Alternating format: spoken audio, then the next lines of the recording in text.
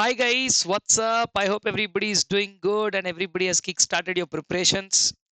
So as part of your preparation and to make it easy, I am bringing the most awaited strategic management marathon. The previous marathon that I have released had amazing responses across a couple of platforms that we have posted that on. So we have seen how people were able to engage with that video and at every stage in strategic management's completion I've seen a lot of comments and we keep the tradition going so that it boosts your preparation and keeps your motivation high. So this time I'm going to make the marathon more interesting by covering the entire content of strategic management from two sources. As you all are aware that a few days before we have released a knowledge pack for strategic management, which is a combination of the text of strategic management, MCQs, and also the past exam questions, a complete knowledge pack for the strategic management. So using that material, I am going to conduct this revision and also, of course, my very own handwritten notes, which has been widely circulated across the last 1 year. And I'm so glad to see many people carrying it and they, like they've taken color printouts of that and they show me with such happy faces. And the kind of response that I've had is amazing, which is also the reason why, despite the content in the previous marathon still being absolutely same, I am doing one more marathon. But this time, like I said, I want to make it more worthy of your time by getting a more precise view of the topic and not just my handwritten notes. So it's going to be a double-edged story. And as you know, we have about 5 topics here in strategic management, and we have split that into nicely about 5 stages of strategic management. So let me just quickly take you to the index down there. Introduction to the strategic management: what is strategy, what is management, what is strategic management as a whole, and then we talk about the benefits, the limitations.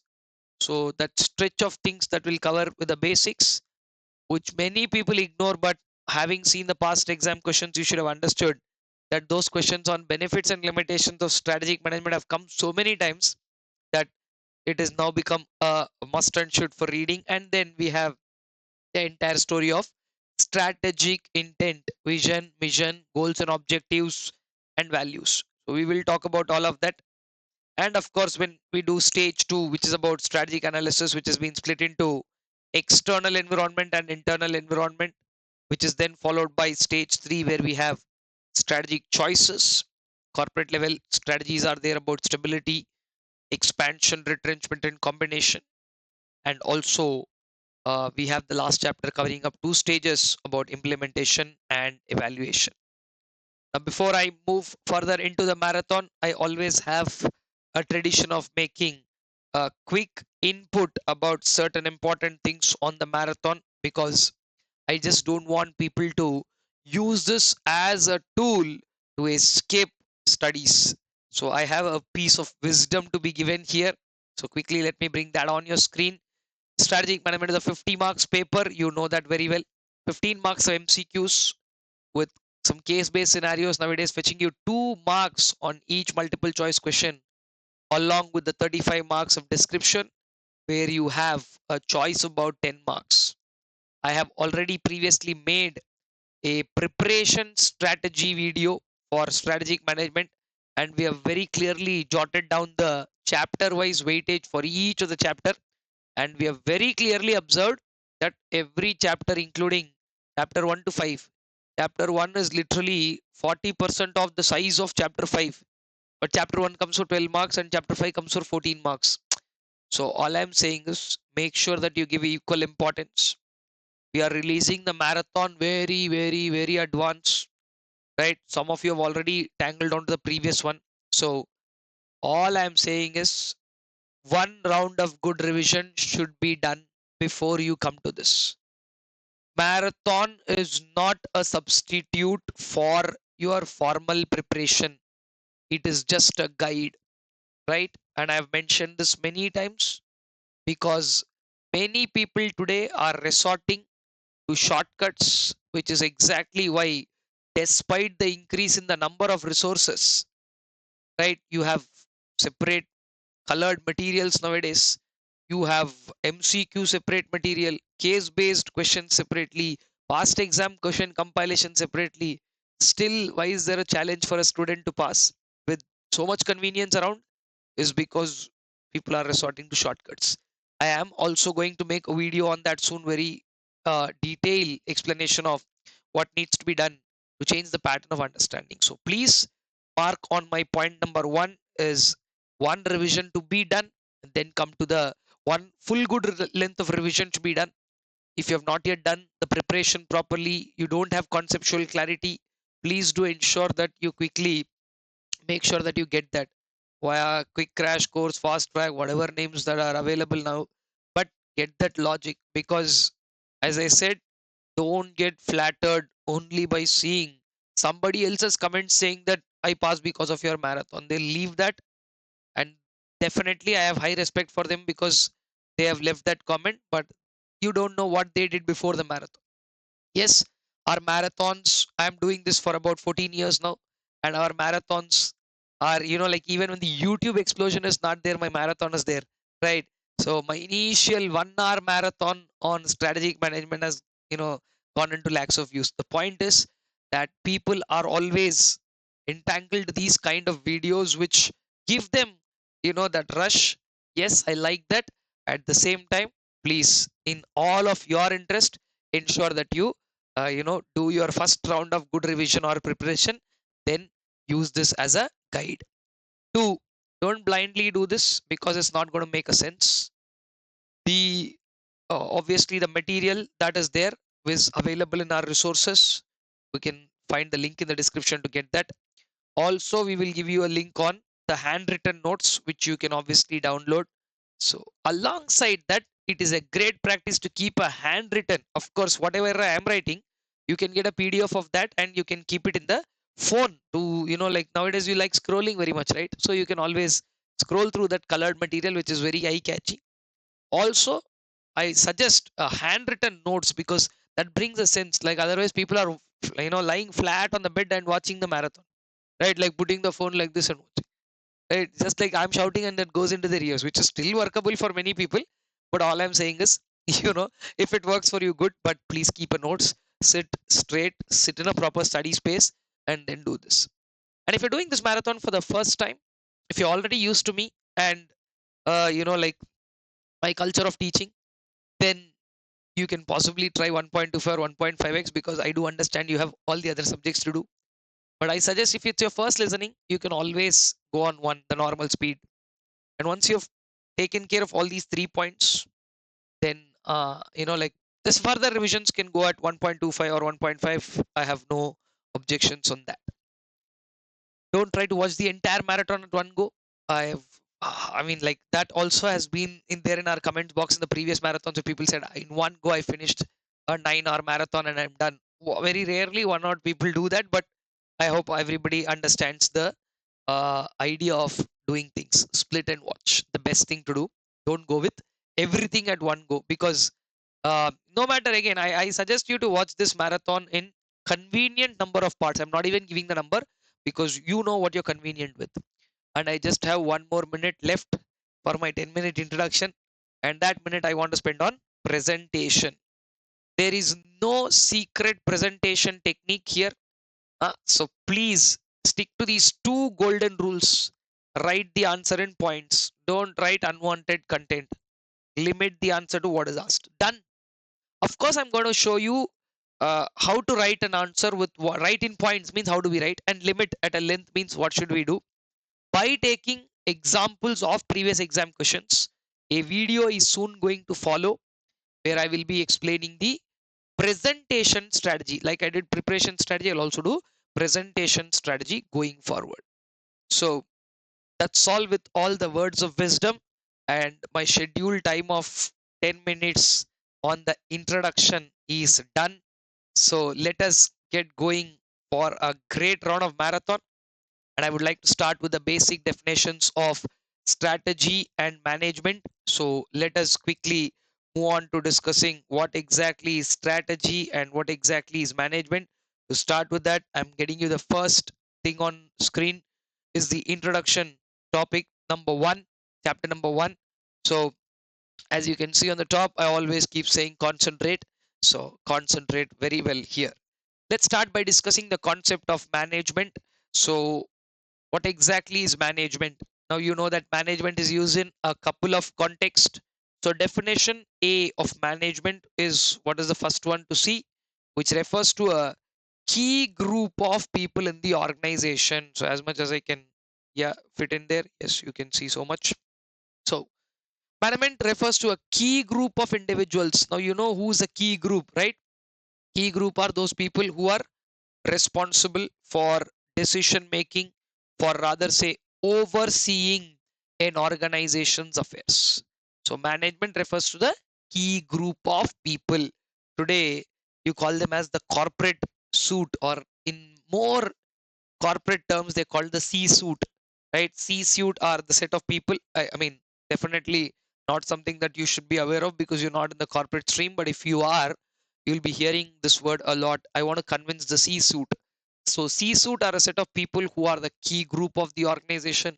You call them the corporate level, you call them the C suit, you call them the strategic level, you call them the strategy masters by whatsoever name. So key group of individuals in the organization, and these are the guys who actually set what we call as vision going forward, right? These role of these people, what is the main role of these people? They act as the chief organ who are ensuring that the organization is absolutely purposeful and productive.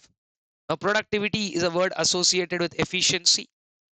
So you know that these are the set of people who also bring the 5 M's together. Now you know what the resources are, right? Men, material, money, machinery, and market. The word used there is about integration. Integrate means to bring together. So if you are integrating men, material, money, machinery, and machinery here is technology, right? Whether you use physical machinery or anything else, right? When we talk about machinery, it is about the technology. Though they don't generally mention about market here, unless you don't really see a market for your product, these things don't work. So obviously these 5 M's, and I think we have discussed this enough in the basics, that the resources are scarce, they are limited.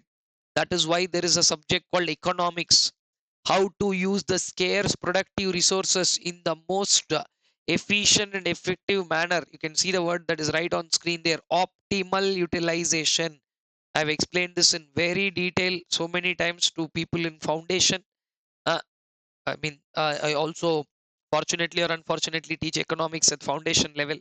So we know the resource scarcity has been. I of course deal larger part of macroeconomics, but of course since it's part of the economics, we know that economics is talking about scarcity. Lionel Robbins' definition. So he says that the resources are limited, and we know from the basics that wants are unlimited. So it's the same thing for the organization. The organization has so many things to achieve, but the resources are limited. So we need somebody, a key group of people to come together to first acquire these resources. I want to give you 3 words here: acquire, use, dispose. Acquire the resources, use them properly, and finally dispose them in the most possible, the best possible manner, so that the organization can make the most of it. Then unification. Uni means one. All of you know this. I don't have to repeat that word.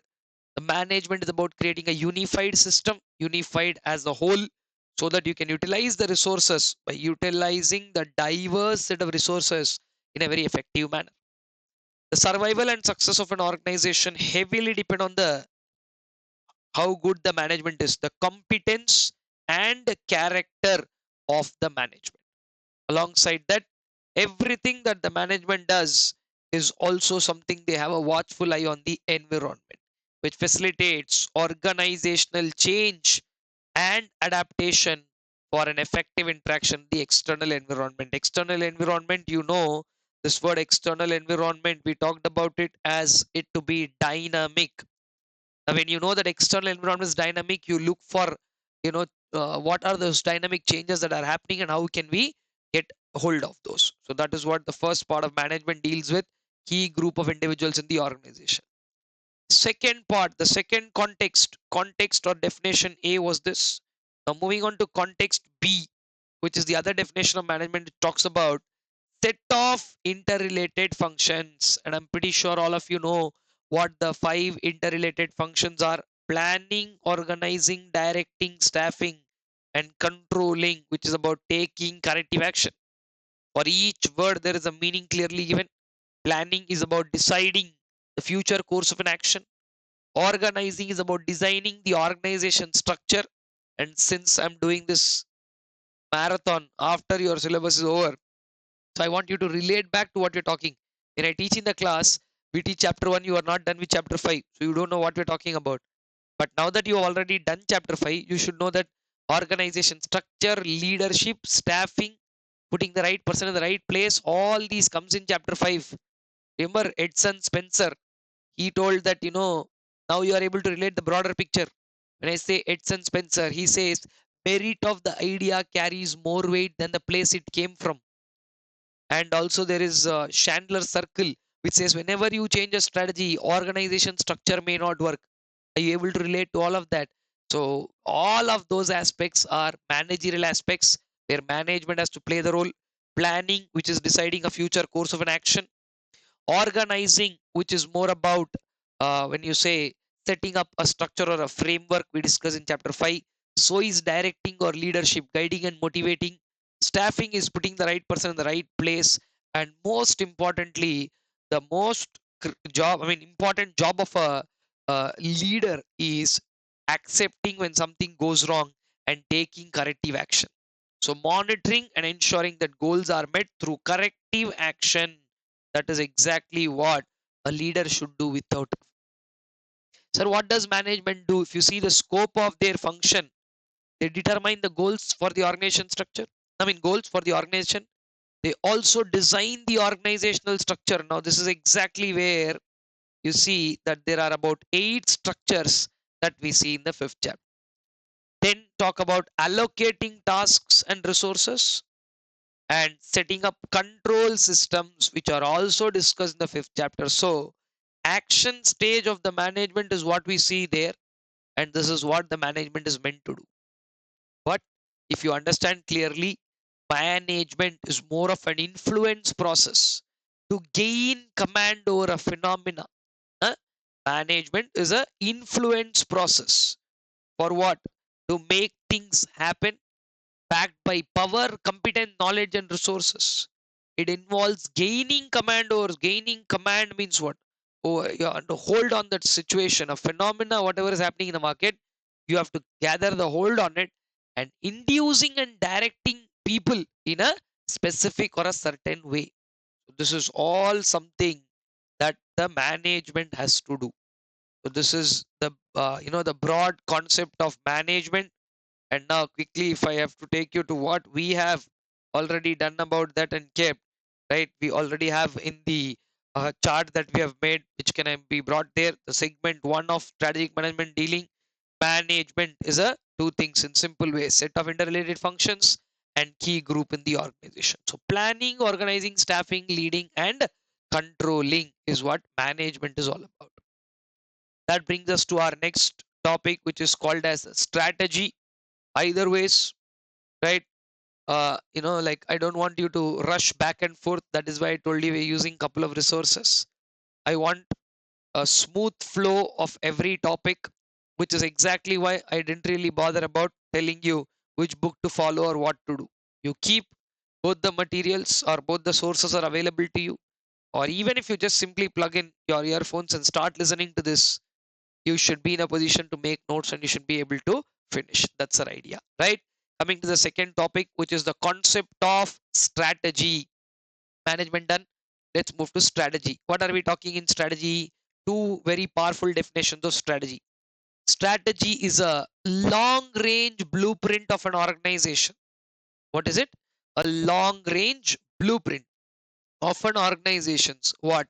Three things: decide image, direction, and destination. So let's kind of revalidate the sentence. When we say long range blueprint, what are we talking about? So if I just have to take you back to the story of what strategy is, let me show you some important points about it. Strategy is about the day, like it's a game plan. huh? Strategy refers to the way a business decides to counteract on the external forces while pursuing its vision, mission, and ultimate objectives. And when you say the word external forces, we are referring to environment. And strategy is something that helps you in pursuing the vision, mission, and objectives. If you constantly keep listening to these terms, vision, mission, objectives, aren't they part of strategic intent? And the establishment of strategic intent is only the stage one of strategic management, right? So strategy in other simple terms is nothing but a game plan that helps businesses to take a market position, attract and satisfy the customers, to compete successfully and achieve an organizational success. In simple terms, let's take two definitions home. I always prefer the basic definition of strategy. That's why I started up. And also I prefer William F. Glueck's definition. These two have to go into your notes if you're right now taking notes of what strategy is. Strategy is a long range blueprint of an organization's desired image. What is it you want to be? How you want to go there, the direction, and ultimately reach where the destination. Strategy, in simple terms, is a long range blueprint for an organization's desired image, direction, and destination. It answers three questions on what it wants to be, what it wants to do, and how it wants to do it. Alongside that, we're also talking about destination of where it wants to go. What is that? Where does it ultimately want to go? Then William F. Glueck has given a beautiful definition with three words which glorify the same concept. So William F. Glueck doesn't come out and tell something new. What does he say? Hey, strategy is a plan. He's also telling that only. What is he saying? Strategy is a plan. But he added three beautiful words to that to say strategy is a unified, comprehensive, and an integrated plan. Plan only, but what sort of a plan? Unified, comprehensive, and an integrated plan designed to achieve the basic objectives of business. Now, though basic objectives of business are not discussed in detail in this syllabus, I'm pretty sure every student of economics from the past, you have already understood what are the five basic objectives of business. Survival, stability, growth, efficiency, and profitability are they recognized as the five effective. That is why when we write or mark these things in class, every detail you can see being marked here, because so that when we recollect that point, you should not even make a switch like what could this have been and what is this and all of that. Just go by clearly understanding. Acha. So you know what that SSGEP stand for? What is it? Survival, stability, growth, efficiency, and of course, we're talking about profitability as an outcome. To those students who have heard my classes, at this point of time, we would have discussed the Usain Bolt example on how he has conquered the 100 meters.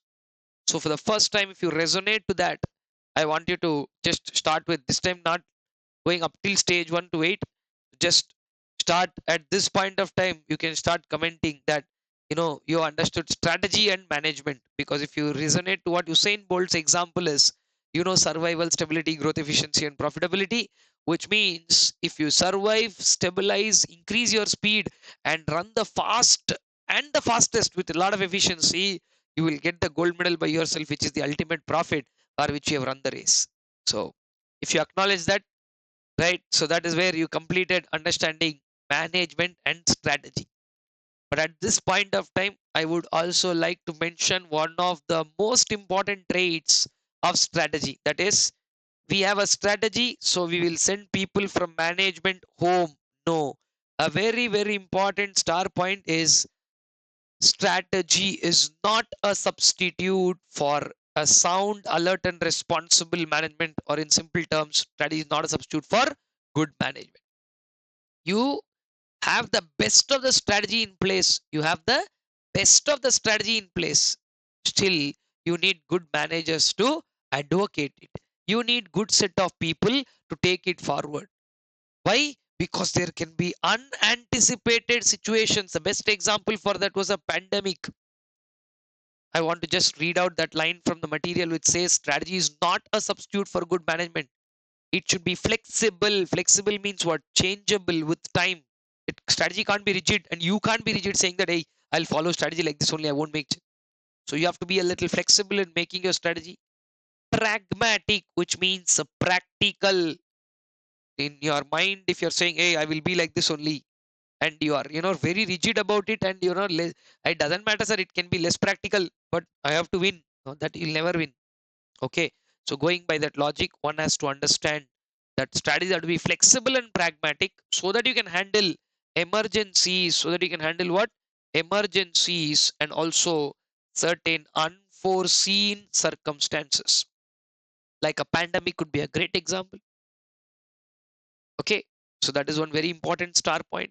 Another very, very, very important star point which we have discussed here is what? Which many people in the first to go in the classes will give a wrong answer is this. At which level strategy is made? Corporate level, everybody will shout. I hope all of you who are listening to me now, you know that strategy is made at all levels, right? Strategy is made at what? All levels. Why strategy is made at all level? Because at corporate level, they make big strategies that span across the entire company. That is a topic that is there, right?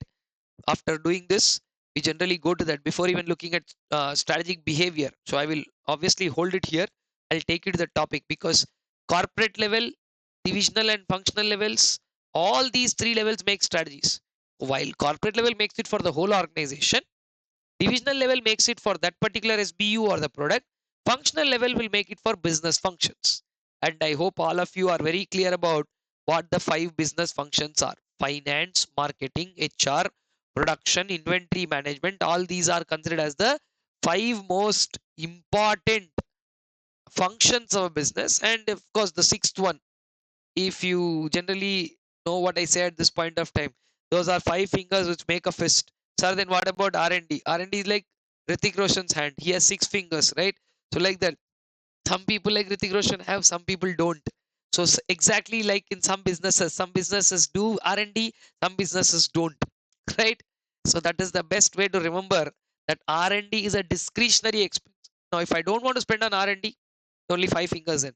Together, make a fist, have a business. No, sir, we're like the Ritik Roshan 6th finger. We also have that. Very good. Not again, just to let you know that everybody is not interested in R&D because some people, despite having the money to do R&D, they don't do. They directly buy technology because that seems convenient and easy for them to do it. Understood?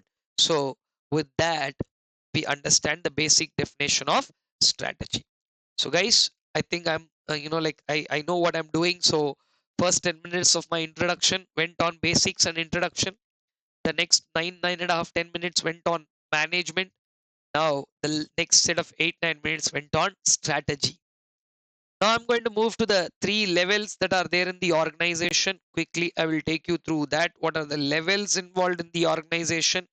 And don't worry, we are not missing out on what we are seeing. One of the most important 3-star topic, proactive, reactive. We will come back to that, which is called strategy behavior, but in a moment.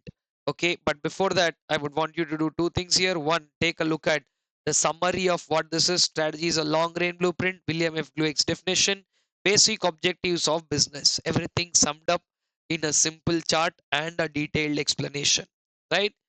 Next revision should be half the time of this marathon. So that time when you see only this handwritten notes, say for example, it takes X amount of hours to do the marathon, it should be X by 2 or even lesser and faster if you are very good in revising. So this should be your cue.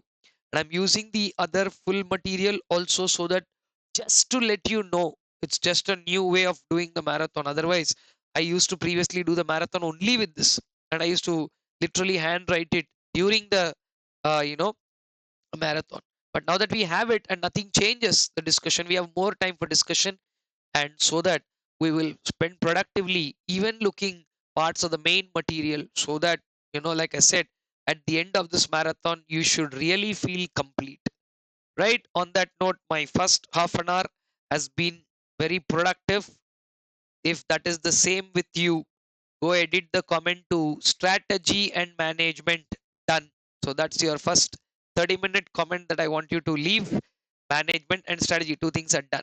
Now let's move on to levels of the organization, which I would obviously want all of you to know very thoroughly. So moving to that, strategic levels in the organization. Just look at the picture here. You know that there are three levels: the corporate level, also known as the top level, which is also called as the strategic level, right? You can as well call this as the strategic level.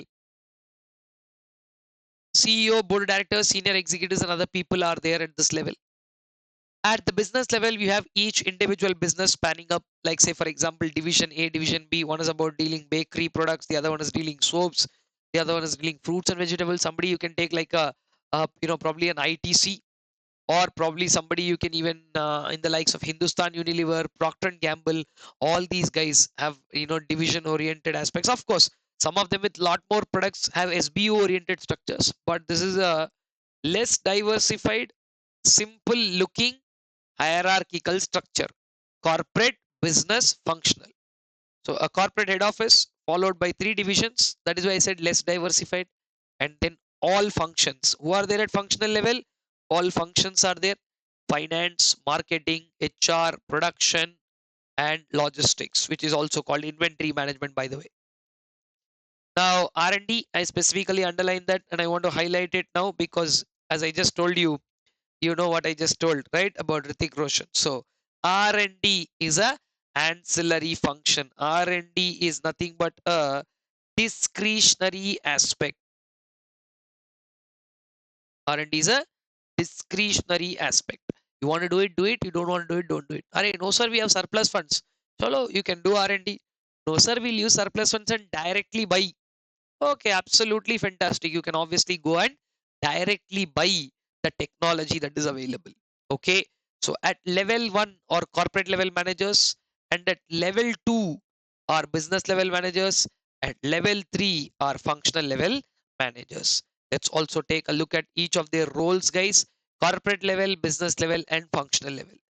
Corporate level is the role to oversee the development of the whole organization. See, that gives us a chance to see the right words here. Whole organization.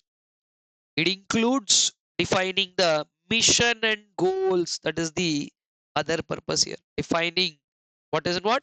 Mission and goals, which means they give the direction as to where you are going. What business are we in? If you remember, because of course we will revise very soon, but Peter Drucker and Theodore Levitt, they asked 11 questions on what business are we in. So in answering that, the corporate level should be bothered about what businesses it should be in. That is a direction. And as you know that the resources are scarce, so doing something funny will not last longer. You have to have proper allocation of resources, and allocating resources among different businesses in an optimal manner is also something what the corporate level does. And they will form strategies, formulating and implementing strategies that span across the individual businesses. If you look at what the business level does, their point is very clear. While corporate level, that is CEO and the gang, the C-suite, they do all of this. While the business level people translate, that is the keyword to take home there. Translate what into what? Direction and intent coming from the corporate level into concrete strategies for each individual business. So for each individual business, what is workable, these guys will translate. Because everything what the corporate level talks, no, the other guys can't understand them so easily. Like because at the functional level, they are more bothered about outcomes and outputs. They're more bothered about outcomes and outputs rather than about words or fancy policies. No, they are not bothered about all of that. They are more bothered about what you see as the okay, what is my task? How do I do it? So the business level acts as a bridge between what and what? The business level acts as a bridge between the corporate level and the functional level. Then corporate level managers are concerned with whole organization, corporate whole organization, while business level people are concerned only with specific to that particular business. They are not guys who deal with the entire business. They only deal with that specific aspect. Okay. And then moving on to the last level, which is the functional level, whose role is very, very important, because now you saw 6 business functions, and people at functional level are the ones who actually do the work. These are the guys who actually do the entire work. These guys take all the struggle, right? I want you to see this in the whole space, right? Just take that out. Functional level people, they are responsible for specific business function. I marked number 6 there for a reason, because just now we saw what those 6 are. Each of these guys are individually responsible. That is why they use the word for their sphere of responsibility. Sphere means their circle, their boundary. What are they within? Okay, a functional manager's sphere of responsibility, that is their circle of responsibility, is not for 10 activities, is confined to, which means it is limited to, confined is generally limited to one organizational activity. Whereas general managers, they bother about the whole company or a division. So general manager's role is much wider, while this guy who's at the functional level bothers only about their area. They develop functional strategies in their area. When they say their area, it is only about which of those 6 areas they are linked. Plus, one of the most important things a functional manager does is give feedback to the other levels. Because if functional level doesn't give the right feedback, who actually knows what happens on the production stream? Who actually knows how long will it take to produce something? Who actually knows what is a ground reality in the factory? These guys. So these are the ones who actually provide the realistic inputs for the people in the business level, who further pass it on to the corporate level. Because I think at this point of time we should recollect an example that we discussed, that people go around and they give commitments at the corporate level. They are going out to clients and giving commitments. Array client, we'll finish this in 10 days, we'll finish this in 15 days. But without asking your own team members, how can you go and give you know commitments like that? Then there is always a something called as a interdepartmental bickering, a fight. Corporate level people will tell, ask functional level people to work more. Functional level people will come and tell hello, ask the corporate level people only to come and work. No, you are fighting on name game. You do, you are this, you are that. These guys job is very clear. They provide leadership. They are not the ones to wear the suits and work in the factory. I'm not demeaning the job here. I'm saying everybody knows their sphere of responsibility. That is why functional level guys should provide information that makes it possible for business and corporate levels to make realistic and attainable strategies. Otherwise, you'll be standing on earth but making decisions on moon. You understand what I'm saying? And functional level people are the most important ones, because they, whatever they do, they tell their ideas. This again is there in the 5th chapter, and I hope I recollected it some time back. Edson Spencer told very clearly, Array, don't go by the title. Huh? Don't see that guy might have not gone to school. That guy might not have a formal degree. But he is the one who works day in and day out in the operational level. He knows the ground reality. So don't bother about who he is. Bother about his idea. Edson Spencer's statement, I'm recollecting. I like this statement so much. I always go by that in the personal life also. Very nice statement to take it. Don't bother about who the other person is. If you like their idea, take it. Who are you? Why are you telling? What is your qualification? Don't always, it is not strategic management. I think for all those who attended my strategic management classes, in the very first class, I will tell you that strategic management is a way of life. Every topic in this book is applicable to you and me. That is why so much heart is there for, so much part of my heart is with the subject, right? In the past, I've seen people comment saying that, I don't know how come this is a favorite subject only for faculties and not for students. Like if you go back, check a couple of videos of mine in old strategic management, somebody will write, how is this only a favorite subject for you?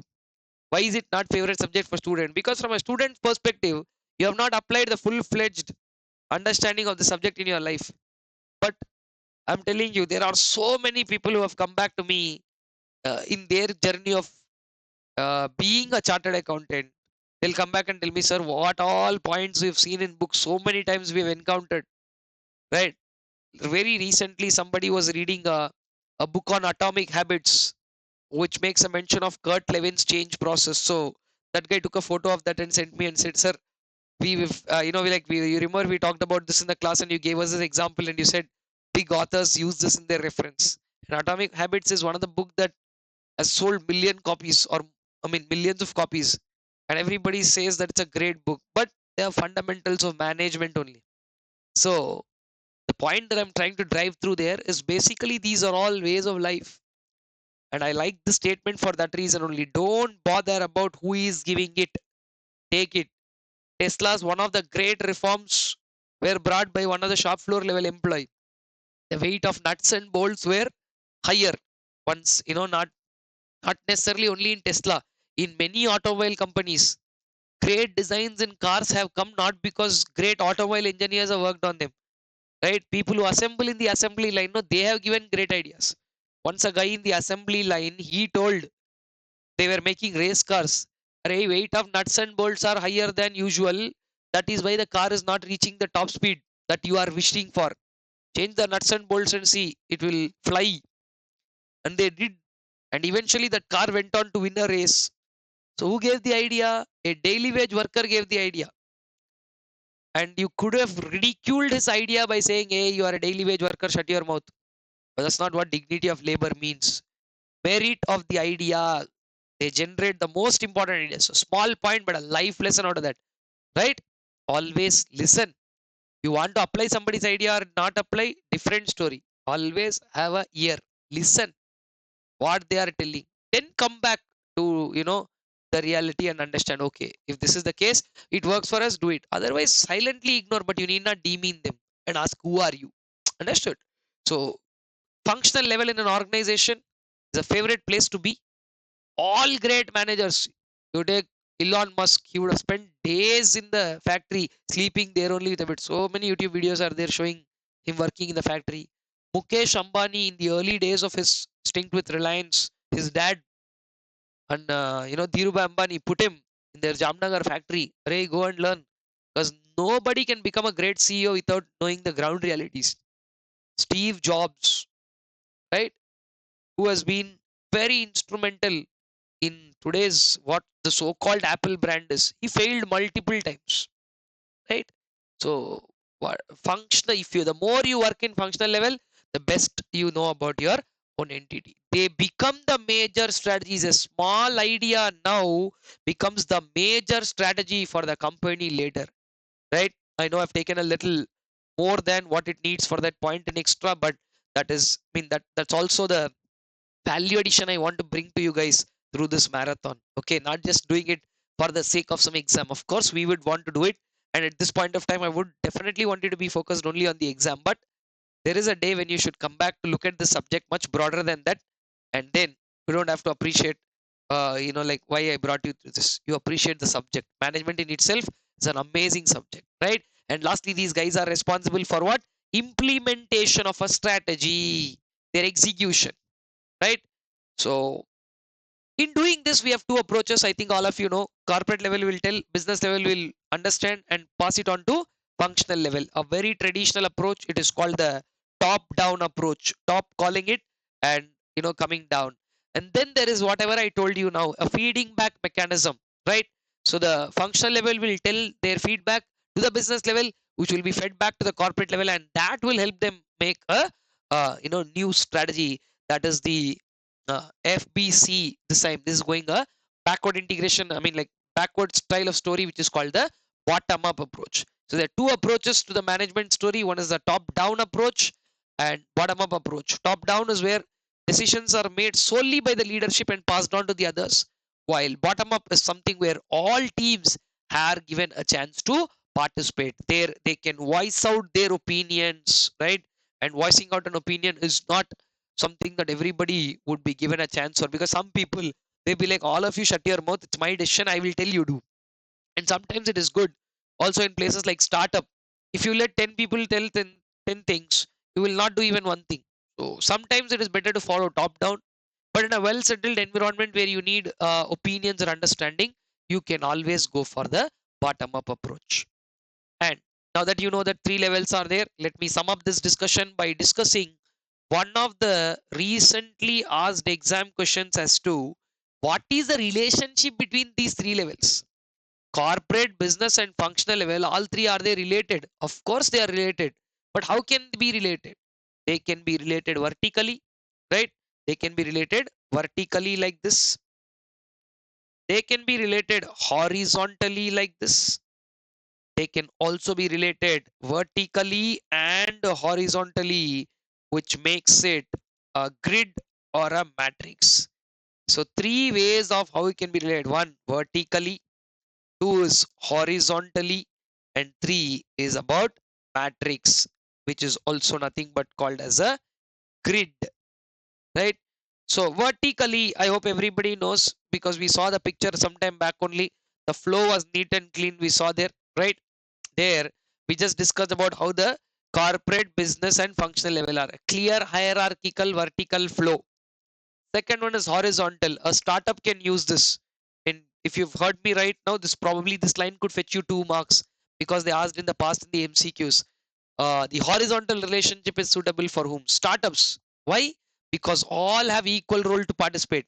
In startup, you can't attribute somebody to be you are more important, they are less important. All of them are contributing, right? So that horizontal line of a structure is kind of a good relation to follow in newly established entities like startups. Some places where the resources are scarce, where you need a vertical line of authority to manage your functions, and you also need a horizontal line of authority to manage your product as a whole. So you will have product managers managing horizontally, and you have functional managers managing vertically, which I believe you know from the 5th chapter as a matrix structure, and that relation is called the matrix relation. Guys, one more time I'm reminding, by default I've assumed that all of you have done the subject properly and done one round of revision. So that is what allows me to take things for granted, which is why I'm giving you references to chapter 5. If you're a newbie, not knowing anything about strategic management, but just want to clear the exam by listening to this, good luck. God bless you. Right? For now, I can only tell that. And then there are vertical, horizontal, and matrix relationships, which have been discussed. Right?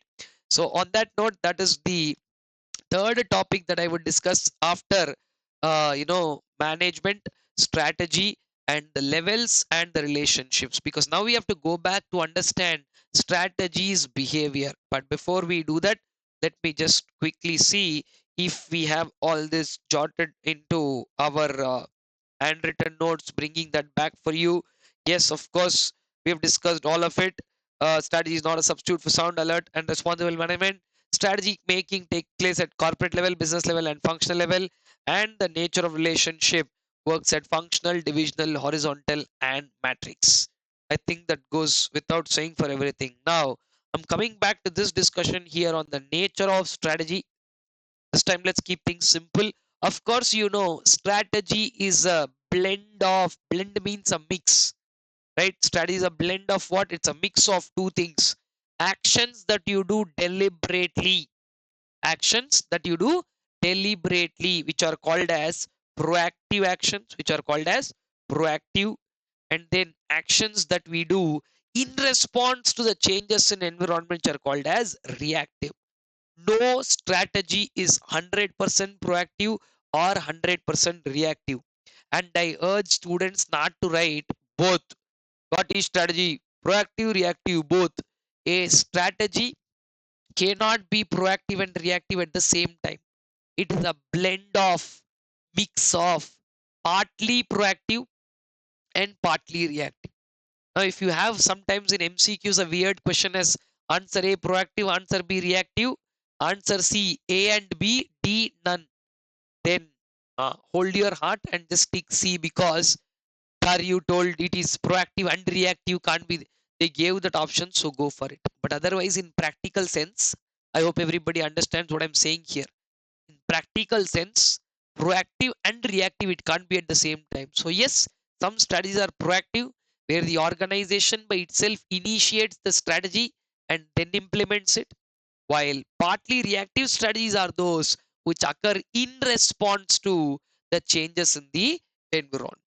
Okay, so on that note, that concludes our discussion on what we call as strategy as a whole. I hope we didn't miss anything. So let me just bring you back to the story. This, guys, whatever material you have with you should do the job. So the switching between the handwritten notes and the other notes should not be something of a concern to you, understood? And like I said, if you really want to follow with me, there are free resources, so you can just download and hop around, right? No sir, I have other materials, I've been doing them till now. Yeah, of course you can continue, because all the content is absolutely same. If you want to give this piece of advice to people, go take a lead and put in the comments, use any material and follow the flow. You should be able to do it. Go tell something like that, so people believe in what I am talking about, because more than they believing me, they believe you guys and your comments. So right at that point, I want you to go and leave a second comment, because you're 50 minutes plus into the marathon, and I hope you would be now convinced. Say, levels of organization done, strategy and management done, levels of organization done. Two things. Now let's go ahead with um, you know the strategic intent to start with. But before we do that, the third topic that we're going to discuss is a strategic management, the whole subject that we have. Let's get to that. Okay, so I still have a minute left on this one. Partly proactive, partly reactive. Proactive is planned strategy, reactive is adaptive reactions. While the strategy is, when you see it here, strategy partly is deliberate and proactive, while certain times we cannot, because everything can't be fully anticipated. If you can anticipate everything, you will be called as god. Why will you be called as strategist? So yes, of course, there is a situation where people would not know about what is happening, and there is no rule also, no, that we should know everything. So sometimes you may not know, and because of which you have to give a adaptive response into this story. So therefore, the conclusion here, I want to read this line particularly before we go to strategic management, that crafting a strategy, you can see this line here, crafting a strategy involves stitching together. Now please don't talk about craft or stitching here, it is an analogy. I've joked about this back in class so many times. Stitching together means it's a exercise, that is why they use the word craft there, right? Can you read that sentence along with me?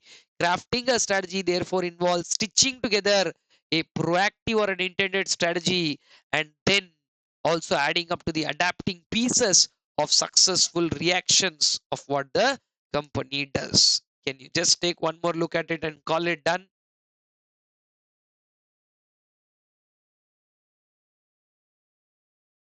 Done. So with that, we wrap up all the basics that are needed, which will help us to now move on to the most important topic of this chapter, called strategic management. In loud, clear voices, we have revised this in classes so much, that so much so that huge sound that you guys make in class resonates in my ears even now. Strategic management is a managerial process of, we shouted it so loudly so many times. So one more time in your own space, you can, of course, not shout this time. You can revise it for yourself. What is the definition of strategic management? Strategic management is a managerial process of developing a vision, setting objectives, crafting a strategy, implementing that strategy, and obviously making corrective adjustments, which is called control, whenever needed.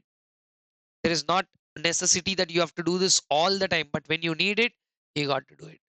And this very understanding of strategic management, I want you to understand that we do two things here: monitoring and evaluating external opportunities and threats. That is one part of that, right? And the second part of that story talks about designing strategies for your own survival and growth based on strength and weaknesses. So, which later, towards the end of the third chapter, we are going to do what is called the SWOT analysis. SWOT will be a sum of all this analysis, And that is exactly why we are doing 2 chapters on strategic analysis, which is such an important stage in strategic management. And why do we do strategic management? Because it delivers superior value to customers, gives you superior returns to investors, and guarantees a superior performance when compared to others. And you can do a better job, superior performance than the others, to your own employees, suppliers, government, and of course, as a responsible entity to the society also, you can give back in a great manner. And what can come up in the exam, what has come up in the exam is strategic management's definition, along with which they can ask you overall objectives, which we already, there's a star marked on that. Two objectives are there for strategic management, both of which are very simple. One is to create a competitive advantage, which is something that is there with you, very unique, valued by your customers. And of course, the other one is about guiding through. The environment is stable or dynamic. The environment is infinitely dynamic. We know that it is going to change so much. In such a changing environment, how will you navigate peacefully? How will you navigate peacefully? How will you go from one place to the other? If you have Google Maps, you can go from one place to the other. Strategic management is your Google Maps for the business. It will help you neatly navigate and go through that whole story, right? So, strategic management is a managerial process. Let me bring something on your screen now, which gives you an easy idea. Strategic management is a managerial process of these 5 things. And please remember, strategic management is not a solution provider, it is a framework. I think those of you who heard me before, you are recollecting these words. Huh? Strategic management is not a solution provider. Strategic management is not a bundle of tricks. Strategic management is not something that you can blindly do by following something. It just gives you a framework. What does it give you? A framework. The 5-step framework. You use it to your advantage, you will make the most of it. If you're unable to make the most of it, then it's up to you. So, and as you see, 2 objectives there, it helps you create competitive advantage and to guide the company through all the changes that take place in the environment, because environment is absolutely dynamic in nature, right? So that is what is strategic management and what are the objectives. I want you to, of course, this is where we've targeted the topic of strategic management to end at the first hour, in which we are absolutely inching towards the close of that first hour and we are being absolutely spot on. So I want all of you to, at this point of time, do this topic along with me, strategic management's benefits and limitations. And then I would like you guys to take a quick pause. I don't even want to call it a break because we'll be approaching an hour there. Take a quick pause and then run through all of what we have done quickly, so that normally, at this point I suggest you to do that, because uh, somewhere you get carried away, and maybe this is the time allocated for strategic management in today's preparation schedule of yours. So 1 hour is great. You revised enough content, and like I said, by the time we finish this marathon, you would have complete hands-on grip on strategic management. That's not your headache. That's my, I won't say guarantee, but that's my way of putting this thing, because maybe many of you are doing this marathon for the first time, but you know how many times I've done this. I've lost count on it. My like today, one of the ways to understand is you can just check the number of views that people have left on this multiple platforms, multiple places. In fact, if I do this live, right, the kind of satisfaction that I get in my live classes when we do this is spellbound. But I always used to think like that only in live this used to be great, but for the comments that I read and the involvement that people show, this like the medium of presenting it on YouTube also is amazing. So if you felt the same, we can, like you can as well always at any given point of time share that feedback. Right now, I want to end your first hours of discussion with 2 very important questions, both of which have been in the exam so many times. So take a deep look of both those. The first one talks about what are the benefits of strategic management. The other half talks about limitations. Limitations are asked so many times in the exam, such an easy question, right? What is strategic management? Helps an organization be proactive, enhances the life or longevity of the organization. It is also a corporate defense mechanism. What is it? A corporate defense mechanism. You remember the example that I tell here, right? No matter you might be a Bahubali, you can take the sword and go to the battlefield. But if you are not ready to defend something coming from the other side, even if you're Bahubali, you will die. Because maybe you can wield the sword great, but that is why no matter how great of a warrior you are, you'll always carry a shield. I know, sir. I don't want any bulletproof vest or something like that. I'll go like that, and I am a great shooter. Before you shoot, they'll kill you. So there is a line, clear line of difference between bravery and foolishness, right? Sometimes that line is missing because bravery, if used or channelized without a logic, will be absolute foolishness. You will die even before you could do something great to the society. So strategic management is a corporate defense mechanism. It's also like a shield, right? So instead of telling you just what to do, it also can tell you about what not to do and hold up. Plus, the point number 4 is a very, very important point because, as I just told you, strategic management is not a bundle of tricks. Strategic management is a framework. So it provides a framework or all the future opportunities and understanding. It also helps you develop two very important things, which I believe we have already discussed in the later chapters: core competencies and competitive advantage. Remember that? So coming to that, two words, I'm underlining them again: core competencies and competitive advantage. But now that you know the full syllabus, you know that they both are discussed in greater detail later. Unique strengths, and then we talk about competitive advantage coming as an outcome, an earned or an achieved advantage. Strategic management helps you get that. And you already see in the levels discussion, we read one point. When functional level feeds back all the information to corporate level, the corporate level will be able to make realistic objectives and goals. Yes, strategic management provides you that framework. Strategic management helps you work with that. Strategic management is the ultimate story of how you can have realistic goals, followed by it also talks about how it can prepare the organization for facing the future by acting as a pathfinder. Because as I told you right now, Google Maps, this entire story is about how to help you navigate. Strategic management will help you in figuring out what it is and how it is and how you can go by that. What it is, how it is, and how you can go by that. Without navigating like this, there is no way how you can go.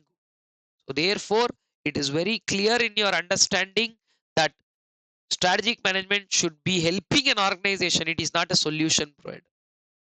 Having said all the benefits, let us take a very quick look at whether all these benefits are been taken care. Yes, so the same benefits have been discussed under these paragraphs, alongside which we also talk about some limitations. Let's talk about four of these limitations. The first one talks about a complex and turbulent environment. No matter how good you are in doing your work, environment is complex and turbulent. There are so many, there are so many aspects of the environment which tell you that environment is very complex, environment is very fast changing. So therefore it is difficult for people to understand the environment in complete sense. Maybe you can understand the environment easily in parts, but understanding it in complete sense will be a challenge. Please mark this limitation carefully. Environment is highly complex and turbulent is not the limitation. That is a characteristic of environment. Environment is highly complex and turbulent is just the characteristic of environment. Because it is complex and turbulent, you are unable to understand it in full sense. That is the limitation. Plus, this entire process of following and doing a strategic management is time consuming process. Expert strategic planners need to be involved, so it is a costly process. And more importantly, strategic management is an open book concept. It is available to everybody. You are reading strategic management in this book, no, like that. Any businessman can read strategic management. It's an easy thing to do. So you know what you will do by doing strategic management. Sometimes we don't know that also. But when I don't know what I will do only, how can I estimate my competitor's response? You're asking, sir, what will the competitor do next? Array, what will you do next? So strategic management doesn't tell you about what competitors will do. It only focuses on you. So obviously there's a limitation in difficult to estimate the competitive responses. Okay, competitors' responses, there is a slight amount of difficulty in trying to understand and get them. So guys, that is what the benefits and limitations of strategic management are. So guys, the first hours of discussion which talked about management, strategy, levels of organization and the interrelationship between the levels, and strategic management, and the entire concept of strategic management, objectives, benefits and limitations. That now, like I said, alerts me to give you a quick pause. Please take a minute and pause the video, ensure that you go through everything that we have discussed thus far, and then resume the marathon. All right guys, on that note, I hope you have taken that minute of a pause and you're coming back. Let's bring this on screen right now. What you see are something that I have been teaching for about 14 years now. The 5 stages of strategic management, the phases involved in doing this. Stage 1, stage 2, stage 3 are the stages on paper, in mind kind of stories. Stage 1, stage 2, stage 3. Intent is in your mind. Analysis is done on paper, while crafting a strategy is also an on paper exercise. And when we talk about inaction, the aspects are about implementation and control. So let's step into the real world of strategic management.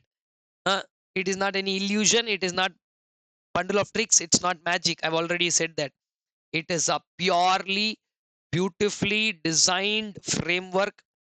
I have to tell you this, and who taught me this was you know somebody when I was doing my advanced diploma in strategic management from CIMA UK.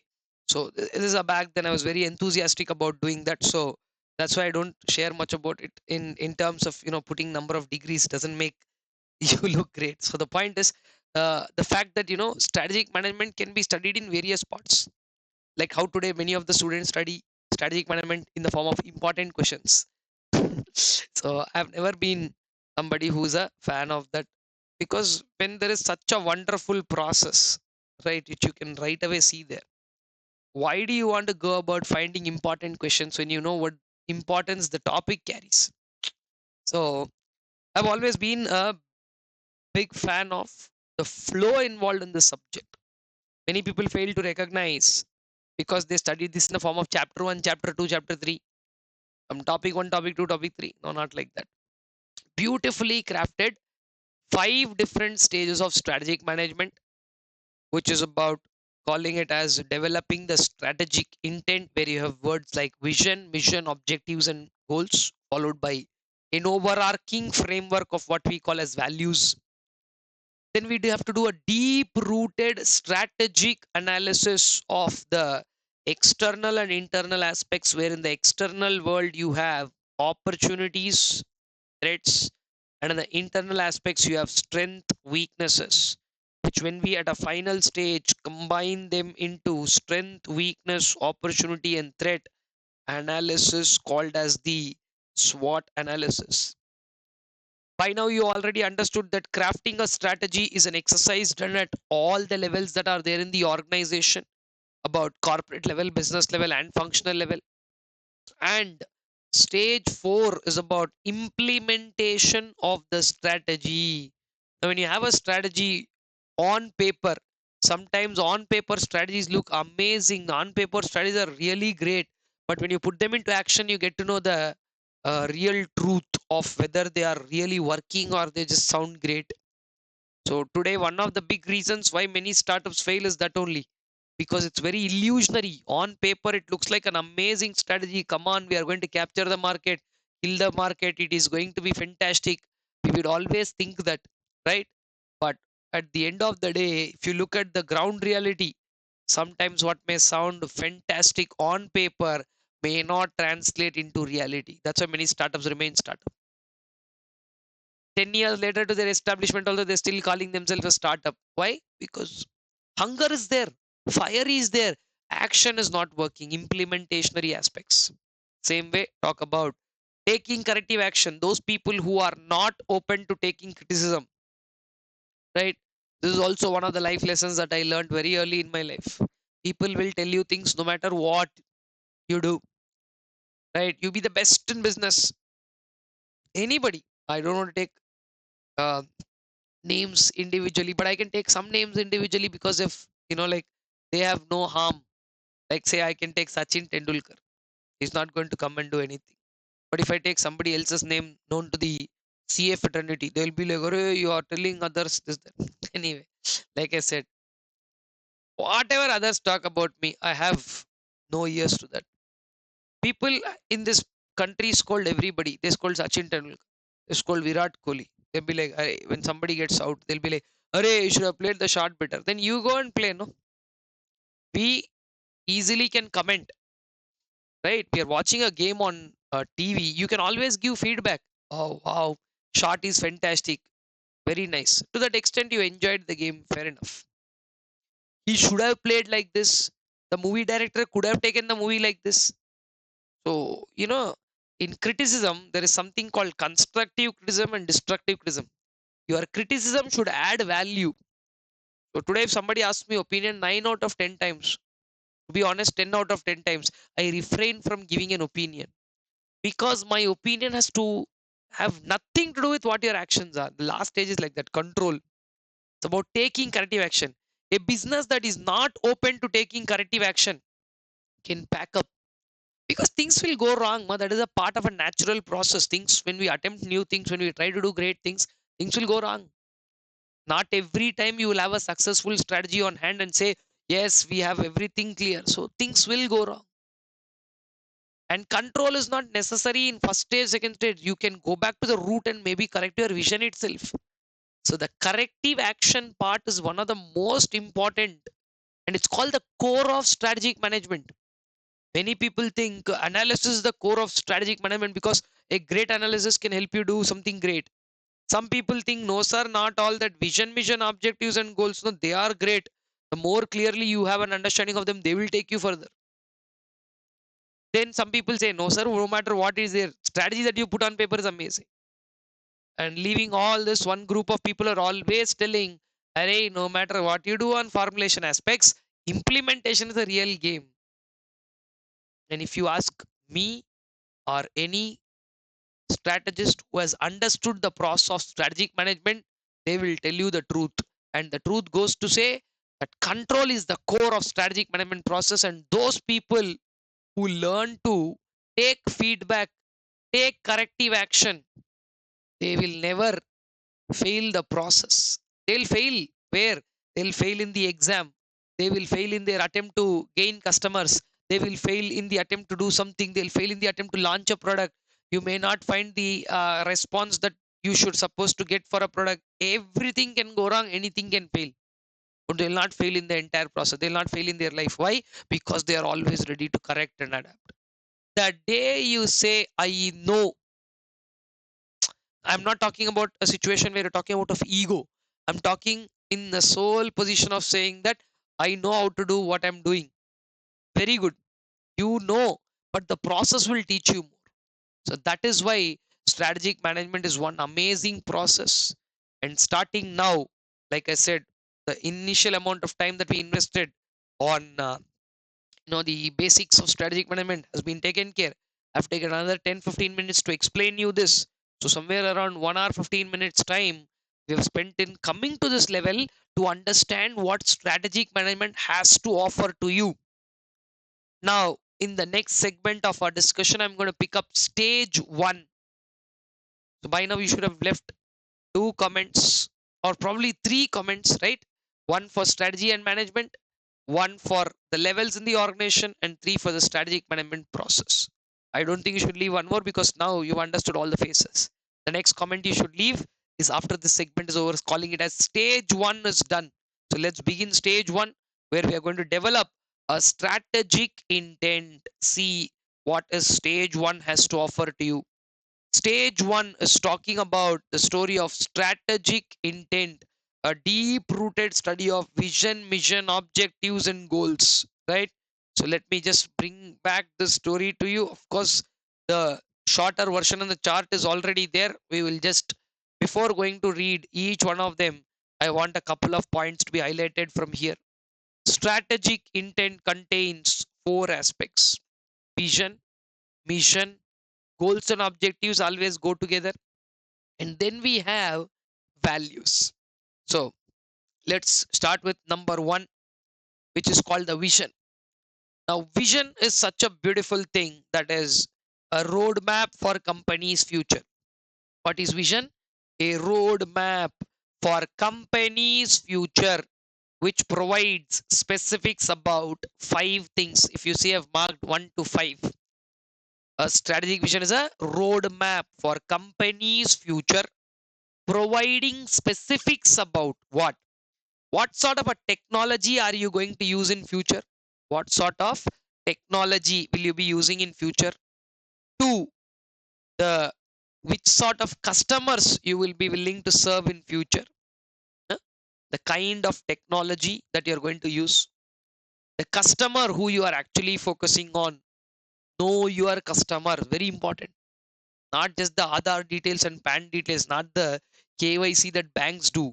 Knowing what they need, knowing who they are, how can they be held on to, winning buyers patronage, all that is there in that. What geography and what products will you be dealing in future, right? Will you continue in the existing geography? Will you want to go to another place? Huh? The geography, where are you willing to be? And products, 2 things combined into the third one. What geography, what product. Okay, so strategic vision is a roadmap of company's future, providing specifics about technology, customer focus, geographic and product markets. So what markets are to be pursued, the capabilities it plans to develop, what sort of capabilities are you planning to develop, and ultimately, very important point in the story is the kind of company you are willing to create. What kind of a company are you willing to create? Are you willing to create a great company? Are you willing to create another sort of a company? What sort of a company are you willing to create? So my company should be the role model for other companies, and you have to create, that is a vision. To create the kind of company that you're willing to create. Somebody's vision is like, I want to create the most corrupt company on earth. Huh? Or I want to create the most honest, trusted. You can have any vision, right? So anyway, jokes apart, you can, what kind of company are you willing to create? The 5 keywords: technology, customer focus, geographic and product markets, the capabilities it plans to develop, which later translate into core competencies, and the kind of company you are willing to create. So those are the 5 basic points about vision, right? Then the very important question that has featured in the exam many times is about the essentials of the vision. To make a vision, what are the essentials? If you look at that here, 4 very, very important words are there, very easy. In the recent times, they've asked this question many times, right? What are the essentials of making a strategic vision? 1, think creatively. Please understand, think creatively doesn't mean I should think in such a way that nobody thought like that till today. Not necessary. Think naturally. You don't have to break your head in thinking in such a way that, sir, nobody thought, you see how I will think. Not necessary. You think in such a way that, the overall story works. That's all. You don't have to break your head and think differently, think creatively, think innovatively, and think leaps and bounds beyond what they. existing idea, if you think in a new way, that is also creative. So developing vision requires creative thinking. Creative thinking, again, I'm saying, not you can still take somebody's idea. Sorry, it will be copying. No, you're not copying. What you're doing is, coping with the idea and thinking it creatively. Swiggy did that. They copied Food Panda's idea. Food Panda was the pioneer in food delivery business. When the world didn't believe food delivery, Food Panda started it. Execution was horrible. Swiggy corrected every problem that was there in Food Panda. Swiggy today is a multi-billion-dollar organization. They thought creatively. Right decision making, smart decision making is the very important insight of entrepreneurship. So, second one, exercise intelligent entrepreneurship. Mountain Dew huh, comes with the tagline, "Dar ke aage jeet hai." What do you mean by "Dar ke aage jeet hai"? That means if you cross that fear, there is victory. Mountain Dew comes with the tagline, "Dar ke aage jeet hai." You seen that advertisement? People jump off the cliff. Then the guy takes a mountain bike, goes and jumps. Now, if you and I try to perform that stunt, I don't know if you're a stunt man. I am not. So if I try to perform that stunt, right, I will obviously go and fall, break my leg, which eventually I thought don't have to do the stunt. A couple of years back, I broke my ankle just in front of me for doing nothing. I was standing and the bike fell on my leg. So if your time is bad, anything can happen. Point being, if you are daredevil and channelize all that daredevil in you in a wrong direction, it is not going to bring victory. So I will take off risk. If you wield your swords and go, you will get killed. I told you already. Risk also you take. Channelize the risk in right direction. Blindly taking risk is not what we need. Sir, I am all strong, sir. I will go dar ke aage, nothing will be there. You will die. So Mountain Dew is in the ad. They'll show dar ke aage jeete. How will you overcome that fear? And if not channelized, where will it go? So please understand. Vision requires intelligent entrepreneurship, risk taking ability, channelized in the right direction. Then writing the vision. Don't tell something in the air. A clearly articulated, well articulated strategic vision should generate enthusiasm. When people read that vision, they should be like, wow, that's the vision. That is what we're looking at. Very good. So when employees read, they should be like, good, I'm working for this sort of an organization. Wow, an organization that has this sort of vision. Amazing. I like to come to workplace daily. I like to work for this organization. I feel proud about telling it to known people, relatives, friends that, hey, look, I'm an employee of A Limited. I'm an employee of B Limited. When they say employee of A Limited, wow, A Limited is such a big company. That's, depends on what their vision is they want to achieve there. Not just somebody comes and introduces, I'm working for Reliance. Now, they may be working in a very basic functional level position, but still be like, wow, our immediate thought will be going like, working like Reliance. So that means, are you working with Mr. Ambani? He may not even have seen Mr. Ambani there, but the brand that it creates, because Reliance's vision is so big that when you see, it enhances that, feeling that, wow, Reliance is this. It generates enthusiasm in people. And most importantly, vision is like a pathway. It shows you a clearly illuminated pathway, not just like anybody is going anywhere. A clear direction. Vision statement clearly illuminates the future direction. So, four essentials. Fourth one is answering the question as to where are we going. Done. So that is the story about the very first word of strategic intent, which is called as a vision statement. Let's come back here to look back whether we've taken care of everything. Yes, vision and essentials of vision have been taken care of. Let's move on to the second aspect, which is mission, which is more bothered at the business levels. And you know very well that mission talks more about the present business scope. It's not about what, and all of you who know this example, that we relate this back to your own self. And if any of you are hearing me for the first time, I will give you this example one more time. It doesn't take long. So those people who know it, it's a very appreciative example about your own self. You doing CA is your vision. Today you're doing CA Inter, which is the mission, not Mission Impossible. No Tom Cruise in the story. Mission CA Inter, successful mission. Why? Because you're doing it with all heart. Mission CA Foundation, over. That mission is over. So mission is present business scope. Today your business scope, that is what you're busy with, is inter. One mission over, doing another mission. When this will be over, you will take another mission called articleship. You will take another mission later called as CA final. So one all missions are done. You will keep getting one step closer to your vision and ultimately achieve the ultimate vision of becoming chartered accountant. But to fulfill this mission, you need to break this mission into goals and objectives. Institute is saying, hello, clear group 1, group 2, they're all the goals. 40, 50, 60, 70, 80 numbers are there. Performance targets, which are in the likes of objectives. Okay, we'll come one by one. So mission talks about what? The present business scope of telling what business are we in and what do we do. These two broad answers. And alongside this is a topic, two very important questions are there. I will take you back to the main material just to see everybody can understand. These two are very possible exam questions as to why should an organization have a mission. 7 points are there which justify, because every time you see anything and everything, mission serves as a focal point. Remember, this is the keyword. Mission serves as what? A focal point from where, from why are you doing whatever you are doing today. Answer will be CA Inter with respect to your studies. Your personal life, you may do anything, right?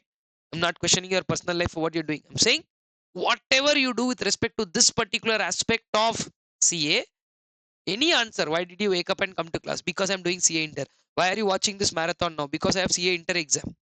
Everywhere you read anything, CA Inter, because that's your present business scope. Focal point.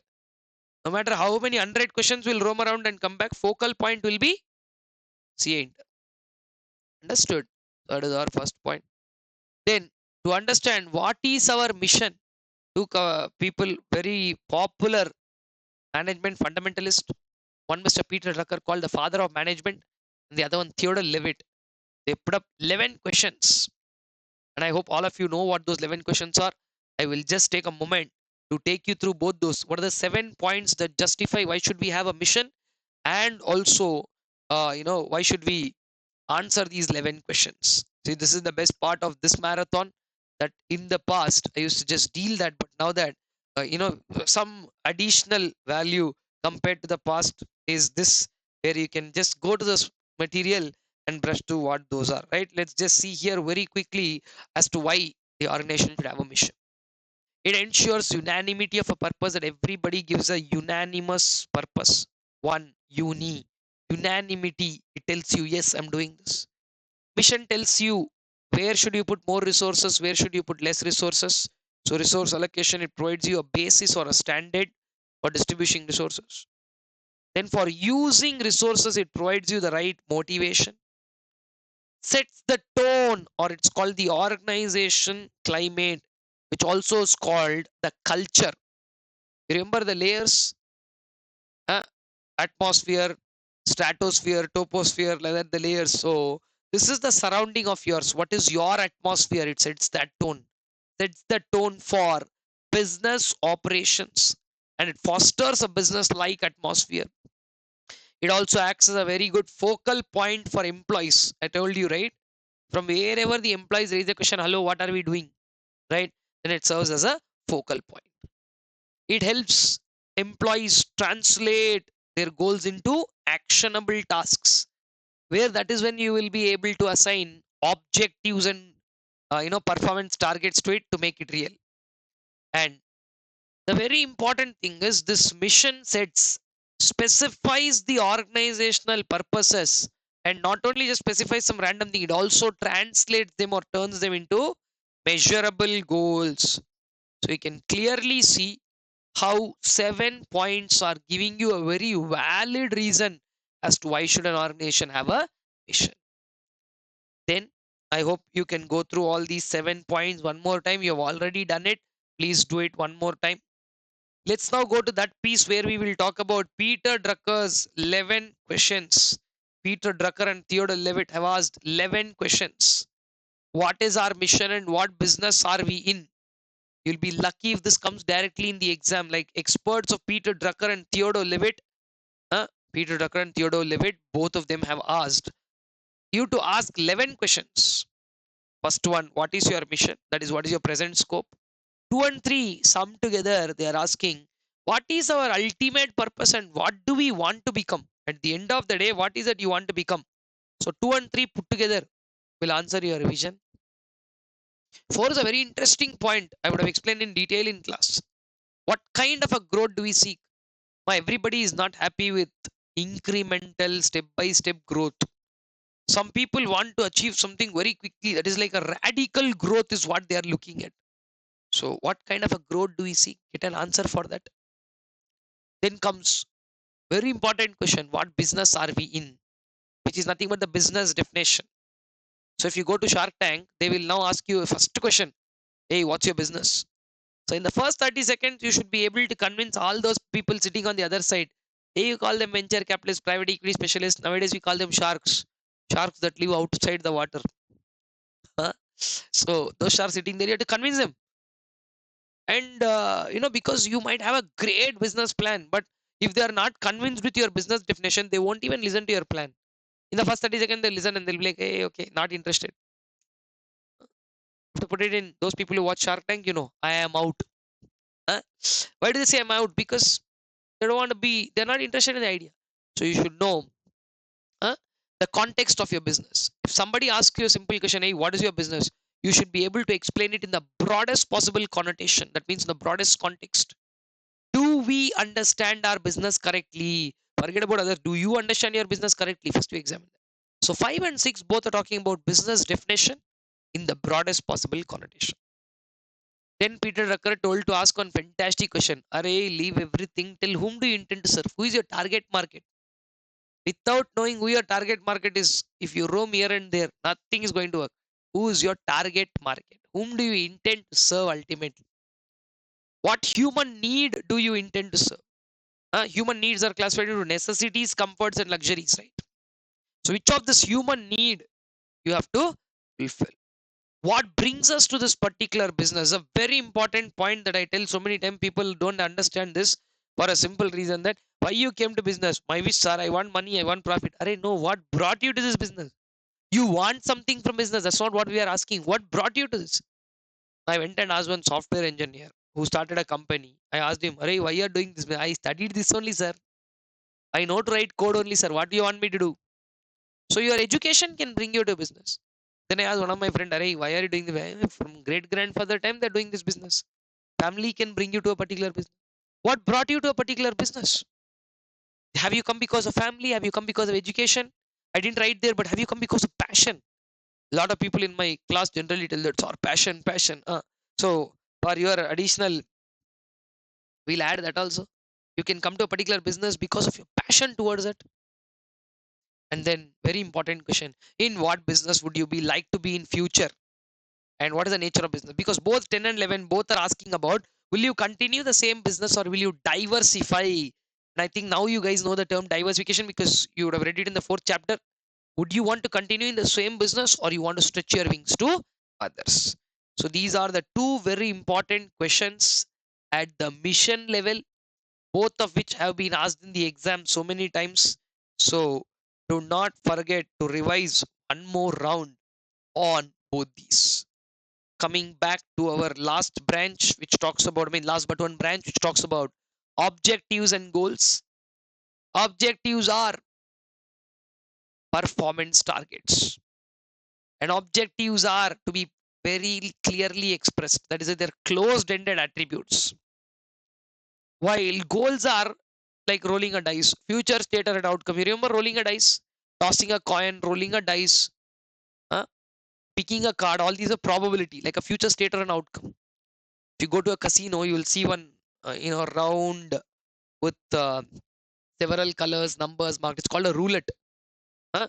Right. So if you throw a ball into that, people bet on multiple things. The ball will stop on this number. The ball will stop on this number in this color. The ball will stop only on this color.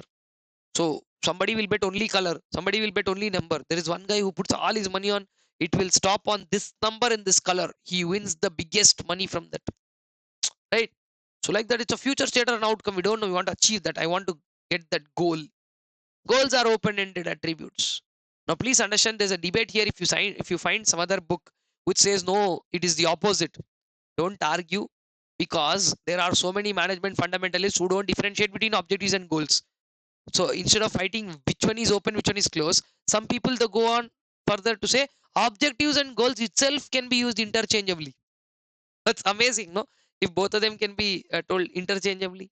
So that is also a argument that goes on. But anyway, like I said, we will stick to what you're doing. Now that you know objectives are performance targets and are closed-ended, goals are future states or outcomes. Your group one and group two, you can't change the combination, you can't change the pattern because that is what institute decided. But within them, okay, 40, 50, 60, how much ever performance targets you want, you can achieve them. So marks that you want to achieve as part of this course, they are your objectives, your performance target. But institute says, look, you have to get 150 out of 300 for each group. That achieving 150 out of 300, though it translates into numbers, clearing group 1 and group 2 are your goals. To clear group 1 and group 2, what numbers you set up, they are called your objectives. CA vision, currently CA inter mission, group 1, group 2, my goals, marks that are in numbers, performance targets. You don't have to go and search anything outside. That is exactly what we have in our very, very simple course of what we are doing in action. Understood? Don't have to search examples outside. That beautifully you can start the stage one of strategic management. Now, till here, if all these are there, it's amazing. But before I go to the last one, I want to tell you what comes in the exam. There are two possible questions that come in the exam, which are talking about the characteristics of objectives. And what are we talking when we say about objectives? Are we talking about those objectives which are short term in nature or long term in nature? Let's talk about those, right? I will just take you through a couple of points that I would want to, because at this point I just want you to understand those also. So quickly, let me take you to the characteristics of the objectives. See there, it has to define the organization's relationship with environment. Objectives should facilitate mission and purpose. Objectives should provide a basis for strategic decision making. Objectives should be set as benchmarks, standard. Hey, this is my objective. How much did I achieve? What is that I did? You should be able to measure them in a position like that. They all then comes 5 points: concrete and specific, relate to a time frame, measurable and controllable, challenging, and one objective should correlate with it. These 5 points are very valuable characteristics of objectives. You cannot take them out of objectives, and without them there are no objectives. Okay, then one objective should correlate with another. And most importantly, if you have 10 rupees in your pocket, make sure that your objectives are within the achievement of 10 rupees or 100 or 1000, whatever. Objective should always be set within the constraints or boundaries. If you have 10 rupees and you plan for 100, you will be left with disappointments. Understood? So this is a straight question in the exam, 3 stars to that. Sir, please tell me, if I have established objectives, what benefits will I get? Objectives will give you direction, enable synergy, aid or help in evaluation. Wherever gaps are there, you can find them. Which objective fulfill first, which objective fulfill next? Establish priorities, reduce the element of uncertainty, minimize the conflicts, because which one should I do, that this all the drama will not be there. Minimize those conflicts, stimulate the effort, and more importantly, aid or help in resource allocation, where you're putting more resources and where you're putting less resources, and what is the job design for people to do. Always we have two things in job design: job title, job description. What is the job that they are going to offer to you, and what is the description that you are going to have about it. So guys, that is what is our major understanding about the very first like the part of the discussion in objectives. Then in objectives, another important question is there as to whether you need short term or long term objectives. Obviously we all understand we need both. Short term objectives are quarterly or annual in nature, while long term objectives are anywhere ranging between 3 to 5 years, right? 3 to 5 years, or even 2 to 5 years also is considered long term. Which one do we need, short term or long term? You need both short term and long term objectives.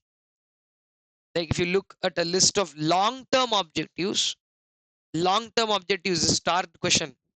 It's a question in the exam.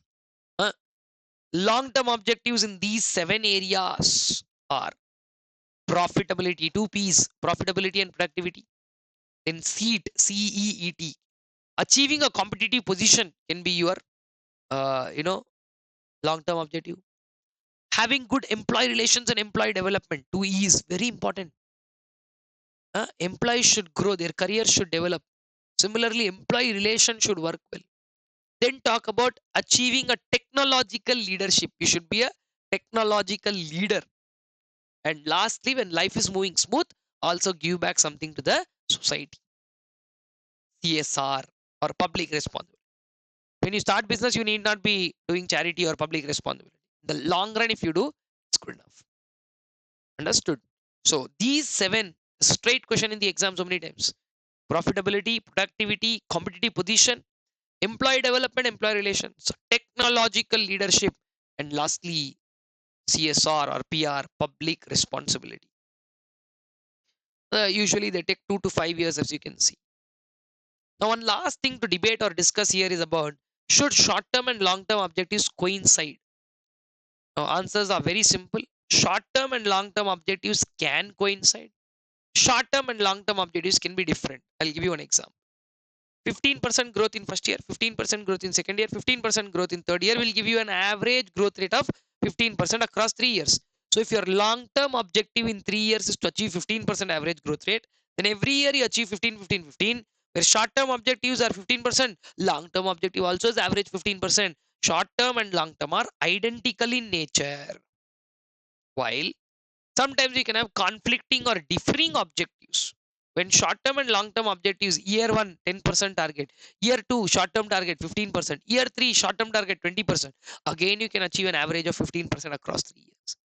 So short-term and long-term objectives, when you compare, either they can be identical in nature or they can be differing in nature. But the ultimate idea is short-term and long-term both are needed. And that brings me to the last part of our very first stage called as values. Last part of first stage is what? Values. Now, values is a overarching framework, as you can see there. Integrity, trust, accountability, humility, innovation, diversity. In fact, there are so many more values. They said common values are these. So many more values are there. And if you read Ratan Tata's quote on values, he says, you have to self-impose. I think in audit also have studied this enough. Nobody wants to follow ethics by themselves. That is why ethics are given as part of the law and say, hello, as a professional, you have to follow these professional ethics.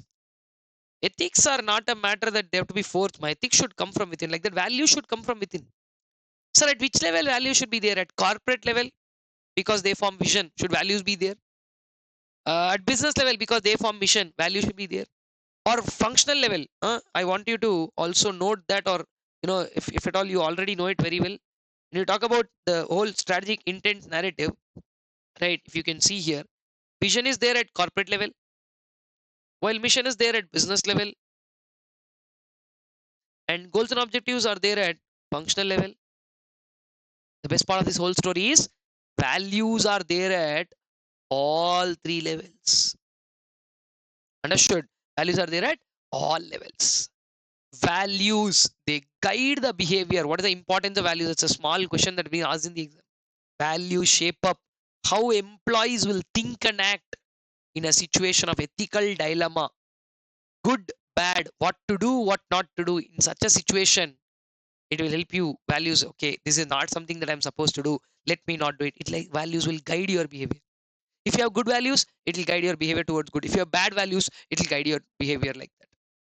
And values create a shared purpose, a sense of, shared purpose. I am not living only for myself. I'm living here as a unit, as an entity, for the entity. If the bosses in the organization are corrupt, employees generally will look up to them and like, all my bosses are corrupt, so I will also be corrupt. That is what we don't want to see in an organization. Our employees should reflect the values that we follow. It should resonate. The word right there is employees who values resonate. So that is the last piece of that discussion down there. Values are important at all levels, and that is why values are considered to be omnipresent.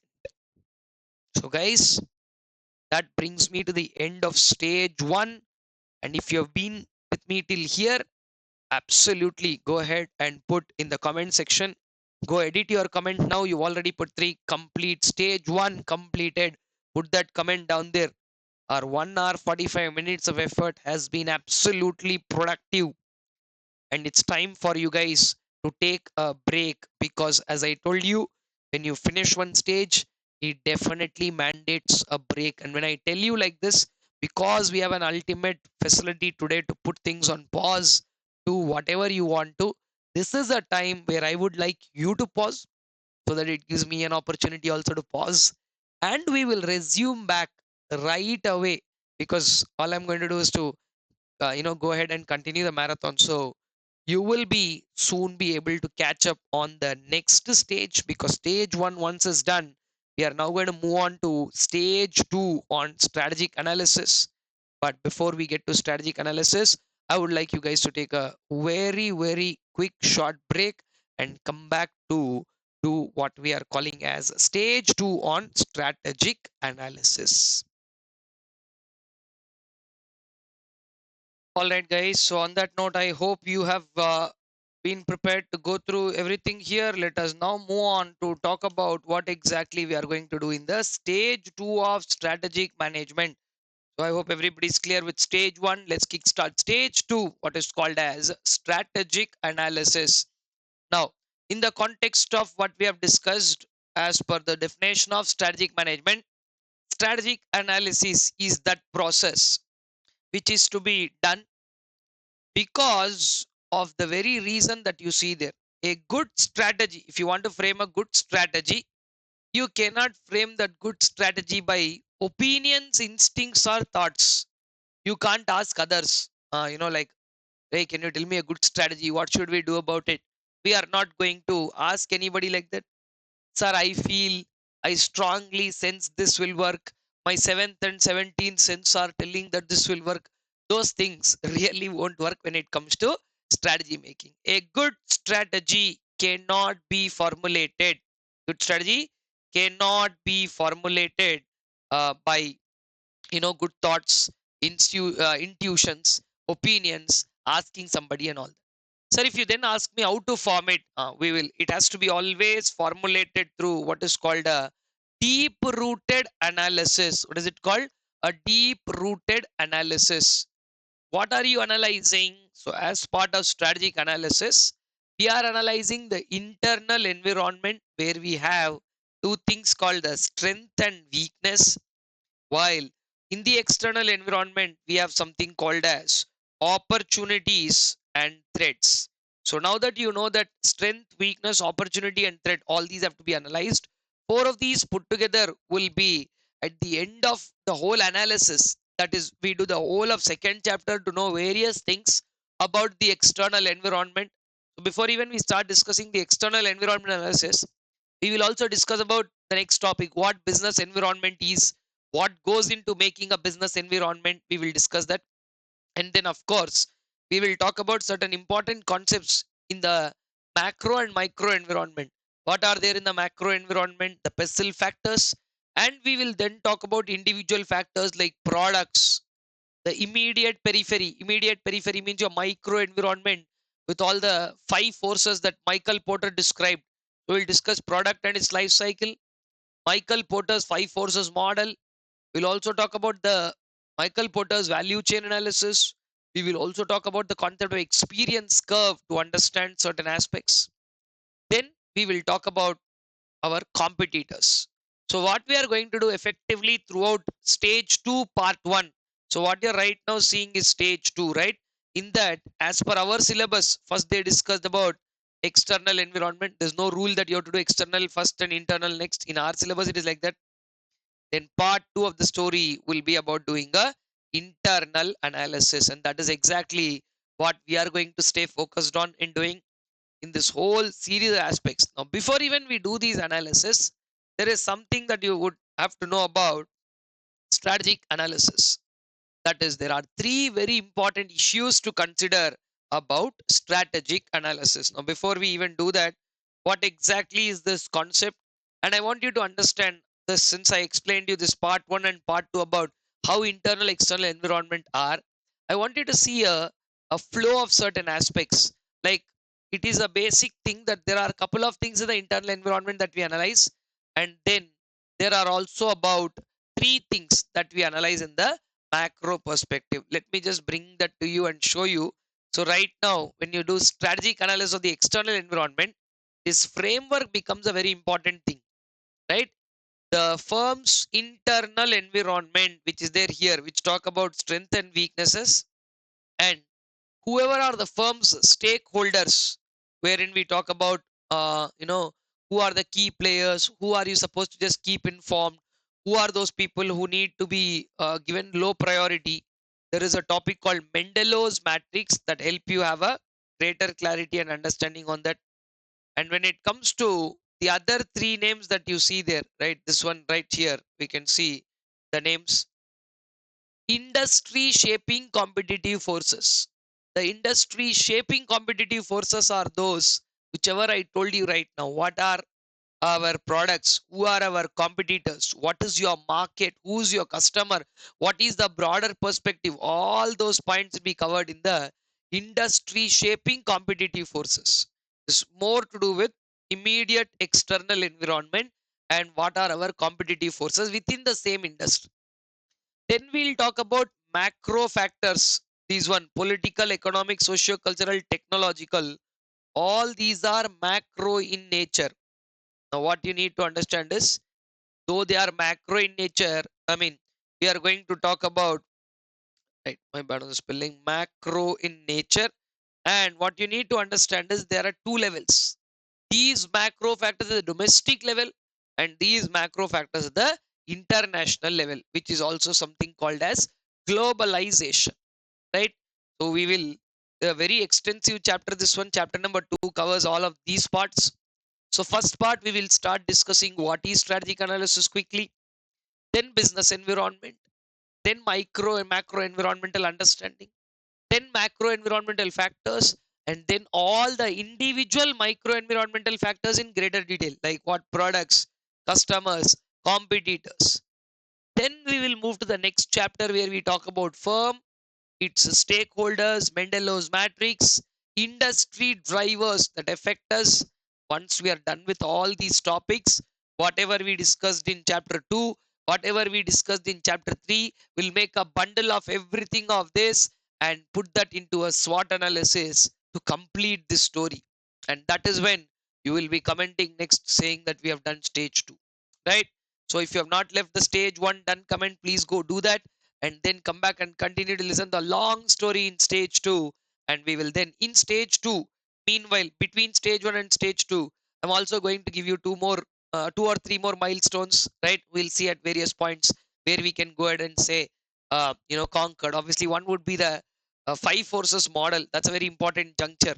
There you can say one, and then probably towards the end we can do one more, right? So let us go ahead with this framework. I hope everybody understood what we are up to in the entire stage of strategic analysis. Let's, before even begin external, let us concentrate on the few aspects as to what are we going to analyze.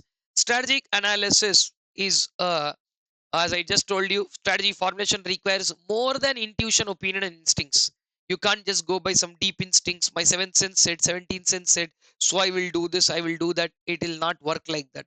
There is always a possibility that, you know, your intuitions can sometimes go wrong. Yeah, a lot of times our intuitions help us, but there are always possibilities that, that too in business kind of an environment, it is not always practical to blindly believe on instincts alone, or because competitor did I will do. It is like just because somebody has a tattoo on their hands, you burnt your hand to look like that. So it's a very risky thing to do because somebody in the environment did. Maybe they did because it works for them. For us it might not be the real case. Okay, so therefore strategy formulation requires more than intuition, opinion, and instincts. It must be based thoroughly on a analysis of the external and internal resources. So this process of doing strategic analysis is called as environmental scanning. Just like how we have MRI for the brain and CT scan for the chest, heart, and all of that, internal working of the human body. If you want to see and study the internal working of a human body, we do something called as scanning, right? Now, whether you do this scanning formally or informally, use a process, don't use a process, all these are something that one has to take into consideration. A continuous activity, which is called as environmental scanning. You're watching it deeply to figure out, where what can be done. A continuous activity done formally or informally to gather meaningful information is called as environmental scanning. And then probably you can do some informal aspects, like my competitor launched a YouTube video, or they launched some Instagram reels announcing new products. So by watching news, social media, there is also a chance that we can know about our moves of competitors. So that also you can do through informal techniques, which can prepare you for the better. And this entire concept of strategic analysis is a very detailed, methodical process which is used to make resource investments. Resource investments are nothing but where are you putting your time, where are you putting your energies into. 5 M's. We talked about men, material, money, machinery, and market, right? Where are you putting these 5 M's? Huh? How are you going to evaluate your business plans? How do you stay ahead of competition? And in doing this, two important situational considerations are arising, which is exactly what we're talking about as industry and competitive conditions, which are external in nature, strength and weaknesses, which are internal in nature. While there is no necessity that you have to do one analysis after the other, first external, there's internal, there is no rule like that. Very important point. You can do anything first and next. Sir, in fact, we want to do both parallelly. Can we do so? Absolutely, you can do both of them parallelly. There is no compulsion that you have to do them, in this particular manner only. There is no rule like that. So, therefore, what we are going to now do is an exercise which has no sequence. In fact, if you see practically, there will always be two departments, and these two department people will be, working around always to see exactly what we will be. Both of them parallelly will work. Some are working on internal factors, some are working on external factors. But there will be one final strategic team which will sit and collate and consolidate all this into a broader SWOT analysis that they will do at a later point of time. Okay. Importance of accurate diagnosis. When you're doing this kind of analytical sequence, it starts with appraisal of external internal environments. You then evaluate various strategic alternatives, which is what we're going to do in chapter number 4, which is called as strategic choice. And finally, choose a strategy. So within external, internal, there is no order. So can I write that line saying starts with appraisal of internal, external? Of course you can. Again, in our syllabus, external chapter is first and internal is next. If you do internal first and external next, there is no harm. After doing that, choose a right strategy, implement it. And then you know what to do. Once you choose a strategy, then the story goes to the step 4 and 5, implementation and control. Now, very important point is about accurate diagnosis. The more accurate the diagnosis is a medical word. Normally, if you see the stream of medicine or something like that, right? Medical stream is very, like focused in using this term called as the diagnosis. Why are we really bothered about diagnosis? Now, if you see what diagnosis accurately makes sense is because see the whole logic as you see, it works around certain things. And if you are not aware of what that logic is, then you will be roaming around here and there without knowing what you're doing. Long-term direction won't be there. Just like how doctors will not be able to give you the correct medication if they don't know, the right problem. So that is why diagnostic center is it called for diagnosis. Your blood tests or your scans are done for that reason only, to find out the root cause of the problem so that they can address that. Helps managers set a long-term direction to define objectives. So this accurate diagnosis is important for you to create a long-term direction and then create a winning strategy. So without understanding the external and internal factors, strategy may fail, may fail. So some people may go blind at it. No, they may not do. Yeah, they may not. But yeah, still, that is why they said may fail. You can be successful also, but it's like no guarantee. Yeah? Without understanding external and internal factors, strategy may fail to build a competitive advantage. Sir, but I will do strategic analysis. Will everything work well? Now, you know that I've been telling you this many times already, that if a concept is somewhat good, there are always possibilities that some limitations will be there. No matter how good or fantastic that any topic is, these inherently will have some limitations. Why?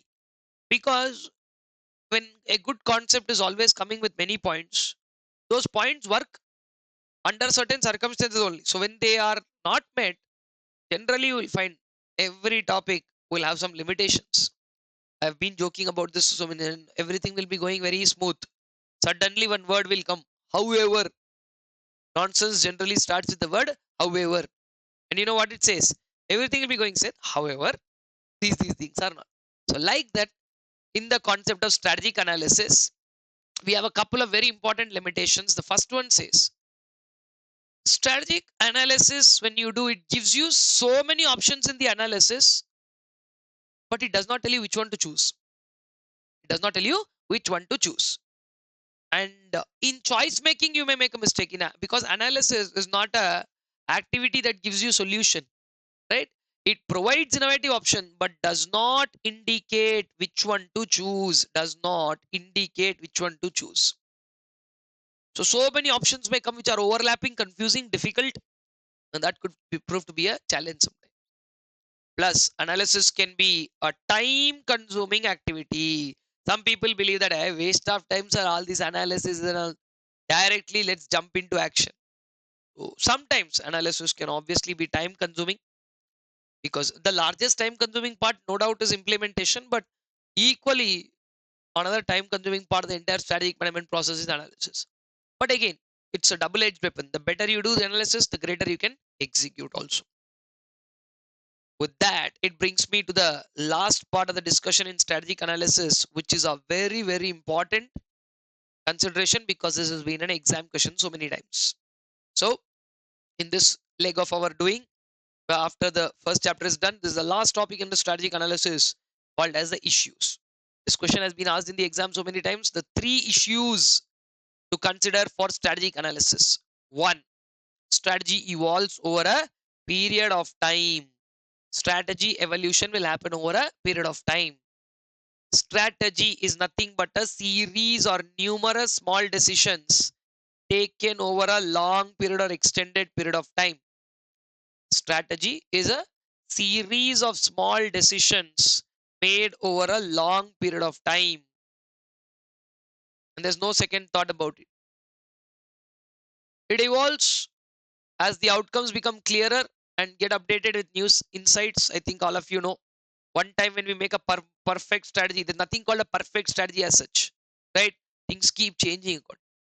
So a radical strategy change occurs when management is always aiming for accelerating the growth, to speed up the growth.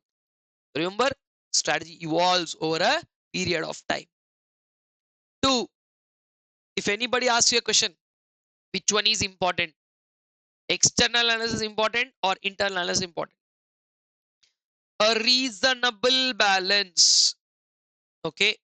Though they gave the word balance, I would like to emphasize that that balance also should be reasonable. A reasonable balance of external and internal factors, both external and internal factors should be there. Strategic decisions must balance opportunities, influences, and constraints. Everything. Opportunities, influences, constraints. Now that you already know this, entering a new market is called market development from Mendelows Matrix. You know that. It may be driven by an opportunity, but while entering that market, you may also be constrained by presence of a large competitor. In that market that you're newly trying to enter, a competitor might already be sitting who can, like spoil all your plans. So therefore, it is important for you to understand both external and internal factors and strike a reasonable balance between both. I don't care about others, sir. I only care about me. That's a very good personal life strategy. But in business, it doesn't work. You have to bother about competitors. You have to bother about their actions. You also need to say what they do well. I mean, like what they do well and what they don't do well. That is something really important which will give you a control on what you are slated to do further. The third important issue to consider in strategic analysis is the presence of risk. Risk is an inherent part and parcel, and I want all of you to understand that risk is classified based on two aspects. Risk is classified based on sources, risk is classified based on source, and risk is classified based on time, two aspects. Source means where does it come from, time means short term or long term. So before we discuss that, there is a risk in strategic analysis because environment is dynamic, things are changing, all these competitors, globalization, technological changes, all they pose a kind of a risk. That to at what degree? A varying degree. When you say varying degree, it means it changes according from time to time. And degree here is a measure. See, you cannot measure it in quantitative terms. So that is why they're saying varying degree. At any given degree, there could be a risk that it comes. Now, when will it come? It can come in the short term, it can come in the long term. Where can the risk come from? Risk can sometimes come from outside the organization, from the external environment. Sometimes the very risk can come from within the organization. Like, for example, you take this one, external risk. So basically, there are four categories: external risk, internal risk, short term risk, long term risk. Now, when you make a four box, which I just want to show you here quickly. Short term, long term, external, internal. So, four: short term internal, short term external, long term internal, long term external. Four specific categories of strategic risk will ultimately form part of the story, right? Let us talk about external risk, which occurs due to inconsistencies between the organization strategy and external forces. When external environment forces change, like for example, the change in government policy, change in political, economic, or demographic environments, political, economic, or even the demographic environment, if there's any change, then we're talking about internal risks which arise from forces within the organization. Our own employees, see, I gave you the example HR. Our own employees are not adapting. Suddenly, our own employees are creating a problem. Key managerial person resign. All this could become, suddenly they can become a risk in terms of you don't know what to do. So, therefore, the purpose of the analysis at the end of the day, you still know it, is what? Help you to identify opportunities, threats, strength, weakness, which in other words, this entire purpose of analysis is to make sure that we do in simple terms SWOT, we are able to plot this or not. And as I told you, risks are categorized based on what? Short time, long time, and errors in interpreting environment is the short time external risk. Organizational capacity is the, unable to cope with the changes is the internal short time. When you see external long time is about obsolescence of a technology, and while long term internal risks are about you are not developing your internal capacities and preferences as required. So all this could turn out to be the risk factor. Done. So that is exactly the set of 3 points that we have in terms of the strategic analysis discussion, issues in strategic analysis discussion. So with that, the final picture of what we do in strategic analysis is right now there in front of you. The framework in external analysis, that is across the entire second chapter, we will be seeing all this: customer analysis, competitor analysis, market analysis, the overall macro factors. All these here are the macro factors. You analyze all of them under the bracket of external analysis. We will analyze our own performance, which is about profitability, sales, customer satisfaction, quality, cost, all of those under the internal analysis. Then determinants. Determinants are numbers and metrics, indicative your past and current strategies. More qualitative in nature, these ones. Past and current strategies, strategic problems, capabilities, constraints, strength, weakness, more of which are what you are or who you are. The determinants analysis, they are called. Okay. So we are going to do this in chapter number 2, and some part of that is also discussed and extended to chapter number 3. At the end of all of this, you should be able to prepare a SWOT analysis. And then what should you do later? which basically is the story of chapter number 4. Actually, this entire thing that you see here, this is part of chapter 4 discussion, which is about strategic choice. With all the knowledge that you get through analysis, you should go for strategy identification. Then from the identified strategies, select the strategy which is a very good strategy. Whatever is a good strategy, select that from the above list, implement that, and then review those strategies to see. This is something that everybody who knows strategic management should understand. Identify various alternatives, select that strategy, implement that, and review that strategy. This is what happens from time to time.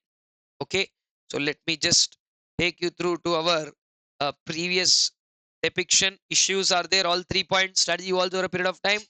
Both internal external environment balance should be there, and the concept of risk is inherent part and parcel of the business. That has been discussed.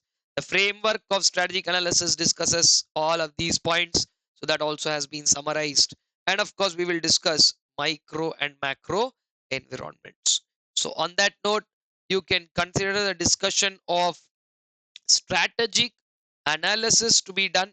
So if you want to take a quick look at what we have discussed under stage 2, the whole introduction of strategic analysis, then we can now move on to discussing what exactly is the definition of business environment.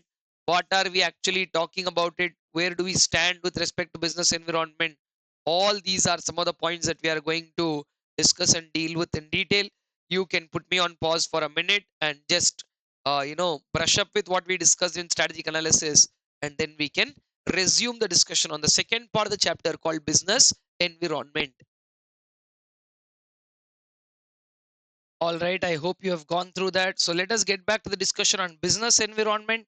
Now, in terms of discussing about business environment, I think there is something which can make up to the exam here, which is about what are the benefits of doing this business environmental analysis. So first, before I discuss anything, I would want you to understand what you see there on screen about business environment, which is a slight simple discussion. The business environment is complex, highly dynamic, and also constantly and continuously evolving in nature. We know this, right? Now, alongside this understanding, I would want you to know very clearly, those of you who heard me in classes, you know this part. We will come back to that point. Business environment talks about all the external influences which affect the business. That's its basic definition. So you know what a business environment is. Anything that surrounds. So for you to understand this clearly, I always use this picture right here, right? Moving up this one a little bit, you can see the macro and micro environment. Now, if you see here, there is a firm in the center, right? This firm that is there in the center, it is having strength and weaknesses inside that. So inside this firm, what we have circled here, there is strength and weakness, okay, which we can't see basically. Strength, weakness. Immediately what is surrounded, this closer circle, what you see, no, this is the micro environment. While we can move this word here, the larger circle that you see outside, no, that is the macro environment. So micro environment is the circle that is closer to the business, while macro environment is larger. What many people think, the immediate periphery surrounding the firm is internal, the other one is external. No. If you slightly focus on what this entire understanding is, it is a very, very simple depiction. And I want people to know strength and weaknesses are not visible when you see. They are something that a firm have, and unless you deeply analyze as to what those are, you will not be able to see what those are, right? So you have to do a little piece of understanding on what those are by doing the analysis, and then only you will be able to know what those are. Understood? Take a more clearer look at this.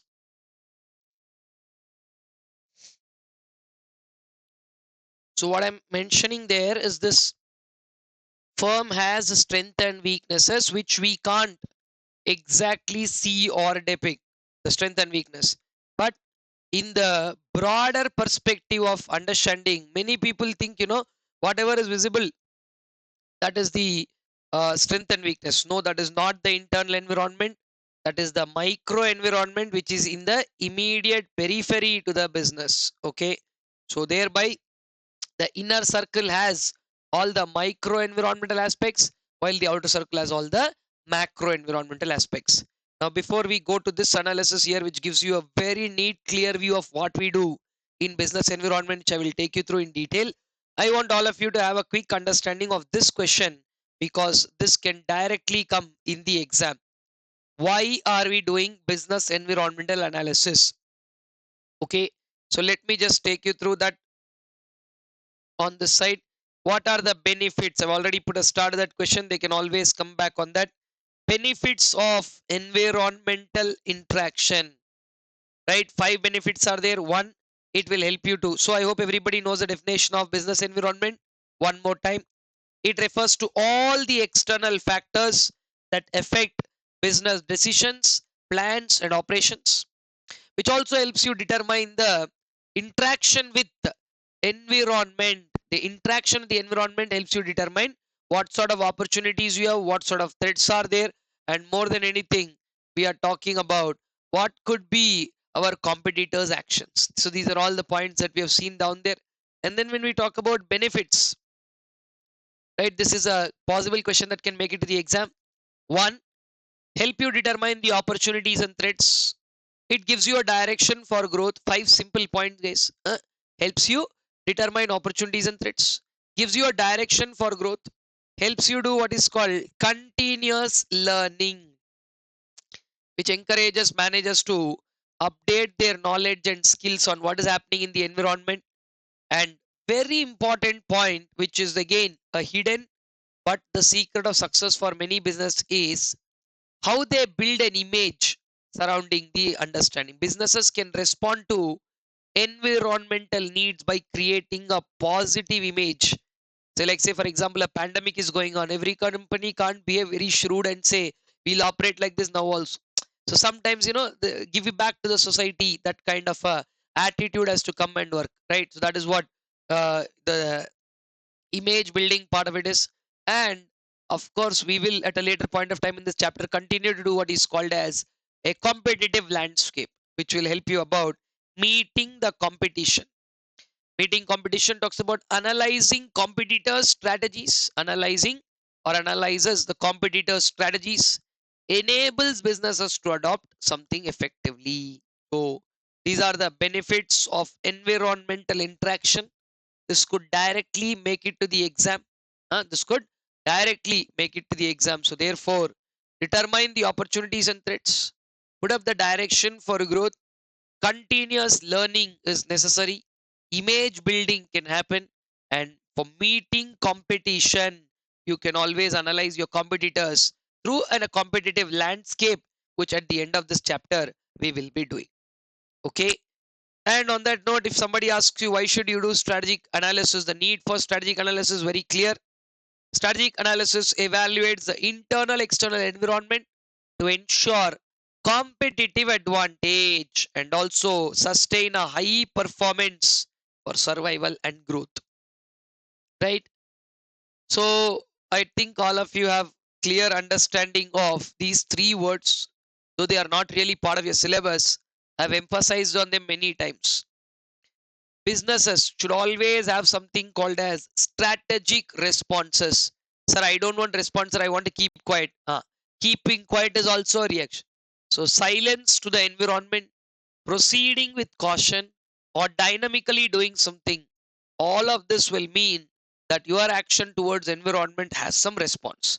So 3 strategic responses are there, which talk about least resistance, proceeding with caution, and a dynamic response. So businesses must continuously assess, respond, and adapt.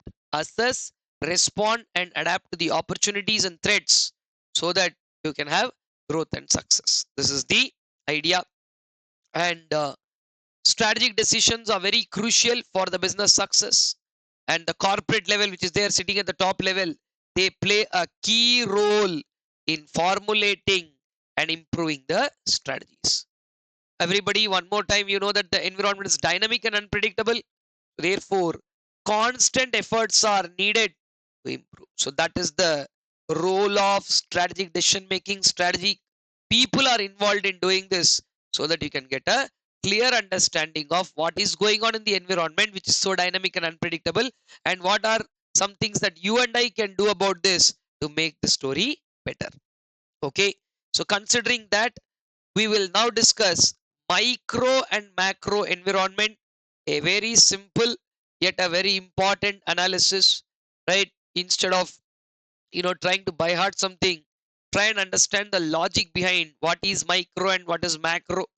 So if you see what exactly is the micro environment, immediate factors which are there in the environment, immediate factors which are there, they are called the micro environment, while larger external forces which have a significant impact, larger external forces which significantly impact the business, and more importantly they are beyond the direct control, beyond the direct control of the entity, and that is why they are something called as macro. Micro factors, I'm not saying micro factors are completely something which is in your control. No, nothing like that. Even sometimes the actions of people in the micro environment, you may not be able to completely hold a tab on them, but yeah, definitely it is much better than the macro environment. Like for example, this government, you have the least amount of control on government policy, you have the least amount of hold on demographic aspects. So I am now going to discuss with you micro and macro factors. For macro factors, there is a detailed discussion in this topic all at one place, which are titled as the elements of macro environment. But micro environmental aspects, whatever are there, they are discussed in greater detail. Like there's a separate topic on customers, separate topic on competitors. Going forward in the next chapter, we have a topic called strategy group mapping to identify who your real competitors are. So micro factors, which include even your business as a product, your forces that immediately impact through five forces. Like that, there are so many aspects where micro environmental aspects are re-emphasized. For now, just to have a quick conclusion about who the micro environmental factors are: employees, customers, the methods of raising finance, your two financial management topics of debt and equity.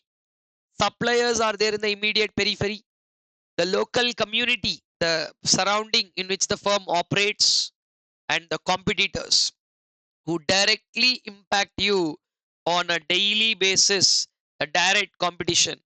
All these people are termed as our micro environment, while the macro environment, as the name goes by, consists of external factors beyond the firm's control. So we don't have a real hold or control on those aspects which are considered to be macro in nature.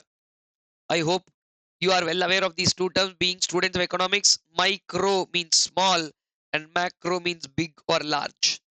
Before I discuss the elements of macro environment individually, where we have demographic, political, economic, socio-cultural, technological, and legal factors, I would like to quickly show you the whole depiction of this entire discussion in a simpler frame, which gives you a more detailed understanding, bringing that, yes, exactly. See there, the business environment you can see has been split into micro and macro, while micro is titled as the immediate periphery.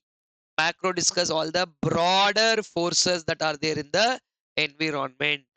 So micro talks about customers. I wrote everything. It is a shortcut to remember cosmic, COSMIC.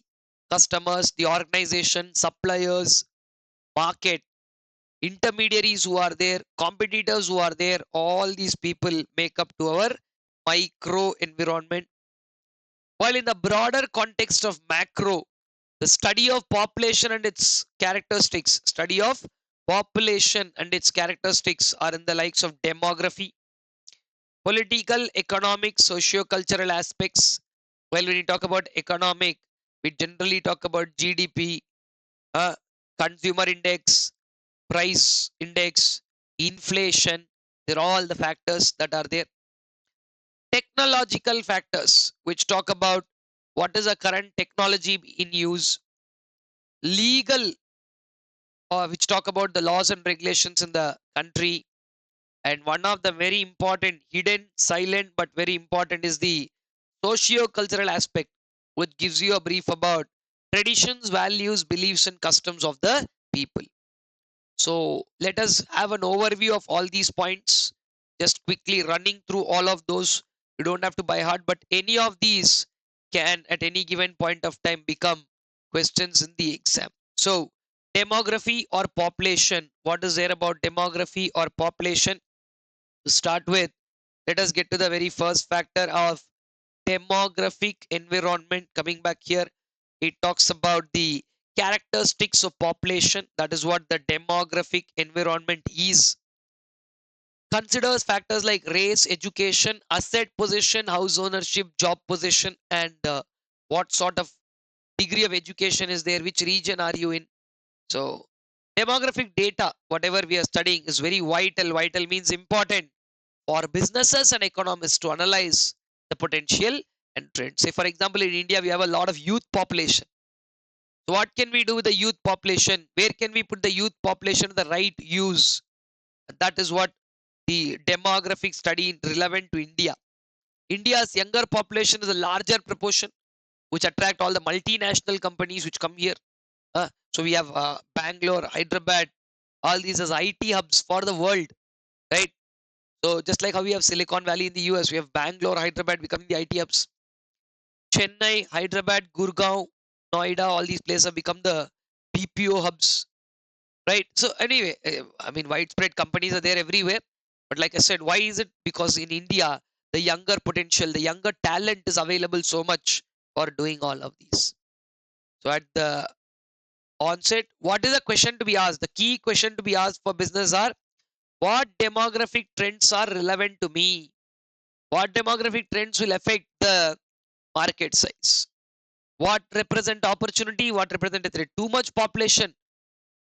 So a lot of population is there for us to do business. Looks like a very good opportunity, but there is also a situation where that same thing can also be a threat. There is so much that you can't cover, and because of which it is looking like a big challenge. So therefore, those companies which are seeking to make an understanding, again, sometimes you can't sell products which are anti-cultural, right? In a particular place you went and that place does not have the culture to use that product, consume that product, or eat that product. There you can't forcefully put them to use that product. That will not definitely work.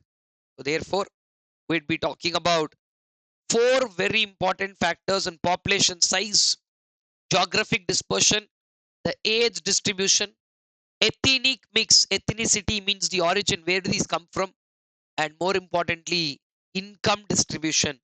And since you're students of economics, you know very well that there's unequal distribution of income, which is leading to rich people staying in certain places, middle income group staying in certain places, and the lower income group staying in some other places. Now, accordingly, depending on income and geography, you can again schedule where to put your business.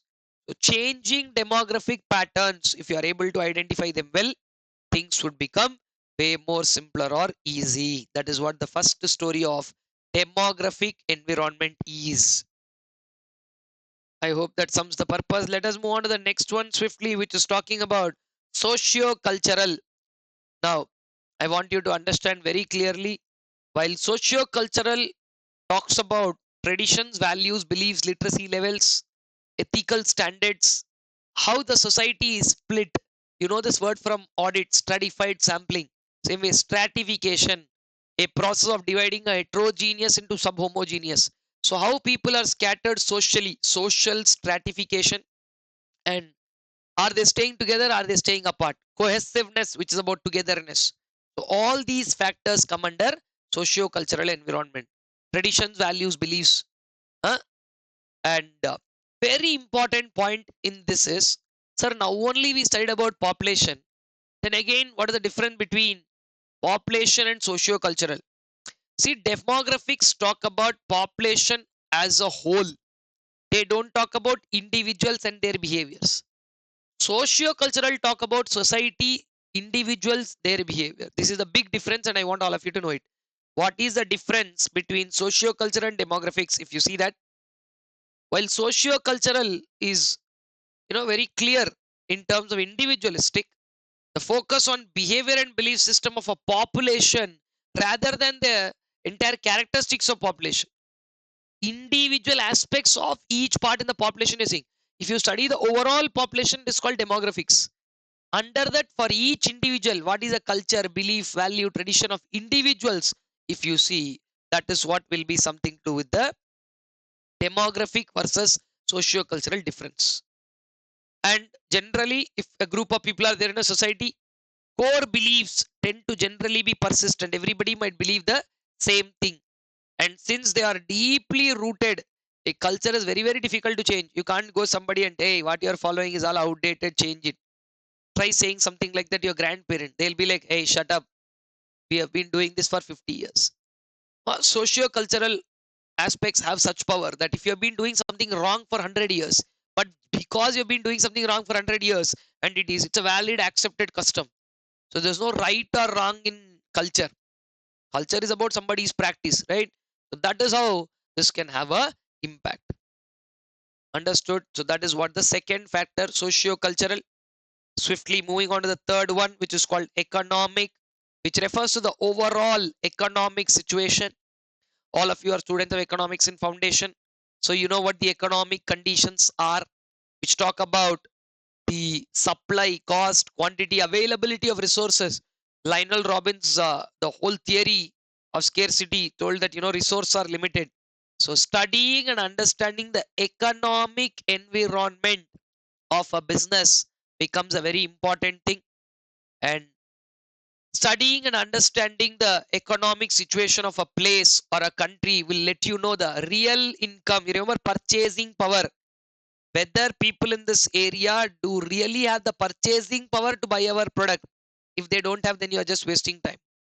So that is exactly what you have to see there. And then we also talk about what we call as the economic environments factors. What are the factors? GDP, per capita income, total population you take, per capita as a national income divided by total population. Do you remember things from foundation there? GDP, NFI, net factor incomes, GNP at market price, then NNP at market price. Then we adjust it for indirect taxes and subsidies. So we'll get the NNP at factor cost. NNP, net national product at factor cost, is called national income.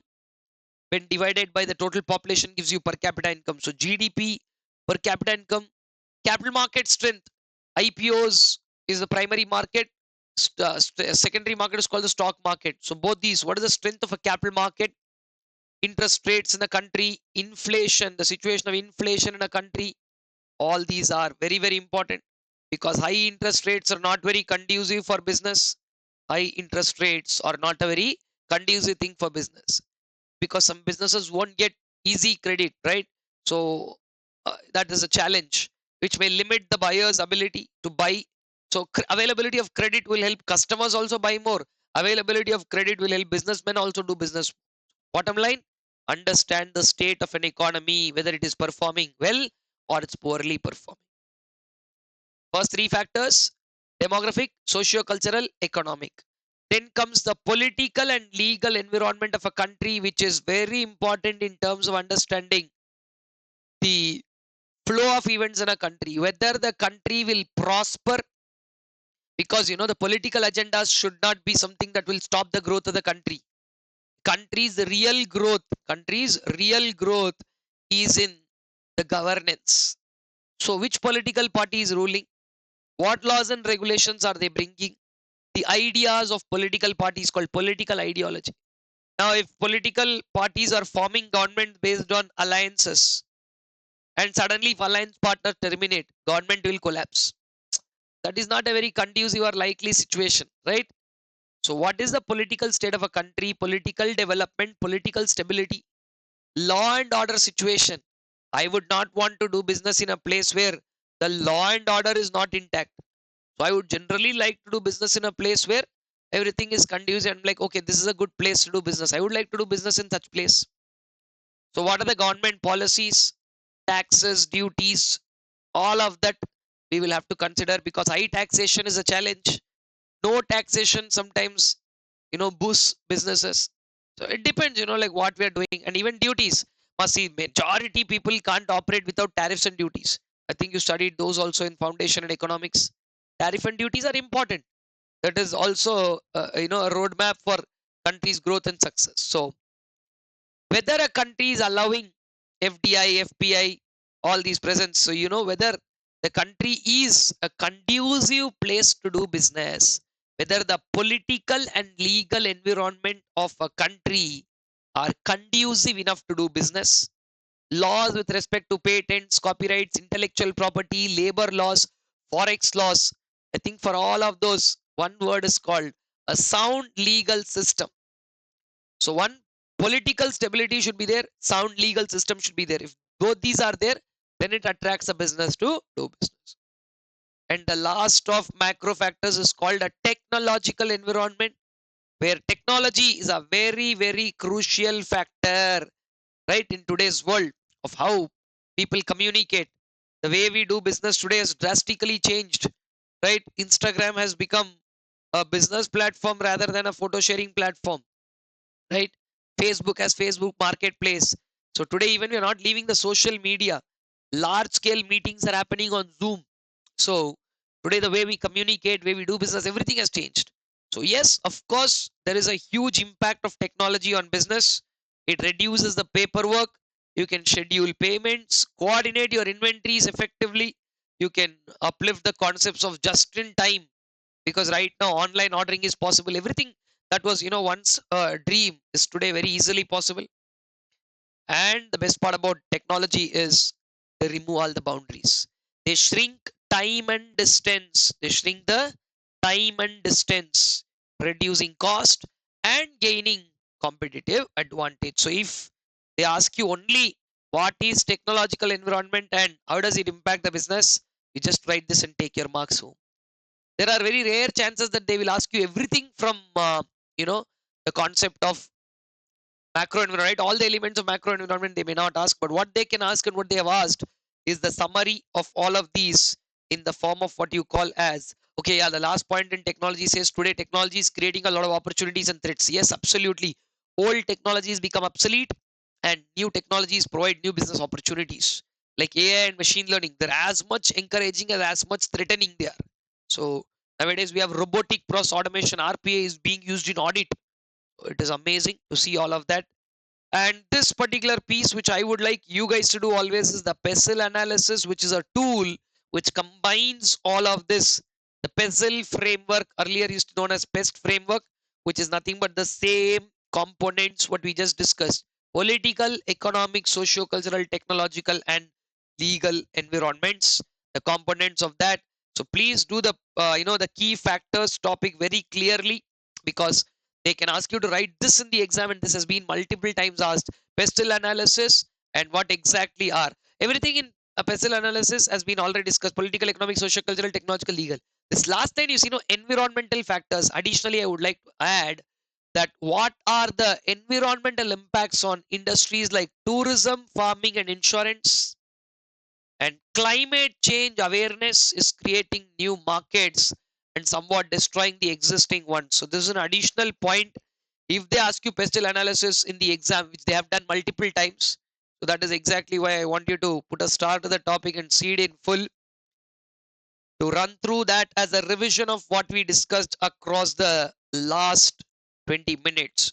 So in this session, we have done two topics, guys, as of now, wherein we talked about the entire story of strategic analysis, and then when we have discussed about business environment and the micro macro factors that it has, and the summation of these topics which are in the likes of a pestle analysis.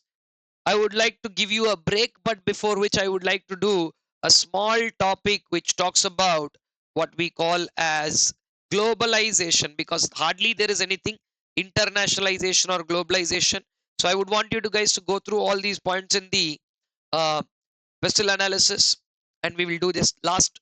piece of internationalization of business, and then I suggest you take a break from the marathon where we've done 3 topics of in the second chapters, first set of 3 topics: strategic analysis, business environment, and now, as I showed you in the beginning, the first page of this chapter has a flow diagram, right? We are understanding the internal factors, the firm and its stakeholders, but that we will do in the next chapter. Then there are 3 points which talk about industry factors, domestic macro factors, international macro factors. So now we are going to do that last piece in here: internationalization of business, which is about going beyond the boundaries of the domestic country. So what about internationalization? If you see what exactly is the story of internationalization, it is going beyond the boundaries of the home country. And I would like to obviously also discuss with you the facts as to why should we go global, which is a very, very important question that can come in the exam. So let's get started with this. Internationalization has become a dominant commercial trend over the recent decades. Every business would not want to limit themselves anymore to the domestic country. They would want to take their businesses to new markets, achieve greater earnings, access to cheaper resources. All of this should be made possible. But the big question is why? Why should we do internationalization? Do you really have any benefits of doing internationalization? Yes, it helps you get economies of scale. Uh, I didn't explain this word throughout the session, so since it's coming the first time, it will come many times further in the syllabus. But for now, yes, economies of scale mean what? The benefits of producing in large scale. The benefits of large scale production is called as economies of scale. Rather than producing in limited scale, if you produce in a larger scale, it's always better. And also extends the lifespan of various products. So the strategic management process is similar. Whatever you have been doing at the domestic level, now you will just stretch it into global level. So the role of international aspect is very simple. You will identify opportunities and threats only, but not locally anymore. You will do it for global markets. Same thing what I discussed in or before, environmental scanning.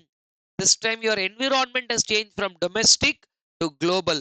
Environmental scanning at the international level is what we are talking about. A critical tool for identifying various global opportunities and threats. And 3 things which are common for a global entity. 2 stars the topic what are the characteristics of global business. Yeah, 3 characteristics are there: that global entities are linked by common ownership, they have common pool of resources like in the money, material, machinery, manpower, all that they can switch between one place to the other. Now, like I have some good employees in India, I can send them to US. I have some good employees in US, I can send them to India. Like that, I can mix and match. I can use a little piece of money here, there. So common pool of resources, and more importantly, all these guys who call themselves a global business and work under one aspect, they have or respond to a common strategy. They respond to what? A common strategy.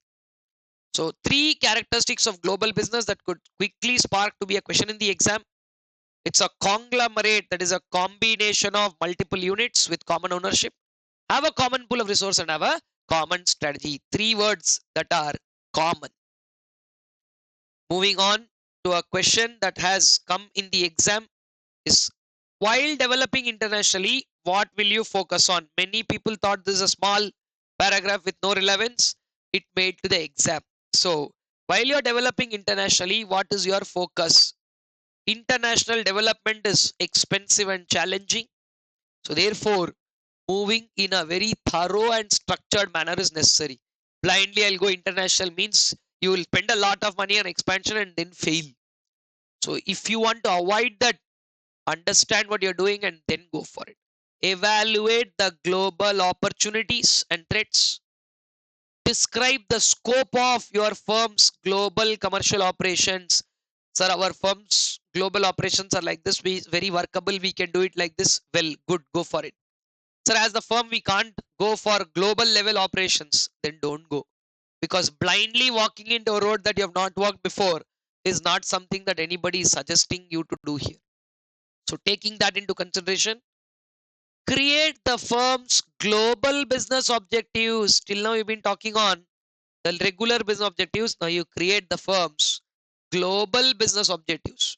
And finally, develop corporate strategies which span for the business, that is for whole organization at a global level. This 4-point question has made it to the exam, guys.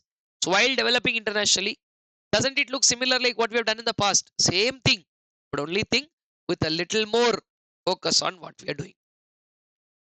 So evaluate global opportunities, see whether the scope of this firm globally will be able to, clearly define what they will do globally. Create a firm's global business objective and develop the corporate strategy for the whole organization now globally. The last question that is there under globalization is a very, very important thing, which is very possible of coming in the exam as to why businesses go global. It's a 9-point answer, and I would like to slightly shrink in here to show you all the 9 points at once. The first 3 are ambition driven. Businesses go global because they feel there is a need to grow. They feel there is a need to grow. Then, shrinking of distance, time, and space. Like today, we have the best of communication, faster transportation, uh, financial flow. Just by clicking buttons, money can move easier and faster. So, reason number 2 why you can go global is because time and distance have shrunk. And the third one, domestic markets are no longer enough for you to recover your entire money. So when that is not enough to recover, you look for obviously outside your current periphery. And therefore, ambition wise, you are driven to go global.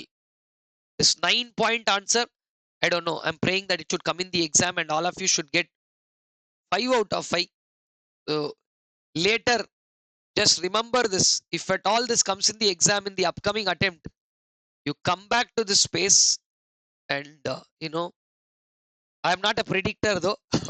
I am just somehow, it's a strong feel that is. So whichever attempt you watch this, and in that attempt, if it comes, just come back and comment after all this is done. Anyway, right now, the second set of 3 points they're talking about opportunity. Why do businesses go global? Because there is an opportunity, they will go global. If you go global, you have access to new resources. Transportation cost will come down. Foreign market will grow for your product. Why not? When 3 opportunities are there, why will I not go for it? Access to resources, reducing transportation cost, and growing foreign markets. Aren't they amazing and enough for me to grow? 3 ambition driven points, 3 opportunity driven points.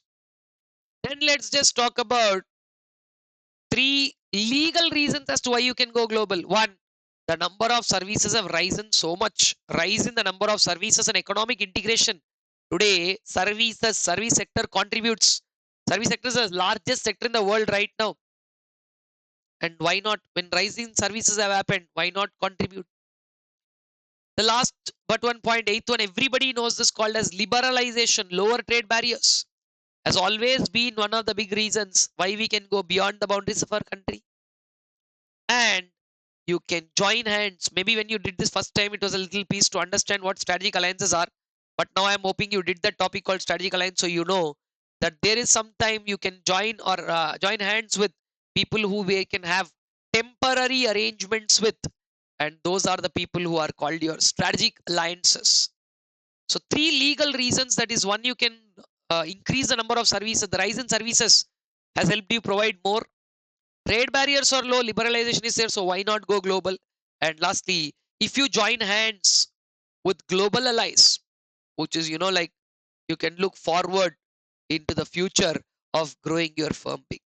So 9 solid points as to why your business should go global. Let me just give you a full view of that. And also at this point of time, I can give you a view of whatever we have summarized for globalization as such. And that also I can bring it to you via this. And guys, I think we are done with our first hour of the second chapter. So I think between stage 1 and stage 2's completion, as I told you, there are some milestones where you can leave comments. So if you have watched everything till now, you would have left a comment for strategy and management. You would have left for strategic management and stage 1's completion. Right now, you can leave a comment saying gone global. That means we have gone up till globalization. We are not going global. Just, you know, I'm pushing you to do something funny, nothing more than that. So go to the comment section, and if you've done till this topic, go leave a comment called as gone global, and then take a look of this globalization topic being split into three branches to end this discussion as to what is globalization, what are the characteristics of a global company, and the 9 reasons that we discussed for going global. This also, I think you can see clearly now as why we can go global. So on that note, guys, I would want you to definitely take a break here at this point of time on globalization, and then we will come back because we have in the next session, we have something very interesting to come: product, its characteristics and product life cycle, followed by value chain analysis, followed by Michael Porter's 5 forces model, and then the other part of competitive and key success factor discussion. So the next half of this chapter has very interesting topics in the likes of products, 5 forces, experience curve, competitive landscape, key success factors. So let's get up to that, and I would like you guys to take a moment of pause, take a break, and come back to watch the next part of the marathon.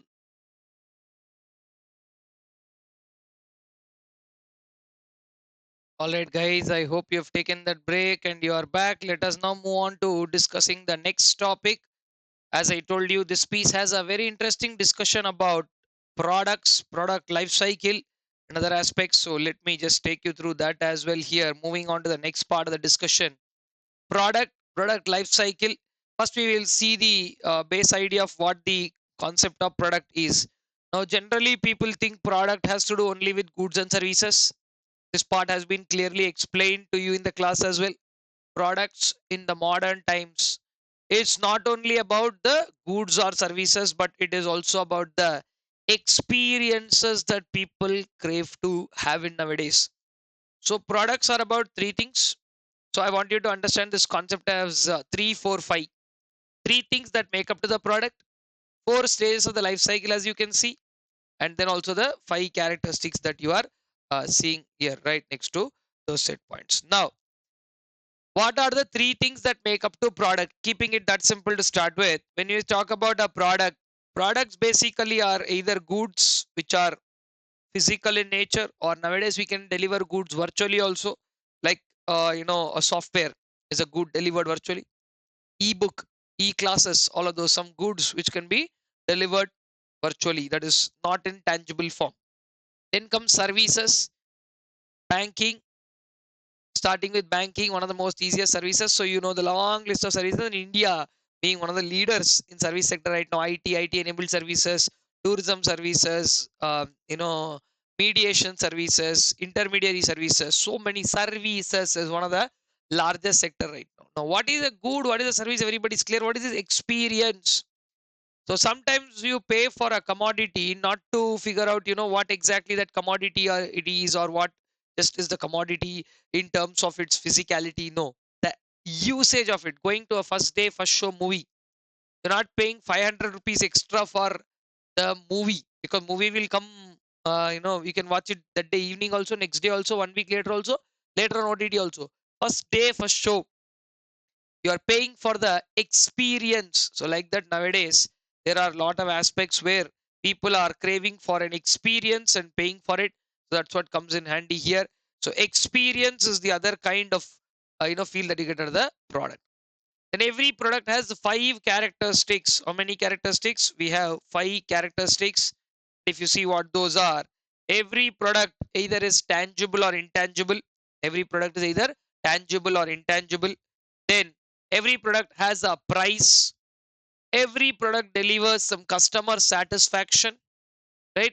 Every product is core or central to the business. And most importantly, every product has a useful life. After that particular time, that product will stop being anymore useful. So let us now look at some of the points which we are supposed to understand. Businesses obviously sell products. Now you can see here it might be a good or service, being clearly mentioned, good or service. It can either be a physical good or a service. Now, all those points that we have talked about, or an experience to have a understand. 5 characteristics, and this has been one of the exam questions that has been repeated multiple times. So just a small topic like product and product life cycle has been asked multiple times in the exam. So why not make the most of it? Products are either tangible or intangible, right? Products are either tangible or intangible. Tangible are physical, intangible or non-physical, right? Sometimes, mostly, generally in the nature of services like telecom and banking. Price.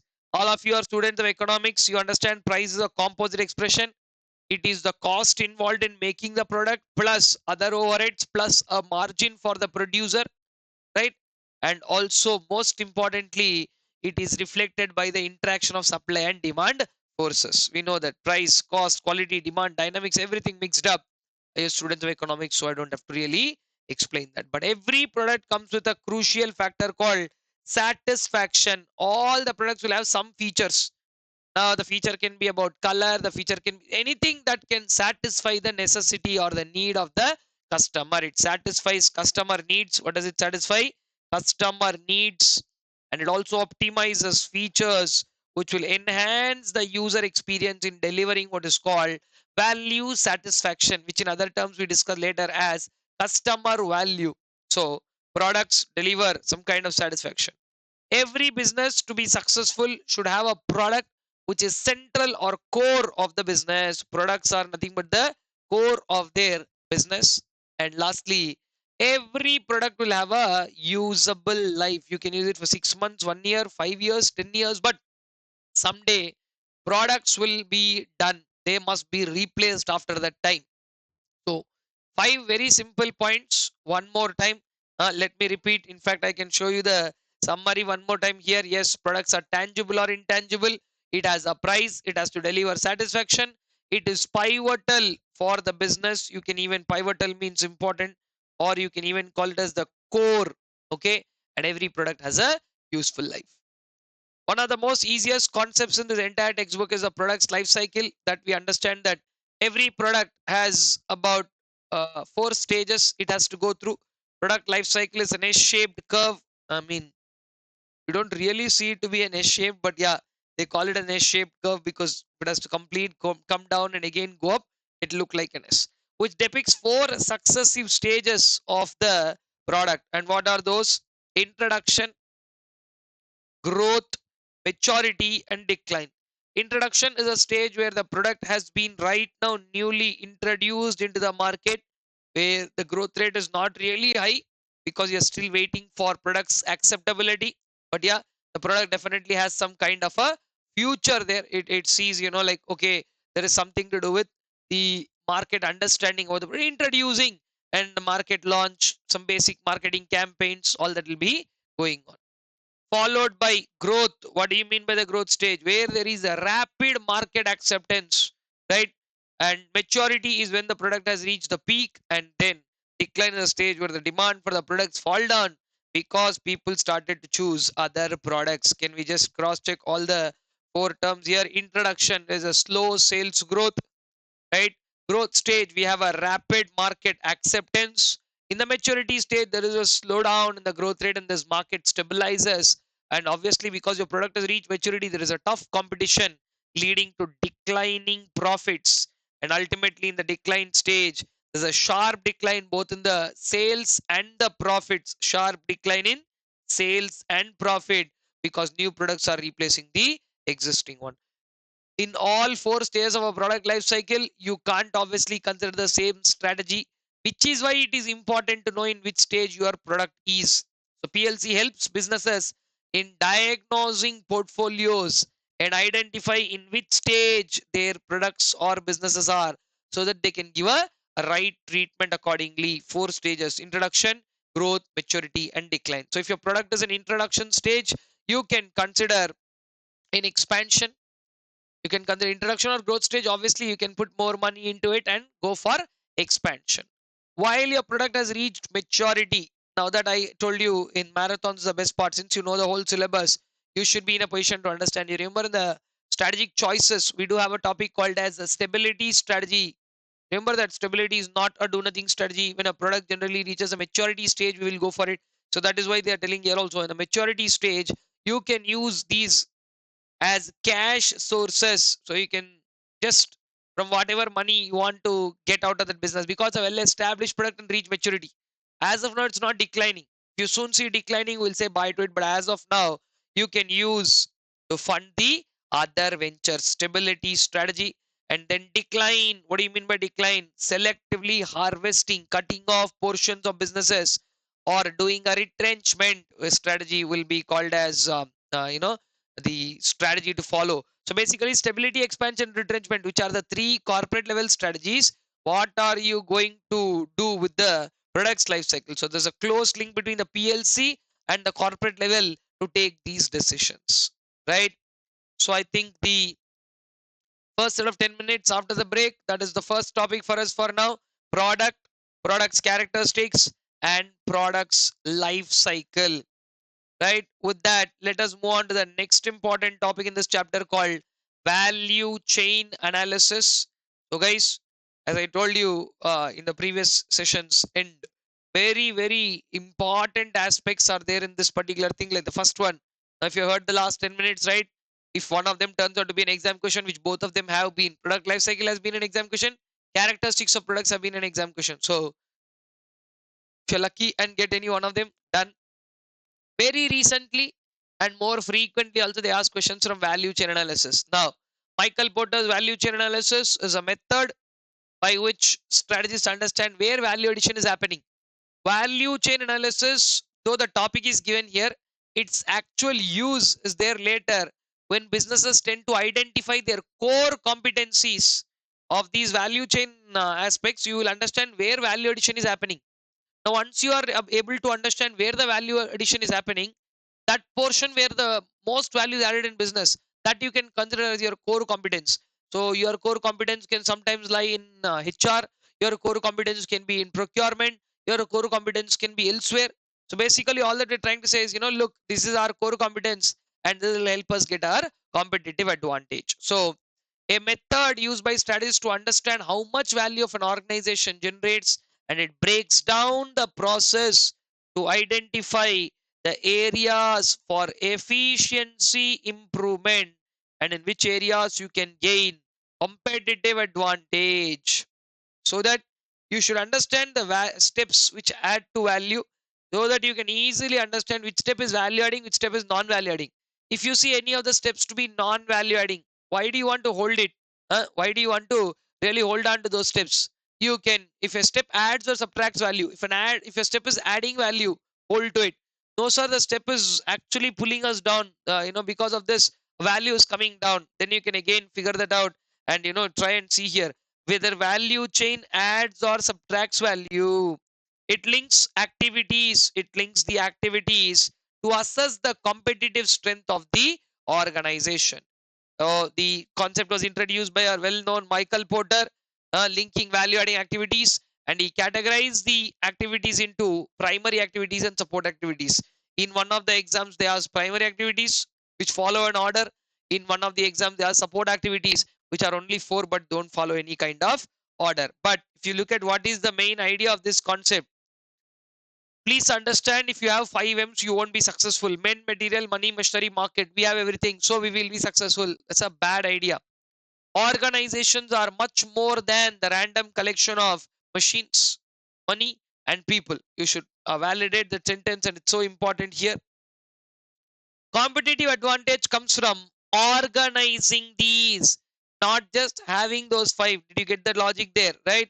If you are having all these, you have to organize these into a much more proactive, sensible manner, right? So organizations are more than resources like machines, money, people. Competitive advantage comes from organizing these into proper systems, and they deliver the value.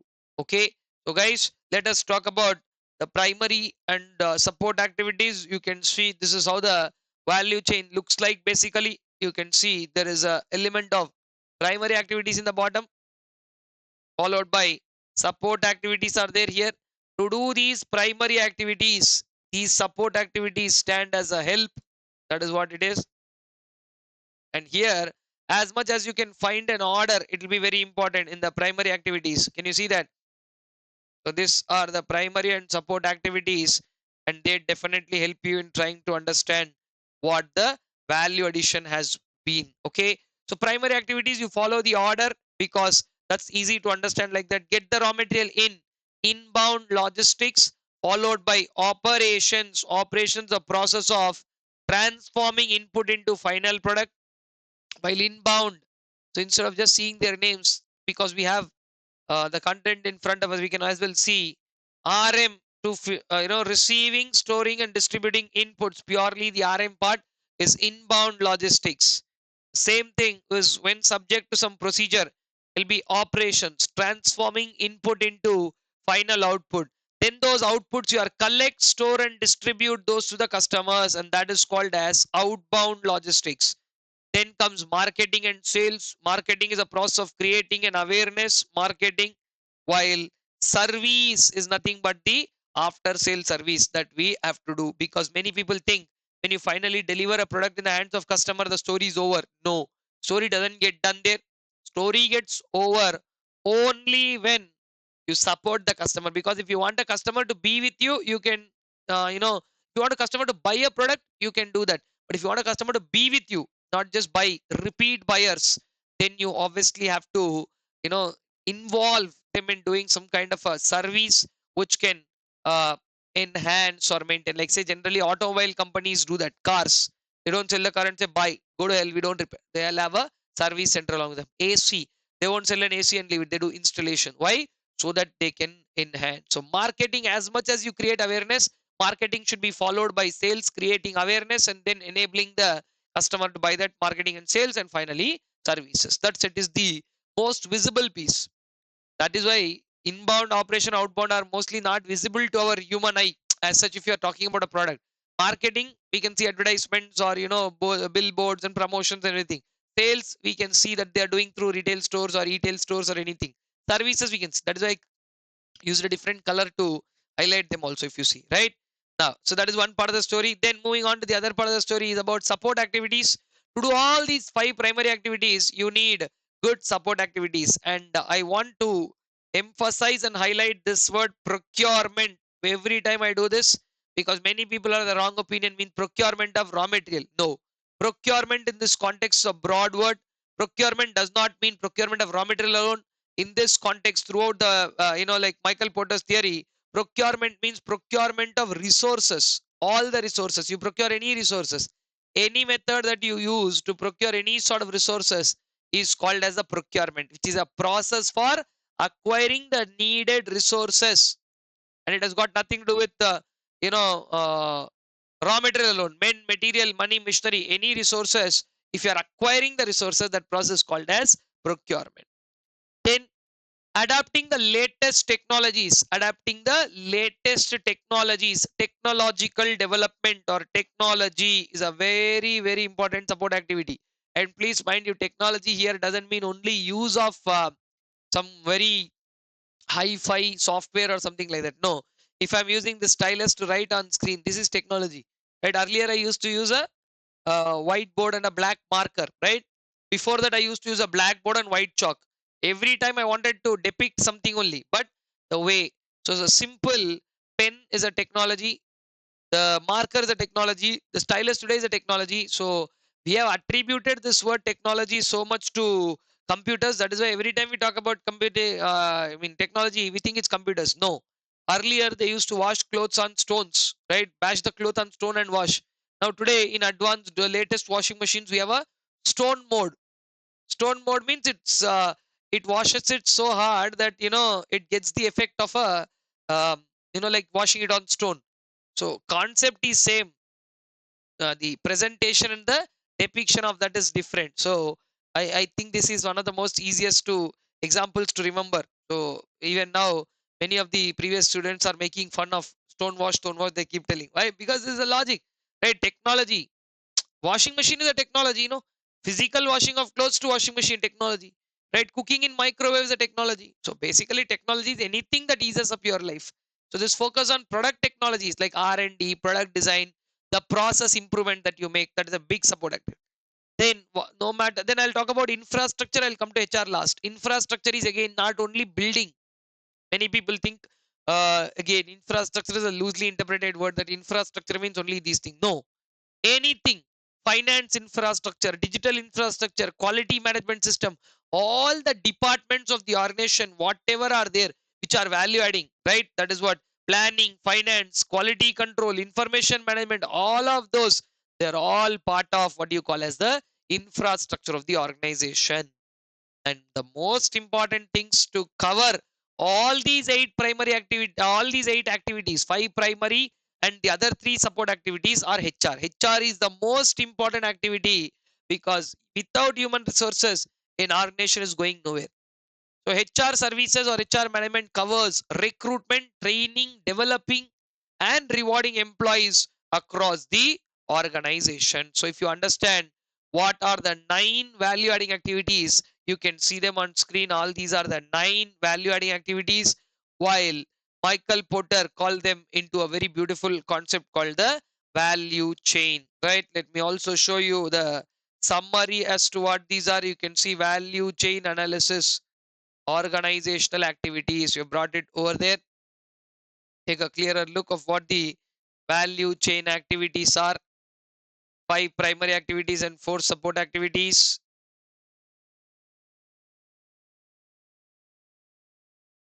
Because right now we are going to go into a very important discussion after this. I hope everybody is clear with value chain.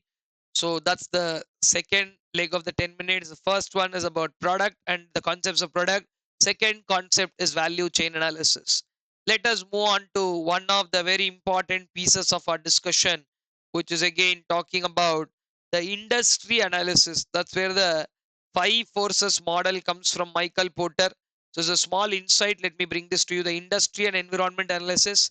To gain an understanding of the industry strategy, whether it is lucrative, that is attractive or not, we have to do a industry analysis, identifying who are our competitors, right?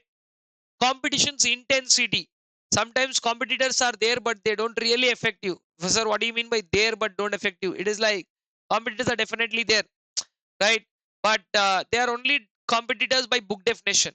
Sir, what do you mean by that? That means, you're saying that, okay, competition is there, but they are not immediately affecting us. So how much competition is there? Weak competition is there, normal competition is there, intense cutthroat competition is there. That is assessing, that is called as competition's intensity, measuring that. Michael Porter gave 5 words to measure the intensity. We will see that also.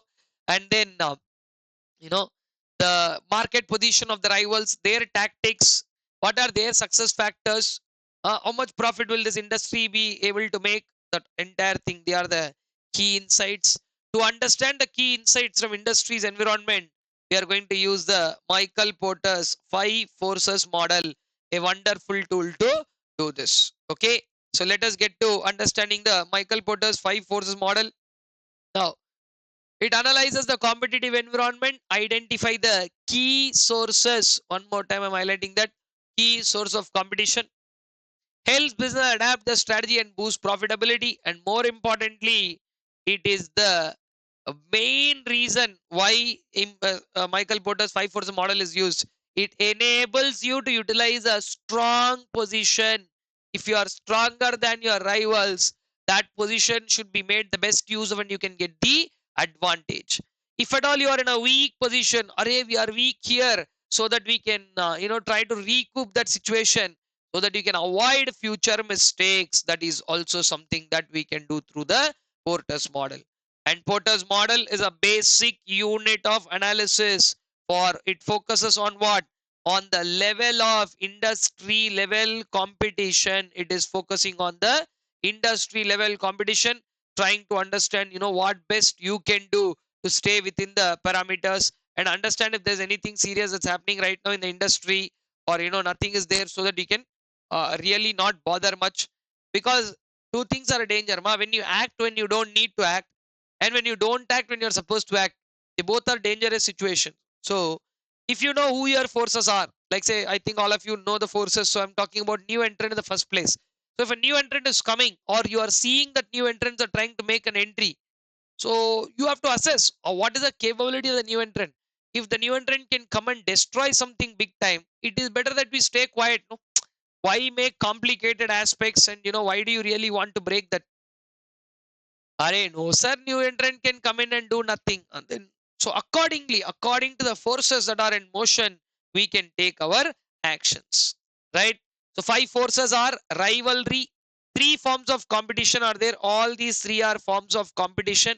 These three forms of competition can affect you. First one is called as rivals. Then the other one is called substitutes. Rivals are people who sell the same product as we do, while substitutes are those people who sell a different product. What do they sell? A different product but serve the same purpose. These people are somebody who do that.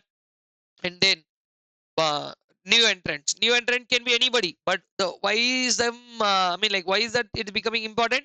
Is because they're newly entering into the market. They can be anybody. They can be a rival. They can be a substitute. Or only thing is that they know when they come in, they come with some significant amount of pressure that to exert. Sometimes new entrants can be stopped. We are also going to see that question because that is one of the most asked questions of this topic. What are the barriers that one can establish to stop new entrants from coming in? Okay, we will see all that. Then there are two very important forces which are, guys, I am warning you here again. Buyer and supplier are not forces. Buyer and supplier are human beings. They are people. I mean, not human beings. They can be entities or anybody. But please remember, buyer and supplier. Many people are writing buyer, supplier in the answer. If I'm correcting your paper, I'll mark it wrong because buyer and supplier are not forces.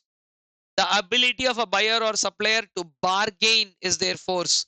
So remember, buyer and supplier's bargaining powers are the actual forces. Buyer and supplier are entities or individuals. It can be anything. So these five are called Mckinsey five forces, which have been depicted. I've also put them in the summary. I will show you that. But before we do that, let's talk about the small start point where three steps are there. The strategist can use the five forces model to determine what sort of competition is going on or what competition is like in the market. Step one, identify the competitive forces coming from these five forces. How much competitive pressure is coming from these five? The pressure we will give a ranking. Is it fierce, fierce, strong, moderate, normal, weak? If it's normal or weak, you will be like, okay, sir, leave it, no big deal. If the competitive force is fierce, strong, or moderate, then some kind of strategic adjustment has to be done. And the point is not about taking one of them and finding something here. The point is about taking their collective strength. I've always given one very simple example at this point. Let me give you now one more time. If somebody throws one stone at you, what will be your immediate action? You will put your hands to block it. That's a normal human reflex. Now, if they throw one stone and they throw another stone after that, so first we'll block one, then we'll block one, right? Then one, two, three, they're going on throwing you one after the other. Then you'll do some action like this, that, and stop, right? If they're throwing three stones at you at once, then you have to be a little, what do you say, little bahubali. Take knife, this, that, wield, and stop all three coming at the same time. Now just imagine if they're throwing 5 stones at you, 10, 15, it's a rain of stones. Then unless you understand what I'm saying, you're wielding your knife here and there, won't be able to stop. Because I was able to stop one. Now one after that, if somebody is throwing me at 50 stones at me, and if I'm good at stopping one stone at a time, I can always stop all 50 stones because only one is attacking at one time. But market is not like that. Mckinsey says the collective strength of these five, because these are all in motion at the same time. One side buyer is irritating you, one side supplier is irritating you. Suddenly, new entrant is coming. I'm not saying always all five forces will be there, but yes, there is a possibility that in the extreme, imagine if all five forces are operating in the market, you will have a horrible time. Okay, so you have to work around and understand. So what is the exercise, sir, that we are doing?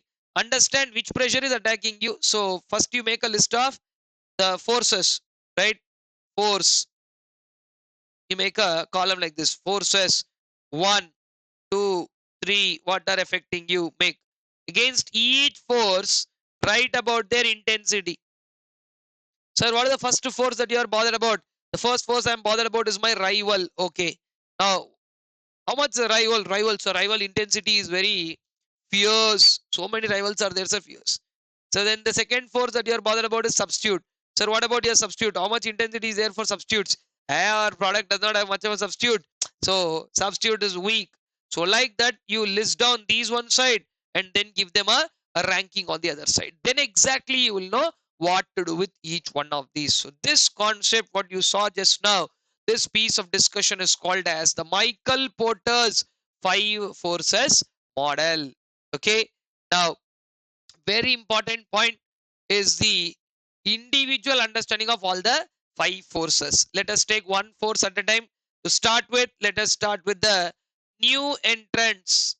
Okay, but before we do that, I would want you to see something quickly here. I've already made a summary of these points here. Let me bring that. So in industry environment, you're dealing the 5 forces model in the first place, and you can see the firm is at the center. The firm is at the center, and it is dealing with buyers bargaining power, suppliers bargaining power, right? New entrants, I mean rival substitutes and new entrants. While buyers and suppliers bargaining power are individual forces that can affect, when will they affect? All those points are also given. 7 points are there to avoid new entrants. What are the barriers? I have summed up that also. In certain industries where rivals are there, there is something called as a cutthroat competition. We will talk about that also. So let us now go through all these points which are there in the Michael-Porter's 5 forces model, which will eventually be helpful for you to understand the exclusive competition that is available in the market. So let me, so summary is very much there. I will bring this back on screen, and as I said, as we are done with this topic, will again, I want you to make a moment of pause and go through all the 3 topics of products, value chain, and 5 forces model. Then we will resume our discussion again. Okay. So let me come back to the uh, thing here. Yeah, there it is. New entrants. Who are new entrants? New entrants increase competition. Okay, we know that. They add to the production capacity because a new entrant comes inside the market. They'll not fold their hands and sit. They'll produce. Now, what is the danger of they producing? Nothing. But when they start producing, supply will increase. You are all students of economics. I already told you. When supply increases with the same demand, will the per unit cost for the other decline or not? So if more number of new entrants are entering into the market, new entrants reduce the profitability, right? And they increase the supply, and thereby potentially lowering the prices. Potentially what? Lowering the prices. New entrants also challenge market share and force the existing firms, and what? Force the existing firms to adopt that. So therefore, guys, situation is a little tedious here in terms of understanding. So how to stop new entrants? Put 3 stars as I've marked already, is one of the most asked questions of this chapter completely. So 7 points are there. First one, capital requirements. If any industry you have to enter, like pharma, telecom, and aviation, are the 3 of the toughest sectors in India. Pharma, if you have to establish a pharma unit, lot of licenses, permissions, not only licenses and permissions, but also huge factory setup. Telecom, again, spectrum licenses plus equipment. It's not easy. That is why you've seen nobody enter the telecom industry of the geo. Same way aviation, right? Many people who enter aviation, few years later they're closing. The only big success story of Indigo, the Interglobe Aviation, is not the only case study that you should understand. There are so many people. The Kingfisher Airlines, Go Air, and Air Deccan. There are so many airlines which have started and they have failed. And even today, many of the airlines that are operating are still in loss, because aviation again requires huge amount of capital, not just to buy the aircrafts. After that, also operating costs are also high. So one of the very toughest sectors is civil aviation. Like that, if an industry requires huge capital requirements, new entrants generally don't show interest into that. Okay, so capital requirements, industries requiring large capital investment may not be of very attractive choice. Economies of scale. If existing players who are already there, if existing players who are already there in that market are producing, okay, if existing players are producing at economies of scale, their per unit cost will be very low. Just like what I'm saying, say for example, you are entering into a market and you are producing a good which China is the leading manufacturer. Now China is producing that good so cheaply because of their volume. The volume at which China is producing that product is so huge that you are not able to meet their per unit cost by far. And that is exactly why, since you can't do that, you will never be able to, what I say, match their price also. So that discourages a new entrant, because new entrant we think, what is the point, sir? If we go in and try to produce also, we'll never be able to produce at their per unit cost. So reason number two, which is the barrier for new entrant, the economies of scale of the existing firms. Three, if existing firms are producing differentiated products which are unique product features, if existing firms are already who are there in the market are producing unique products, a new entrant cannot directly barge in and come and what do you say, match that uniqueness. And since a new entrant can't match that uniqueness just immediately, the challenge will become higher for them later. So unique product features or enhancements like physical or perceptual, let it be any differentiation, but if existing players have differentiated products, then it will be again a challenge.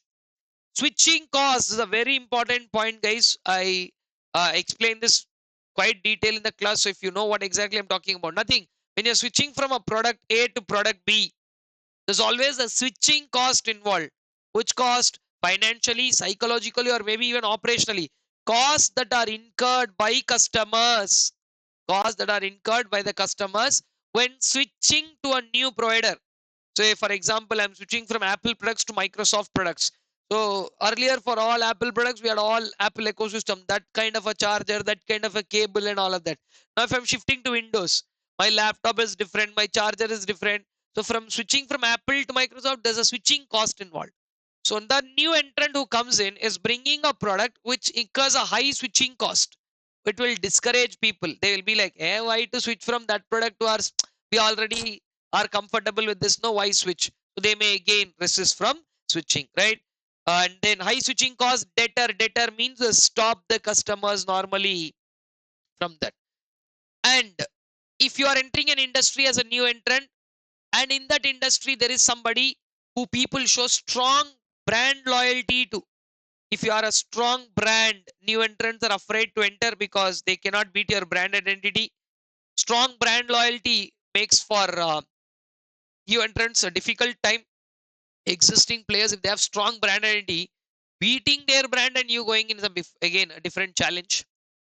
And if existing players have access to all distribution channels, the more the existing firms control the distribution channel, that is, existing players are wholesalers, retailers, they're already available online.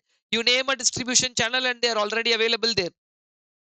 Then there's no way how you as a new entrant can go in and conquer everything out there. So the access to the more existing firms have access to distribution channel, the less will be the chance of new entrant to beat it.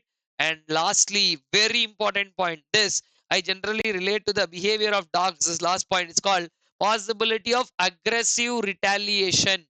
Okay, possibility of what retaliation? Aggressive retaliation. That is, threats of retaliatory actions. Existing players, you see this behavior in dogs. There are some dogs in every street, they keep fighting between themselves all through for the food that they get, this, that and all that. But the moment a new dog enters that street, all these dogs will team up and shout so much that they will force those new dogs to get out. This is called aggressive retaliation. You can understand why. Because already the food supply is limited for the existing dogs itself, they themselves are fighting. So that existing is called market share. Already 10 people are fighting for the existing market share. Now if you allow 11th one, just because 11th one came, market size can't increase, no? Somebody donating food in the street, array, more dogs are there now, let's donate more. They won't do that. Whatever they are doing there. So what will happen? With the same food, if you allow new people to come in, they will also share that. And just imagine if new people, whoever have come in, they have more power than your existing one, then that could obviously create even more a problem. Understood? So it is exactly why one needs to take into consideration the retaliatory actions of the incumbents. Incumbents means existing people. So the incumbent dogs, if they are shouting on the new entrant dog, that's all, the new entrant will get afraid and run away. Why enter a market? Why get shouted and go? So some new entrants are like, Okay, sir, we will not go only. That's the best thing to do. Understood? So these are all something that you have as one of the very, very, very important questions to see there. They are called the possible barriers to the new entrants. See there. Done? Very good. Please go through it. You have an ability to put me on pause wherever you want, so you can do that. And I hope you're doing it whenever needed. Now, moving on to the second Michael Porter's force is called buyer's bargaining power. Buyer, if they are fully aware, right? Guys, if you remember the shopping with mom example here, I went to shopping with my mom. She will ask a 800 product for 80 rupees. Does it ring a bell? And I hope those of you listening to this for the first time, I'll just tell you a quick example. So if I go around shopping with my mom, she puts the shop person and us to the embarrassment. Shop fellow will say 80 rupees, 800 rupees. She will bargain it by simply striking off one zero, say 80 rupees. I am like, what is going on here? Did you hear properly? He said 800. Then she'll be like, hey, you wait, you don't know anything.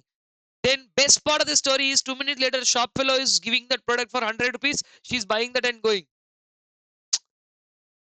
800 rupees he told.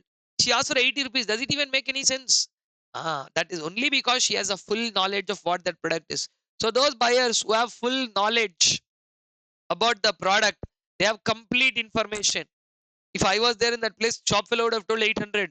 I'll be like, no, no, no, you have to give me for 750 rupees. 800 is too much. Shop fellow will be like, no, sir, please. 750 is too less. I won't make anything out of that. Please pay 780. I would have paid 780 and bought that product and gone home thinking that I bargain. 20 rupees bargain. 800 he told I bought for 780. When I go home and tell I bought it for 780 and they reveal that price actually 80, you paid 700 more. So there'll be a heartbreak. Not only heartbreak, if I do that with my mom, she'll cut my meals also. So that is why in territories where you are less aware, it's better that you shut your mouth. Do let those people bargain who are the best in their business, right? So look at that point properly. But tell me something. When will buyers also be able to do that?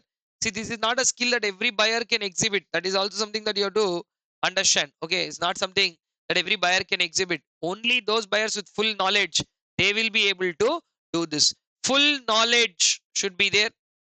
And if buyers are big buyers who are like bulk buyers, buyers who spend significantly. Nowadays, DMart is a big buyer. DMart buys directly from Hindustan Lever, Britannia, Dabur, everybody. They make orders of such big size. That is why you are able to see DMart able to sell at a lower price than the others. Because when they procure only, they procure at such lower price because that is the kind of confidence that they have that they can sell. So they buy so much quantity that they are big buyers. They can bargain better. Products non-criticality. If a product is very essential to me, I will go to any extent to buy that product at any price. But when the product is not very essential, shop fellow is telling, you buy this product. I'm like, not required. I'm going. So when you say I'm going, they understand that okay, it's not very essential to you. So if the product is not very essential to buyers' needs, you can command a more bargaining power. But if if the product is more essential, shopkeeper knows, array, this product is very essential to this fellow. He will not go from here without buying. Then if you do that acting there, I'm going, I'm really going, standing near the door and saying I will go off, he will be like, please go off. Do you want me to open the door? That is supplier's bargaining power. When the supplier knows the product is very crucial to you, they will use that bargain. Same way, if it is not very useful to us, we can use that on there. And plus, people form cartels or groups, concentrated buyers. When buyers all team up, which is again a strategy from my mom and her friends, right? They do with all these vegetable vendors, sari vendors. They'll, a group of she and her friends will sit there and they'll, target the sari vendor. Be like, look, we are 5 people. We are going to buy 2 saris each, 10 saris, and give me at this price. If you are not giving at this price, none of us will buy. Sari vendor will be like, what should I do? Vegetable vendor also, right? They'll tell per kilo, this is the price. So many of us are there. All of us will buy 1-2 kilos. In fact, we will empty your cart. Your whole business will happen off with us only. Are you giving at this price or not? No, that fellow will analyze everything and he'll be like, okay, if I'm getting a little margin also, I don't need to, roam around 10 places to sell. I can tell 10 people here. But then again, she's threatening. If you don't give at this price, not me, none of my team will buy. Bargaining power of grouping, right? think all I told you in the beginning, strategic management is a wonderful subject, it's a way of life. It is what you see around. So these are very simple practical examples. And most importantly, if the buyers can easily switch from one product to other, easily switch the product with substitutes, will threaten the supplier. Array, give me at this price. If you are giving, I will take. If you are not giving, I will easily switch to a substitute. Now that fellow will be on his toes. Array, where really if this fellow will go off. Understood? So these 5 points are there, which are absolutely a possible short answer question to ask you. What are those factors that increase the buyer's bargaining? Similarly, suppliers can also influence bargaining powers because suppliers are also key people. What will they do? If you see, buyers, suppliers with specialized offerings and limited competition. Two types of suppliers. Supplier influence is high when supplier specialized offering. Supplier knows, array, our product is special. This guy will not go anywhere without buying our product. So let me play with that fellow. So they will, that is why they will tell, I will not give any bargaining. They'll write one board and put no bargain. If you go and bargain, they'll show you that board. But you can't bargain there also because it is your need. So shut your mouth and do it, right? So these people, what are their, obviously, if suppliers have better bargaining power, we will end up paying more for the supplies, and which will impact the cost of raw materials. The cost of raw materials are affected by suppliers' power. So more the bargaining power of the supplier, higher will be the cost of raw material. What are the factors that increase the supplier's bargaining power? Which is nothing but the supplier's product being very crucial to the buyer. And when there are no substitutes, automatically it will be higher. High switching cost. Now you saw new entrants will be discouraged if the new entrant comes with high switching cost. Similarly here, supplier, you are threatening the supplier. As a buyer, you are threatening a supplier. Hey, give me at this product. Give me this product at this price. Otherwise, I'm going. Now supplier knows that you won't switch so easily because the switching cost is high. He'll be like, okay, go. So suppliers will not do that very easily, saying go and all that. But in this case, if the high switching costs are there, they will definitely have that confidence. And more importantly, just like how buyers teamed up, suppliers also, if they are few in number, in oligopoly, they will form groups or cartels. Like the petroleum exporting countries, they formed a group called OPEC, Organization of Petroleum Exporting Countries. All of them together, because when two people fight and third party becomes a winner, that is a loss for everybody and nobody wants to suffer that. So therefore, they will come together. Clear? That is the third factor. Then comes another very important Michael Porter force, the nature of rivalry. Who are rivals? Rivals are people who sell the same product as we do. They're targeting the same customers. Rivalry impacts your significant strategic decisions. The impact will depend on how much is their intensity. If rivals are of low intensity, you don't have to break your head, you don't have to bother much. You'll be like, okay, sir, rivals only. No, not a big deal. But if the intensity of rivals are high, high rivalry increases the cost and decrease profitability. Now, that is definitely a matter of concern, because if high rivalry is there and it is decreasing your profitability, I will have to be little bothered. Now, sir, what are those factors that will influence the rivalry? Let us talk about another exam question, which is if those 7 points that are there in barriers to new entrant is not asked, this can be asked, right? Definitely something or the other, and somewhere or the other, not something, somewhere or the other.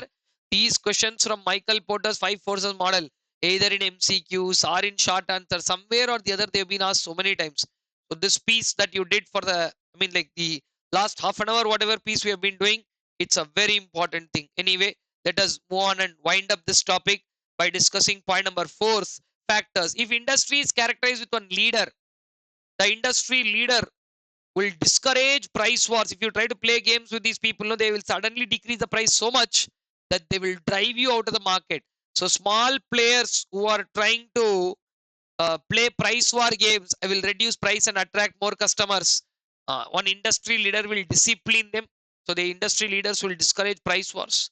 Two, too many number of competitors. Now the question is, why competition is cutthroat? What are the factors influencing rivalry? Why is there a cutthroat competition? The cutthroat competition is there because of presence of industry leader.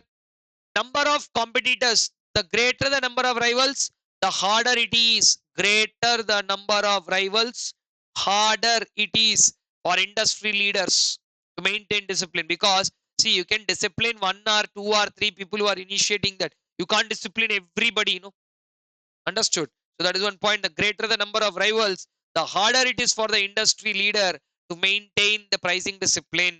Similarly, talking about high fixed cost. Now, these 2 points that you see here, these these are 2 points in such a way that I am being affected for no mistake of mine. So, what are you saying? My competitors' fixed costs are high. Because they have high fixed costs, they are willing to produce more to cover the fixed cost. Now, you understand the logic? Their fixed cost is high, so they are producing more, and because they are producing more, they are leaving more supply into the market. And because these guys are having more supply, overall per unit cost is declining. Supply and demand interaction only, is price. Because too much supply is there, the per unit pricing falls down. So some idiot having some high fixed cost somewhere is impacting all the other competitors. Similarly, if an industry has exit barriers, some people want to say buy and get out of the industry, but they are not going. Some people want to in the sense they want to exit, or they are seeking ways to exit, but that's not happening. And it's like, why is it not happening? This is the reason. Exit barriers are there. Now, simple logic. Exit barrier is there. He doesn't want to go. What will do? He is there within the industry. Now he is not going and he's within the industry. Will he fold his hands and sit in the industry? No. They'll produce. And to cover fixed cost, they'll again produce. And because fixed costs are to be recovered and they produce, again they add up to supply. So whoever are staying in the industry because their fixed costs are high and exit barriers are there, others are facing the heat. My fixed costs are not high. Somebody's fixed costs are high, so I am facing the music. Somebody is not exiting, so I'm facing the music. These 2 points are so disastrous that the intensity of competition is rising even without my mistake. Point number 5 is a straight arrow. The competitor's product is different. They have some uniqueness. Chalo, very good. If the products are highly differentiated, that will increase the intensity of competition. No, sir, our product and others' products are not differentiated at all. Like, say, memory card. Whether you buy a Transcend memory card or a SanDisk memory card doesn't make sense. 32 GB or 64 GB, that makes sense. So then you went to buy coal. Give me A brand coal, B brand coal, C brand coal. We don't. Coal is coal. Every coal will burn, right? So indifferent products like sometimes coal, natural resource basically, or gold. When you want to buy ornament gold, shape of ornament, design, I'm not talking about that. Raw gold, silver.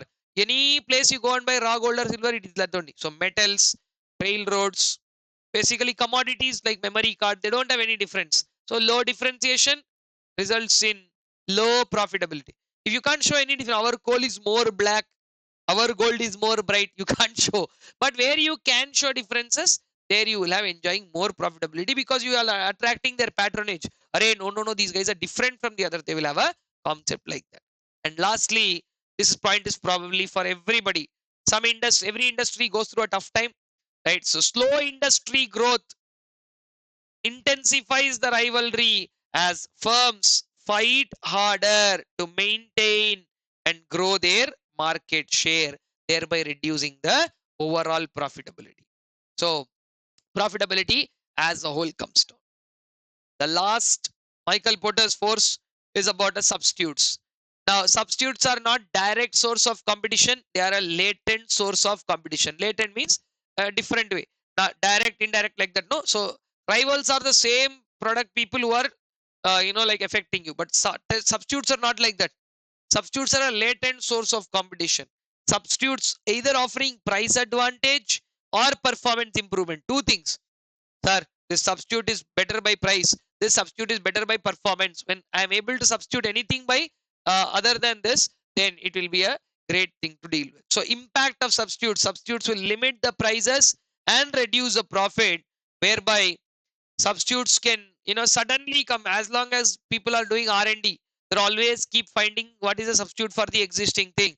So suddenly if an R&D clicks, right, if R&D investments work well and a substitute comes over, that's all, the existing product will be done. Like, say for example, for our earlier in beds they used to use coir mattresses. Synthetic fiber came and ruined the entire coir. So synthetic fiber substituted coir, right? real estate, insurance, bonds, bank deposits, all these are substitutes to common stock means equity share. Instead of buying equity shares, you can invest. See, look at the number of investments that, I mean, like, what do you say? Alternatives that are available. So, like that. For one, if more substitutes are there, intensity of competition will be high. If less substitutes are there, intensity of competition will be low. If no substitutes are there for a product, you don't have to worry about that force at all. These are Porter's 5 forces that can have a significant impact, right? Check this out. Everything summarized. I want you to take a more clearer look at these points. The 5 forces model is one very important topic. I think we have been doing this for about the last 25 minutes. So I want you to go through that very thoroughly so that we can talk about 2 more small aspects are there in the same topic. And then we have some things to discuss in the further final topics of this particular chapter. So if you can run down that story. Porter's 5 forces model, very good. At this point of time, you can go ahead and edit your comment to add Porter's 5 forces model tick, right? So I think you've been doing the aspect. Stage 1 completed. Then in stage 2, we moved about analysis. We talked about analysis. I mean, because this is a very important juncture in the syllabus. So you can say Porter's 5 forces model completed. Okay. So then because after this, we are going to mark the next completed at Mendelows Matrix. And then end of stage 2, we will mark. So right now, management, strategy, strategic management. We did strategic management, stage 1, right? And then we are doing stage 2 right now. In that, we talked about the external analysis, the first part, where we have driven topics of strategic analysis, business environment, macro factors. And then we came to, I mean, of course, including globalization and the macro factor. And then we are talking about product, we are talking about value chain, and then we have talked successfully about the 5 forces model, right? It's close to the 75 to 80% of this chapter, because I have experience curve to be followed by a value creation topic, then market and customer, and then competitive landscape and key success factors. So I think another probably half an hour, 35 minutes discussion is pending from the, or revision is pending from the second chapter. We will do that. And meanwhile, if you guys want to take a pause on at this point of time and run through it, not a complete break, maybe a pause, and come back, we will resume the further discussion. All right, guys, I hope you have gone through. Let us move on to the next topic. Normally in this module, what you see, the next one is a experience curve topic. But I would like to, since we have a chance, I would like to quickly discuss one important point here, which talks about the attractiveness of industry. A question that is important and asked in the exam, bringing that to you. It is how attractive an industry is. While determining, this topic basically is about determining whether an industry is attractive or unattractive. If you determine an industry is not very attractive, we will for some time hold back and say, okay, let us not continue in this industry, like that. Okay, so to decide that, what are the factors, what are the key factors? So this is an exam level question. What are the key factors to determine whether an industry is attractive or not? First point, the very easy one, whether the industry has good growth potential or not, right? Is it futuristically viable? That is a keyword. Evaluates whether the industry is futuristically viable. 2, competitive forces. All the 5 forces that we just finished reading up, those assess if the current competition, does it allow profitability? No, sir, the current competition is not letting us be profitable. Somewhere or the other, it is somewhat helping us incurring a loss only. There is nothing that then in that industry is not very attractive. Then some of the driving forces, whether the industry will be positively or negatively impacted. What are the few driving forces? Change in government policy, change in law or regulation, entry exit of some major competitor. Anything can be a possible driving force which will tell you whether this industry, now one very solid player in the industry moved away from the industry, that gave you enough chance for you to do something good. So like that, what will you be what will this be meaning to you for future? The driving forces you have to check. Organization's competitive position in comparison with the others, right? We will do an evaluation to say, will the organization go stronger or weaker within the industry? Sir, less number of competitors are there, we can capitalize this situation and grow stronger. Same way with point 5 and 6, capitalizing on weaker rivals and defense against unattractive forces, right? Others weaknesses, can you use it to make a solid position, leveraging the weakness of competitors? If you can do that, and also turn unattractive, see in the class we have underlined each and every word here, unattractive situations into opportunities, because I've been explaining this point so many times. What is unattractive for other people in the industry, it is not necessary that it has to be unattractive for everybody. So something which is weak for a rival, so on a weaker rivals note, you're capitalizing. Defense against unattractive factors, right? How will you beat those threats? How can the company counteract? So what is the company's ability to counteract the industry challenges? And also you're talking about the element of risk and uncertainty involved, where it evaluates the degree of uncertainty, evaluate how much uncertainty is there, evaluate the degree of uncertainty in the industry's future. We are also talking about industry wide problems. So this is not your problem alone, this is a problem of the entire industry. So can we do something about it? Analyzing the severity of issues affecting the entire industry, we're seeing that. And then contribution to other business interests, it analyzes whether continued participation, if you continue to participate in this, does it add to the company's success, add to the company's success in other business areas. That is what we are looking at. And then it is followed by, see, please understand, if the profit prospects in the industry are above average and below average, if it is above average, it's considered attractive. If it is below average, it is considered unattractive. Now, your average profit is something like the, you remember goodwill computation where you have studied about NRR, the normal rate of return. That one only. So attractiveness depends on the firm's strength. Weak competitors, this is a very interesting line. Weak competitors may find an industry unattractive, while the strong competitors may find the same industry for giving you opportunities. So how could be this one for somebody and another for somebody else? That is the logic that I was talking about.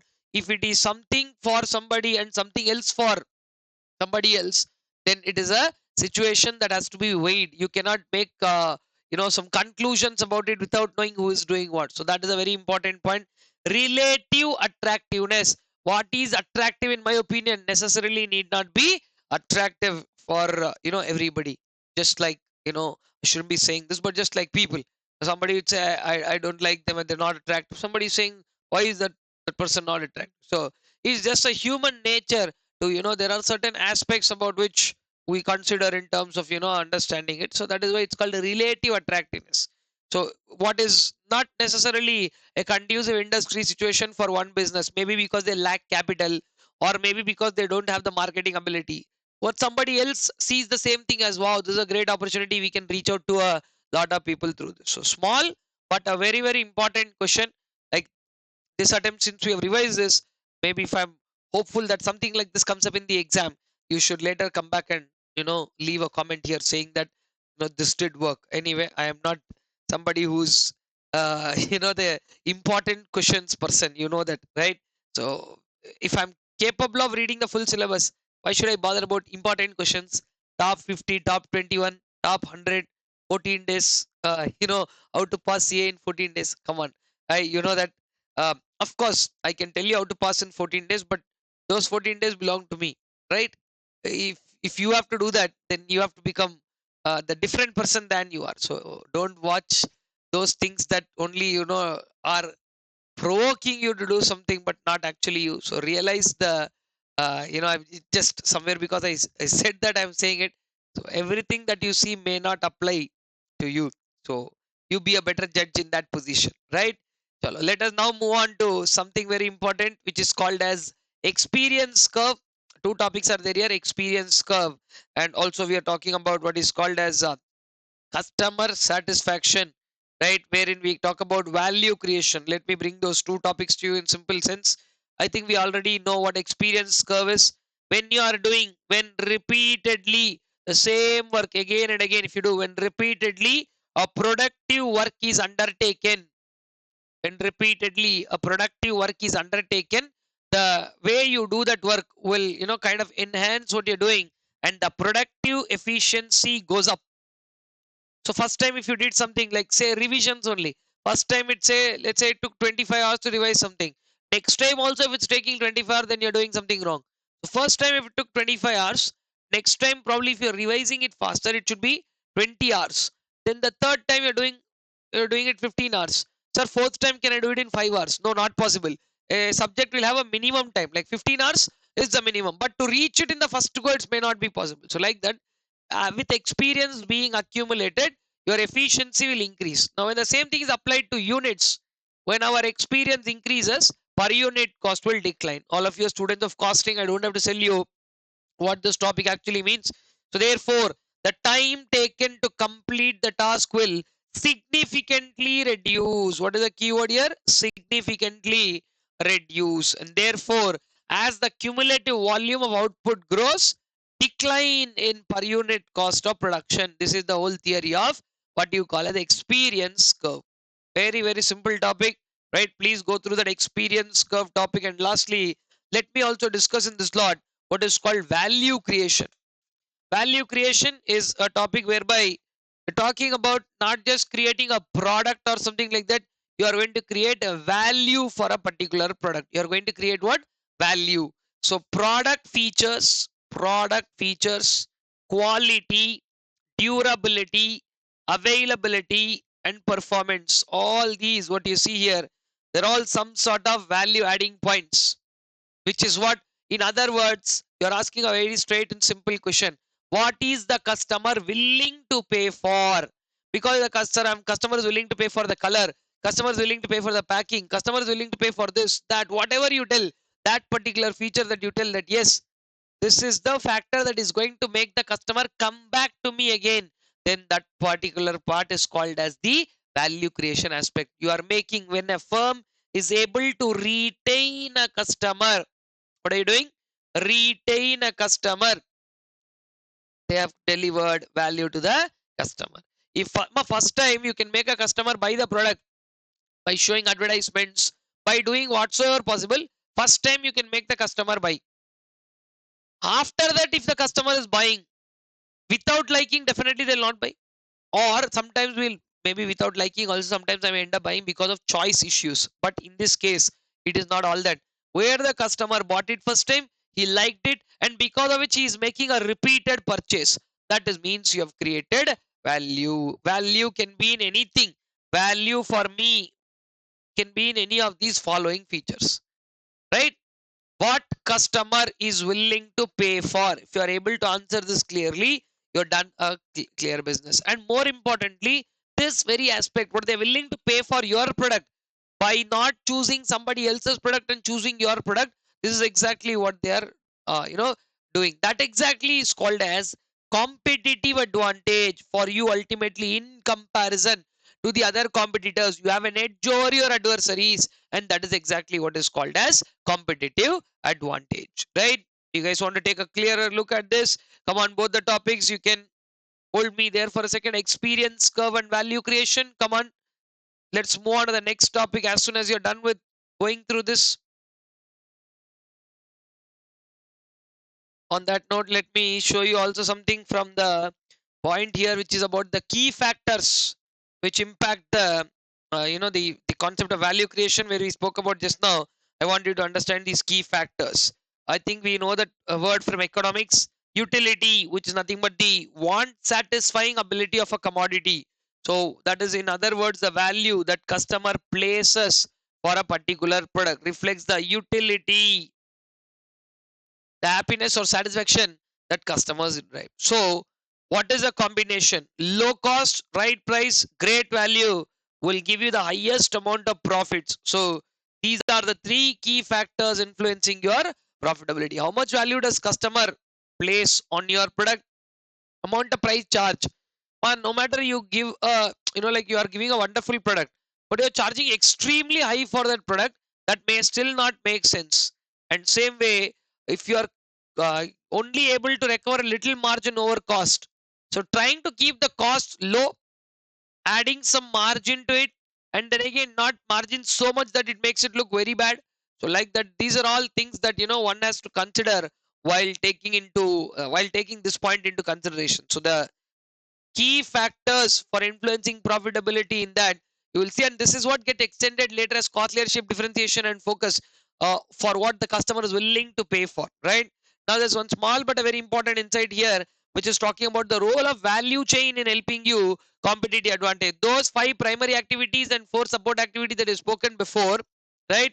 So the core activities of those and the 4 activities that you see as support activities, you have to understand which one you are doing better, because only from those 9 aspects there will be something that you are doing better than the others, which will help you get this competitive advantage, right?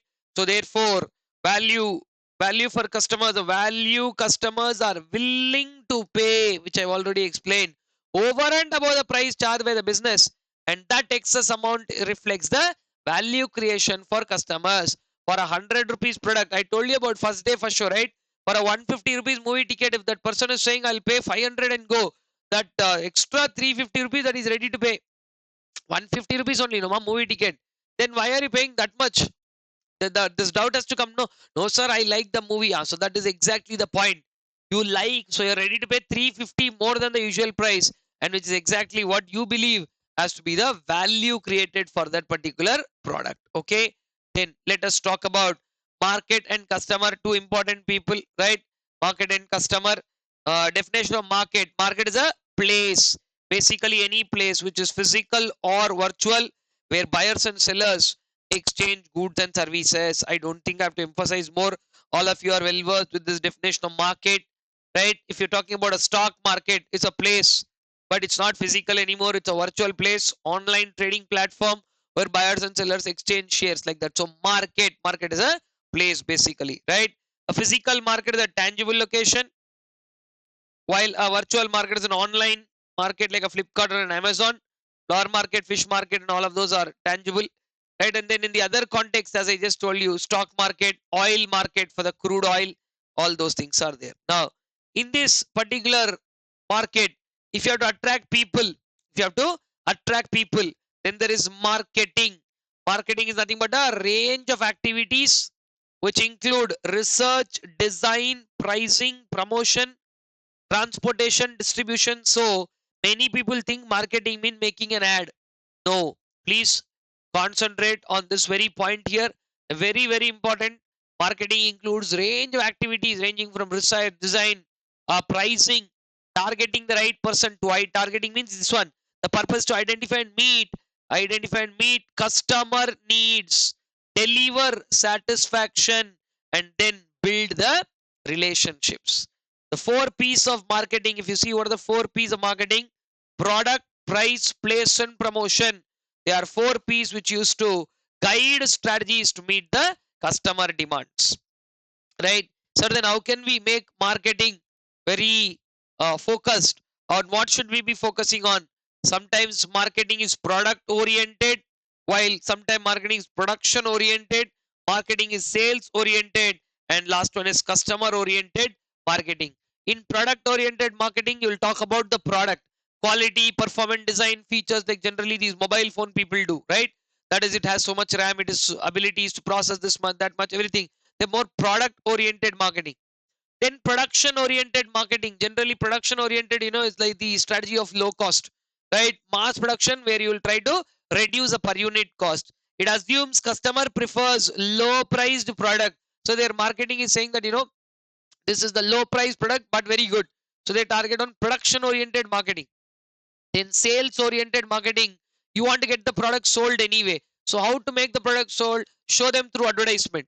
Focus on spending on advertisement, sales, promotions, and anything to do to persuade customers. Modern day marketing, many of them are sales oriented, but if you have to do a marketing which ultimately works, and if it ultimately runs down in the hearts of the customer. It is customer or market oriented marketing, right? Understand the pulse of the customer. Customer centric approach. What is the customer willing to pay for? From the previous topic, you find that out. Prioritizing customer needs. Prioritizing customer needs and market dynamics for creating better value. For creating a better value proposition. If you are able to do these 4 points, right? Production oriented, product oriented, sales oriented. I'm again expecting this question. If it comes out, it should be one of the easiest things to grab marks. Marketing orientation. In the last one, a little explanation of what is a customer centric approach. Businesses should continuously learn from customers as to what they want. As to what they want. And the goal is to ultimately create value propositions which are tailored to the customer needs for better satisfaction and success. Better satisfaction and success. Keep it very simple and you should be in a position to or be able to achieve that. Okay. So this is about the first part of that marketing aspect. Then the second part here is about customer. I hope all of you know that is difference between customer and consumer, right? A person who buys the product is called customer, and a business cannot exist without a customer. Customer is the person who buys the product, while consumer is the one who ultimately uses it. I think till here all of you have already seen marketing, any person who bought, customer, consumer. Now let me just show you this, because let's just see whether everything is covered here. Marketplace, this one, marketing, 4 P's. Any person who buys a product or is called customer. Groups are based on age, gender, geography. I think customer groups you can make them, and customer maybe and consumer maybe same, can also be different. The person who ultimately uses the product is called as consumer. I think all those have also been summarized. Now let's talk about a point which is a very important uh, question, because this has come in the exam. When you are conducting a strategic analysis, one of the micro factors, right? Macro factors already we analyzed. Micro factors we already talked about. Product, we talked about the 5 forces, that is about competitors and all that. One of the important micro force who can have a significant impact on you again is our consumer. The consumer behavior and the way consumers are influenced will make a lot of deal. How do you do their analysis? You conduct survey, study past data, or do a customer profiling. But I would like definitely you all to bother about this one a little bit more here. What is that you have to bother a little bit more is everything to do with, let me bring that on your screen quickly. Yes, here, customer analysis. I want all of you to have a clear understanding. What are the key activities in customer analysis? What are you analyzing about the customer? Study the consumer data, positioning, profiles, segmentation. That's what I told you now. Now,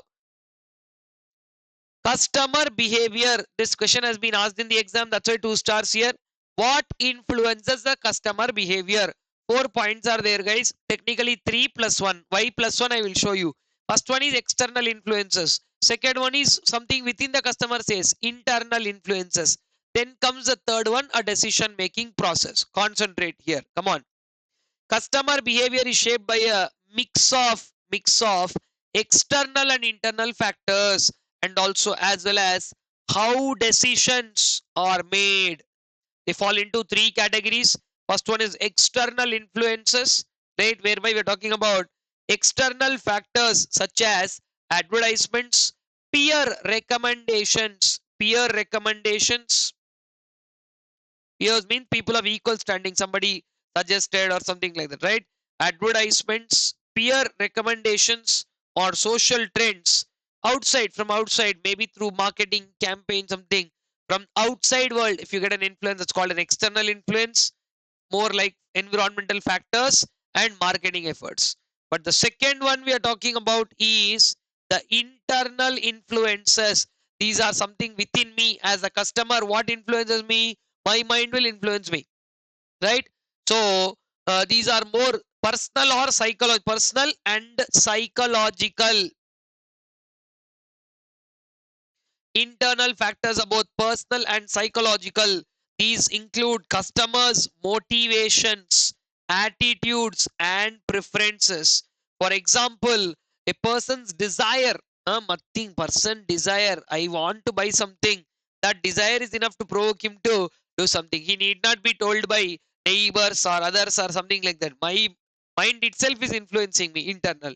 Then comes a decision making process, whether it is worth buying a product or not. All as customers, many people don't do that, that's a different story, but everybody as a customer should do this, right? When making decisions, especially that too for significant purchases. Which purchases? For significant purchases, customers follow a few steps. What are those? One, identify the need. To recognizing a need or desire that's unmet, looking for alternatives that can meet, and gathering information and weighing on the pros and cons, and finally make a choice based on the decision of their evaluation. These, like everybody every time will not take a white paper and write a list. This is, you want to buy a pen, what will you do? You'll go to the nearest stationery shop and ask pen. But sometimes some people are very choosy. Now, on a random day, you want to buy a pen, shopkeeper is asking which pen. Give some pen, sir, you are taking, because you're not bothered. But if it's your exam, then you will tell a brand, give me Renaults or Cello or this or that. Why? Because you're very specific. Can you do a casual walk like this into, you went into the car showroom and you're like, give which car, any car you give. We can't do that because car is a highly priced product. So there you will do these 4 steps. Do I really need a car? Okay, yes, I want to buy a car. Need is there, desire is there. Yes. Then who will meet? Okay, 1, 2, 3. In my range, budget 25 lakhs of cars, these are there. 50 lakhs car, these are there. I'm ready to spend 1 crore. Then these cars are there. Then do a little bit of research in that also. See, somebody who's buying a 1 crore car also will not go blindly buy. Maybe his personal choice is like, I like the rings in Audi, right? Oh, no, sir, I like the feel in BMW, or I like the luxury in Merc. Whatever it is, his choice, right? And then you choose and make a final decision. This has been asked in the exam, guys. These 3 steps, I want you to one more time revise along with me. What will influence the customer behavior? External influences, internal influences, and a decision making process. Now, what is very important is the post purchase evaluation. Before buying a product, you'll have something in mind like, okay, how should we buy this product and what should come? But after buying the product, customer assess their satisfaction. Satisfied customers are more likely to buy again. Dissatisfied customers are unlikely. Forget about they're not buying, they will not promote that product also, right? But if a customer is satisfied, they're very likely to recommend that product to the others also.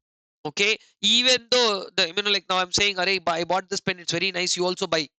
The pen company didn't give me any money, but still because I like the use, I recommended it to the others. Like just like movie, we watched a movie, production house didn't pay me any money, I'll tell my friend, Arey, nice movie, you can also watch, just out of passing on a good suggestion, that's all, right?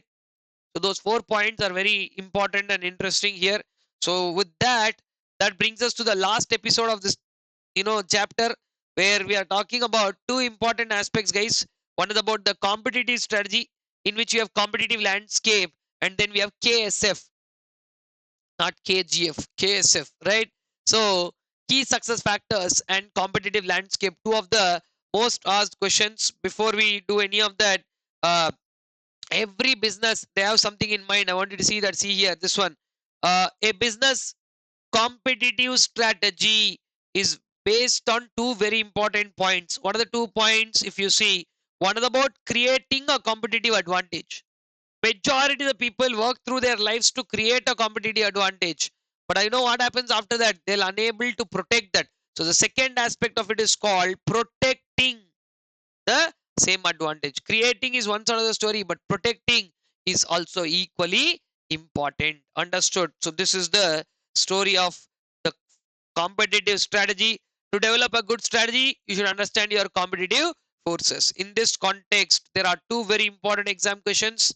What are the factors to consider while doing a competitive landscape? This one is a 2 star, 3 star, already put there one more time for you. I've done that. Competitive landscape, multiple time they've asked that question, these 5 points, right? Identify the competitors, understand the competitors, determine what their strengths are, determine what their weaknesses are, combine and put all the information into a meaningful assessment, and the story will be taken care of. This is something, these are the 5 steps in competitive landscape. And in every point, we have a key question. The first step is to understand who the competitors are and who are my competitors and how large are they. First question. Two, understand them. That is little more detailing. So how will you understand about competitors? Read from magazines. Nowadays, you have social media handles to tell what your competitors are doing. Try to find out from industry reports, social media, learn about their products. You can go to Amazon or Flipkart and see what products they have listed, how others are commenting about their products on Amazon or Flipkart. Then what is their strength, what are their strengths. That is, in this, the key set of questions are, how do they you know, fix their financial situation, what is their financial position, cost or price advantages, what might they do next, at least gauging what they can do next, how strong is the distribution network, who are their human resources, are there any employees with them that we don't have, and how is it they've become so strong like this. And then determine competitors weaknesses, right? Because their weakness could become, you know, something that you can attack and bridge the gap. What do they fall short? Try to understand about what are they lacking or struggling, and then combine all this information, prepare a neat report, assess the gaps, right? Where we call this a gap analysis, assess those gaps, determine areas for improvement and strategies to capitalize on the competitors weaknesses. Some of the key questions that you can see here are, what can the business do with this information, what improvements are needed in this story, what are they talking about, what can the business do, what improvements are needed, how can the firm take advantage, how can the firm take advantage of the competitors weaknesses. By following all these steps that we discussed above, you can gain a clear advantage of what understanding you want to have. And that only I have summarized here. For competitive landscape, it is understanding competitive requires application of competitive intelligence. This line has come in the multiple choice question so many times. So what is called competitive intelligence, and that is exactly what we are looking for in this story. The last but the very important piece comes to KSF, which are called as key success factors. Key success factors are nothing but those things that affect the industry members, whoever are there in that industry, they get affected by something called as key success factors, right? On what basis do customers choose a particular product? Why are they not choosing others product, and why are they choosing a particular product? What is the basis? Two, what resources and competitive capabilities are needed to achieve that competitive advantage?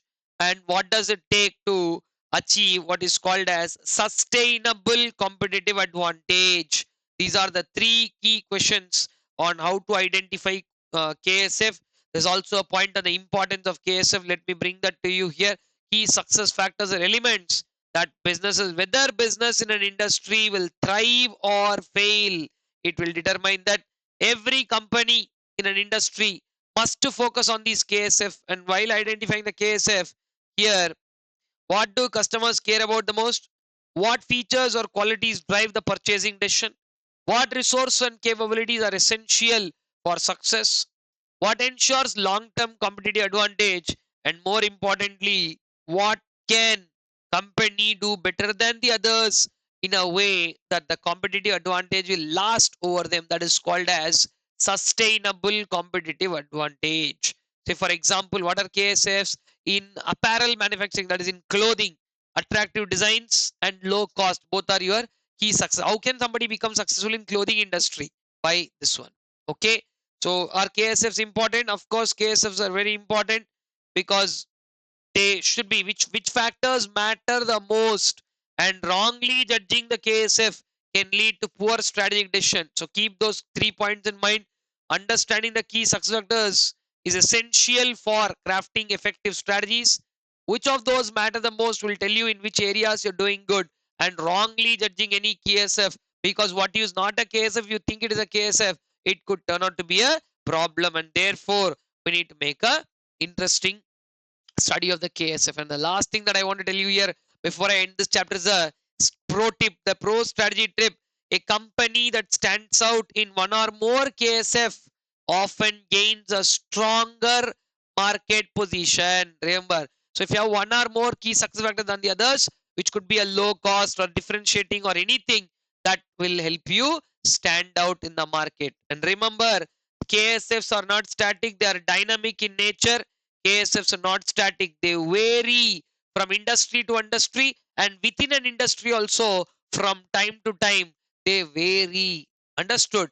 And because of this variation, some of the key success factors may not be identified by people. Because right now, what are the key success factors? Sometimes technology would be the key success factor. People fail to identify that. Then there could be, suddenly you thought something which is not a key success factor is a key success factor. So those problems can arise, and you may misjudge. So you have to take all of that into consideration. That is why we given there.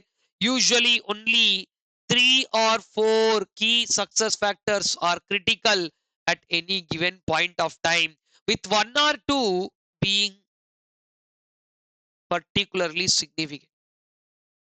Understood?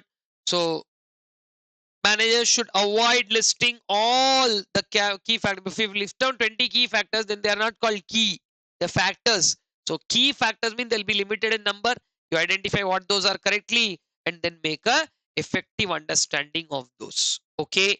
So conclusion: to succeed, companies need to identify few critical KSF and prioritize those while building the strategies. Right.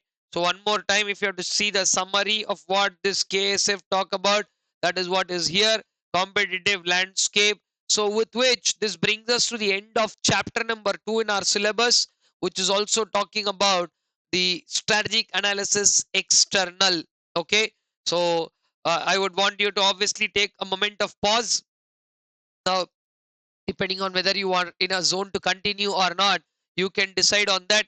But at this point, definitely I would want you to revisit the whole thing that we have discussed in chapters 1 and 2, because you're going stage wise. So we are midway in stage 2. Stage 2 external is done.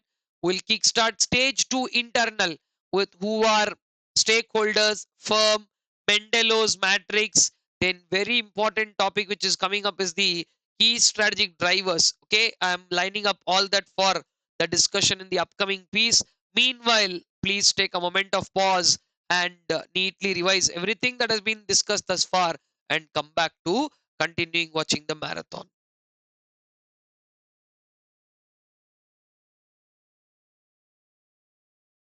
All right, guys, I hope you have gone through that. Now let us move on to the next topic, where we will be discussing about strategic analysis of the internal environment. So let us go with that. All I want you guys to do is to first understand what is the scope of the chapter there. Let us bring that on screen. Yes, strategic analysis of the internal environment. Let me give you a quick overview of what all we are going to talk about.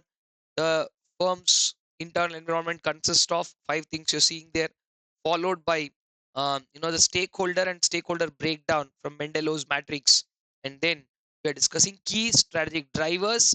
And once that discussion is done, wherein we have a couple of important questions like the strategy group mapping, and we also have the 13 different forms of marketing, right?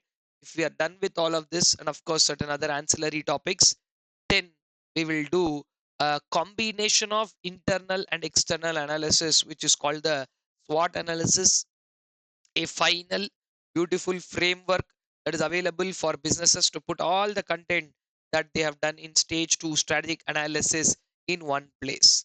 So let us target this in the next space and finish this. Of course, before going to stage 3, which is about crafting a strategy, a couple of standalone topics are there, which are about uh, core competencies and competitive advantage. We will see that. And then towards the later part of the third chapter, you will see Mckinsey's 3 generic strategies, which are part of stage 3 actually. So we will go ahead and have a breakdown there and discuss how stage 3 called crafting the strategy looks like and all of that. So for now, to start with, who are all there in the internal environment? The internal environment of an organization includes people, processes, physical infrastructure, administrative structure, and more importantly, a very, very intangible aspect called the culture. Relation between employees, values, ethics, philosophy that is there in the organization. All this will make up to the culture. Now, culture and its impact in the organization, we are anyway going to discuss in the implementation stage, because no matter what establishments you do, until you bring in a proper culture, it is not going to work in the organization. So, organization structure, the culture, how to establish all this, we are anyway going to see in the chapter 5.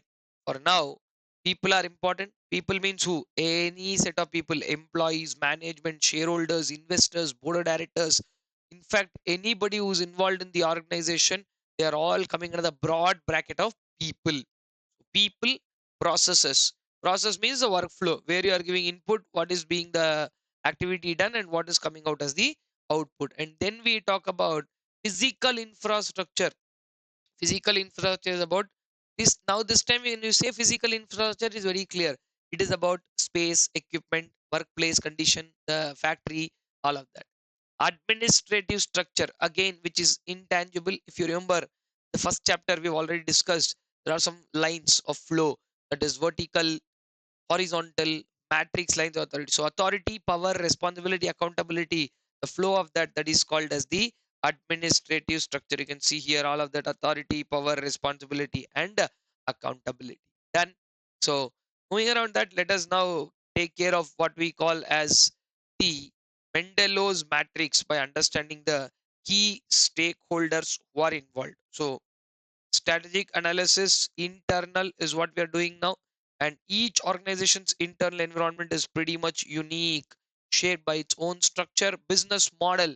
I hope everybody knows these two words: business definition and business model, right? Business definition is about what your business is, while business model is nothing but the way a business generates revenue is called as business model. Very neatly, those of you who have done the um, crash course, this material, full material, though the name was about crash course, we have covered this whole material in such great detail. That is why you see so much being already written. And this marathon should help all of you. So, since we are halfway in the marathon, I'm talking about this. So, this marathon should help you to revise and recollect everything that we discussed.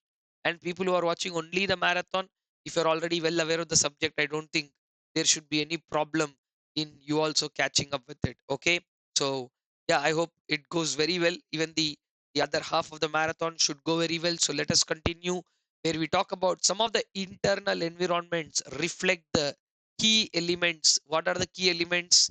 The ethics and principles of an organization, employee satisfaction, how happy are they in working that environment, in the culture, and more importantly, the investors' confidence and other cultural and philosophical aspects which drive the success of the organization. So that is a basic introduction, guys, as to what you will see as the internal environment. But what I am more bothered about is this concept that is coming right after this, which is called as Mendelows Matrix, right? So I've already uh, discussed Mendelows Matrix in thorough terms, right?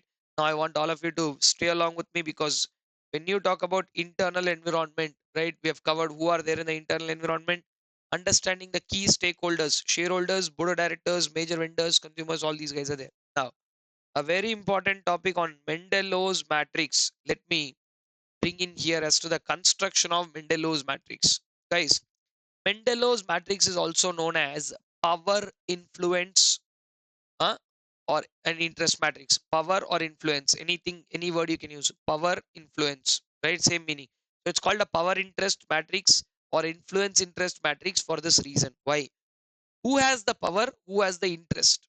Now, let us first get to decode these two words. What is power and what is interest? Power means your ability to exert something in the organization. Then, when we talk about interest in the organization, right? How interested are you financially or otherwise? How interested are you? Now, let us just have some understanding here, right? Who are stakeholders? You saw that stakeholders are somebody who have a interest in the organization. Anybody who has some sort of an interest in the organization is called a stakeholder. Employee, shareholder, investor, supplier, customer, regulators, all these people can be called as stakeholders. Now, if you define the stakeholders, how about defining stakeholders? Stakeholders can be anyone, internal or external, right? Now, two things: an interest in the business and power to influence. These are the two things that stakeholders have. They have an interest in the business, and they also have a slight power to influence the organization's strategy or the performance. Now let's see how they vary. Everybody will they have equal power? No. Will everybody have equal interest? No.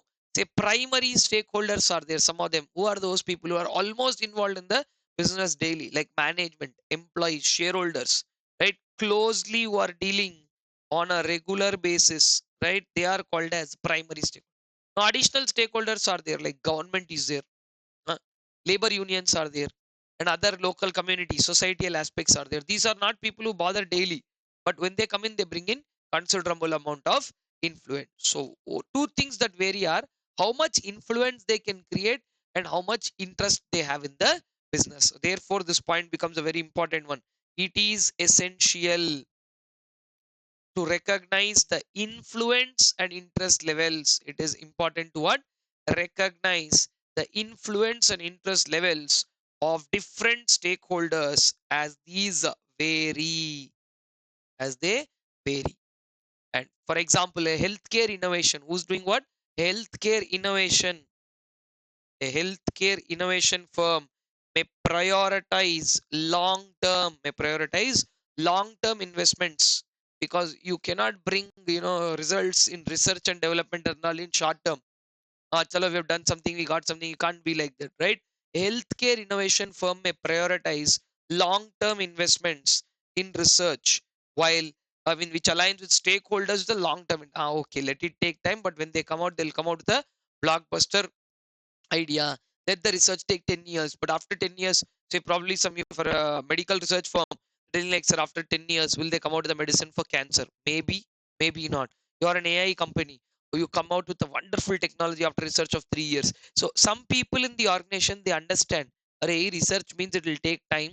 Let them do with patience. But there are some people who are like, no, no, no, I don't want all that. I have to put money and get back my money. These are people who should have, I mean, like, I'm not saying that is wrong. Understood. I'm saying that that type of share stakeholder also will be there. So some are focused on what? Short-term profits. So for people focused on short-term profit, this is not a very viable idea. They should go, probably these are people who should look for stock market investments or something like that. Nothing wrong in thinking like that. No, depends in which company. Some companies, their idea itself is like that, that to make money in the short term. So depending on that, stakeholders should decide. Okay. Now, to understand which stakeholder falls where, right? Mendelow has put up a Mendelows matrix. Now you can go through the key list of key stakeholders. Stakeholders in terms of an OTT platform, like take an OTT platform like Netflix or Prime, you can see shareholders are important. These are people who are holding shares in that entity, who are bothered about creative content, return on investment, top rankings for the organization, how much CSR the organization is doing, and whether the organization is holding high market share. These are their requirements. But if you slightly slide down and look at what are the requirements of CEOs and board directors, who are the likes of management, they're more bothered about prestige, market share, revenues and profits, market rankings. So you can clearly see between one and two how much there is a stark contrast of what each of them want. Then accordingly, if you see from like three and four, major vendors. Who are the major vendors of Netflix? Production houses. They want Netflix's growth, right? Repeat ordering is required for them, because that is how they also grow, and stable margins. And consumers, if you and I are viewers of Netflix or Prime, what do you want? New content every week, something new should come, right? Better deals or pricing benefits, value for money continuously. Movies should keep coming, continuous supply. As viewers, that is what we expect. Employees, what do they expect? Salaries. People working in Prime, and they'll expect what? Wages and benefits, stability of employment, and pride for working for a reputed organization. So like this is a basic insight of who the stakeholders are, and with one example also we are able to cover this. Now moving on, let me come to the uh, you know major exam question. 3 stars already marked. It is one of the very important aspects that have been asked so many times. So if you see what is Mendelows matrix, Mendelows matrix, no, it is also called as Mendelows matrix is called as stakeholder analysis matrix. You are analyzing what? Some stakeholders. Now only you saw the list of stakeholders. We are putting them in the right boxes, right? How? Power, interest, two things, right? Power and interest, these are the two things. Now It helps the organization to understand who is the priority. This is such a simple matrix. All the stakeholders, we are going to put them in 4 categories. You can see what I wrote below. KP, key players. LP, low priority. KI, keep them informed. KS, keep them satisfied. How are these 4 categories being discussed? Based on 2 concepts. One is called the power. Sir, what do you mean by power? Power is nothing but power is the ability of a stakeholder to influence the organization. Just imagine how much power Mr. Mukesh Ambani will be having in Reliance, right? Understand that is what is called the power, ability to influence. Gautam Adani having influence in Adani Group, right? So Ratan Tata, sir, influence in Tata Group. So like that, these are such key individuals. They're called the key players. Their ability to influence the organization is so high. Not only that, plus their interest. My organization should grow.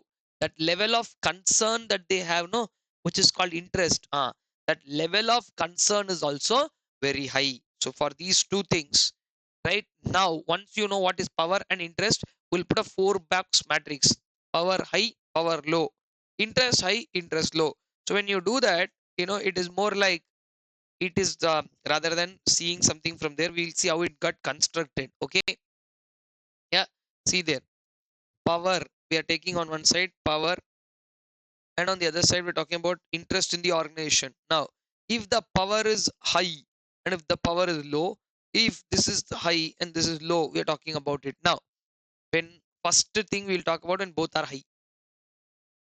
When both are high, very less number of people are there in the organization whose power is also high, and whose interest is also high. They are called as key players. What are they called?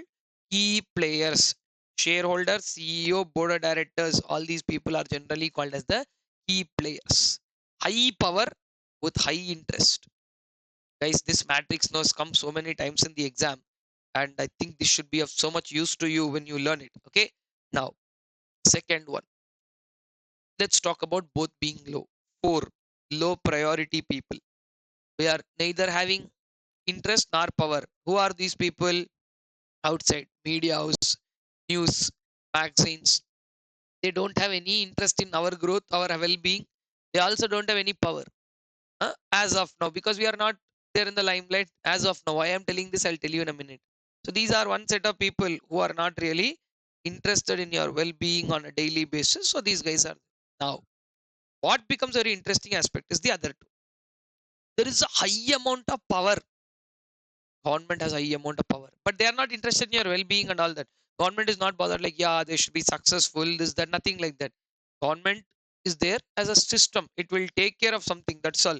They are not bothered in your well-being. They are not, like people who are bothered about a chacha, this organization should grow good. They are not into all that zone. Understood?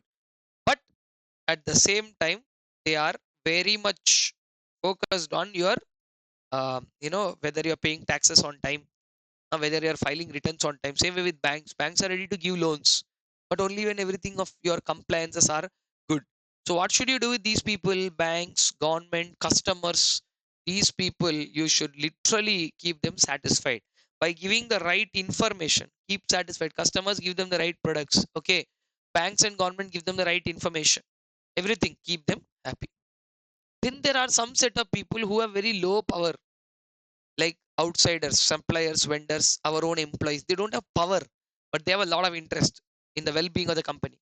Obviously, employees will feel, no, that our company should be good, our company should grow, because if the company grows, that is where their growth is. So they'll always think like that. So for all these people, since they are showing so much interest, be courteous. Sir, be courteous means what? Keep them informed. That's all. You need not file any returns or do something great. Just keep them informed. Give them the necessary details that they need, and they'll be happy. So his understanding is each stakeholder has to be treated in a certain way. That is what Mendelows Matrix talks about. Such an easy, simple matrix, right? We can take a more clearer look here. Power and influence on one side, and the interest of people on the other. So considering that, you can clearly decide as to what exactly the story is. Okay, take a minute. run through this, because now I also want to conclude this topic by telling you one thing very important. Then I'll give you a time to revise here. Sir, will all of them be there in the same box at all times? No, that is what I want you to understand here, because sometimes there is a chance that people hop from one box to the other. Now, like say the company is going for an IPO, company is going for a IPO. What people write in newspapers, right? What people are talking about our company just before our IPO, these become very important things, right? So suddenly those media houses which were of low priority till now, suddenly they get high power. So suddenly they jump from low priority to keep satisfied. You have to give them all the information and keep them satisfied. Did you understand this point? What I'm trying to tell you here? People can jump from one box to the other. That's what I am saying, right? Let me just show you the text of this. Yeah, there you see everything neatly embodied. Key players keep satisfied, keep informed, and low priority. I think I gave 1, 2, 3, 4 so that it be easy to remember. Two things: extreme high, extreme low, 1 and 2 we mark. Then who should be kept satisfied and who should be kept informed. I hope now everybody knows, right?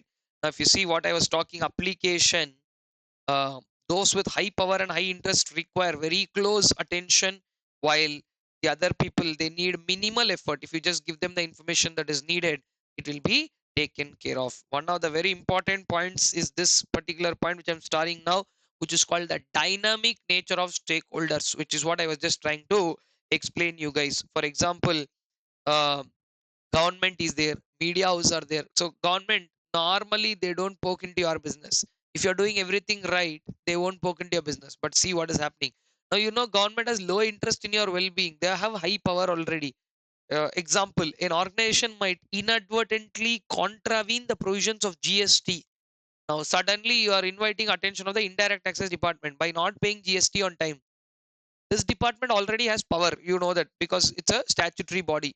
Now, till now they were not bothered in you because you were paying everything on time. Whatever has been going on is nice and all that. But the moment you did this drama, they are now interested in, Ray, what is this entity doing? What is this entity up to?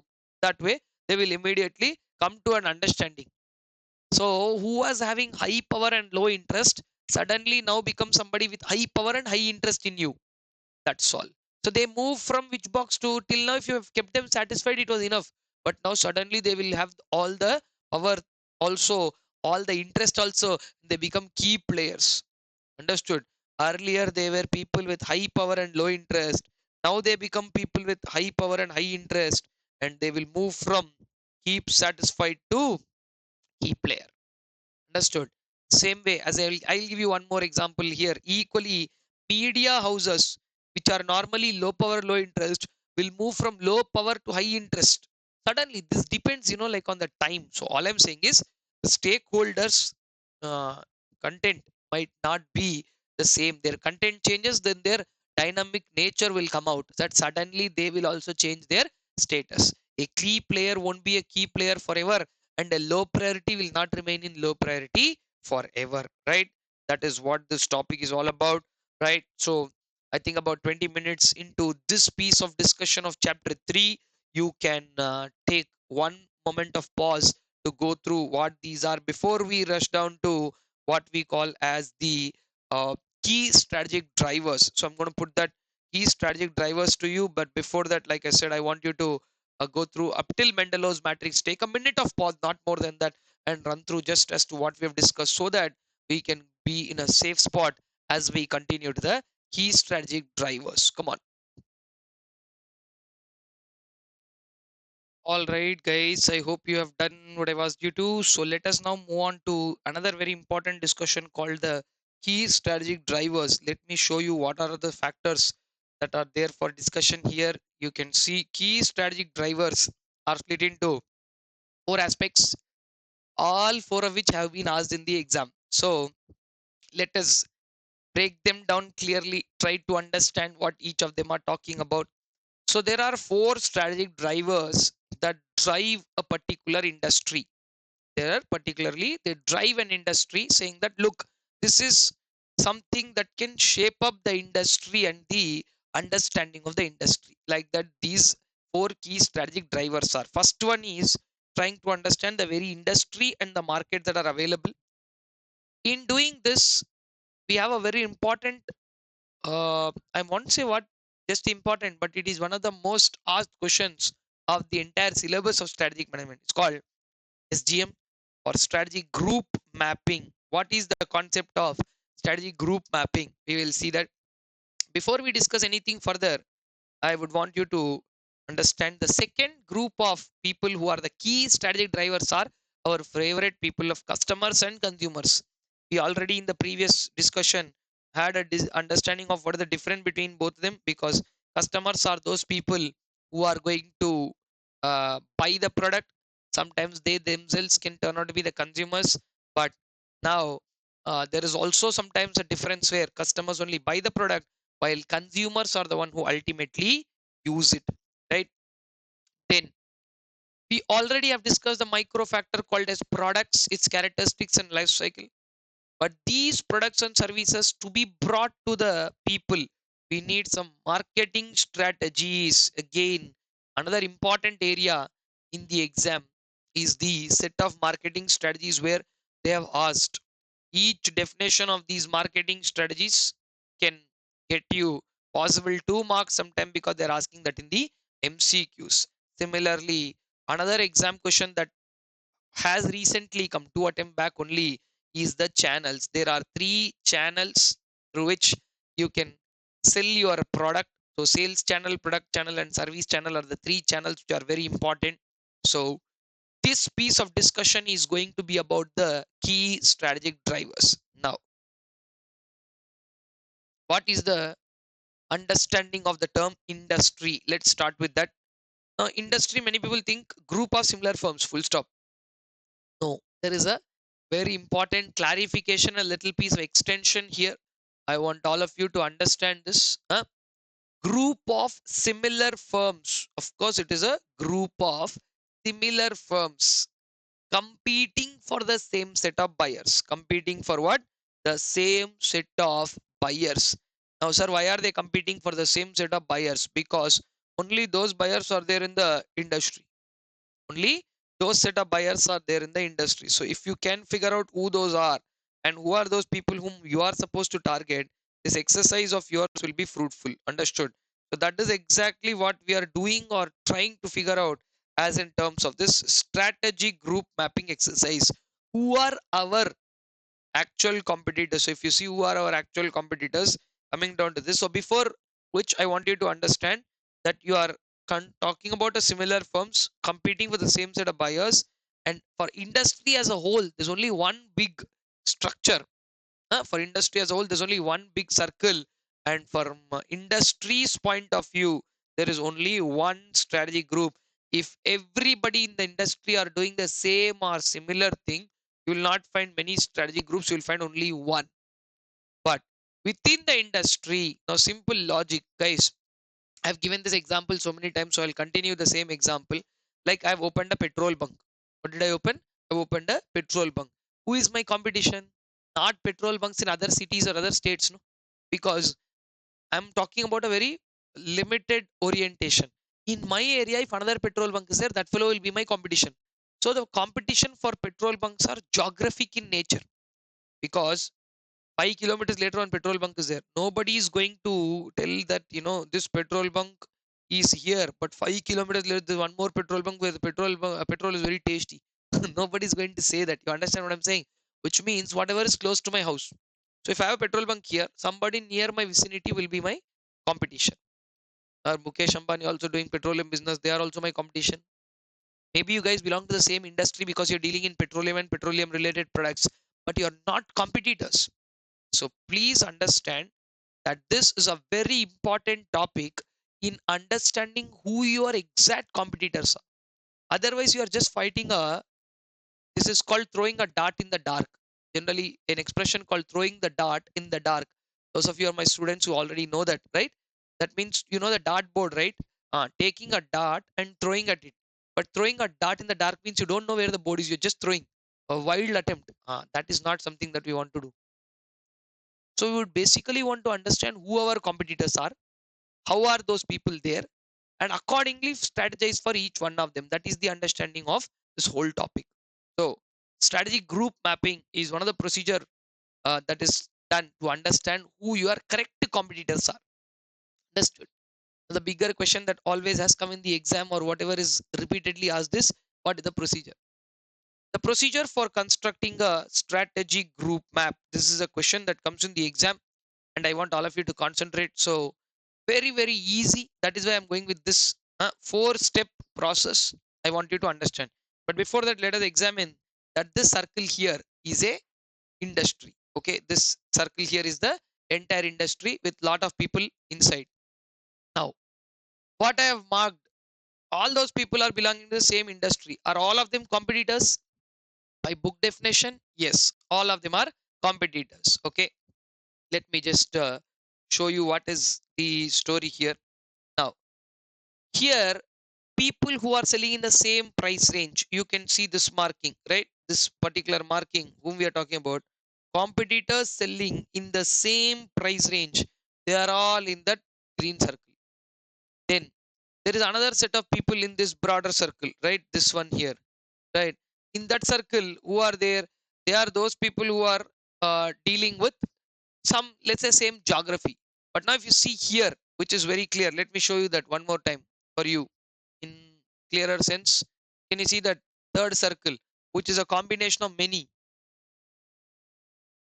Seeing that. So now here, if you see the other circle that is there here, this is an overlap of all those people who are there in the other circles also. So like that, somebody may be a competition to you price wise, somebody may be a competition to you quality wise, somebody may be a competition to you geography wise, somebody may be in the same geography and same price range. So like this, in this circle, if you say one is in the people who are selling in the same price and same geography, and you see that greener circle, it's a combination of two things: same price, same geography. So how did we draw this? For that, we have to follow 4 steps. Very easy. See this. First one, identify the competitive characteristics between you and the others.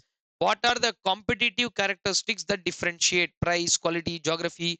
How vertically integrated each one is? Are they doing only one portion of the chain, or many pieces are being done? Who is our right competitor in terms of first to differentiate all this. Now, if you're taking only one variable, what happens is you will still feel so many people are falling in that category. That is why this concept suggests, whenever you're drawing this map, not take two people, plot the firms on a two variable map, not one but a two variable map, using a pair of differentiating characteristics, using a pair of different, not one but take two pair of differentiating characteristics, right? So price, quality, price, geography, geography, quality, like that. Take two characteristics and plot them. Now, who are in the same price range and geography, who are in the same geography and quality, like that, you assign the firms that fall in the same strategic space. Assigning, so like what I did here, those the ones highlighted are the ones who fall in the same strategic space. Then draw circles around each strategic group. Now again, if you understand the story, one big circle is there, no, that is the strategy group for industry as a whole.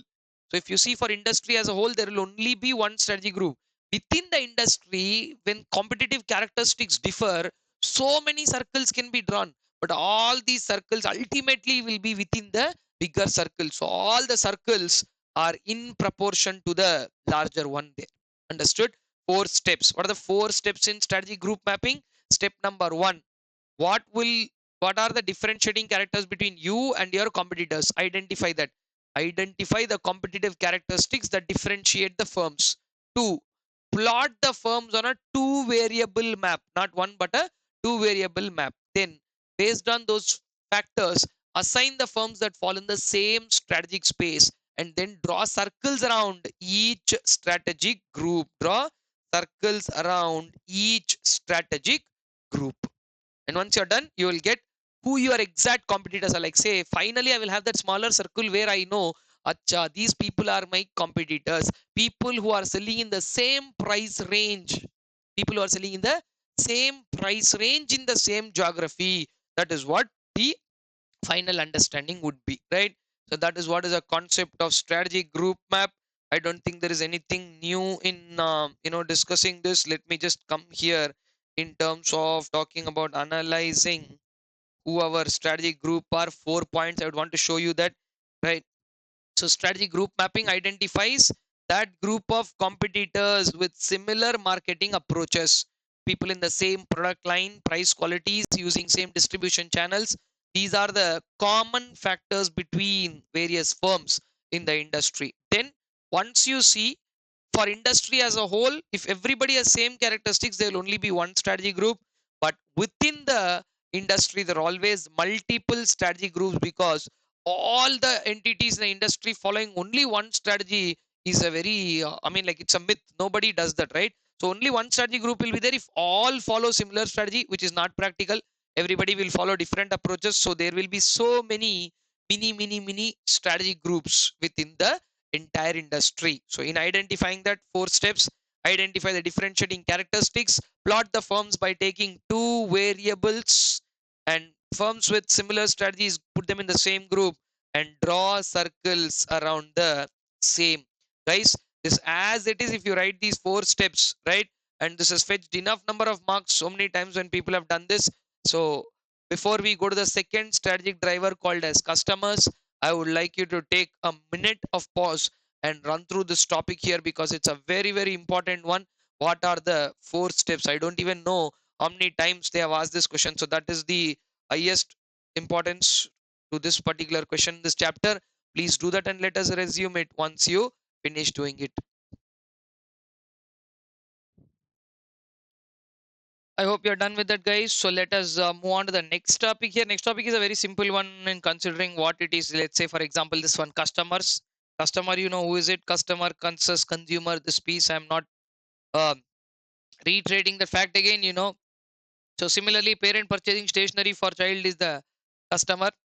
Child who uses is the consumer. So I think that is a very easy bit for you to take care of. Now, moving on to the next one is where the interesting part is products and services. Again, they're reiterating what is a product. We know already what is a product because we have already discussed that quite extensively.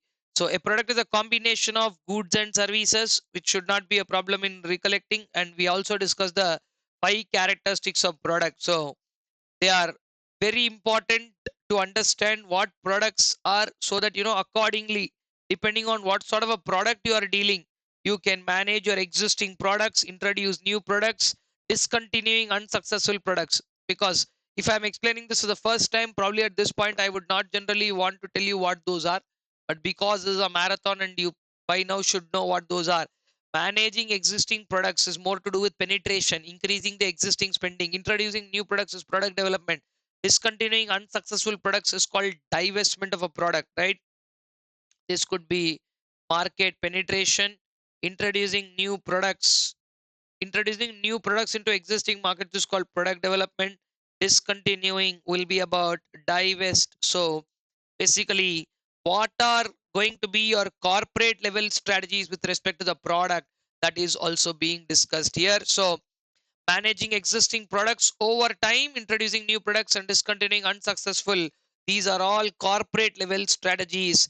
And to help you understand what corporate level strategies are, of course we will do stage 3. But plus, decisions are to be made regarding backpacking, branding, warranties. How much warranty to give? Should we give a limited warranty, lifetime warranty? What should be the packing? Which color should be the packing? What should be the branding? What should be the logo? All of those which make a little sense to that, they have to be given that also. Then, when coming to the types of product, this is to understand how many types of products are there.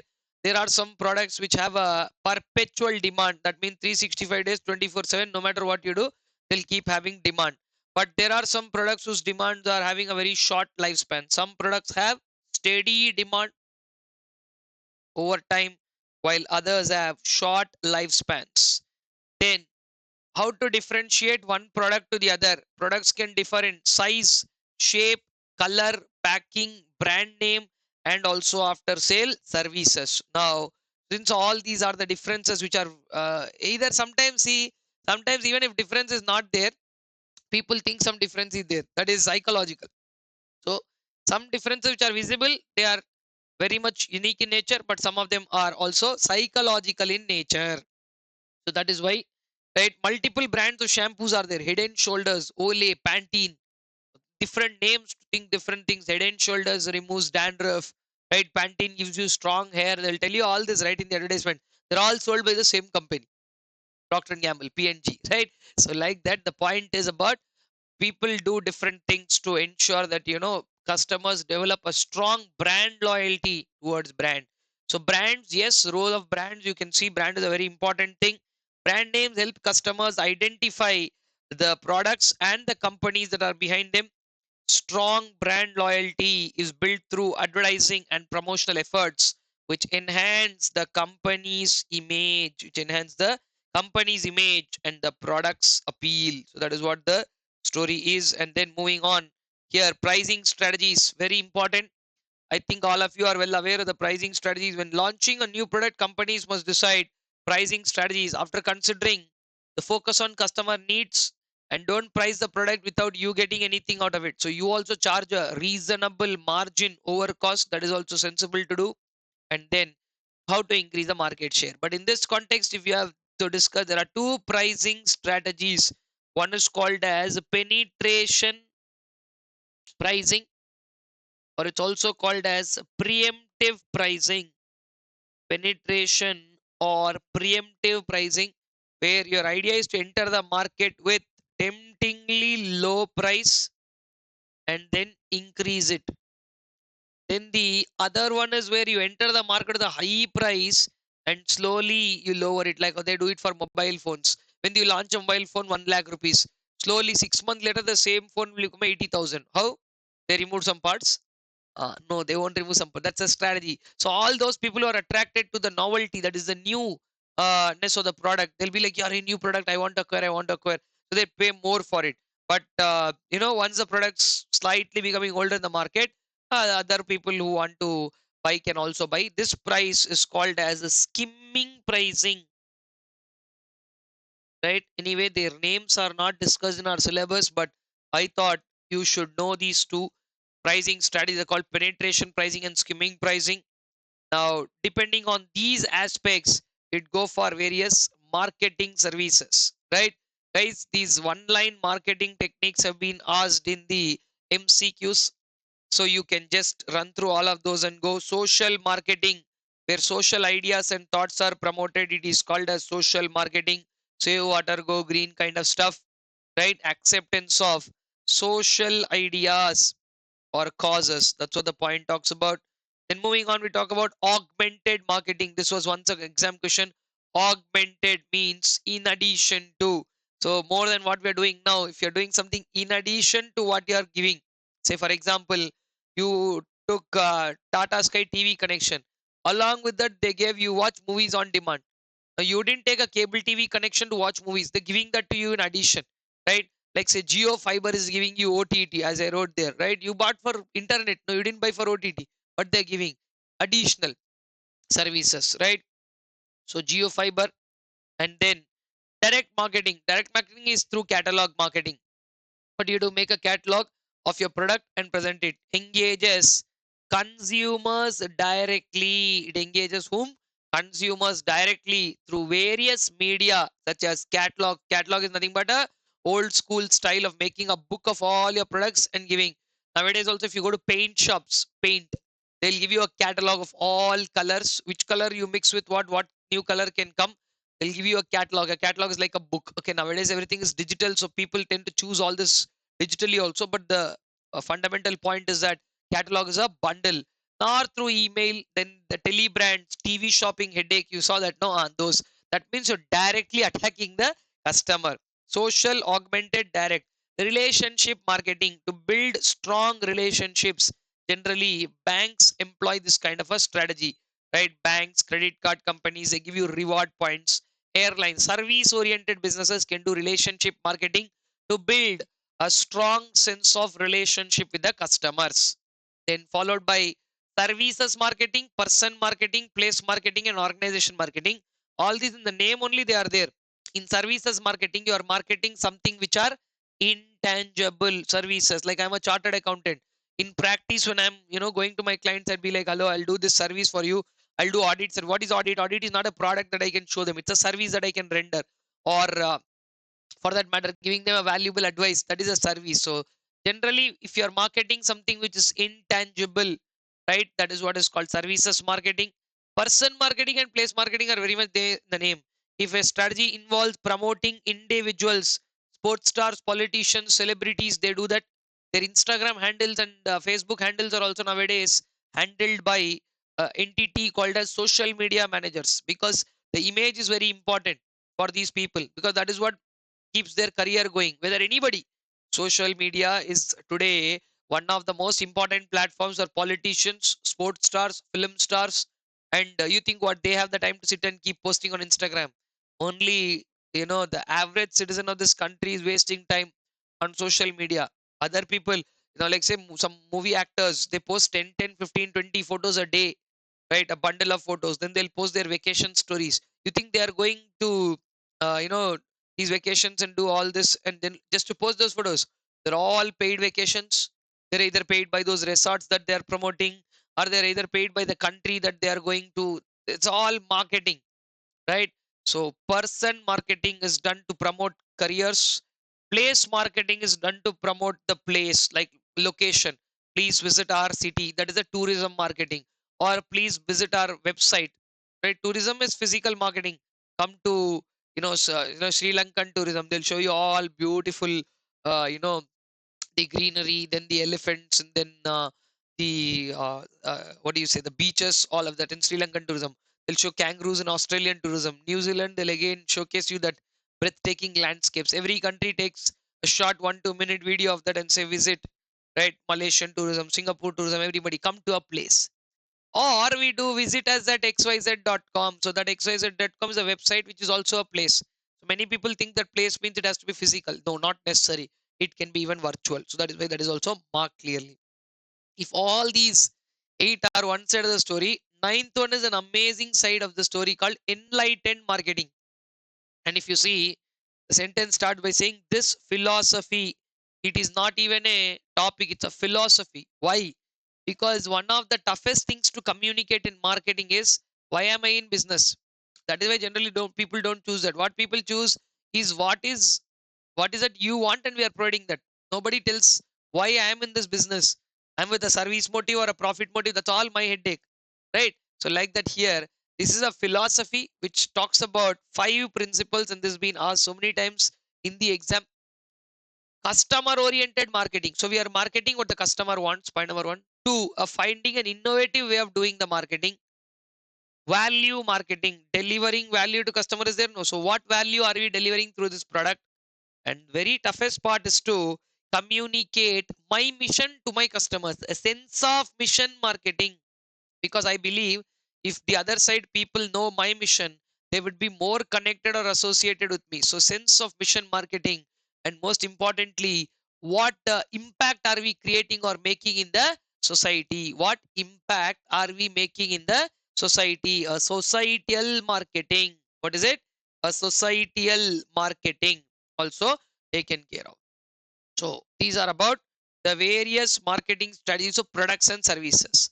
Now, segmental or target oriented marketing, if you see, differential marketing for different segments, right? Multiple market segment. Break your entire customer market into segment. Like say, for example, the best example is HUL, Hindustan Unilever. They are marketing their soaps.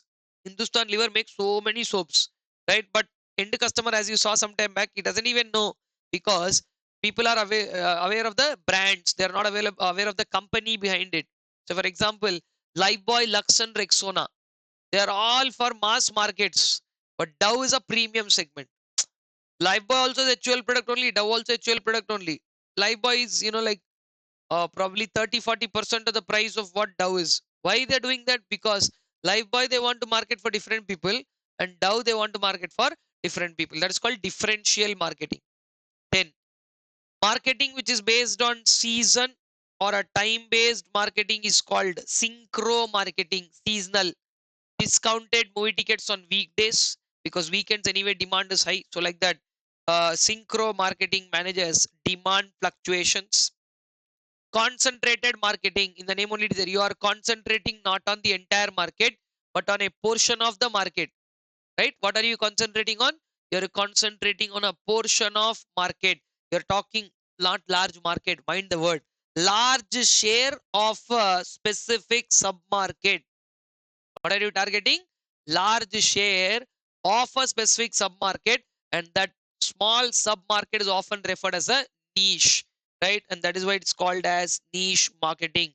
Whoever is your niche, if you target them right, you should be in a position to sell your product to them. Now, if all these 12, 9 in the previous one, and this 3, they were all promoting something, then comes a very remarkable strategy called demarketing.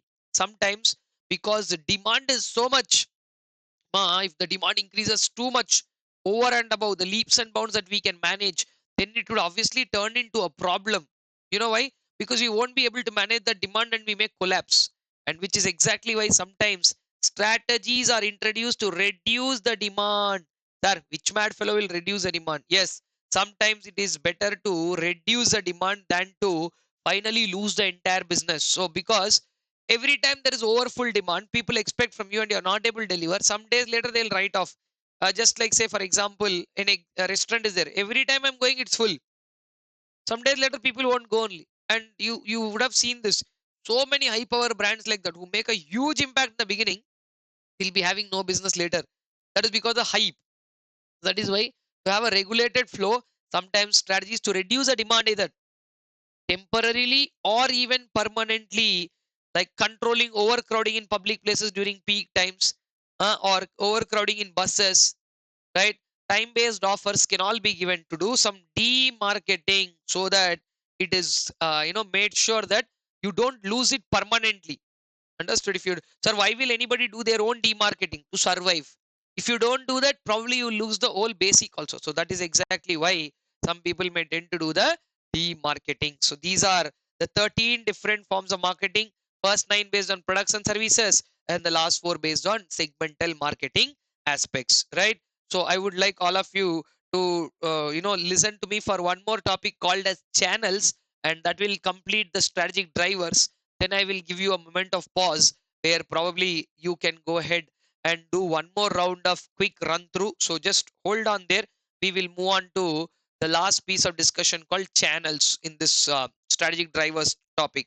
Channels. What are channels? Channels are nothing but distribution system. What is your way of taking the product or service to the customers? Deliver it product or service, or will deliver it online. We will deliver it physically anyway. See, Lakme is one of the most popular beauty products, right? Lakme sells through retail stores. In the local nearby fancy shop, you will find a Lakme product. Amazon, Flipkart, Nykaa, if you open their online platform, it will be available there. Lakme is available on their own website. Same way, Boat. Boat is sold only through e-commerce platforms because Boat recognize that all those high cost of rent, marketing, all that can be avoided. Who are the people who are mostly using earphones? Earphones are mostly used by people those who have smartphones. So why not sell the product also on smartphones and online? Okay, done. So they have taken that route.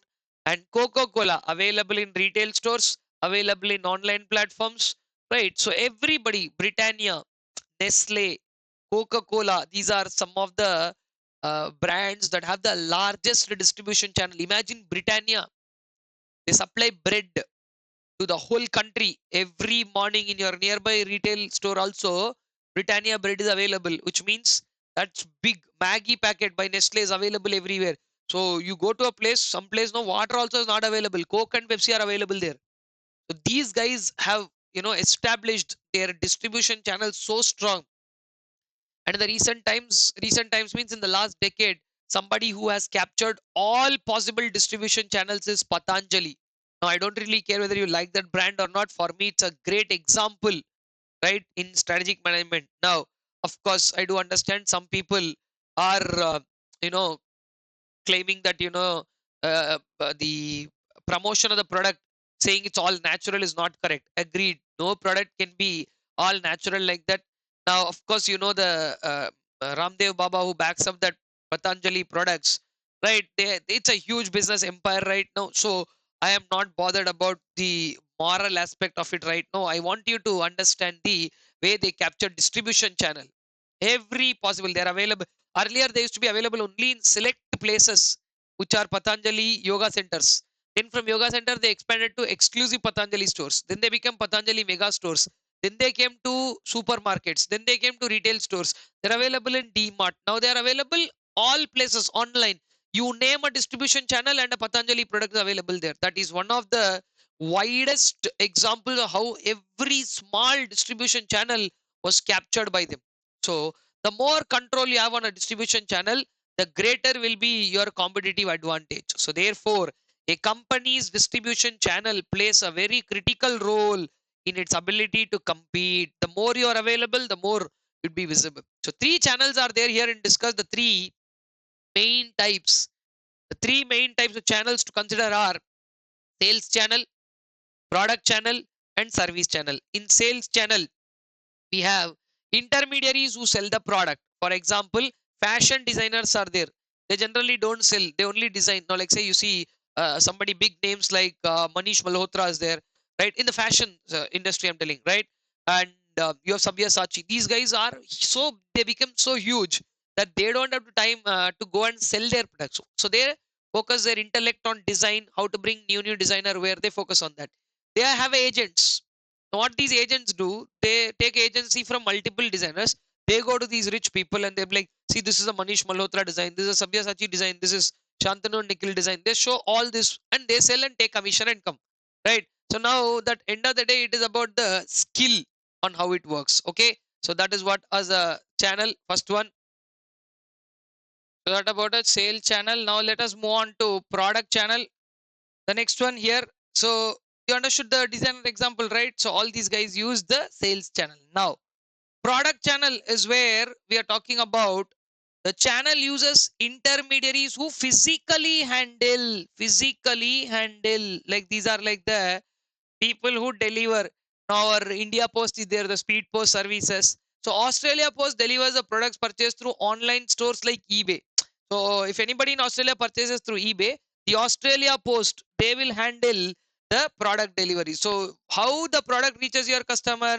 Through an intermediary like this. These are intermediaries who physically handle. Sir, can we call them a courier company? Yeah, probably a courier or a post office or a post company can be a product channel. Then service channel, very important. You buy an AC or an electronic appliance or anything like that, what you need is somebody should come and install those. Without installation, you're saying, hey, okay, buy this and product is sold. That will not be really done. This refers to the entity that provide services to support. For example, dishwasher. Bosch, you know, Bosch, one of the very well-versed companies when it comes to these industrial equipment, if you see them, right? So the Bosch dishwasher, if you buy a dishwasher or a washing machine, anything like that, in a Bosch showroom, they'll be installed by a Bosch contracted plumber, right? They will come and they will install, just like how ACs, LG company AC, Samsung AC, Voltas AC, any AC you buy, installation guys will come and install it. That is the service, because without that the sale is not complete.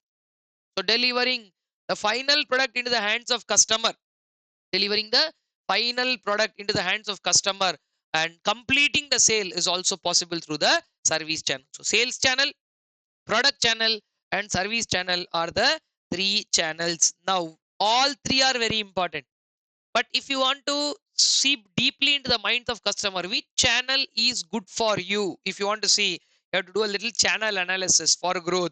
When you are expanding into new markets, to grow, the business must develop or leverage the existing channels. Leverage means make the best use of, and then to reach new customers, which channels you have to find out. This is an important question to answer. Choosing the right channel, this sentence right here is a very important.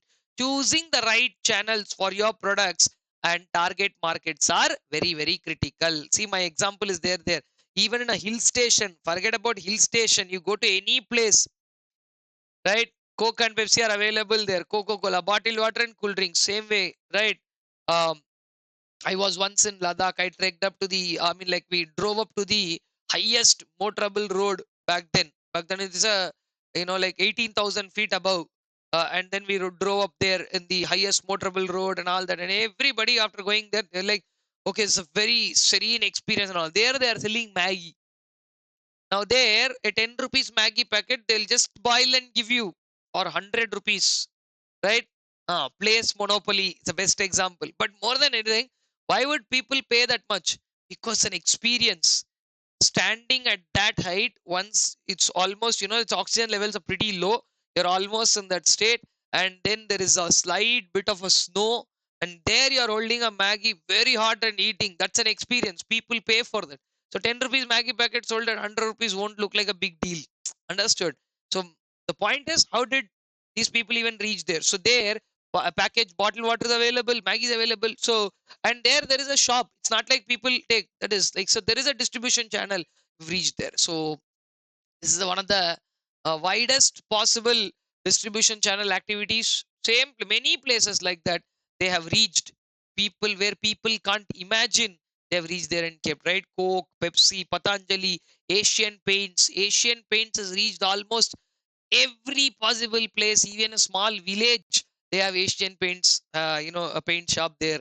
So like that, the more you are distributed, the more you are widespread, the much better this situation would be. Okay. So this is the story, guys, with respect to the four aspects of drivers. Let me just see if that completes our discussion here. Yes, of course, let me bring back that on your screen. So this is what the key strategic drivers look like. Done. So with that, we wrap up the whole discussion of all the aspects which are to be analyzed externally and internally.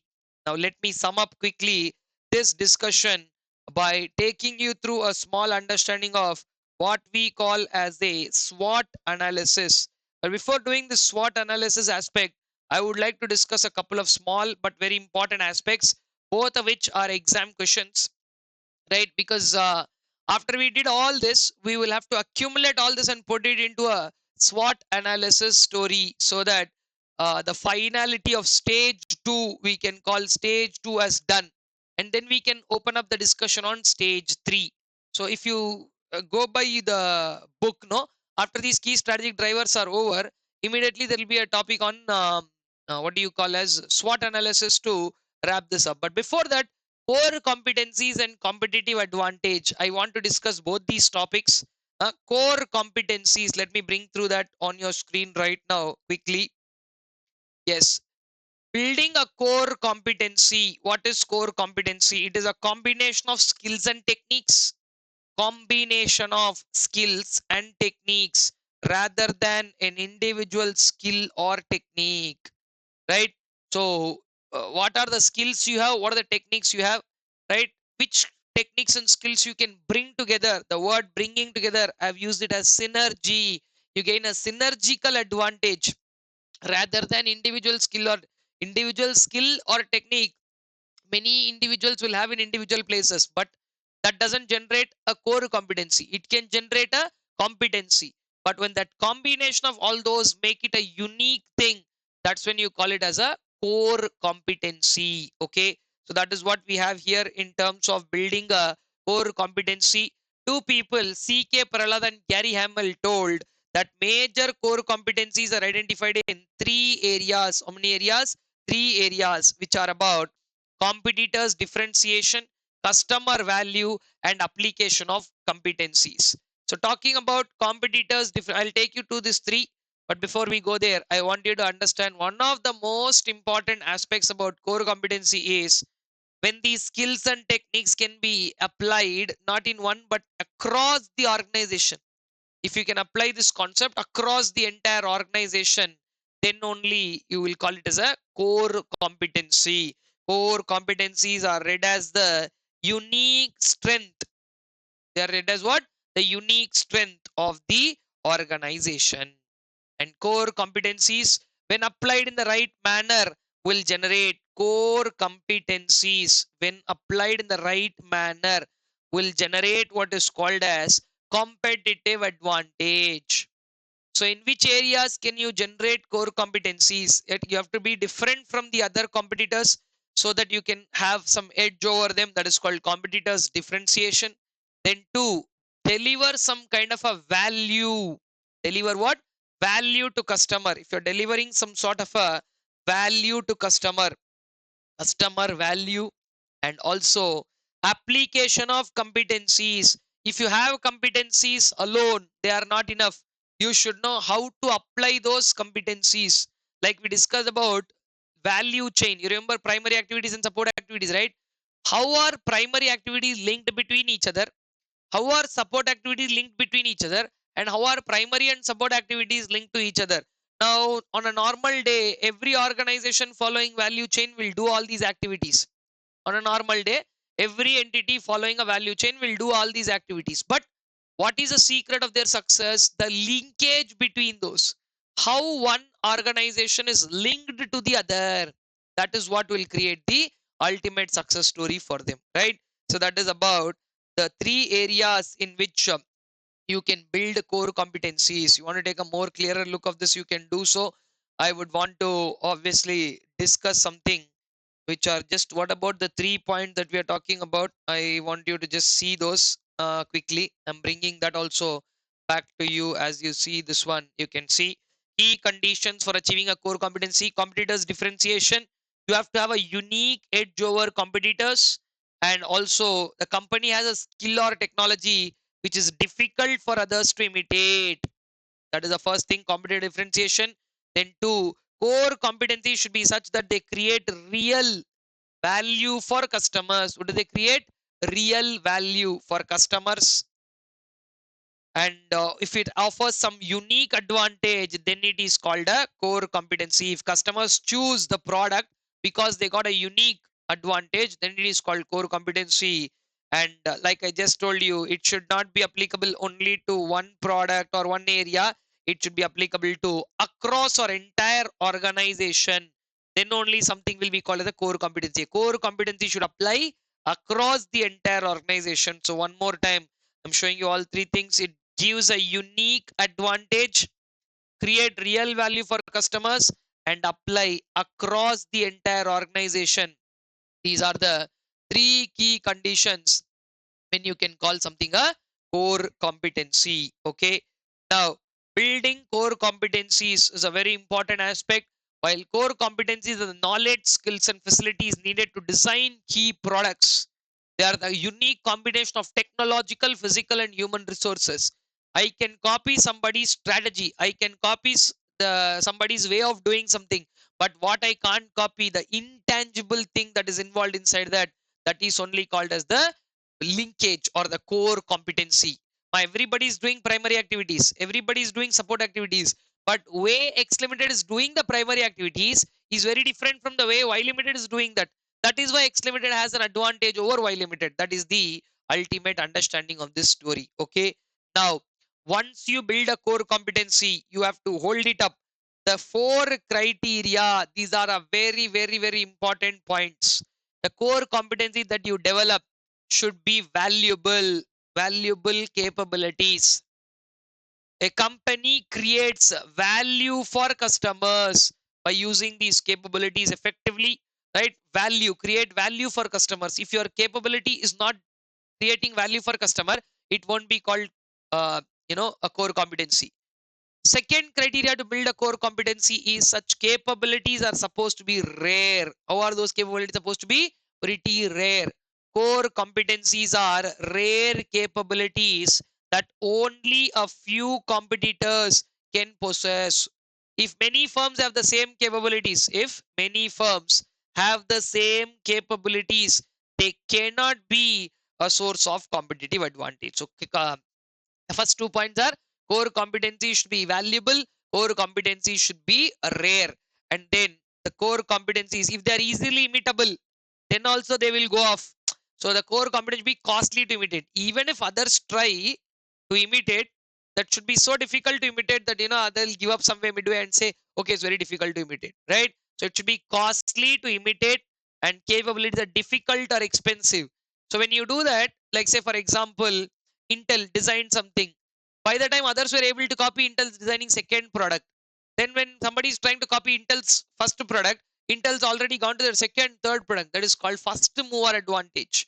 The faster you develop a product, and then you are continuing to have a better R&D skill. So here, the fast R&D that Intel is able to do, that is their core competency. And then lastly, it should not be substitutable. If your competency is substitutable by something else, then again other companies will copy. So therefore, non-substitutable capabilities are those which do not have any equivalents, right? So valuable, rare, costly to imitate, and non-substitutable are the four criteria that will determine or that will tell the core competencies have been built.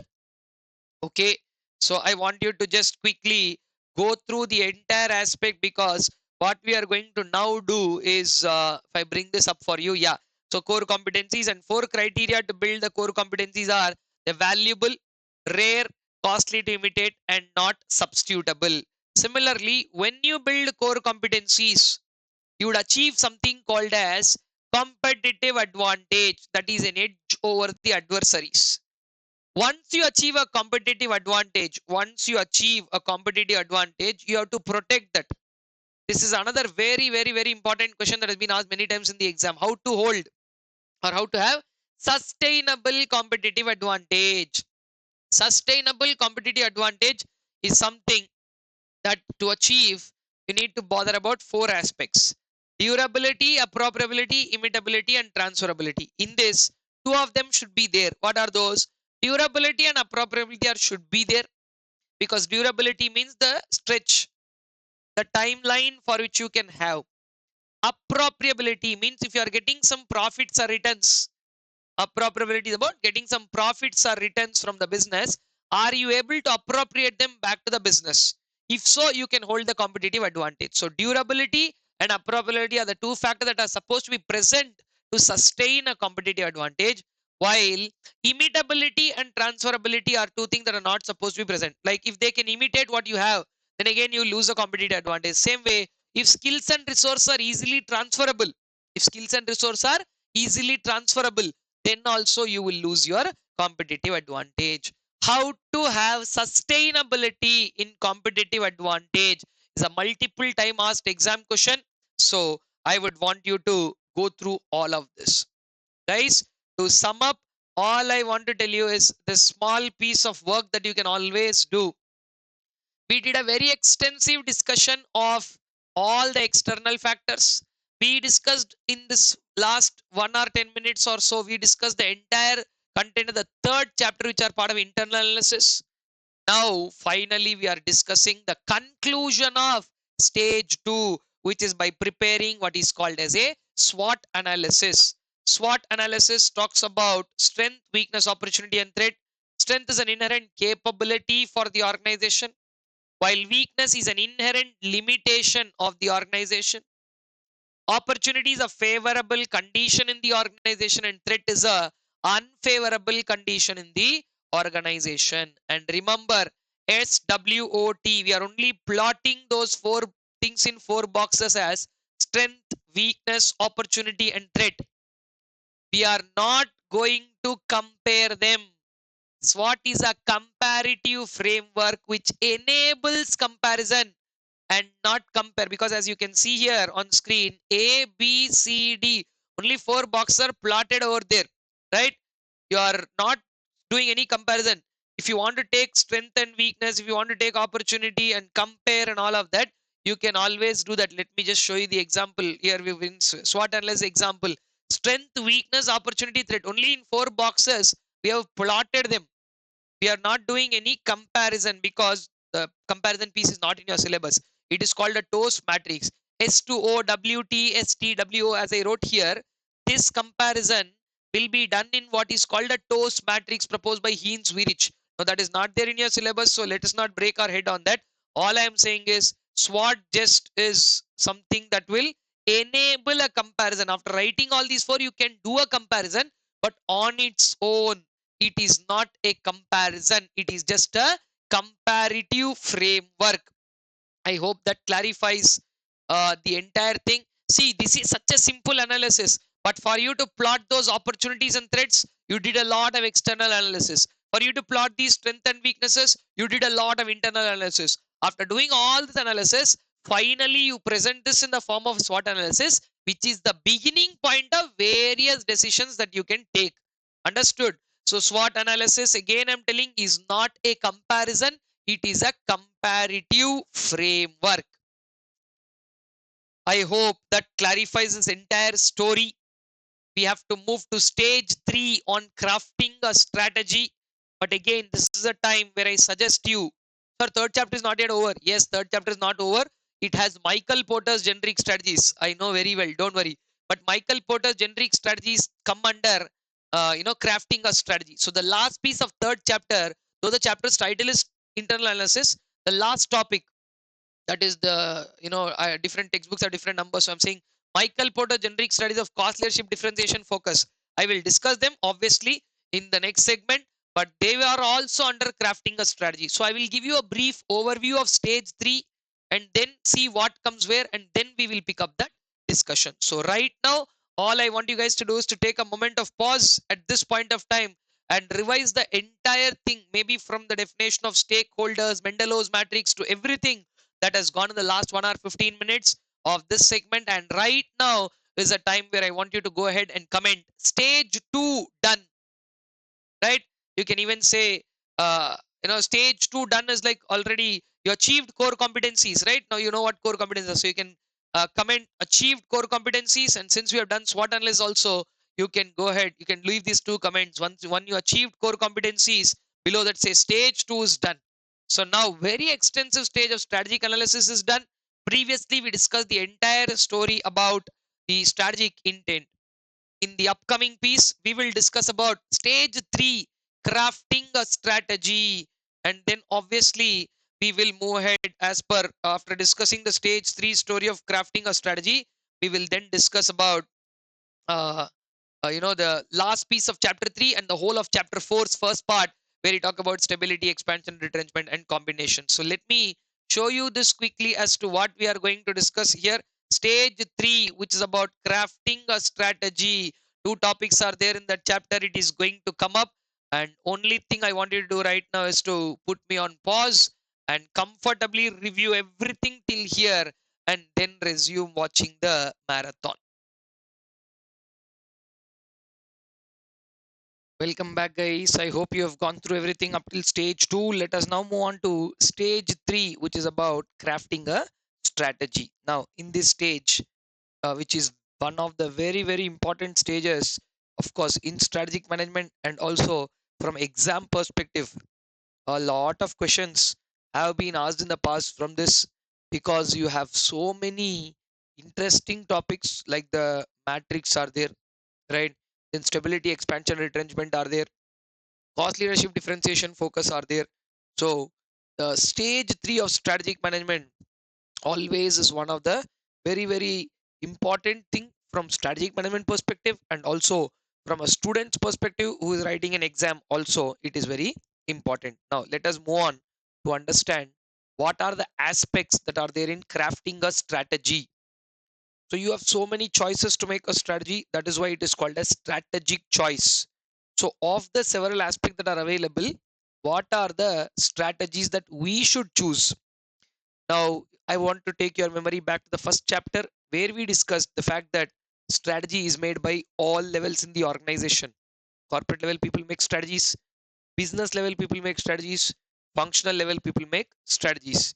Now, functional level strategies are not part of our syllabus, while business level strategies, which are also called as base generic strategies or Michael Porter strategies, which are in the likes of cost leadership, differentiation, and focus, while corporate level strategies, which are in the likes of stability, expansion, retrenchment, and combination. Again, combination is not discussed in our syllabus separately, but multi-product businesses which are engaged in, like our conglomerate businesses which are engaged in multiple types of products, they can choose to do stability in some areas, retrench certain other products, and expand over certain other products. So that strategy, where you're actually using more than one of the corporate strategies, is called a combination strategy. So this is one part of the discussion, while business level strategies are discussed in the last topic of chapter 3.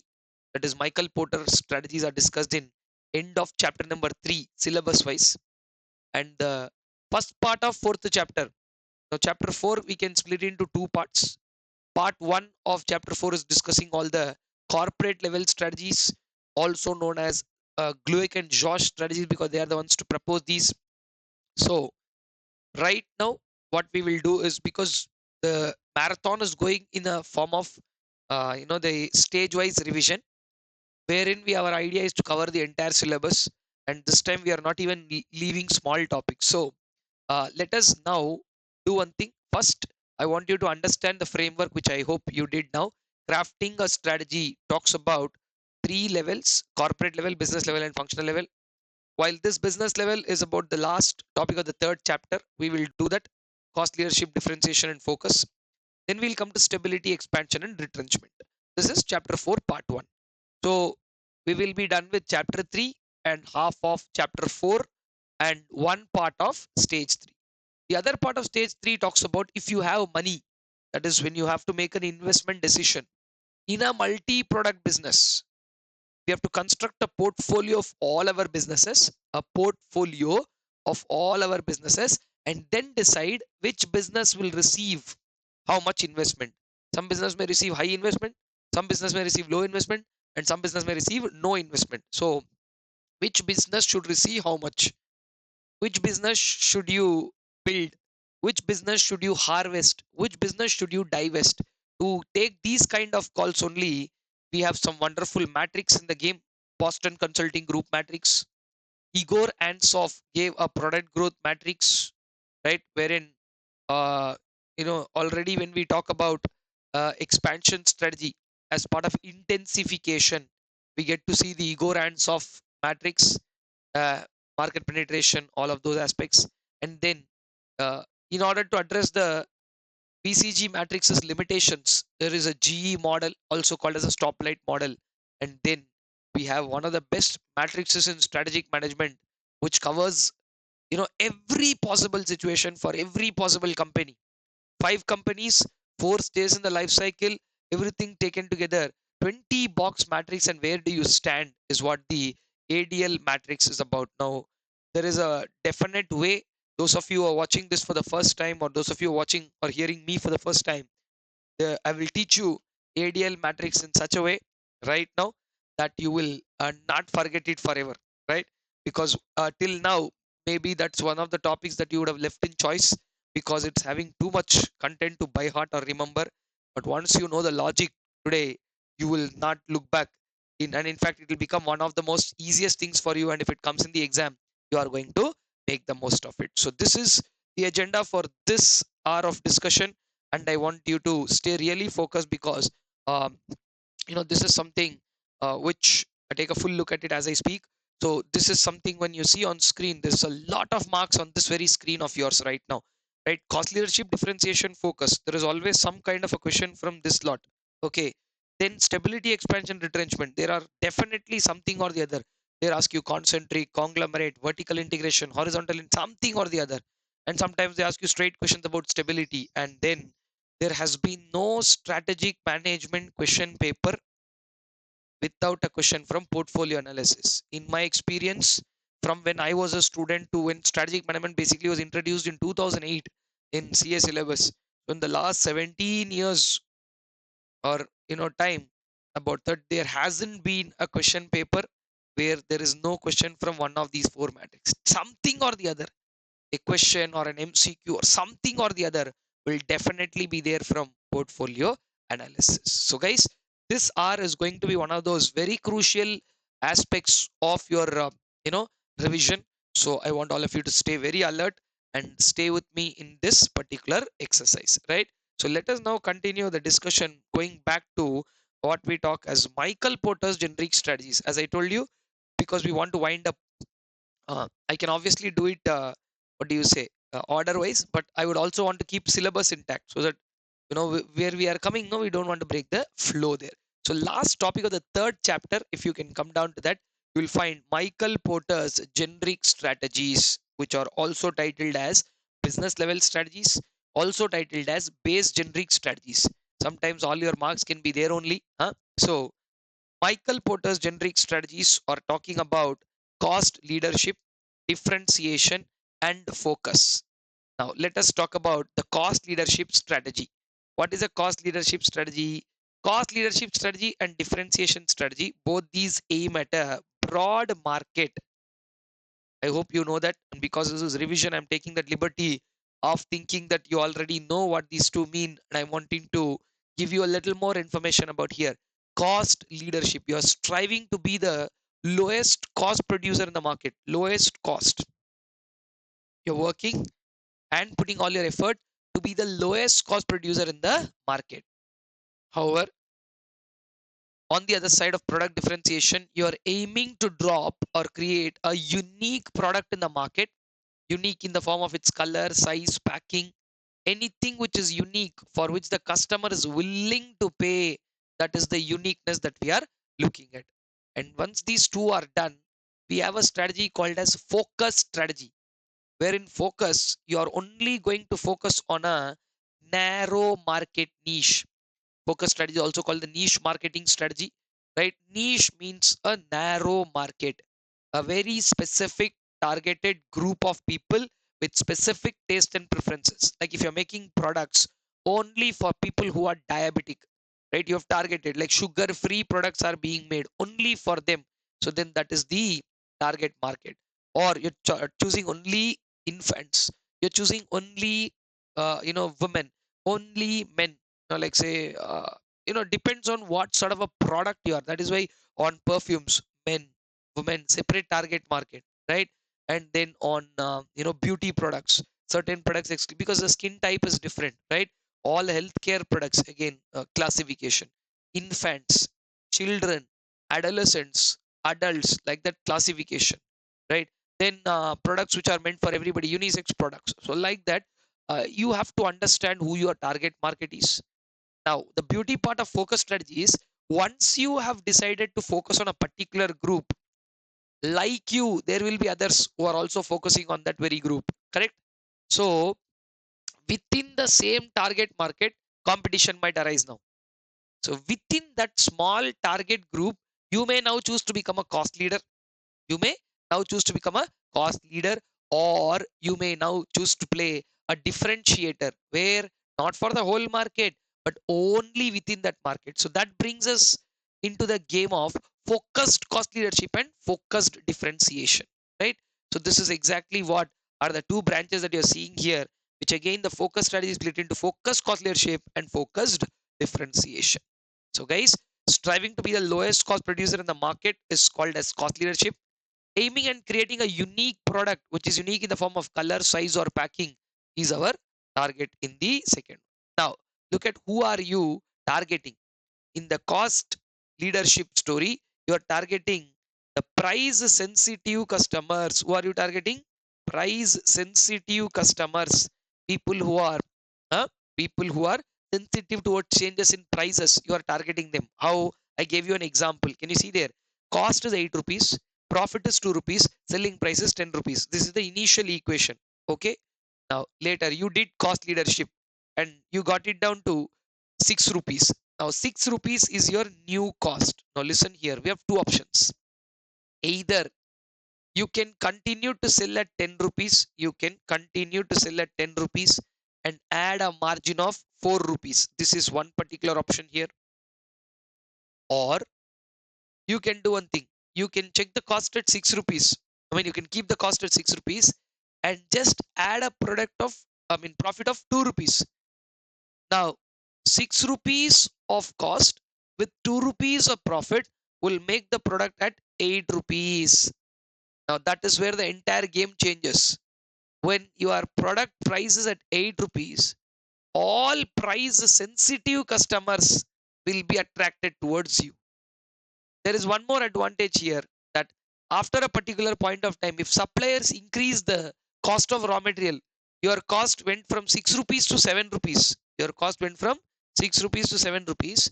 You will be able to absorb the greater price increase in the cost of the product, and then that 6 plus 2 can now become 7 plus 2, and still you are at 9, which is way below your rivals. The only target in cost leadership strategy is to underprice the rivals. What are you doing here?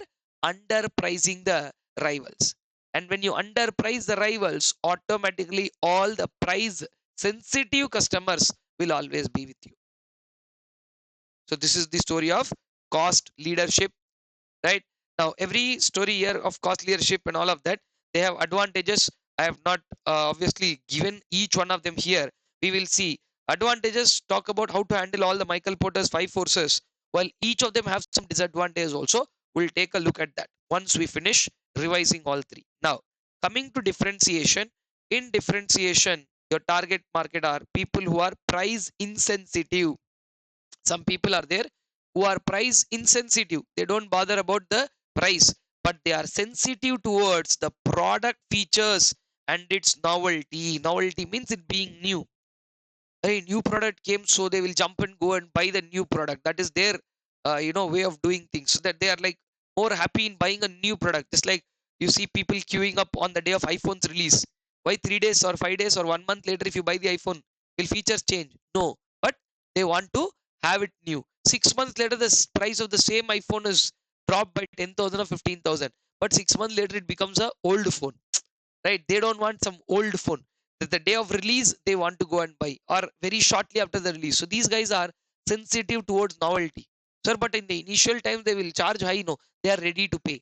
And that is what differentiators aim also. They create the differentiation, they make it unique, and they charge a premium. Will customers be ready to pay the premium? Of course, yes.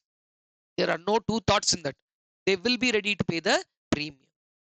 Now, please understand the next topic very clearly, because this could turn out to be an exam question as well. Here, on what basis can you show the differentiation? Many people think differentiation means some new feature has been added. That is why it is different. Yeah, you are right, but only to 33% extent, because that is only one third of the story. There are two more aspects where you can show. Yes, first one, what you said, product differentiation. Due to innovation, if you're adding new features to the product, due to innovation, if you are adding new features to a product, you can definitely charge a premium for it, and that is one of the bases to show differentiation. Product differentiation, where you can clearly tell, hello, look, our product is different from other people's product. You can clearly tell that and then show the differentiation. But the second one is about organization differentiation, where you are saying that our organization itself is different, where you are maximizing the power of a brand. What are you doing? Maximizing the power of a brand. Now, what many people don't even bother, but there is a huge differentiation shown every time, is the price differentiation. A differentiation that is shown in the price, but that depends on the demand for the product. Okay, now I want all of you to carefully understand this. Price differentiation has to do nothing with cost. Okay, so don't confuse this with cost leadership. Are they trying to become cost leader and all that? No, they are trying to be price differentiators, providing the same product with a different price ideology, is what the uh, differentiators are doing when they are showing differentiation in price. They're giving the same product with the same set of features, maybe at a lower price or maybe at a higher price. Nobody told you that the price is going to be lower than the others. Price is different. Different means price can be higher, price can be lower, but they are emphasizing that, look, our product is different. How? By showing a differentiation in price. And with focus, you can clearly see there that focus is that shaded part that I put up there, is what you're targeting. While this entire circle is the whole market, this one, the entire circle is the whole market. This is the total market.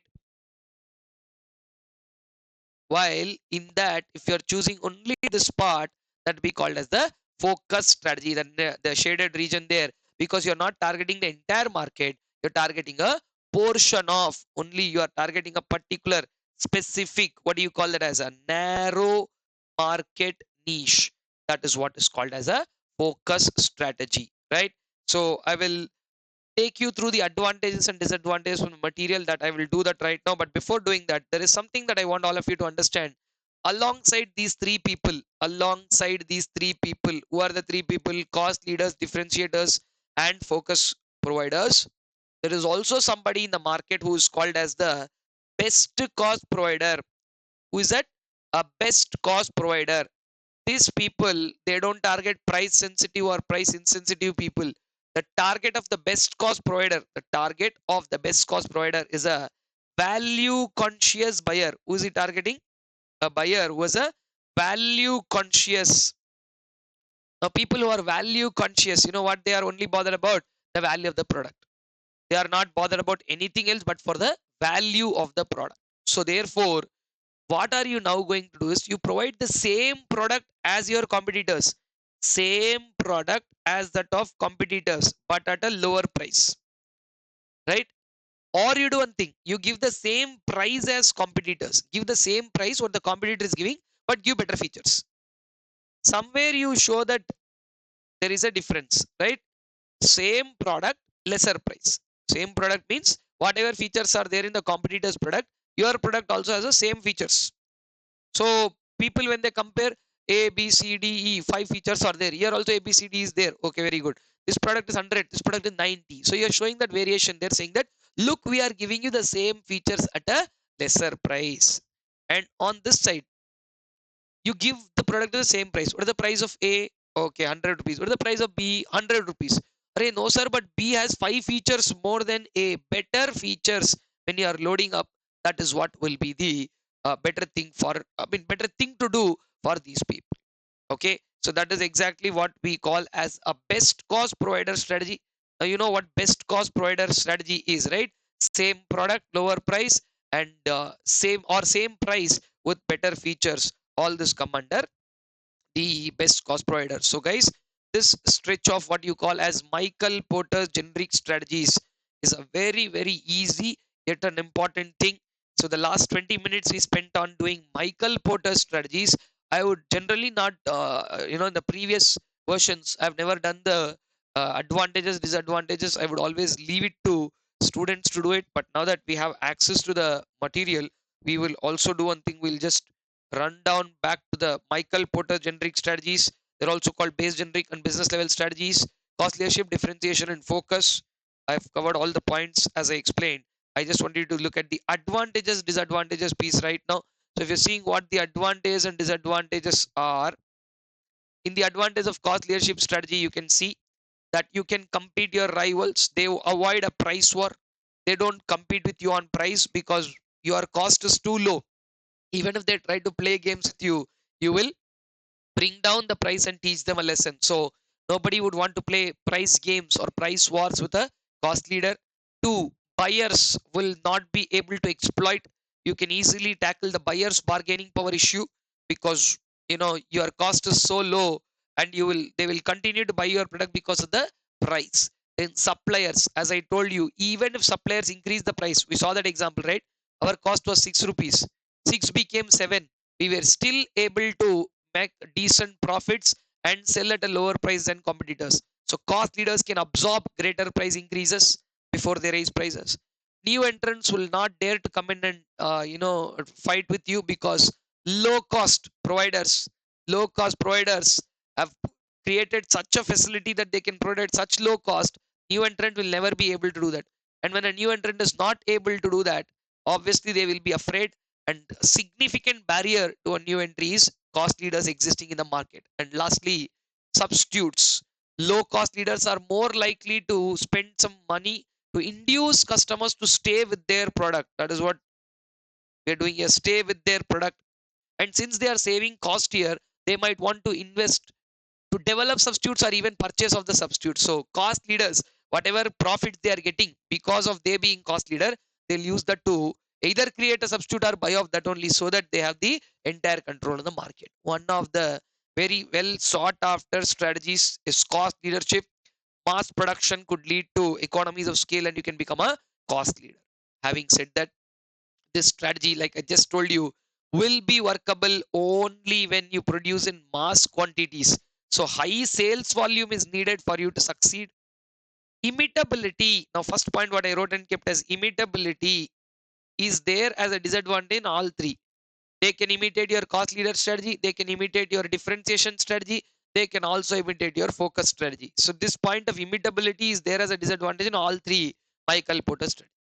Now, cost leaders, again, another third point you see, one of the big disadvantages for them is they'll remove every additional cost, advertisement expenses, selling, distribution, wherever possibility is there, they'll reduce the cost. Now, while you do all of that, it can turn out to be a problem in the long run, not now, right? See, now everything will be going fine, but in the long run, because you didn't do R&D, you cut down R&D cost. Because you didn't do advertising, because you cut down that cost, in the long run you may face a challenge. Until now, if you are doing something superior than the others using a technology, and tomorrow if that technology becomes a normal thing, technological changes can become a great threat to the cost leader. Okay, so this is a problem with respect to cost leaders. Then I would like to, we discussed everything about differentiation. I want to show you these three bases. Okay, base of differentiation with the product differentiation, where Apple's iPhone, because they invested heavily in their R&D, innovative products, that is product differentiation. Pricing differentiation, Apple charges premium prices for their products to establish superiority. That is called pricing differentiation. I told you it's not necessary that it has to be the lesser than others or more than others. Pricing can either be set low or high, but only thing is pricing is the differentiating point. I'm saying that look, we are superior, to convey that they're doing pricing. And organization differentiation is about the brand power. Apple again, all 3 points have been explained using Apple's example to say how Apple is using the differentiation strategy. And to achieve cost leadership and differentiation strategy, few points are there. Both of them have been exam questions. I would like you to take a quick look. Cost leadership, how much to produce, forecast the demand properly, use resources optimally, achieve economies of scale, standardize the product and produce it in mass production, invest in cost saving technologies, and don't do differentiation until it becomes a need by the market. This is for achieving cost leadership. While if you want to achieve differentiation, you have to see here, to successfully differentiate, match the products with taste and preferences, improve the product's performance, offer high quality products, engage in new product innovation, enhance the brand image, and fix the prices based on the unique features and the customer's ability to pay. If you fix something very high, customers would not be willing to pay for it. So think about achieving the differentiation strategy and follow this, right? Again, here also, uniqueness is difficult to sustain. Charging too high a price, uh, no, you may be different, but after some time, if you keep charging high price, customer will be like, that much is not needed for these guys. We will, cut back. So they will always think of another alternative. And differentiation fails to work if it is not a basis that the other person values. You are calling your product different, different, different. Customer is not calling it. So these three disadvantages are there in differentiation, and same 5 advantages on how you can counteract the Michael Porter's 5 forces. Rivalry, you can beat them because of people act that they buy the differentiated product because the brand. Buyers are price insensitive, so they don't negotiate for prices. Suppliers, even if the supplier increases the cost, you can buy the product and charge premium from customers. That's not a problem. We already discussed charging premium is anyway our thing, right? So there, because of low cost, you are able to absorb. Here, because you're charging premium, you can absorb. Then new entrants. Now, no matter what we do, new entrants may not be able to match the kind of differentiation that we bring in. So we act as a barrier for new entrants. And lastly, substitutes can't replace differentiated product, because the very fact that you're paying for a differentiated feature will not be visible or will not be there in a substitute product. Okay, so this is the set of advantages and disadvantages. Similarly, in focus also, advantages and disadvantages are there. You can charge premium prices to the niche, and rivals and new entrants find it difficult to compete because you're already there in the niche. Two advantages. But only thing, disadvantages, the firms lacking in distinctive competencies. If you don't have a special feature, or you don't have something which is crucial to show, then again this will be a matter of challenge for you to prove that we are different. So the firms lacking distinctive competencies may not be able to pursue a focus strategy. And since the niche is limited due to limited demand, costs can sometimes be high. And obviously, when the niche members' tastes and preferences change in the long run, niche could disappear. In the long run, niche itself can disappear. So, guys, I think I did my best to take you through all advantages and disadvantages. I know it's little quick. Obviously, that is what revision is all about. So please do, because earlier, like I said earlier, in the previous version of the marathons, I used to just simply say people have to just, I told you, right, I wrote right here, advantage disadvantage, please go through, is what I used to say. But now that time was there and the book is there, I choose to spend a little time on doing it. So that brings us to the best cost provider we already discussed. So that brings us to the end of this particular segment on Michael Porter's generic strategies, where he has talked about cost leadership, differentiation, and focus. Okay, so I would want all of you to take a small moment of pause and go through all the points. Use the whichever textbook you're having. Go through all the points in these three strategies, and which will also mark the end of the third chapter, right?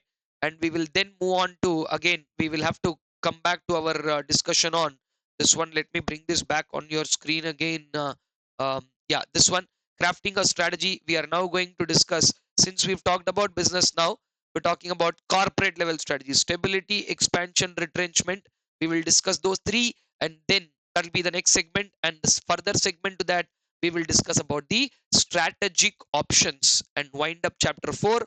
And then the last part of the story's discussion, we will go to talking about the chapter number 5 of the syllabus, which talks about implementation and control. Okay, so that is lined up. Anyway, all I want you to do is to give a couple of minutes to yourself and run through this one more time and continue watching the marathon. Come on, please do it.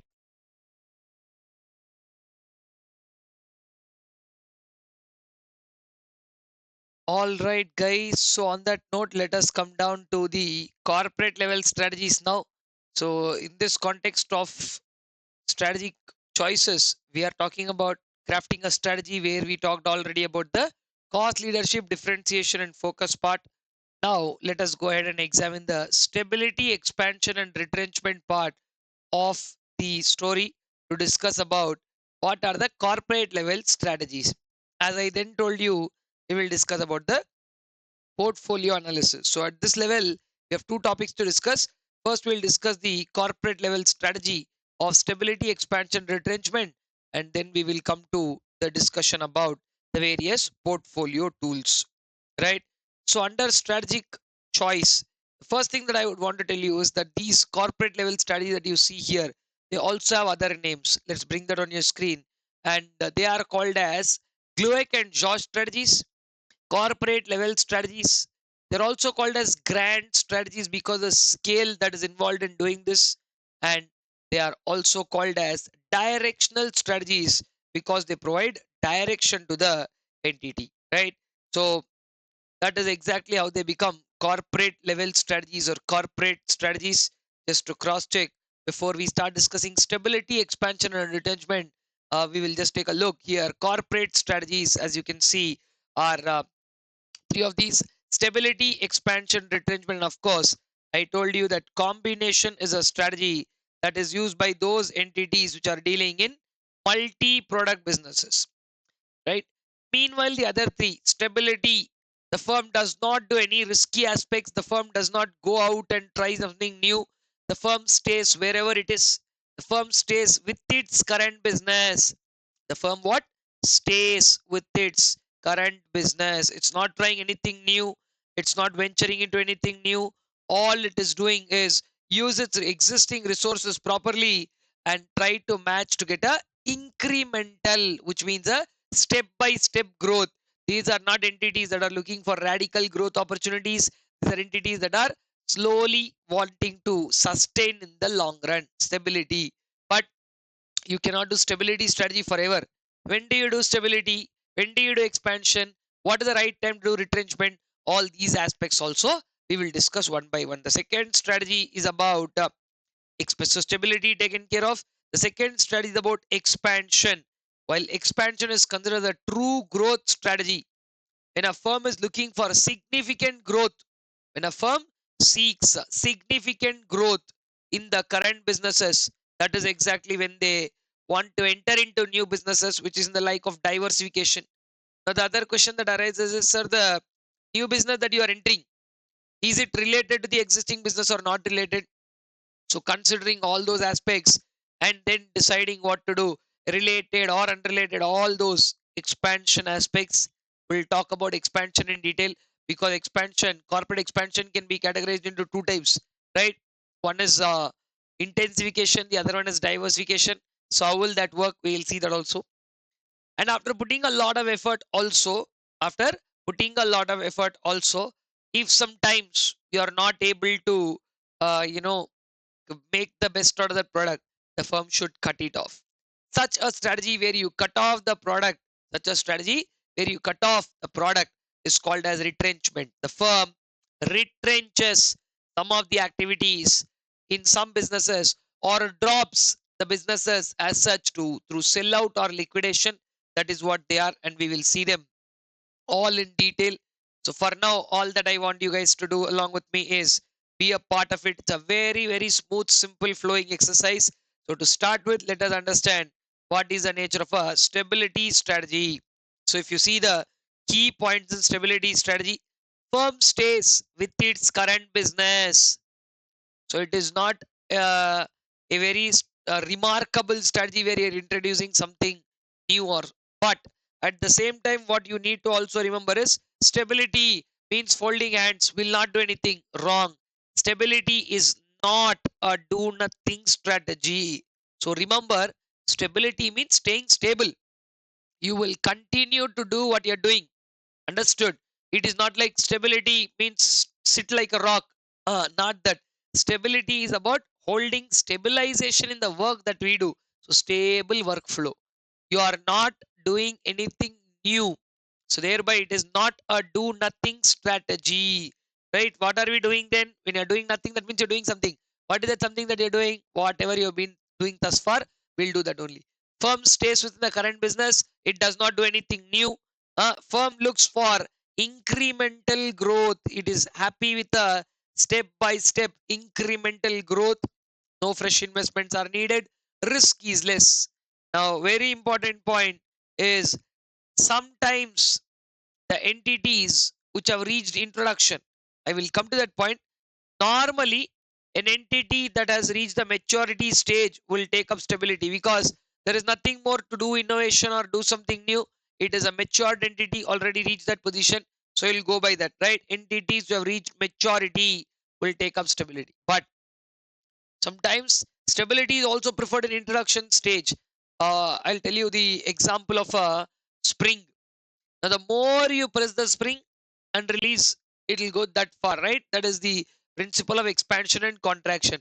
So, more you contract, that is like the more you press the spring and leave it. So, this is like that. For a great launch strategy later, what you need to do is to stay stable, stay stable, stay stable. This is something called as perseverance. Like normally, you cannot, if you're like willing to lift a weight, so you want to lift a 10 kg rod. First day when you go and directly lift the 10 kg rod, that's all. You will have a back spasm and gone. You will never be able to step into the place again. So what should you do? Start the free hand, then a stick, then a 1 kg, 2 kg. Why? Gradually, daily effort, daily effort, daily effort. And then once you are ready for the big launch, that is when you can lift the 10 kg rod. Same way here, stay stable, practice, practice, practice, practice till you get to a level where, yes, now I know what I'm doing. And then you can launch for a growth strategy, right? Stability is just about staying wherever you are, not trying to do anything new. So it is about maintaining a status quo, no redefinition of business, and more importantly, firms with a modest growth objective. Somebody who don't want to grow overnight, they can grow incrementally, one by one. Those people who want to grow modest, they will follow the stability strategy. So that is our very first corporate level strategy, which is called as stability strategy. I don't think I've missed any point. So let us just quickly cross check. Maintaining the business, steady efficiency. The business stays. No new aspects. The strategy ensures that business stays on its established path, retaining its competitive position and also adapting to the market changes. Now the big question is, when is a stability strategy used? A stability strategy is adopted when the firm serves similar markets, that it is not doing anything new, whether it's the same or similar products where you're dealing with same or similar products, and where the products are in which stage? Products are in maturity stage. In fact, small organizations can aim to consolidate before planning for growth. Now, what is the stage that is before planning for growth? Introduction stage. So that is why sometimes you can use stability also in the introduction stages. Looking at two very important exam questions, as you can see there. one of the key set of characteristics. Continuing in the same business, same level of effort, incremental improvements, not drastic, but step by step improvements. Avoiding significant changes or redefining the business, and having a very safe approach that maintains the status quo. Status quo means you're maintaining the same position. Okay, you're not doing anything new, you're not doing anything bad, right? Maintaining the same position, requiring minimal new investments, very less risk is involved, and it allows the organization to focus on their core competencies and strength of the existing markets or products. And what I told you towards the end, those firms with modest growth objectives, but because if you have ambitious growth objectives, you will go for the next strategy and not this one, right? So this is typically chosen by those firms with modest growth objectives. And also, if you look at what are the major reasons for doing a stability strategy, business chooses a stability strategy because products have reached the maturity stage. You want to maintain a status quo. The operating environment is relatively stable. When outside so many changes are not there, relatively everything is stable. Why do you want to complicate by doing something, right? And then, right now, doing expansion could turn out to be risky. So it's better to stay stable. And when the right time comes, you can go for it, right?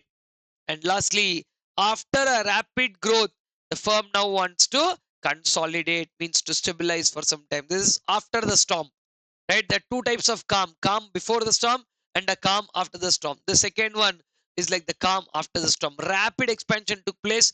For some time, I want to chill down and, kind of take a regular activity going. That is like stay stable, not doing anything new or big, right? The big question is already made it to the exam. Why don't startups aim for stability? Obviously, startups don't aim for stability for a simple reason that in the beginning, the fire is high.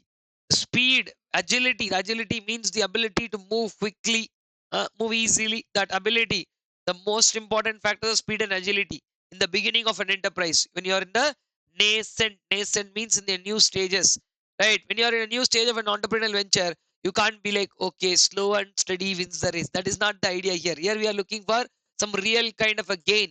We're looking for some real activity to happen. So at the start of an entrepreneurial venture, in the early stages, that too of ideation and development, you are going to go for, um, in a stability strategy, it might not be there. But for well-established entities who have seen their life after reaching a particular time, stability makes a lot of sense. So stability is more meaningful when the size of the operations expand to full capacity and reach the maturity stage. So many startups who are willing for, inching for doing something great, they go for expansion growth strategies. And that is why we rarely see startups aiming for stability. So guys, please definitely take a moment of a pause, 1 second, and then go through this aspect very quickly about everything that is there with respect to stability from here. Then we will move to the second strategy called as the expansion strategy. Come on, stability strategy. Okay, I hope you've gone through it. If not, guys, you have the nice option to put on pause and go through anything. Now let's move on to the second strategy, which is called as expansion strategy. Now, here in the expansion strategy, as you see, it's a very important strategy in terms of an organization's ability to grow. So let us come back to that discussion quickly. Let me bring that, yeah, there. Growth or expansion strategy focus on redefining. What does it do? Focus on redefining and growing a business. In stability, you're staying within the bounds, right? But here you are not doing that. Here you are going to outgrow basics, and you want to go leaps and bounds outside what you want to do. So that is exactly what the strategy we need here is. Growth or expansion strategy focuses on redefining and growing a business by broadening the scope and increasing the investments. This approach is associated with what? Energy, innovation, and success. Now, in the name only, it is there energy, innovation, success. When you are putting all this, obviously risk will be there, no? Because see, in the name only, it is their expansion. So when you are expanding, obviously for the sake of getting some benefits, risk also will come for free. There is nothing that you need to think about. So risk will be there. Now if you don't want any risk to come, or in this story, if you want the risk to take a back foot, you probably will not ever be able to grow. See, business always, right, can grow or expand only if there is a business in the larger, I mean, like there's a the ability to take risk in the larger picture. So key characteristics of what you call as a growth or expansion strategy, if you see, this is basically something to do with the opposite of stability strategy completely. There whatever you saw, here we are going to see the opposite of that completely. Let's see this, come on.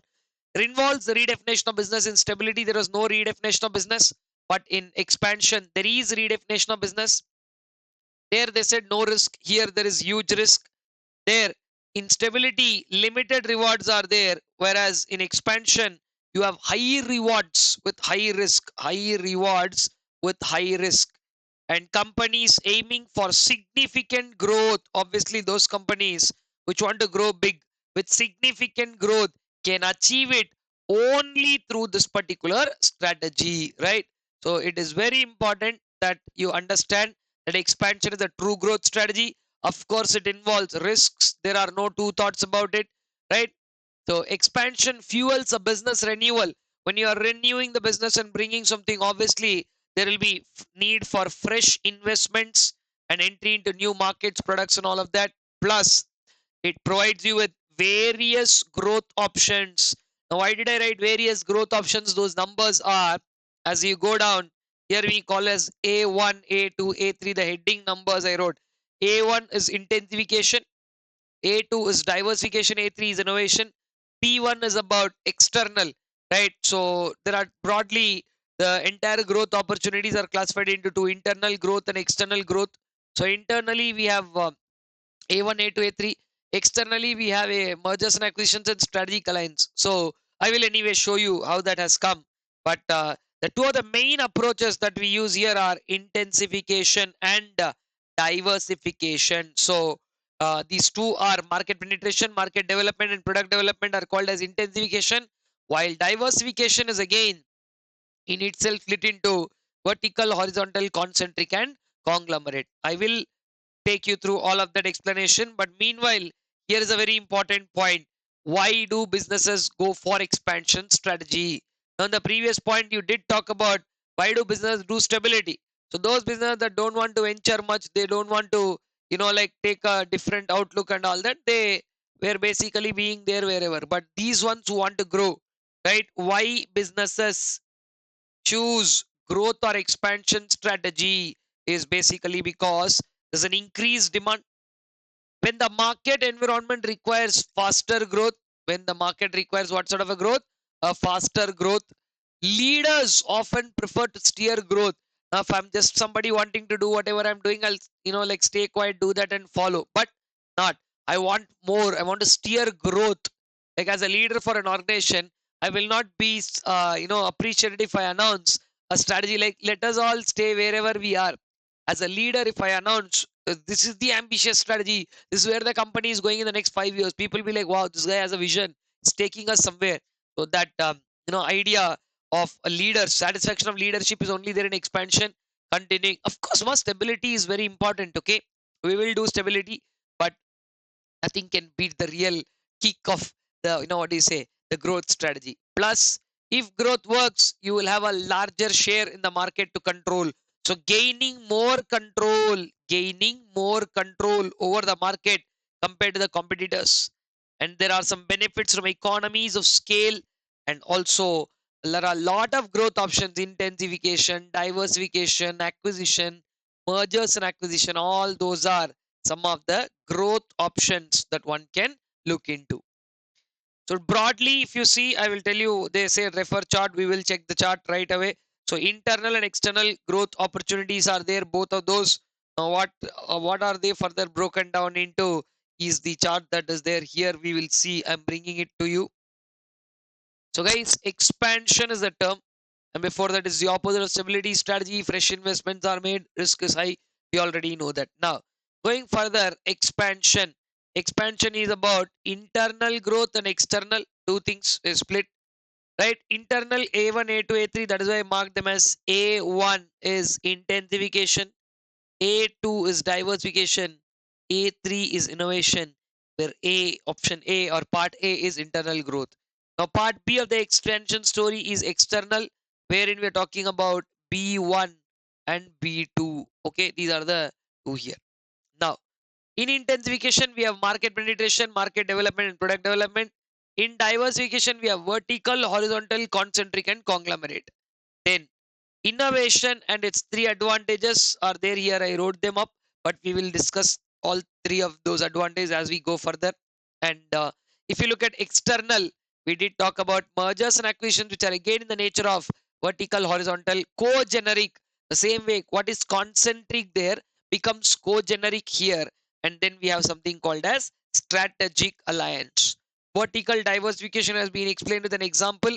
Forward backward integration, we will discuss all of that as we go deeper into the story. So I hope you have the picture of expansion with you right now, so that we can go into a detailed discussion. Can you take a better view of what we have in expansion, so that we can now move on to discussing each one of them very quickly, right? So as we start the discussion, let us bring the discussion of about the expansion through intensification. We are talking about Igor and Soft's product growth matrix. Here, if you see the name Igor H and Soft, Igor and Soft has given a framework which is shown in the figure below, which describes intensification options that are available to a firm, wherein we are talking about the product growth matrix. We will talk about two things here. What products are you talking about, and what markets are you talking about, right? So if your product is an existing product and you want to launch that product into an existing market, that means already people are there who are dealing with that product. So existing product being launched into an existing market is called market penetration. Existing product being launched into existing market is called as market penetration, right? So let's say, for example, I want to launch one toothpaste. Okay, so already 10 toothpastes are there. If you're launching one more, it's only going to penetrate into that market and go. So that is market penetration.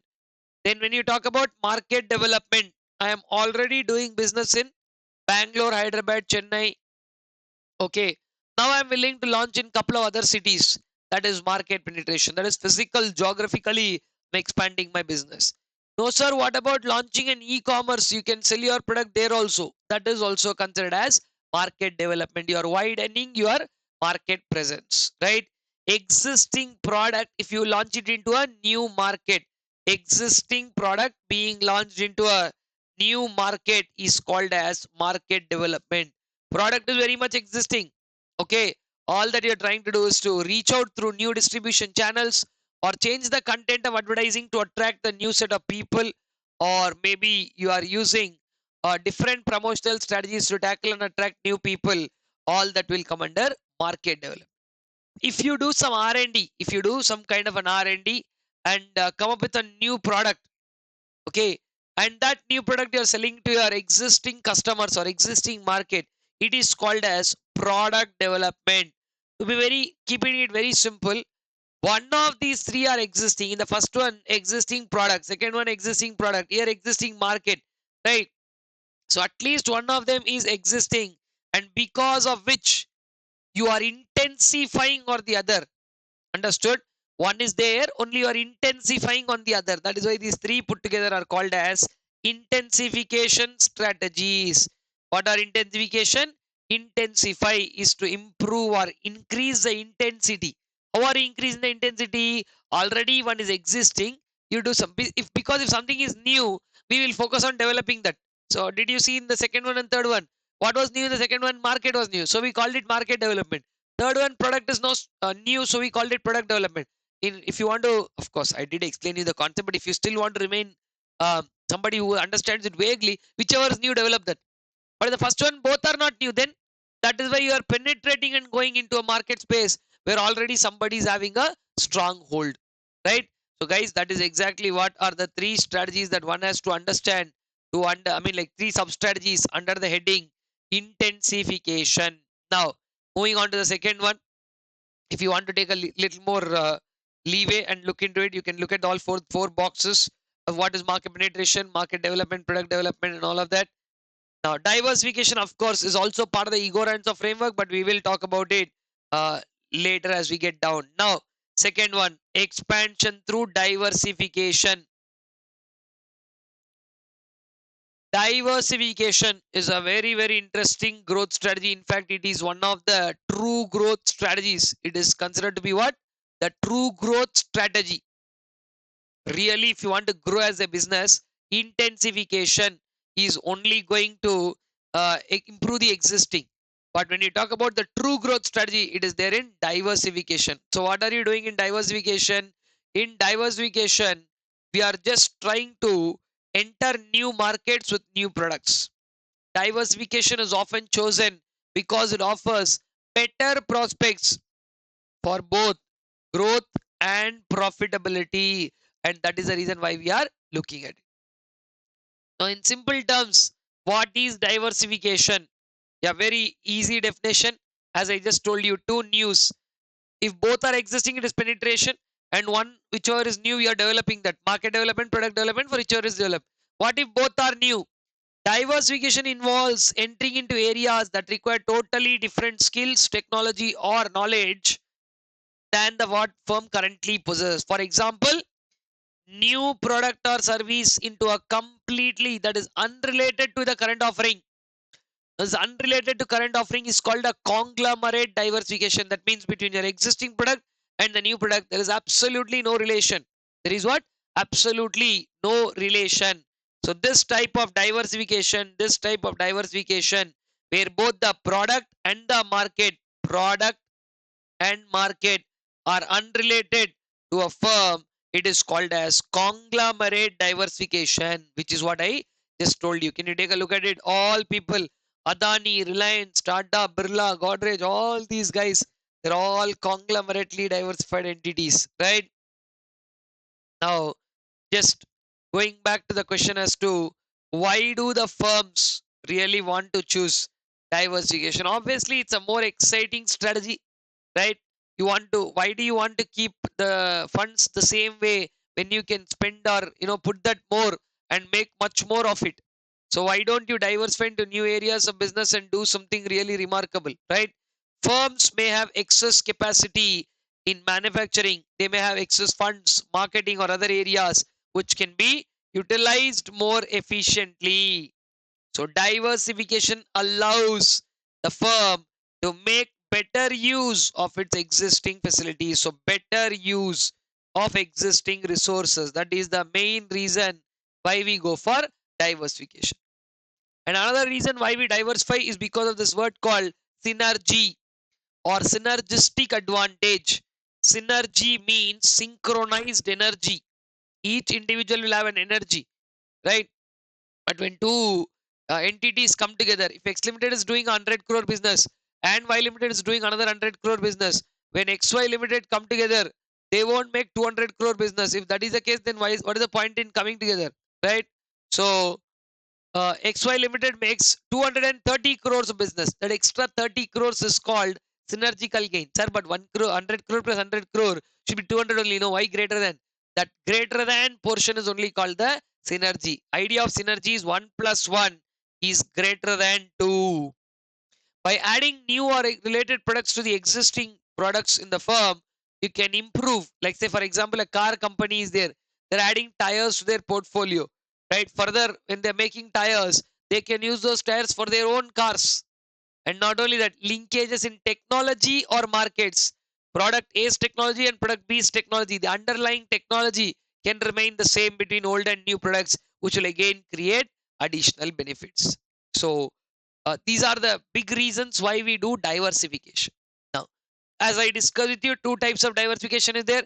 If the existing product is related to the new product, if the existing product is related to the new product, then it is called as concentric diversification, because they are related in nature, and they are what? They are related in nature, and then they will end up helping you get synergistic gains. What do you get? You get synergistic gains. Then same way, conglomerate diversification. What about that? Expansion is into unrelated business areas. Unrelated, which is completely giving you new opportunities. Now, as much as this sounds exciting, it can also be a big risk. But conglomerately diversified entities, they diversify for the sake of diversifying the risk. In times of COVID, all of you know, all these conglomerate entities, they were highly successful. Why? Because they have 10, 15, 20 items in their portfolio. And suddenly, if one entity is down, another entity came up to, like another entity of the same group came up to cope up. For example, uh, you know, Tata, Tata Steel got stuck because there was no real estate movement. Tata Motors, where lockdowns are going on, how will you sell vehicles? So Tata Steel and Tata Motors being highly affected by pandemic. Same way, Tata Consumer Products, huge inflow of food items. Tata Consultancy Services, new softwares are being built. Their businesses grew. So as a whole, Tata Group didn't suffer. So like that, when big groups diversify, they diversify into unrelated businesses, which is ideally called as conglomerate diversification, so that on a bad day, everything will come handy for you to, everything will come handy to help you at the right set of time. Understood? That is what the story is, guys. Now, so vertical, horizontal, concentric, conglomerate. I'm going to explain all these four to you. First one, let's talk about concentric. If your new product, whatever you are coming up, is related to your existing product through three words: PTM, not PTM, PTM. What is that? Process, technology, or marketing. It involves expanding into, so concentric diversification. If somebody says we are doing concentric diversification, it means you are entering into related businesses, but not 100% directly related. So then how are they related? Through this one: process, technology, or marketing. That is the link between. So the new product is also made out of the same process. The new product and the previous product have the same technology, or the new product and the existing product can be can be marketed to the same set of people. So process, technology, or marketing, like say for example, a clothing manufacturer is also entering into what you call as shoes. Now places like Zudio, they earlier started with clothes. Now they have shoes, because somebody going to buy those apparels, they will anyway go and buy the shoes as well. So like that, you are expanding your business. Some stationary person who's only selling books and papers is now selling pens and pencils also. So like that, they're very much related goods, and they are related through process, technology, or marketing. You can call them as concentric diversification. And you already know the meaning for the other one: conglomerate diversification, completely unrelated. Now let's talk about vertical, horizontal. Now everybody understood concentric, conglomerate? Good. Now listen carefully. Vertical integration. I want you to understand this example that is there here. You can easily make the text. Name of the entity is X Limited. Sugar business is what they are doing. Now, before I discuss anything, everybody should understand that there is a product or process chain. Starts with raw material, followed by manufacturing, followed by distribution, and then by retail. Okay, so that is the product or process chain. Now, listen very carefully. If you are moving up, if you are moving up or down, if you're moving up or down in the same product or process chain, if you are moving up or down in the same product or process chain, but not jumping anywhere else, then that is called a vertical integration. Say, for example, X Limited is that kind of a business just producing sugar. Now, X Limited went one step back into sugar cane, because now X Limited is buying sugar cane from somebody and then crushing the sugar cane and making sugar. X Limited thought, why buy from somebody else? Why not buy the land and we only cultivate? So X Limited started doing the business of raw material as well. So if X Limited was earlier doing only manufacturing, and now they diversify into raw material also, then that is about going one step back, that is called as backward integration. Vertical only, this movement only, but backward. Same way, X Limited was earlier doing manufacturing. Right now, X Limited went to doing even distribution also. They were not distributing earlier, but now they are distributing also. So this move coming one step ahead is called as forward integration. So if you move one step, raw material to manufacturing, manufacturing to distribution, distribution to retail, like that, if you come one step forward in the same vertical line, it is called forward integration. If you are a retailer, you went back to distributing, then you went back to manufacturing, then you went back to buying raw material, then you are called as backward integration. So the forward or backward integration. Okay. So forward or backward integration, that totally depends on the choice of the business. What is that they want to do and how is that they want to do is something that we need to clearly understand. But one thing is very clear. The firm is vertically moving. You are not going one step off the story, right? When you move up or down the same product or process chain, that is what is called as a vertical integration.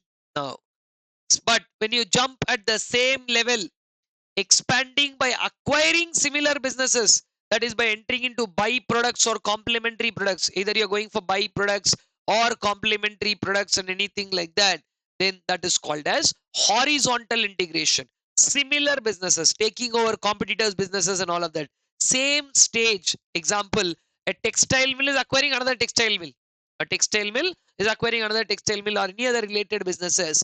That is what is called as horizontal integration. So vertical, horizontal, concentric and conglomerate, all these are the four types of diversification. I put that example here also. By entering business of byproducts or taking over competitors products, including complementary products, they're all coming under horizontal. The same vertical, horizontal, concentric, conglomerate logic which is there for diversification is the same logic that is there for mergers and acquisitions also. Mergers and acquisition also. Sir, but merger acquisition and then what is the difference? Yeah, in mergers and acquisitions, there are minimum of two entities. Now, if you see my example, there's only one X limited in that. So, if one entity does this exercise of moving forward or backward, it is called as diversification. But when two or more entities are participating, the same story will become merger and acquisition. Now, what is the difference between merger and acquisition? When two or more entities come together and form an all new third entity, then it is called as merger. When one financially stronger entity buys a weaker entity or acquires a weaker entity and only one entity remains, then it is called as acquisition. Like for example, Vodafone and Idea, they came together and formed a VI. That is a merger, right? Now, when one entity like HDFC Bank takes off HDFC Bank, HDFC, right? HDFC Bank and HDFC are two different wings earlier. Now, again, they got merged and they operate under a common name of HDFC Bank Limited. So, like that, sometimes best examples of these are they are the horizontal mergers, right? Two competitors are merging together. No, they are all horizontal mergers. So, guys, if you really see in the practical sense, vertical diversification and conglomerate diversification are very common, while horizontal and co-generic mergers are very common. Okay, in the practical sense, in the books everything are there definition wise. In practical sense, vertical and conglomerate diversifications will happen, and horizontal and co-generic mergers and acquisitions can generally happen. Now, this is the stark understanding on this side. Now, there are two things that we didn't discuss, A3 and B2. A3 is about innovation. Okay, let's have a quick look at what is innovation. Innovation means, working on improving the existing process by either finding something new or by improving the existing process. What does it do? It helps you solve complex problems, increases the productivity, and helps you gain a competitive advantage, right? Let me see if I can bring in innovation for you here. Yes, key benefits of innovation. First of all, innovation is all about upgrading the existing product, resulting in increased market or increased customer satisfaction, right? Sometimes people tell that innovation and all is not required, it is incurring unnecessary additional cost and all that, but that's not true. Without innovating, your business will get stagnant. So if not now, at any given point of time, you have to go for innovation. So better at the earliest, if you realize and do some innovation, that can bring you some benefit. So thereby, it helps you solve some complex problems. One, that is the first advantage of doing innovation, identifying opportunities which are customer centric. And second one, increases productivity. Same task, you can do it much faster. Final output or the task of process, when you measure it, it's called efficiency. And if you can do the same task much faster. So how can we do the same task much faster? By removing all the unwanted or repetitive aspects, right? Redundancies they are called as. Remove all of them. And most importantly, if you have if you have an edge or advantage over somebody, right? Because you have a product which is more better than theirs, that is thanks to innovation again. So reason number 3 why you should go for innovation is that it provides a competitive advantage. Staying ahead of competitors is a strategic priority, right? It is a strategic priority. That means today if you don't do that, you will be lagging behind in the market. Faster innovation creates a chance for that, right? Because if you don't innovate, your competitors will innovate. So therefore, innovative products require less marketing, added satisfaction for both existing and new customers. And plus, the customers will stay with you, will be increasing or enhancing the customer retention and acquisition through innovation, right? So the 3 point, this came in the exams, can always come. What is innovation and what are the key benefits?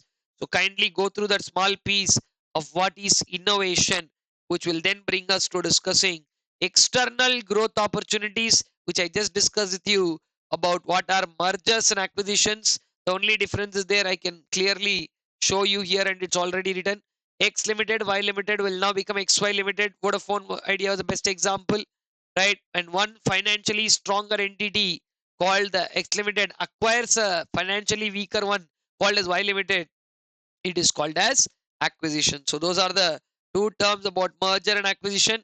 Mergers also are vertical, horizontal, co-generic. Only the terminology change. Concentric has now become co-generic, and then completely unrelated merger, which is very rare to happen. Why will two entities which have no connection come together? Are very rare.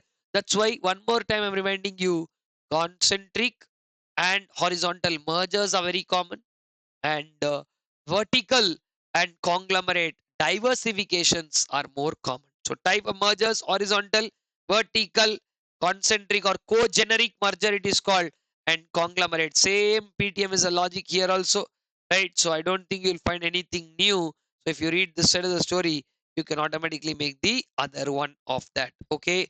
So that's all guys. That is what we have in the topic of mergers. And the last topic in this lot is called as uh, strategic alliances. But before we go there, I just want you to see about 4 or 5 benefits are there. If you merge, instant access to new technologies, new markets and resources. It increases your enhanced operational and managerial efficiency by combining all the resources. Greater economies of scale, no doubt. And because again you're producing at such high scale, and earlier you used to be two split entities, but now because you're a common entity, your per unit cost will also decline to a great extent. And then we're talking about market control, because all of the bigger people have come together. Then we talk about is reduced competition and greater control over supply and distribution chains. It gives you access to new technologies, customer base, or geographic regions, or what? Geographic regions. So these are the definite strategic benefits. There are no two thoughts about it. And as I want to wind up this one, I think we are exactly about 45 minutes into this particular unit or a session. Anyway, you don't bother about time or minutes. Our last few minutes on expansion, and then we have to talk quickly about retrenchment strategies also, right? Meanwhile, if you want to take a moment of pause, you can do that. Now let me continue the last piece, and then I think you can take a pause there. Strategic alliance. What is strategic alliance? A, B, C, three people are there. This is just an example of the assembly seats. 250 assembly seats are there in a particular state. 126 are needed for majority to form government. Now, political party A won 100 seats, B won 80 seats and C won 70 seats. So nobody has won the majority. Therefore, no independent entity can form a government over there. So what you need to form is a coalition government which uses the principle of strategic alliance. What is the definition? Which is a relationship between two or more entities that have common strategic objectives would not be possible independently. So A also can't achieve independently. B also can't achieve. C also can't achieve. The only way they can achieve this is by coming together. Say, for example, if you see this example, neither of the political parties can form a government, but possible combinations are A and B can come together. They'll have 180 seats. They can form. B and C can come together as they have 150 seats, and A and C can come together to have about 170 seats. But let's say B and C are political rivals that they will not come together. Then there are only two possible options. Either A should join hands with B or A should join hands with C. Whoever it joins, they will continue to win they continue to form the government and have a coalition government. Right? So this is a very simple aspect. Four advantages are there, couple of disadvantages are there. Let's check advantages. Four advantages. One, organization advantages, as you can learn new skills from your strategic alliance partner. Productivity will get enhanced, and more importantly, if you have well-known partners, if you have a well-known partner, their name gets associated with you, then people will start trusting you also. Array, if you are partners with them, that means I can believe you. This you can gain legitimacy by associating with well-known partners. Plus, 1 plus 1, when two people are doing work, obviously cost will come down, risk also will come down. Economic benefits are reduces the cost and risk, achieve economies of scale, and co-specialization. You are not special alone, you are having them also. So co-specialization of you both working together will also ease out the situation. Then talking about some of the strategic advantages, cooperation among rivals. Cooperation among rivals reduces the competition, and vertical integration strengthens the supply chain. Competitive advantage is achieved. And the last point talks about political advantages. What are some political advantages? Like, I want to start a business in another country, but they are not giving me the road to do that. So if I join an alliance with somebody, facilitates entry into foreign markets through local partnerships, and also builds political influence, you can join hands. Four of these benefits are there: organizational, economic, strategic, and political. This has been a multiple time asked exam question. Also, to wrap up, couple of disadvantages will always be there, no matter how great of an entity this is. Sharing profits or all your resources and revealing trade secrets to your alliance partners can turn out to be a problem. So resource sharing is a problem. Knowledge risks. If you're sharing knowledge with them, sharing trade secrets, tomorrow if those people exit the alliance and go out, they will become your biggest competitor, which is a big danger. So sharing trade secrets can expose critical business information. And lastly, alliances. You are by yourself creating your own future partner. Alliances may create future competitors if one of them becomes independent. As long as one of them doesn't become independent, it's okay. But if one of them becomes independent, then you have put all the knowledge to them, and you created your own competitor, which could turn out to become complicated. Okay, so these are all the expansion strategies. I would definitely want you guys to take a moment of pause.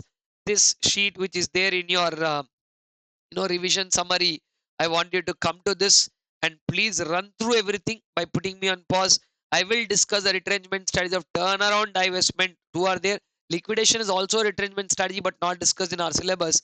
So I will discuss with you turnaround and divestment to wind up this part of strategic choices, and then you can take a slightly longer break and then come back to listening the strategic portfolio tools, BCG and SOF. Already answer we have discussed. Anyway, that piece is going to be a small piece of revision which we can easily understand, but provided I want you to revise the entire expansion strategy. Stability also I'm fine, but take a minute purely to revise the entire expansion strategy, and this chart is exactly what I want you to revise one more time so that we can end this discussion by going through retrenchment strategies. Come on.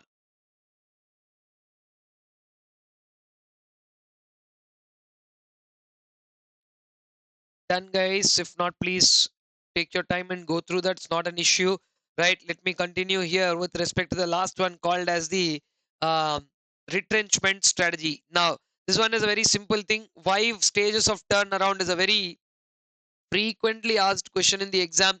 So let me take you through to the last piece of what is called as strategic exits. So no matter how important it is for a businessman to stay in business and continue doing business, sometimes it is also important for business people to find the right time to exit. Find the right time to exit. So strategic exit, when do you think a strategic exit has to happen? Strategic exit occur when an organization significantly reduces the scope of its activity. Okay. And then 3 types of retrenchment strategies are there. As you can see, turnaround strategy, which we are going to uh, adopt when the in the product life cycle. You remember introduction, growth, maturity, decline. In the early stage of decline, if you want to slowly when it's starting to fall down, the reversing of the decline when it is coming down and suddenly want to, okay, we can't obviously suddenly switch it and take it up, but is there anything that we can do to really work around that? Of course there is. The answer is a yes, and therefore we will adopt what is called as a turnaround strategy. Turnaround strategy focuses on reversing the process of decline to improve internal efficiency. I hope you did a chapter called internal reconstruction in accounts. So that is exactly what it is, improving your internal efficiency so that you can try and restore profitability, which is the main objective. You are not a profitable entity anymore, so you want to restore profitability and stabilize the organization. Okay. Divestment strategy is to sell or liquidate any portion of a business. If you're selling or liquidating any portion of a business, then it is called as divestment. You're not selling the entire thing, right? You're only selling the portion of a business. It's called divestment or divestiture, right? Then why are you doing that? So that you can curtail. Curtail mean cutting down the product. Unprofitable products, whatever are there, will cut them down. Cutting off loss making units. Loss making unit, division, SBU, anything. If you're cutting it off, it is called a divestment. No, sir, we want to close the entire business and go abandoning all activities, which is considered as the most extreme step. That is called as liquidation. Understood? Generally, we don't want to do liquidation because it involves selling assets, closing out everything. A lot of people will lose jobs, settle all your debts, pay off everything, minimize the losses, and kind of go home. But like I said, that is not something any businessman would wish to do, because after putting so much heart and soul and effort in doing a business, you just don't want to at one point of time say, I will, like close my business. Voluntary liquidation, of course, is possible, but other than that, environmentally forced liquidations are not such a pleasant experience. Now, of this story, if you look at what is the first one, it is called a turnaround strategy. One of the most important points, as I can show you there in the picture, I've drawn the product life cycle one more time. This is the part where we're talking about decline. It is coming down. But if you want to reverse the decline, if you want to reverse the decline and take it up here again, as a matter of fact, if you're going up like that, that process is called turnaround. Two very important exam questions, as you can see. The first one, what is the need for turnaround? This itself is a question in the exam. Continuously you're getting negative cash flows. Uncompetitive products. Your products have become uncompetitive. Market share is constantly declining, a declining market share. Deterioration in physical facilities. Facilities have come down drastically. Overstaffing, high manpower or low morale, and mismanagement. You can see these 6 are solid reasons as to. They are also called as danger signals. Sometimes that is a word used in the question to say what are the danger signals that are indicative of a turnaround. Yes, sir, we decided to go for a turnaround. One of the most asked questions of this chapter is, what are the action plan for turnaround? Guys, I don't want to discuss the entire detail, but you know that I would want to discuss at least what is the stage. In the first stage, we're talking about stage 1, assessment of current problems. Right now, what are the root cause? You can have a view on what are underlined there. Identify the root cause of the problem. Analyze the situation, and develop a strategic plan. That is, in other words, redo the SWOT analysis. Long back you did no, redo it one more time right now to see what your strength and weakness are. So assess the current problems, analyze the situation, and develop a strategic plan. After that, stop the bleeding. Stop the bleeding means initiate an emergency action plan. Stage 3, implement right now. I will bring back. See, if somebody is met with an accident, what will you do? You will not try to stabilize everything. First you have to get them to breathe. That is why they'll take to emergency, trauma care, ICU, whatever you call it. There, the first goal of the doctor is to make the patient breathe properly. Now we will do the surgery, we will do everything what is needed to bring that person, but first he has to breathe. So like that, here to control the bleeding, what they do first aid, like that, implement an emergency action plan, right? Do some stabilization aspects, go to bankers, talk about restructuring debts, unprofitable divisions, whatever are there, cut off those. Prune means to cut off. And if any high potential products are there, accelerate them, grow them, and make sure that entity breathes. Emergency action plan, followed by doing something to restructure the business. Now 4 and 5 are crucial steps to bring back life into the business. Restructuring the business is about repositioning the core products, prepare a cash flow forecast and analyze whether this will really work.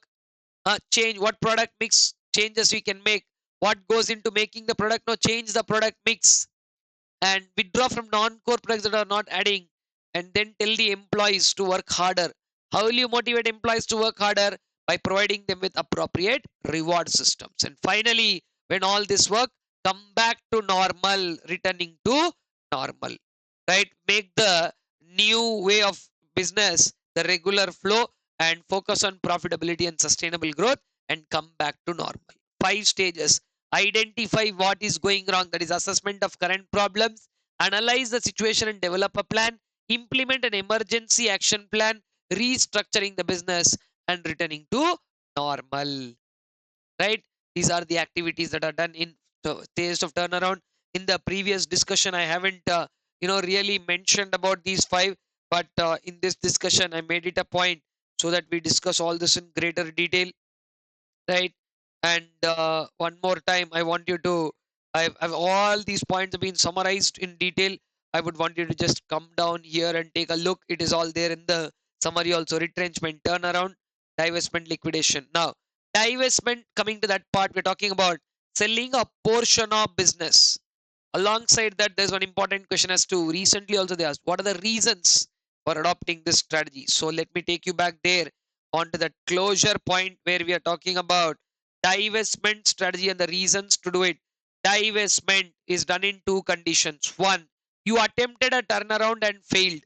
You tried to do a turnaround but failed, right? Turnaround has failed.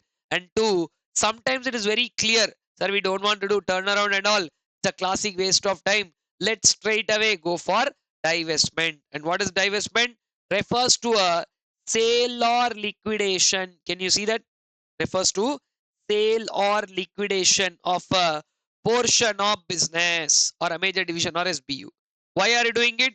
5 reasons. 1, you bought a business, acquired business proves to be a mismatch. Acquired business cannot be integrated, proves to be a mismatch. 2, continuously you are getting negative cash flow, persistent negative cash flows. Severity of competition is there, intense competition, but you have inability to cope with it, severe competition. Change in technology is there, but you are unable to or unwilling to invest in that. And lastly, with this money, if you sell this business, you can put this money elsewhere, and it's a more profitable opportunity. It is called as opportunity, the next best alternative. So better alternative investment. So if your acquired business proves to be a mismatch, if there's negative cash flows, if there's severity of competition and you are unable to cope with it, technological changes have occurred, but you are unable to meet them, or where better alternatives are available. All these are reasons, 5 solid reasons why you would go for a divestment strategy. Alongside that, 2 more additional reasons are there why you do normally. Continuous losses, if you are going on getting, or improving the viability. If divesting this can help other businesses survive, then also you can divest. And other 5 reasons are exactly the same as to what you saw earlier, right? So now, very important question that we have to discuss is turnaround only relevant for loss making business? Nothing like that. A turnaround strategy is relevant when a company is experiencing a period of poor performance. And poor performance does not always mean losses. Put a start at this point. Normally, small points like this are generally not covered in marathon. But if you see this marathon, we have covered almost every small point. And at the end of this marathon, when you say stage 5, now we are going to mark stage 3 as done. After this is done, bro, when you're done with stage 5, I would want you to exactly leave me with a comment saying how this elaborate marathon, because generally people are like so overwhelmed with the content that they, when they finish, they feel happy. So I understand that. So even if you don't leave a comment, but if it has helped, it is good.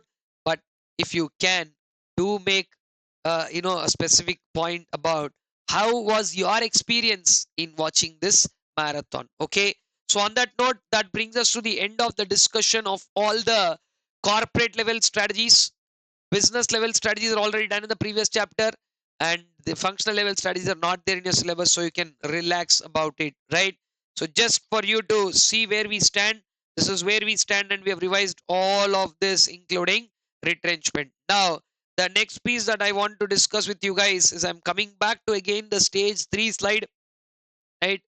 Stage 3 slide, we have the other part of discussion called strategic options, talking about the 4 portfolio tools of Boston Consulting Group Matrix and Soft ADL and General Electric Matrix. So that is the other piece of discussion that is pending for this chapter. Probably another half an hour discussion on that, or somewhere around half an hour, 40 minutes. Or again, like I said, if we can like stay focused on what we're doing, we can even wrap it much quicker and discuss also the main content of ADL matrix, which I believe many people, I think I already told you. One more time I'm reminding. So we will do that at this point. If you really want to take a small break and continue, that also works with me, because I mean, I will go for it, but it again depends on how you are placed. So take a small break, come back with a fresh mind on strategic options. We will discuss all the 4 portfolio tools which you see here in clearer detail. All right, guys, let us move on to the next aspect, which is called as the strategic options, wherein we are going to now talk about the 4 portfolio models, which are one of the most important aspects of strategic management. Okay, as I told you in the previous part, there hasn't been a question paper without some sort of question. Now, I won't guarantee that definitely a 5 marks question only is going to come, but having said that, definitely a question can come from any of this BCG, GE matrix, and SOF and ADL. So considering your comfort and understanding, let me do these topics in this segment. But before I do those topics, what is the need for a portfolio analysis and what are these strategic options? Let us just dive into the understanding of that as to what are the strategic options. I will just show you the text here. You can see strategic options are derived from the existing products and industry innovations. So basically, it is about, very relevant, the star point that you can see there is, this entire concept of having so many options are relevant only to multi product and multi businesses. I think there is a logic in itself which clearly says that if you have only one business, why do you have to think so much? You can put all your money in that business only, no? Right? So you don't have many options. Then it is like our mom telling, what did you make for dinner today? Choose from one of these. She gives one option and says choose from that. So there's like nothing. She's made that and you have to just go by eating it, right? So that is exactly how some choices work. Mm. But in business, strategic choices are not like that. Strategic choices, they give you many options. So why don't you put more money into product A? Why don't you put less money on product C? So now that depends on what exactly these products are and how are they contributing.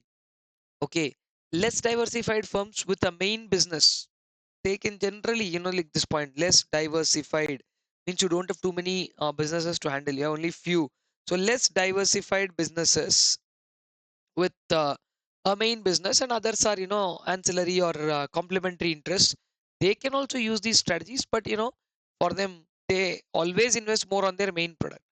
But if you're using portfolio analysis, what is the main advantage? I've already made this point in the summary, right? The main advantage of this, the management must analyze the business portfolio and decide where to invest. That is the key factor. Where to invest, more, less, or not at all. So, in other words, I've written this only as which business should receive more investment, less investment, or no investment. So this particular point is applicable to multi-product businesses where a decision is being made about which business should receive high, low, or no investment. High investment, low investment, or no investment at all. So this is what we are going to decide. And to decide this, there are four theories on BCG and SOF. Now, the answer of product growth matrix has already been discussed with you in the likes of. Sir, when did you discuss? No, obviously, when I discussed market penetration, product development, market development, and diversification. When I discuss this, they are the same four words Igor and SOF put in a framework. So, by default, that has been covered, but we will take one more look at it. Then we will do BCG and G together, because the drawbacks that are there in the BCG matrix have then been addressed in the GE model. So let us keep this a very, like I said, a short session, piece of that, because all four are very important. And let's start with hands off in the first place, right? So normally, if you look at the class notes, I would generally mark this as a homework, right? Let me show you that. See there, hands off is a homework. Why? Because we would obviously have discussed this. So one more time, I would want to just discuss overview. You can run through it anytime. So coming to hands off, you are taking a 2 by 2 4 box matrix where you take markets on the vertical axis. Markets are always there on the vertical axis, and what we are taking on the horizontal axis are the products. Let me quickly highlight them: markets and products. Now you know that products are again classified into existing products and new products, while markets are also categorized as existing markets and new markets, right? Now, if you are introducing an existing product into an existing market, it's a very tough choice. It is part of those three that I've highlighted in the shaded place. They are called intensification. Only the other one is called diversification, and we already know that diversification is quite risky, right? So market penetration, product development, and market development, one thing that is common is something is existing. In first one, both are existing. In second one, market is existing and product is new. In the third one, you are entering a new market with an existing product. Point being, something is existing and you are intensifying the other. So those are the three intensification strategies. Introducing an existing product into an existing market is called market penetration. That is in the closed group market you are trying to enter. This is a toothpaste example, which is about Colgate, Pepsodent, Close Up, and XYZ, where you are entering now, and that means you're capturing this market. You are winning customers from others. You cannot just like that barge in, and just because you entered with a new toothpaste, some new people will start brushing from tomorrow is not the scene there, right? So you have to win customers. Somebody should give up Colgate, somebody should give up Pepsodent, somebody should give up something else. They have to give up those, and then somebody has to come in to pitch in the space there, and you capture what was left out by somebody. That is the idea there. So that is the story of the first one, which is called ants of product growth matrix. And diversification is new to new, very risky in terms of a strategy, because you are entering into territories that you are not very well versed with. So that risk is always there on you doing that. So it is titled as a risky strategy. Okay, so that is the very first one, guys. And softs product growth matrix. Let us spend just an additional minute here on trying to understand the text also, so that it'll be as good as guiding you through the this one also. So market penetration, existing to existing, increasing sales to the current customers can also be considered as the strategy of market penetration, whereby you're not trying to do anything new, just to increase the sales to the current customers itself by increasing advertising, maybe personal selling or campaigns, or trying to go for an aggressive pricing strategy to outcompete your rivals. We can as well do that also. If you go by the example as to what they are, you can say Gucci, which is one of the luxurious brands. Gucci selling luxury clothing in European markets. They're already selling, and they're selling new designs now. So which means they're existing to existing, which will be a classic example of market penetration. Market development involves existing products into new markets, where same Gucci is expanding from European markets into Chinese markets. You're going to either new geographical areas or new market segments. And product development focus on new products into existing markets, while the same Gucci, if they're selling casual clothing, right? A casual clothing, generally this is luxury clothing, right? Now they're going for casual clothing. So a new product with the existing market, which is called product development. Now, diversification is about introducing new products into new markets. Of the four, this is the most risky. This strategy is risky because it involves venturing into unknown markets. Gucci selling casual clothes in Chinese markets. Casual clothes is new, Chinese markets are new. So new to new, casual clothes in Chinese market. Very hard to find acceptance. If at all you find acceptance, then definitely you will be a winner there. But again, like I said, because it is a new market and it's a new product, we don't know how customers will accept that. Will there be a rapid product acceptance, or will there not be a rapid product acceptance?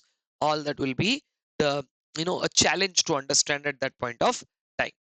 Okay, so that is the very first strategy, guys, which is talking about uh, Igor and soft product growth matrix. Now, this is wonderful matrix. In my personal opinion, there is no better matrix than the ADL matrix because it sums up everything great.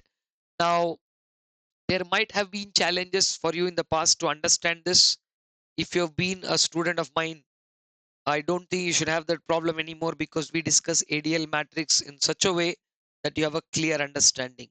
For all those people listening to this concept for the first time, I will explain this in detail, but I would want you to definitely leave a comment if you, for the first time, are understanding ADL matrix after this. And I would really be glad to see, these kind of comments which bring in the understanding for first time from a marathon kind of a space. So please be honest enough to leave a comment if you've really watched this entire marathon till here, concept by concept, and you're watching this also, and this is the first time you're understanding this. Please do ensure, right, that if you already know it and revision was good, it's always a pleasure to get that. But for somebody for the first time who've never tried to understand the ADL matrix in the past, if you are trying to understand it now, please ensure, because again, like I said, this is not for any other reason but for you to repose confidence to the others, saying that, look, this has been very helpful for me, so you guys also can go ahead and watch it.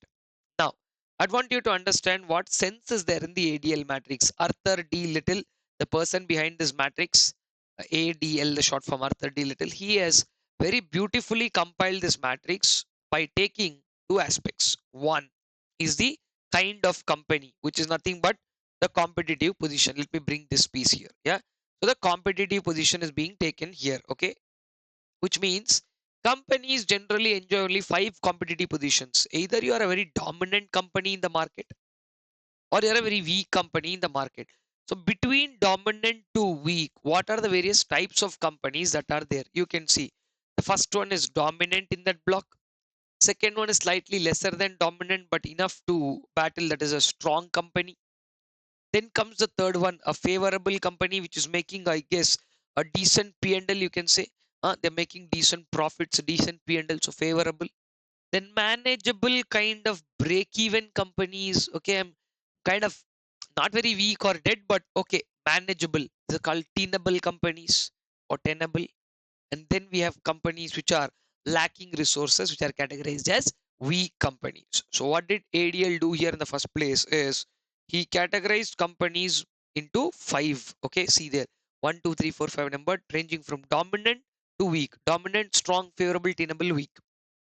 Now don't bother about the other piece of writings. I will come to each of those. So you now know the understanding of each of these companies. Somebody having a strong presence in the market, would they being able to establish or dictate terms as a dominant company. If the financial resources are strong, HR resources are strong, your aspects are going well, then it's a strong company. Favorable is P&L positive, tenable is break even, weak companies lack resources. So you know the meaning of all these five. Now, I don't have to explain the other one because I've already explained you the other side of the story on the four stages in the product life cycle: embryonic, growth, maturity, and decline. So, which means introduction, growth, maturity, and decline. He has, the stage of industry, same four stages. He has used different words to depict them, but embryonic is the introduction stage, growth and maturity continue to have the same name, and aging. Aging means, the decline part is renamed as aging. Now, here comes the interesting aspect. How do these five companies behave across four stages? That is what is the 5 by 4 combination. How do these five companies behave in these four stages? This is the uh, text for us to understand. So five competitive positions, four stages of industry maturity, a mix and match of that is what a 20 box ADL matrix is all about. Now, is there a need for you to buy hard 20 boxes? No. Let's see how this works. Take one company, any one of those entities, and see how they will navigate through four stages. For example, let's take a dominant company. How will a dominant company go across four stages? Let us see that. It's a dominant company in the name. Why will they go slow?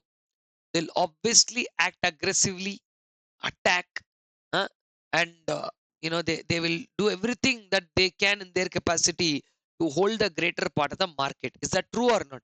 They are not somebody who's going to fold their hands and sit and say, okay, let us observe what is happening. These are guys who are going to show the dramatic amount of power, right? They are dominant companies. Now, coming to what dominant companies will do when a product is being introduced. Obviously, see again here, if they ask you this in the exam, and if you have to really draw the matrix and write it, even if you write one keyword, one or two, depending on how much you can remember, one or two keywords in each box, you should be able to get your marks. Okay. So that is why I'm picking up a very easy method to understand that. Choose words that are quite common across these. I'll tell you how. So dominant companies, what do they do across their first three stages? They act offensively. Because they're dominant enough to do that, they'll act offensively in introduction stage, in growth stage, and also in maturity stage. And when it comes to aging, because it's a dominant company, it doesn't want to let go down. It will try to defend its position in the first place. But see, you may be a dominant company, but you should not behave like a foolish company. Correct? There is a difference between being dominant and being foolish. I don't want to be foolish. I want to be dominant. So at some point of time when my resources are getting exhausted, I would like to consider a withdrawal. I'm not saying withdraw tomorrow morning and go home. I'm saying please consider a withdrawal. So even if you're a dominant company, but your product is coming down in the life cycle and it's aging, you consider a withdrawal. No, sir, this product can be of help and it can support the other products. Then you can as well always go for the better part of the story, right? You can still hold on, and someday you really want to go for the withdrawal. Same story. If a strong company is doing it, they are strong because there is something unique in them. That is why when a strong company is introducing a product, they tend to differentiate first. And they continue to differentiate in the growth stage, because only when they are differentiating, they will be holding themselves as a strong company.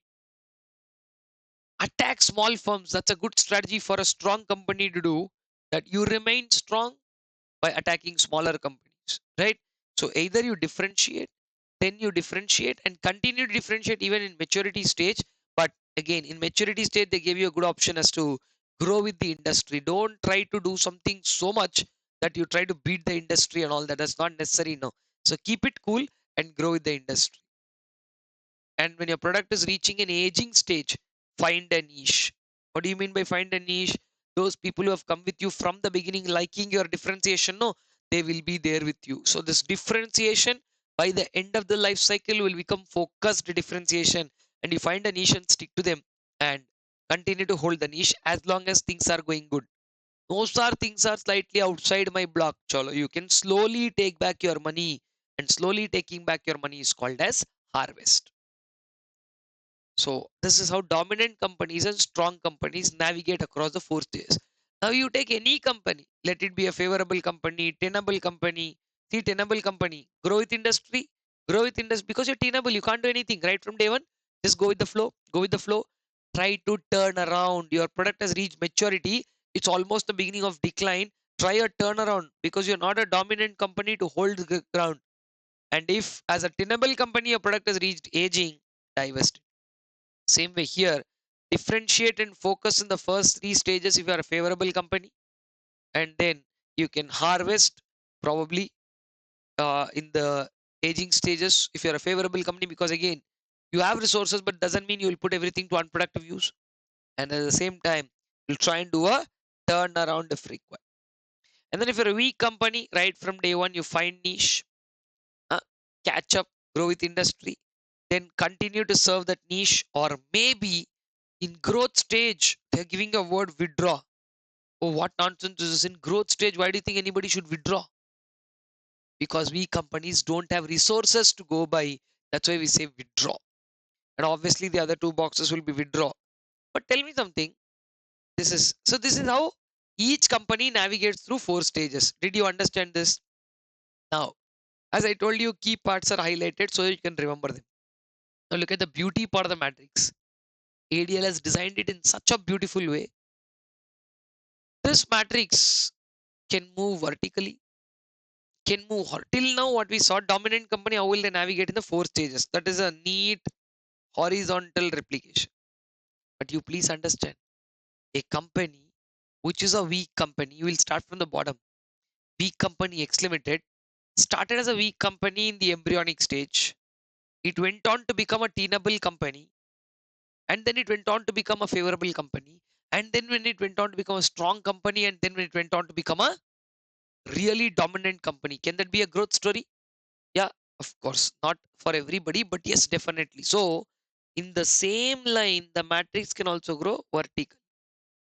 But the beauty part is not that the matrix also moves diagonally. And all these are not there in the book. 99% of the people ignore this matrix, right? And the 1% of them who focus on the matrix also by heart them. Very few people have the understanding of this logic. If somebody explains, it's great. And I generally tend to take this very seriously and do it because the effort behind this matrix is so huge. I've read the whole story of this matrix as to how it has been crafted, right? That is only out of sheer interest. And also because it was in my syllabus when I was doing my advanced diploma in strategic management from CAMA London. So that time in the sense, this is a story of about close to 14 years now. So before then, before I fully got immersed into teaching, so I do hold an advanced diploma in management alongside being a chartered accountant and a cost accountant. So more than all of that, the interest as to how can somebody put this, because my only thing that sparked this curiosity is when you are telling that somebody will withdraw here, right? How on earth are you giving withdraw in the other two places? Because if somebody withdraws in the second stage, third and fourth box should be dash, no? Like there's nothing that they won't enter only. But if they're giving options, a company which could have withdrawn in the second stage, how will it come to third and fourth stage? That's when the curiosity kicked in and I started finding more. And then I realized that a weak company need not navigate all stages. No, a company that was strong due to a huge disaster or a fire accident, maybe they fell from year to year. Understood? A strong company that was growing with the industry, suddenly because they met a disaster, a strong company became a weak company because of a disaster. And now you have to sudden, and they're already in maturity stage. So instead of looking at this box, you might have to look at this box where the answer is very clear. You withdraw, divest. At least divest that product or then withdraw. So that's when I understood that matrix not only is moving horizontally as shown here, it moves vertically, it moves horizontally, and the best part is it moves diagonally. And to give you a better understanding to close this, you see the weak company's life cycle, not this time horizontally, but the one that I wrote and kept with circles here like this. So the diagonal way, initially when I started a weak company. Find niche was my first option. I did that. I caught up with the industry and I grew. You see, diagonally, hold niche. How can suddenly somebody say hold niche here? Because you found that niche here. And then once you find niche and hold niche, you continue to have those options here also. See, find niche and hold niche. And then focus, differentiate, harvest, grow in the industry, all possible options. A favorable company in maturity is the best example of you being capable of doing any strategy. Now, did you understand the beauty part of the matrix? The matrix gives you a solution as to what strategy to follow in any possible situation, not just in growth stages or not just in maturity stages. You may be any company, you may be in any stage, you will find answer in one of these 20 boxes. Right? Did you understand? Did you find this explanation useful? If so, and exclusively those who have already understood this, and if the revision was good, you guys are free to comment. And at this point of time, we are about to finish anyway uh, the stage of crafting strategy. So anyway, you are going to go and comment stage 3 done. Wherever, whoever have done stage 3 and who have been really happy in revising ADL, you say stage 3 done in bracket ADL star, just so that I get that feel when I read some comments that yes, you really are.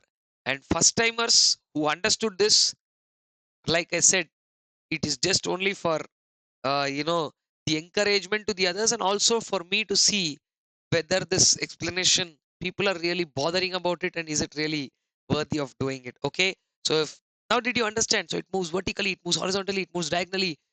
Now there is no way how you can tell I am not part of this matrix. Any business in any stage, you will find yourself in one of these boxes, and it has an answer for this. So that is such a beautifully crafted matrix. Take a clearer look of the entire matrix, right? And the summary is also there, but this is the best possible way how you can have a understanding of this matrix. So done. That leaves us with two more stories on what you call as the BCG, right? The Boston Consulting Group matrix. Let me bring that back here for you. So this is how the ADL matrix is there, and of course I've explained the same here. And coming to the Boston Consulting Group matrix and the GE model, I think we can do a revision of both these also to wind up this particular analysis on portfolios, and then with that there will be a wind up on stage 3 of crafting a strategy, which will then lead us to the last leg of our marathon, where we'll be talking about chapter number 5 with stages 4 and 5 on implementation and control. One of the most easiest matrix to understand is the Boston Consulting Group matrix. We're going to take two things. One, market growth. The other one is about relative market share. How is the market growth? Is it high or low? And how much is your share in that, high or low? That is how we are going to use the BCG matrix to classify businesses. First, BCG tells you classify the businesses. Then BCG will give you 4 strategic options. First, we will try to classify. If in a high growing market growth that is very high, so capturing the market should be relatively easy. And if you really capture, okay, the market with high market share, such products are termed as stars. So stars are those products which are capturing high market share in a high growing market. But stars require obviously investment because you are entering a market and capturing the market also. And for your product to shine like a star, obviously it is going to cost you. Then comes cash cows. Market growth is not going to remain in a high trajectory all time. So there will be definitely market growth to slow down. When growth rate slows down in the wrong run, sir, are you doing anything wrong here? No, we are not doing anything wrong. What was once a star later will become cash cow on its own. Okay, because you are not doing anything wrong. You're continuing to keep the product well, and the product is so good that even in a low growth rate market, it is still holding your high market share. That means you have done so well that people have some response to your product. The terms you understand, right? Stars are used for bright shining products. That's why they call stars. Cow is a metaphor used to describe those products, like how cow gives us milk. These cash cows are those products wherein you can milk in the cash. Like how cow gives you milk, these cash cow products give you the regular flow of money. Even though in low growth markets, their market share is high because they are well trustworthy, established products that people have already liked. So you should not have a problem in, holding that market share. So cash cows are amazing. But see, please understand, for no mistake of yours, that is in the real long run time, real long run, people's tastes and preferences might change, people's income might change, they might jump around to other products, and in the very long run, your market share may slowly decline. So in a low growth market, when your market share declines from high to low, such products are now termed as dogs. Dogs are not bad, guys, ideally. See, again, the metaphor dogs are used to represent that they have been loyal to us. Dogs are very loyal, right? So these products, which are termed as dogs, have remained very loyal. Today, what is a dog was once upon a time star. Star then became a cash cow then became a dog, and it's completed the circle. Dogs, because you don't see them fetching over and above the regular returns, I don't think you have to continue to hold them. Sometimes dogs know they are good enough to suffice themselves. That is also there. That the dog is so good that it is generating enough money to maintain themselves, like it's breaking even. But please tell me, are we in business to make more, like profits and all of that, or just break even and say, okay, shareholders be happy. We put money, we got back that money. Okay, clap, clap, clap. That's not it. So shareholders are always looking for returns, and dogs are not generating those returns, and that is exactly why they have to be sent off from the portfolio list. That is called divesting. We'll again see that. Stars, cash cow, dogs. This story is something that we can see. Now, when you introduce a product, it didn't become a star. Market growth rate is high. Market growth rate is high, but you didn't find market share. Definitely your problem, because not market's problem.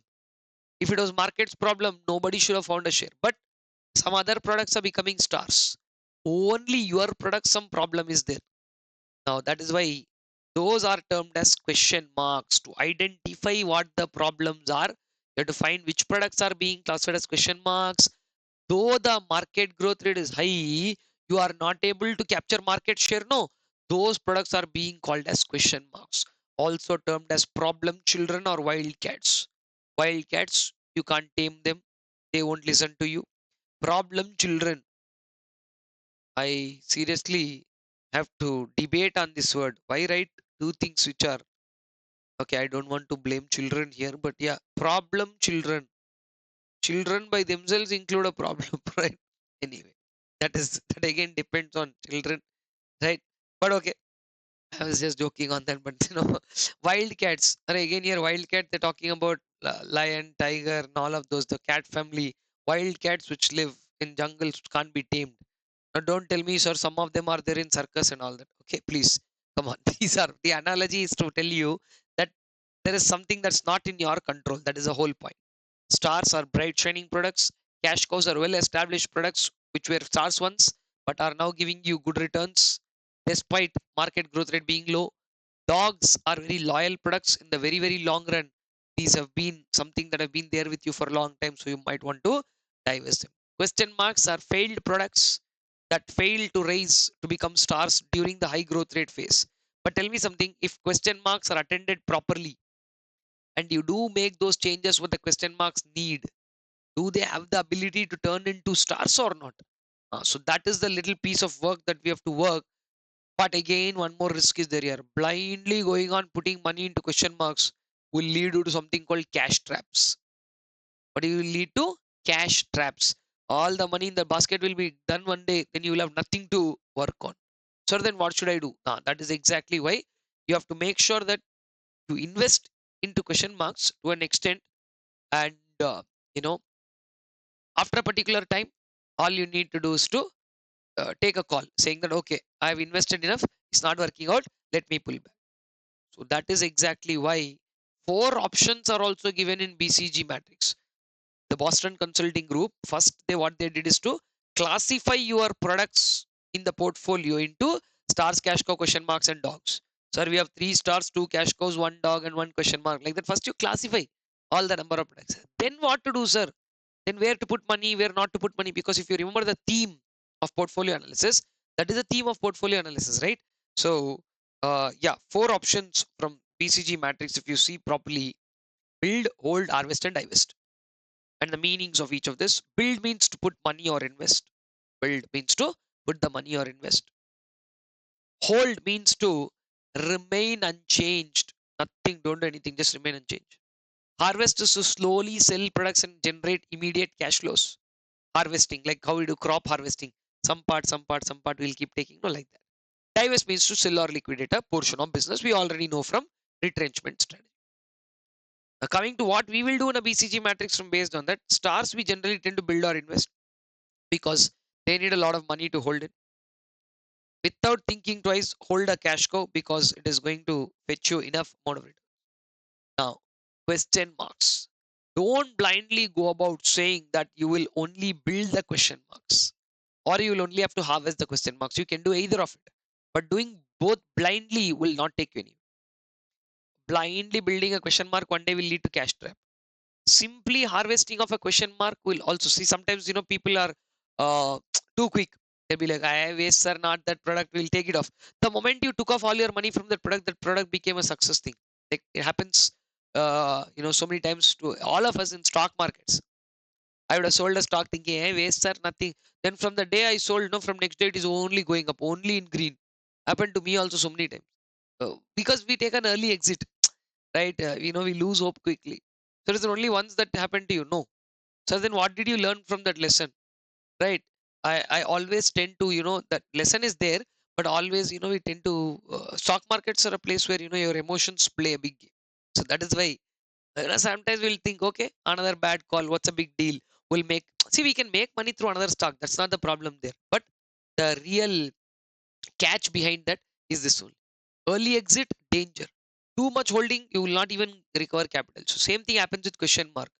Too much of holding or too much quickly coming out are dangerous. So you have to see the situation and do it. Build or harvest. And dogs, they have lived their life. So the only thing that you can do is to say bid a goodbye to them, farewell, by saying divest. But so now I hope you have the 4 classifications: stars, cash cows, question marks, and dogs. You have the 4 options: build, hold, harvest, and divest. And this right now on your screen clearly tells you what to do with each of those. If BCG was a very perfect matrix, there wouldn't have been a need for a GE model to come in.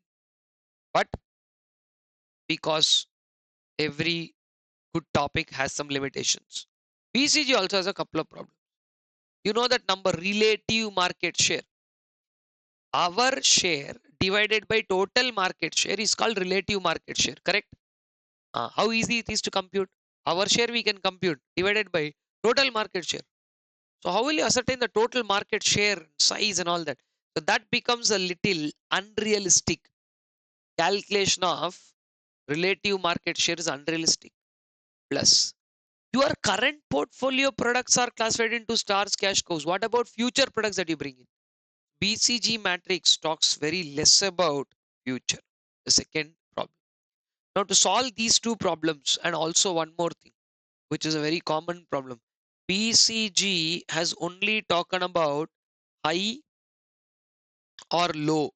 These are generally considered the extremes. So what about a normal, moderate, or a medium market situation? If the market growth rate is medium, or if the market growth rate, or if your market share is medium, what about that? That is not very bad, no? Medium to medium, medium to high, medium to low. The discussion is not there only. So BCG has spoken only about extremes, but it has spoken very less about medium situation. So these 2 problems, market growth is a very unrealistic calculation. Market share also is a very unrealistic calculation.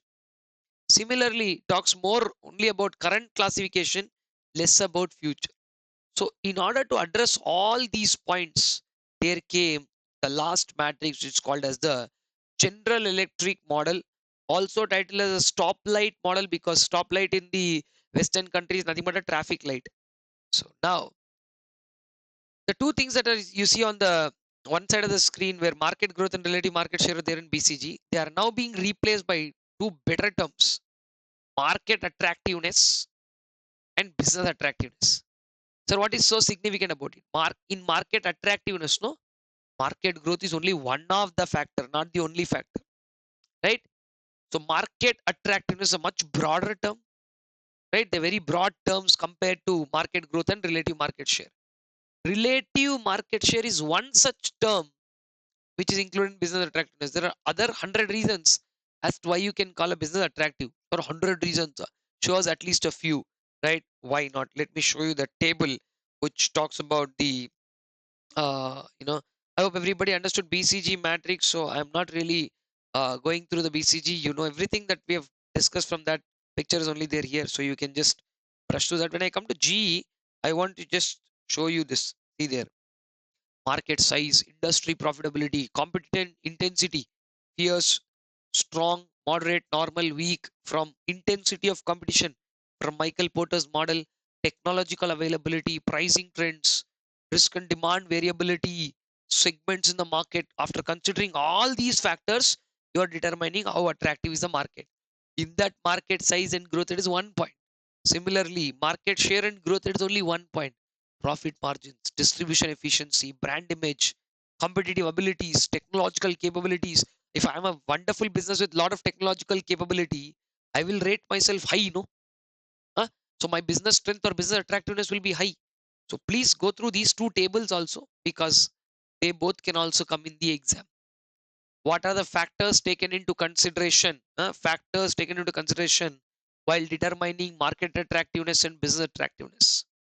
You can always run through these two. Now, anyway, the point is, after you do this, the difference between BCG and G, if you see, market attractiveness is replaced by market growth, and obviously, market growth is replaced by market attractiveness, and market share has been replaced by competitive strength, which means, in other words, business strength or business attractiveness.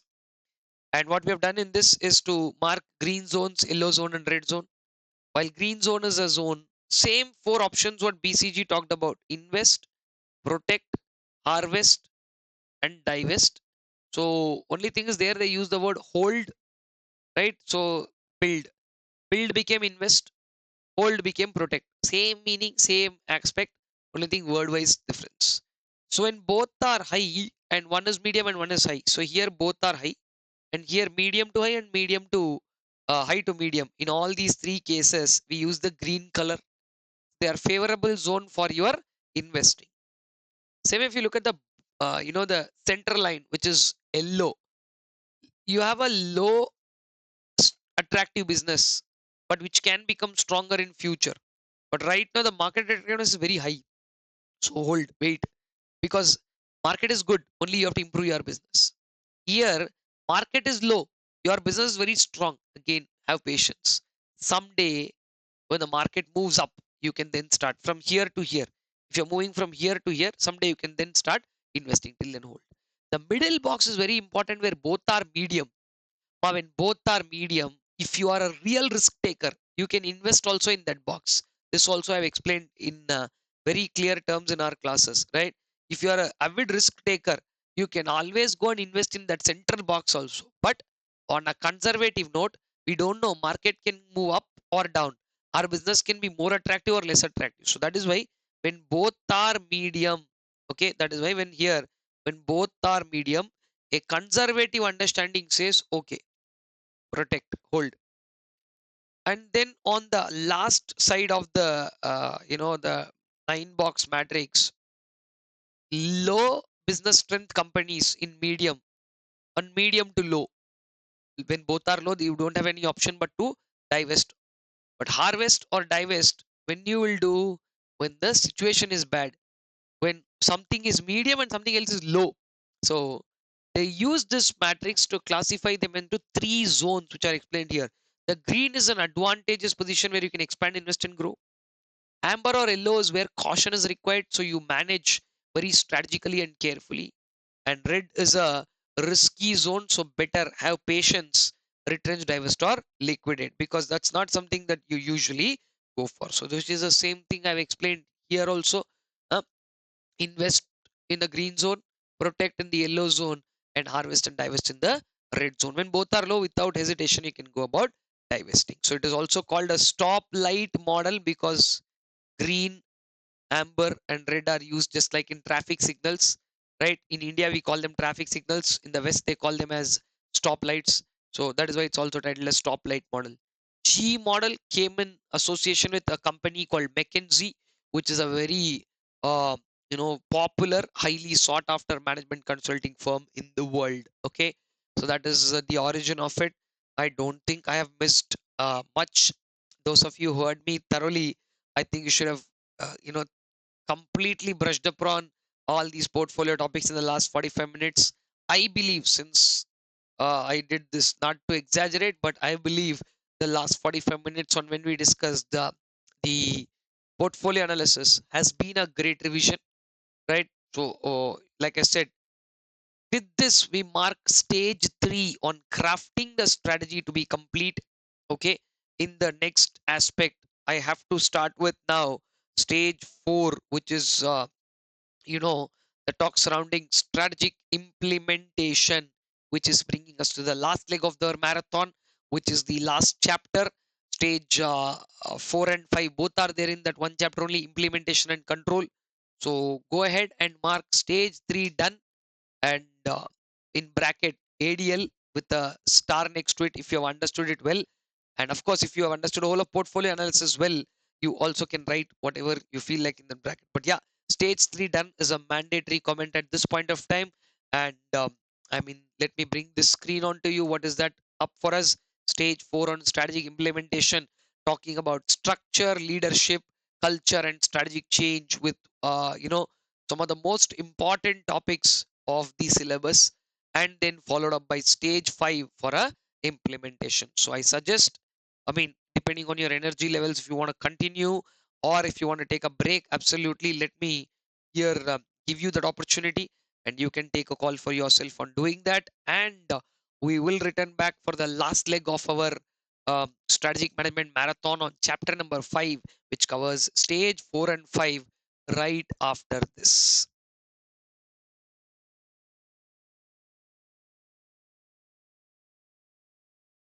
All right, guys, that brings us to the last part wherein we are going to discuss stage 4 and stage 5 of strategic management. Stage 4, as you see, is strategic implementation, while stage 5 is about evaluation and control. Before we discuss this, I would like to show you the beginning of chapter number 5. There are a couple of things that I would want you guys to take care of. So, bringing that to you is the heading strategy implementation. Implementation is all about stage 4, where you can see here putting strategic plans into action. What are you doing? Putting the plans. Till now what was just on paper, putting those plans into action. While on the other side, we talk about evaluation, measuring and assessing the performance of the implemented strategies to see whether you are getting the desired results or not. Now, in doing this process, there is a topic which talks about the entire strategic management process one more time, using one of the very vibrant concepts in strategic management called as the Fred David model, which is nothing but the same process that we have been seeing right from the beginning thus far, right? You know the strategic management process very well. Stage 1 is about developing strategic intent, where you have vision, objectives. Stage 2 is about doing a deep rooted analysis of the external environment and the organization internal environment, followed by generating and analyzing and selecting strategies, which is called crafting a strategy. Then stage 4 is implement the strategy, and stage 5 evaluation and control. This model is called the Fred David model. Fred or David, the person who's propounded the strategic management model, and a very neatly going flow. So we did talk about all these 5 stages. They are quite methodical. The development of the organization strategy is a quite methodical process, step by step. You have to go one after the other. Plus, they have a couple of other attributions. The strategic management process is dynamic and continuous. So there is nothing that I newly have to discuss in this strategic management process. So I'm hoping that you guys will be in a position to take care of it, because I have discussed all these 5 stages extensively. Again, before we go to organization structures and other things, I would want you guys to understand another very important point, which is you know the difference between implementation and formulation. There is a small table I would like to take you through. So please ensure that you go through these five stages of strategic management. Right? Let me just show you that also. Stage one is on vision objectives. Stage two, which is talked about in chapters 2 and 3, environmental and organizational analysis, and formulating a strategy. Chapter 3, last topic on M.Portors forces, and chapter 4, stability, expansion, retrenchment, has been discussed. And 4 and 5 are nothing but the content in this particular discussion, where you develop budget, staffing, which is about putting the right person in the right place. Your strategies should be put up in such a way that they facilitate rather than impede. Impede means stop, facilitate means help, right? So your whatever you establish should help or facilitate rather than stopping your execution.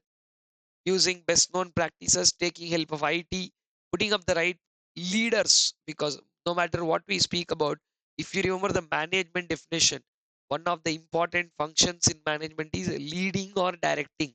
So that activity should be taken care, leading or directing. Then it has to be also followed by a good strategy that fits in. A good strategy execution involves creating a strong fit between organizational capabilities and your internal operating systems and the strategy. So that story is there, very much there, which talks about all of the the implementation process, followed by a stage 5, where we where we have evaluation and control. Where we have what? Evaluation and control. Where to just see, we have some topic called as SPM, strategic performance measures, wherein we can measure the performance of the organization and see if we are required to make any corrective adjustments, taking corrective actions. That is only called as strategic control. So that also towards the end we can take care of. So this is the layered set of 5 stages. Okay, and I hope you are clear with all the 5 stages here, layer wise. Now all I wanted to do is uh, understand that this topic on strategy formulation, okay, before I discuss about the organization structure, there is a slight understanding about the two types of plans that are formulated. This has also been an exam question. So I want all of you to take a real quick view of what this is. Corporate strategy. Can you please look into the two branches of the corporate strategy, wherein you will be able to see two types of plans. One is called a strategic plan on explaining what to do, while the other one is called as operational plan, which explains about how to do, right? So these are the two aspects of what we call as strategic planning: what to do and how to do. While strategic plans are developed by senior management, strategic plans are developed by senior management. Strategic plans are developed by senior management. Operational plans are developed by middle and lower level management. That is very, very important for you to determine, who goes where and what it stands for. So that is one basic point. Followed by one of the very important points is, while the first step is effectively talking about assessing the strength, weakness, and opportunities and threats which are more involved in strategic planning, how to do the tasks, how resources will be used effectively are discussed in the operational plans. A quick difference table: strategic plans, characteristics, if you see, they shape the organization, they assess the impact of environmental variables, assess the impact of environmental variables, and then they take a quite a holistic means a complete view, right? Not just one division or one area. They take a complete view, and strategic planning develops overall objectives. What do they develop? Overall objectives and strategies, and it is concerned with the long-term success of the organization. And likely, generally, they are senior management people who are involved in this story. Now, on the other side, we have currently right now. How are you deploying the aspects? Huh? What are you actually going to put up? Right? Current deployment tactics rather than strategy. Tactics means ways of getting things done, not strategy. tact is an art of getting things done. So how quickly can you get these things done? That is what we are actually targeting. So develop deals with the current deployment of resources, developing tactics, projects the current operations, everything current if you see. And if at all any work is supposed to be done, makes modifications to that. And finally, it is a responsibility of functional managers. Here it is senior management, and here it is functional managers. So this very basic but important piece of our discussion is what we have in terms of you know the corporate strategies breakdown of strategic planning and operational planning. Okay, so this is the story about our understanding with respect to what these two types of plans are. This has been a straight question in the exam, which is why I thought I should again take a minute to do this. Now I will also want to discuss one more very important point, which is again the concept of strategic uncertainty. I'm coming to that. Strategic uncertainty and how to deal with it. Uncertainty refers to the unpredictability of future events, unpredictability or circumstances that may affect an organization's strategy and goals. So, very important piece is about how to manage uncertainty. Why, if only we can know everything, we will be called as God or astrologer. No? Huh? I don't know what can come in further. Okay, so there is a possibility that we may not be able to figure out something. So therefore, it is very important for one to understand how we will go by this. So how to manage uncertainty, to manage strategic uncertainty, to manage strategic uncertainty, organizations need concentrate words, flexibility, resilience, which means the strength, and agility means the kind of speed. You are agile enough to respond to the changes in the environment, agility, and quickly respond to the changes so that you can minimize the impact. Uncertainty can be grouped into logical clusters and then assess them. There is basically how to deal with strategic uncertainty. Answer is very simple. You do what is called as a scenario analysis. What do? You do something called as a scenario analysis. Sir, what do you mean by the scenario analysis? Scenario analysis is nothing but making a list of all possible situations. What is it? Making a list of all possible situations and the effects. If then analysis, that is what it is called as, right? See, I've written it clearly here. It is called the if then analysis. So have flexibility, diversify your business, don't depend on one business, because in times when things get bad, if you are putting all your money into one sort of businesses, they can go for a toss. But if you have diversified and kept, then there are all possibilities that you can get saved with respect to that. And also here, um, like I said, scenario planning, the keyword, if then analysis. Be ready for all possible future scenarios, right? Ask a question: what can go wrong? What all can go wrong? Make sure that you write the list of all those things what can go wrong, and ensure that you do the be ready with the answers. If any of those things happen, you can immediately get the answer. Let me tell you one more danger here. There are so many cases where if then analysis has not covered a particular situation, and that can happen. So that is exactly what uncertainty is. As I just told you, if only you know every situation, you will be God. No? There are so many situations for which you have ready answers. Then came pandemic. What was their answer? Nothing but a lockdown, which was never heard of. Like that, sometimes uncertainties creep in, and if uncertainties become real, there is an impact of uncertainty. Now, the only thing that you can do is to, either collaborate or join hands with somebody, right? Collaboration and partnerships, so that you don't, like it gives you access to new markets. You will suddenly not fall. That's the only idea, right? And then we are also talking about one of the very, very important aspects of the SBU, the how SBU is impacted. Now, you know what is an SBU, right? It is the key business unit. So, the strategic business unit, which is a very key for business, how is the uncertainty impacting them? Now, please understand, not every time all SBUs get impacted. But if an SBU gets impacted, what we have to weigh is it a very serious SBU that got impacted? Is it a serious SBU that got impacted? Or any other random SBU that got impacted. What if now a random SBU gets impacted? It is not a real problem for us. All right, because the kind of profit or the kind of work that SBU does is less. So see here, some SBUs are more important than the others. How do you know that, sir?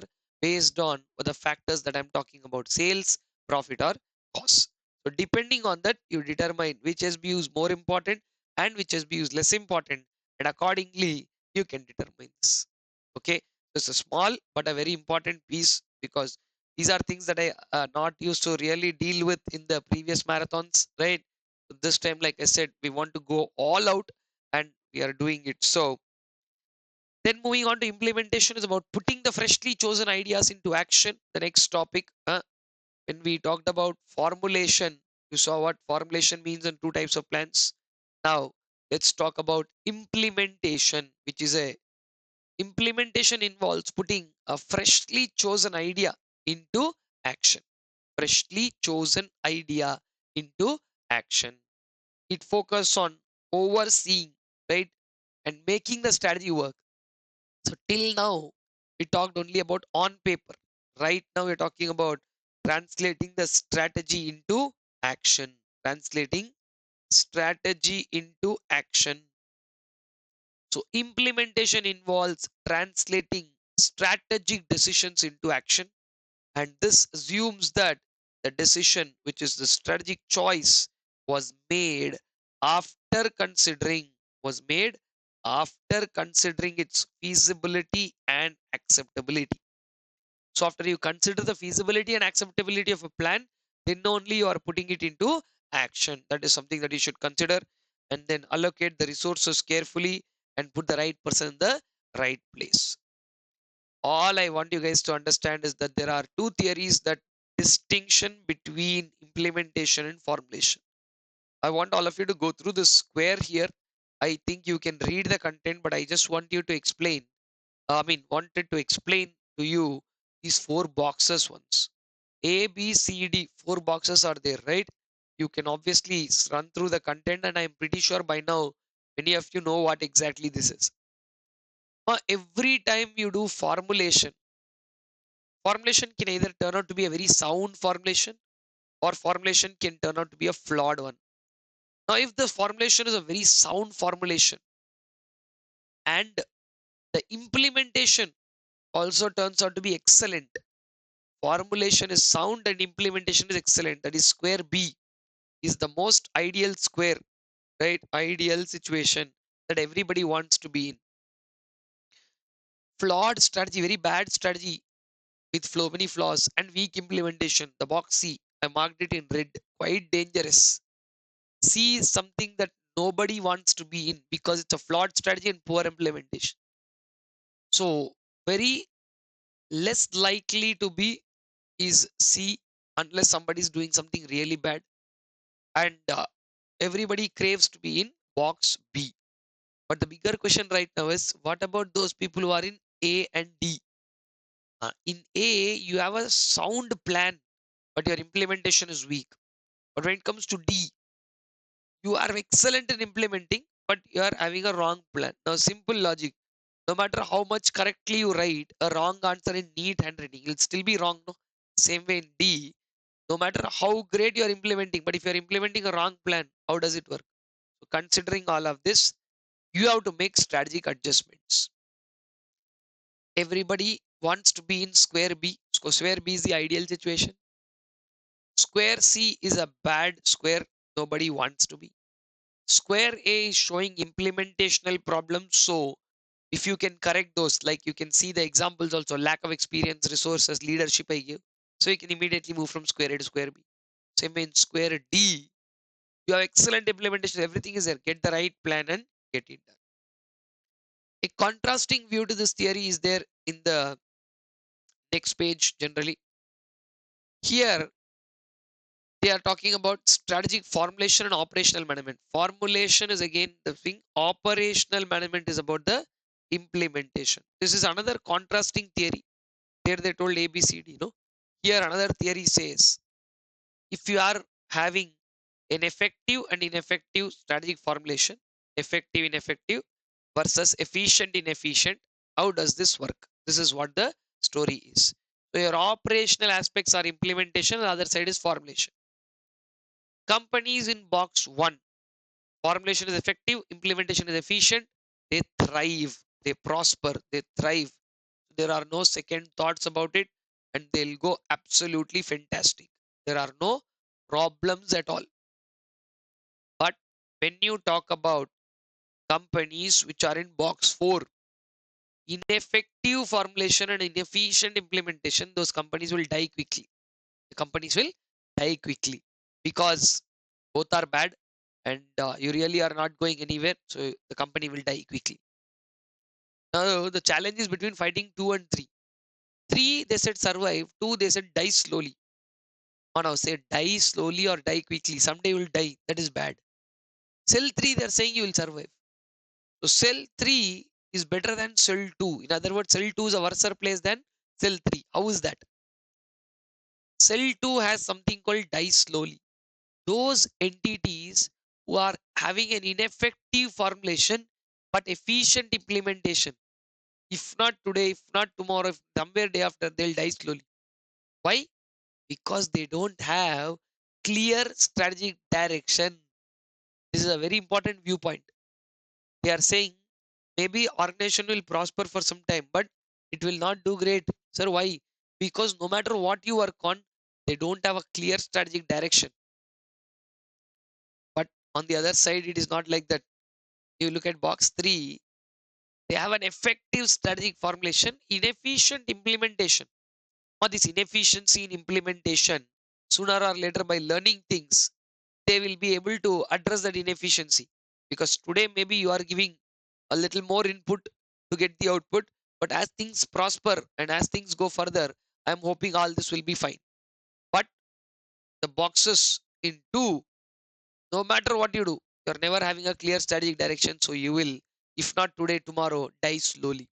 Understood? These are the 2 very important aspects of formulation and implementation aspects. And now I have a very important table that shows the difference between formulation and implementation. I want you to go through this table. This has a potential to come in the exam. The very definition is a difference in between both. Right? Formulation involves planning, while implementation involves only action related aspects. And formulation focuses before the action, while implementation is during the action. And formulation is an entrepreneurial activity, implementation is an administrative task. Formulation focus on drawing up an effective plan, so it focuses on effectiveness, while this focus on efficiency. And formulation is an aspect that happens in mind, it's an intellectual process, while the last one is an operational process. Physically, you have to put your task and do things. And then just if a few top level people sit and work along, the coordination will be done in terms of a formulation. But a lot of people at the level of factory should work in terms of the operational. And then skills required on formulation, a lot of mental skills are required, thinking ability, ability to do things well, they are all required. Initiative, logical, conceptual, intuitive and analytical skills are required. But on this side, you require a lot of motivation and leadership skills. What do you require? Motivation and leadership skills or traits to do things well. Then formulation first and implementation next. So formulation precedes implementation, that is a sequence. Implementation follows the strategy. Implementation follows the strategy. Then talking about strategic formulation tools don't differ greatly, between profit oriented, non-profit oriented, small, large, like that. But implementation varies because if you're a small organization versus a large organization, the whole implementational aspect itself will change.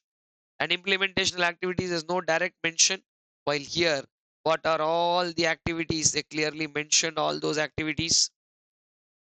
Strategic formulation is a separate phase, implementation is a separate phase, they don't have any overlapping. And generally, formulation first, followed by implementation is called a forward linkage. And based on the implementation, if you take insights and ideas and come back and do something, it is called as backward linkages. Okay, so that is what even we have here, forward and backward linkages. So I hope you could catch up with that particular topic. Generally, this is something that I don't really bother to cover in the marathon, because like anyway we are in the flow and I don't want to break that after stage 3. I'll directly jump to stage 4. But I thought, because many questions are coming from what we discussed, so the last 20 minutes that we discussed with this topic is a very important piece of discussion. So implementation and formulation, once you're done with it, now let us go back to our understanding of the stage 4, wherein we have some interesting aspects to discuss. Say, for example, talk about organization structures, then leadership, strategy and culture, and strategic change, which is the next best thing that we are going to deal right now. Starting with strategic change, followed by culture, structure, leadership. We'll go one by one, all of those points. But this is the summary of what it is.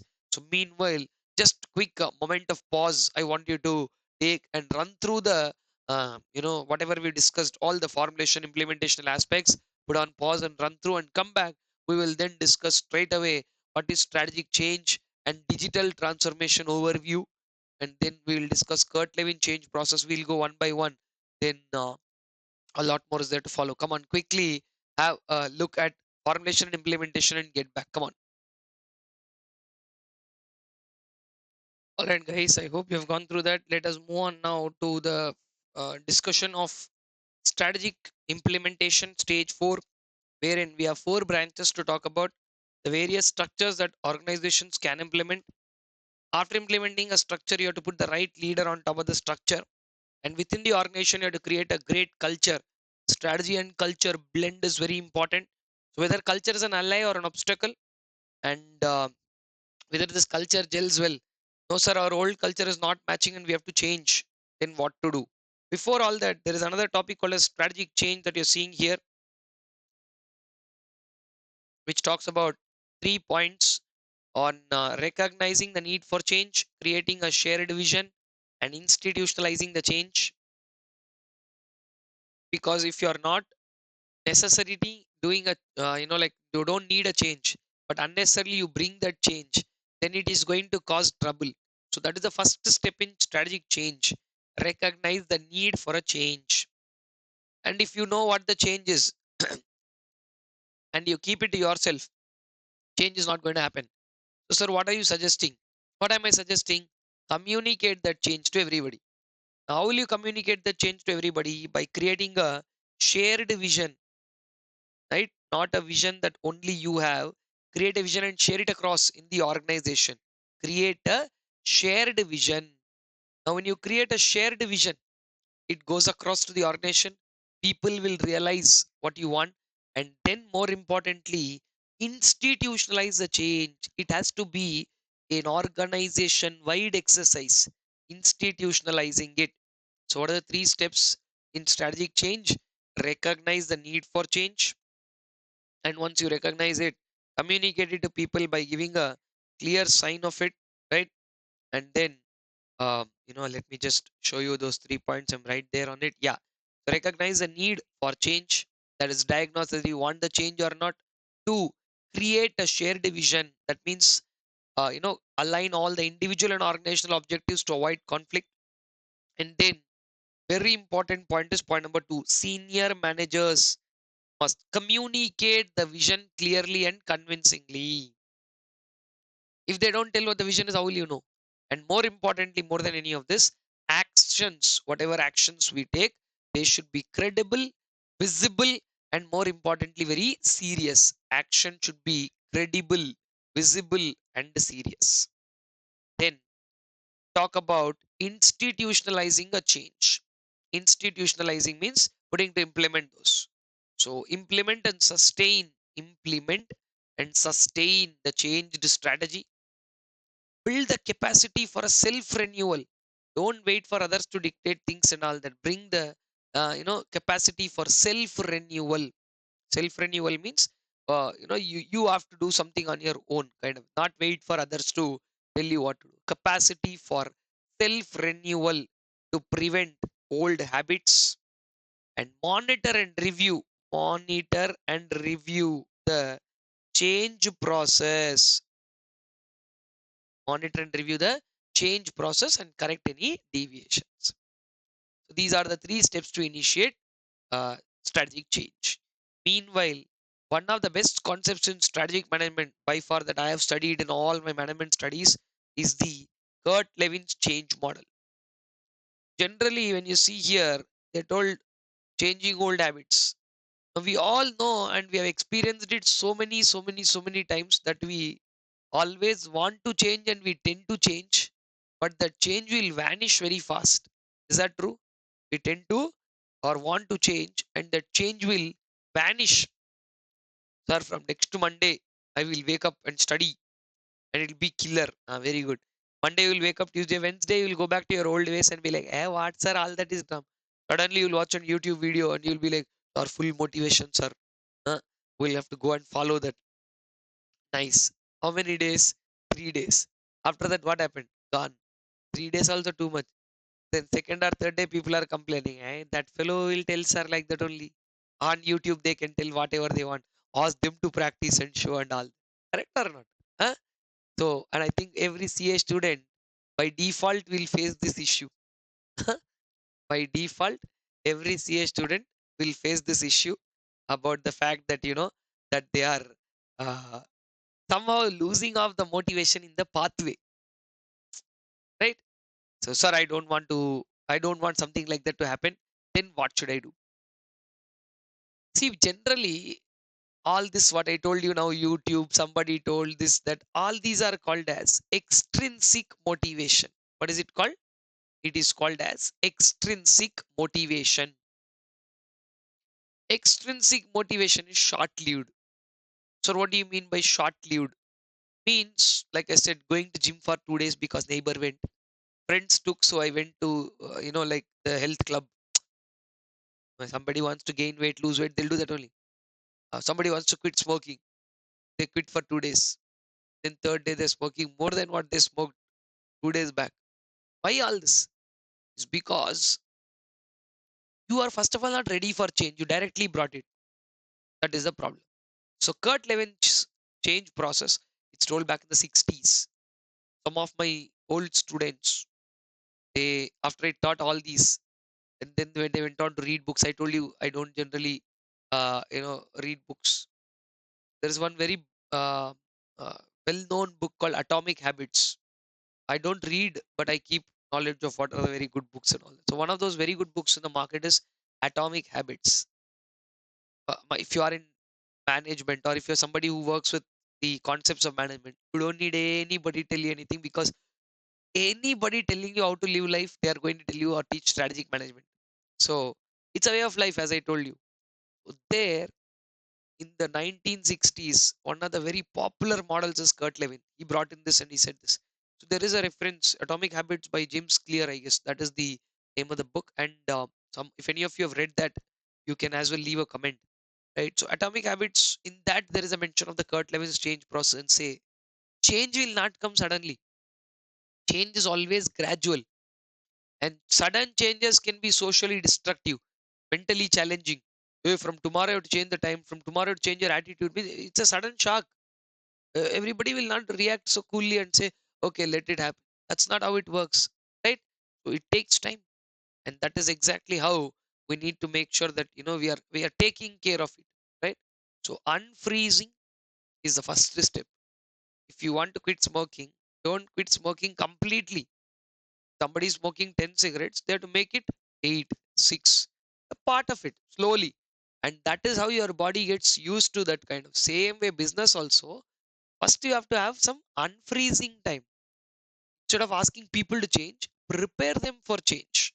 It prepares members for change by breaking old attitudes and behaviors, unfreezing the situation. If you want to convert a cube ice into a cone ice, what should you do? Let the cube ice melt back into water, put it into the cone mold, and refreeze it again. Simple logic. So, first, slowly melt, break free from your old habits, prepare yourself for change. Change should not come as a surprise to the members of the organization. Remember, because sudden, unannounced changes here, socially destructive. This line is my favorite. Why is it my favorite? Because that's also something very true in personal life. Suddenly, if you have to change something, sudden unannounced changes are socially destructive and morale lowering.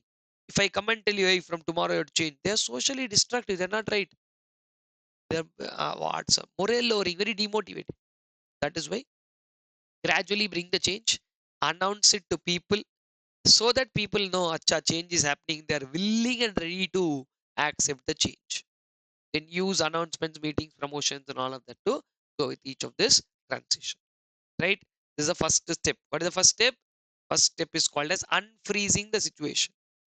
Then talk about changing the situation. Slowly you change. So how to change? For this HC Kelman, another management fundamentalist, came with a three-step process. He says, if you like somebody, idealize them, identify them as your role model, right? Compliance, shut your mouth and follow. Compliance is enforcing rewards and punishment, very strictly following. Compliance, identification of role models, and more importantly, what I told you some time back, all this should not come from outside. That is why YouTube motivation will last only for small time, because it comes from outside. In motivation, Noma, there are two types, extrinsic and intrinsic.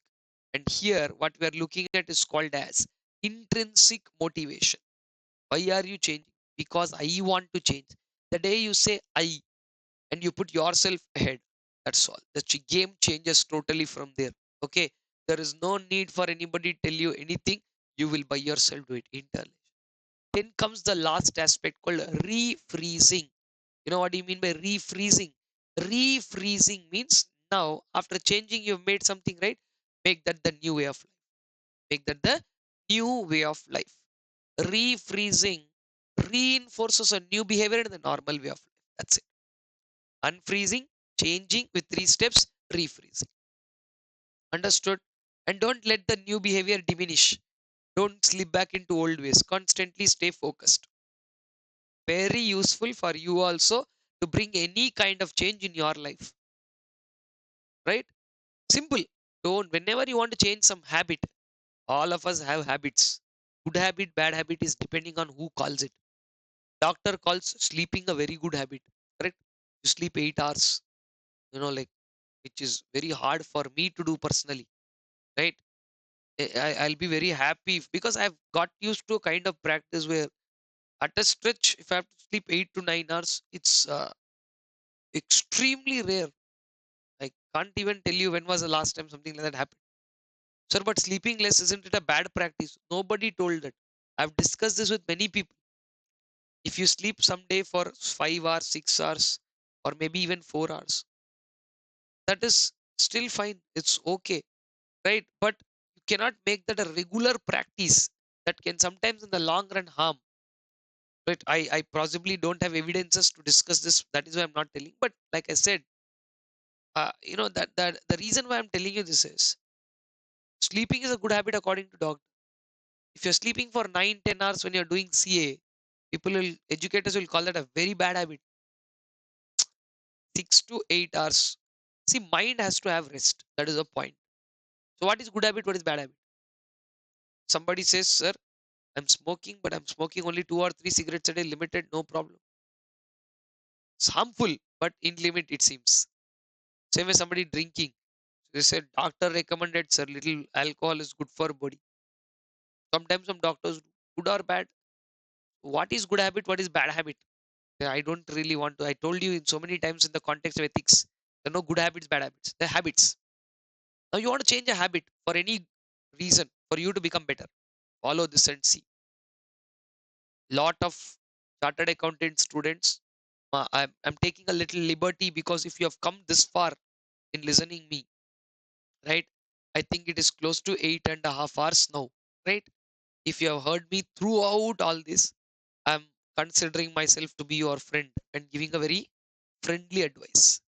A lot of chartered accountant students have an attitude called as resentment, which means to go back and give up easily. Some people have another attitude called not to give up. Both are dangerous. Or what you're talking, never give up is a crazy attitude. Yes, it works well on t-shirts, in my opinion. Sometimes, since strategic management already taught us, retrenching is a good behavior? Yes or no? Never give up, never give up. It is nice to tell all these things. See, I think you should understand the context of when they say never give up. There are so many ways I didn't give up. Like, say, for example, a couple of years back, many of our students already know that I had an ankle fracture, and I was, the leg, ankle piece bone was hanging around. It's very risky for me to even walk at that time, and the doctor has advised, a plaster and 6 weeks of complete rest, and then couple of weeks of healing time, and then he said for 3 months not to even drive the car. Everything is so serious. All I did was not to defy anybody or not to say I'm. All I'm saying is I took classes online wherever possible, keeping the leg. I didn't say okay, I'll go back to bed rest. I could have done that. It's not about the. It's not about real commitment that in the middle of a batch we can't leave our commitments. So there, people came and said, "You have a never give up attitude." I wanted to just, you know, finish what I'm doing. It's not about a never give up attitude or something like that. I gave up so many things after that. If you guys follow me, recently I've put a post on even my Instagram, right, saying that I, dropped doing a lot of physical activity that I used to do before. I didn't play sports for a long time, right?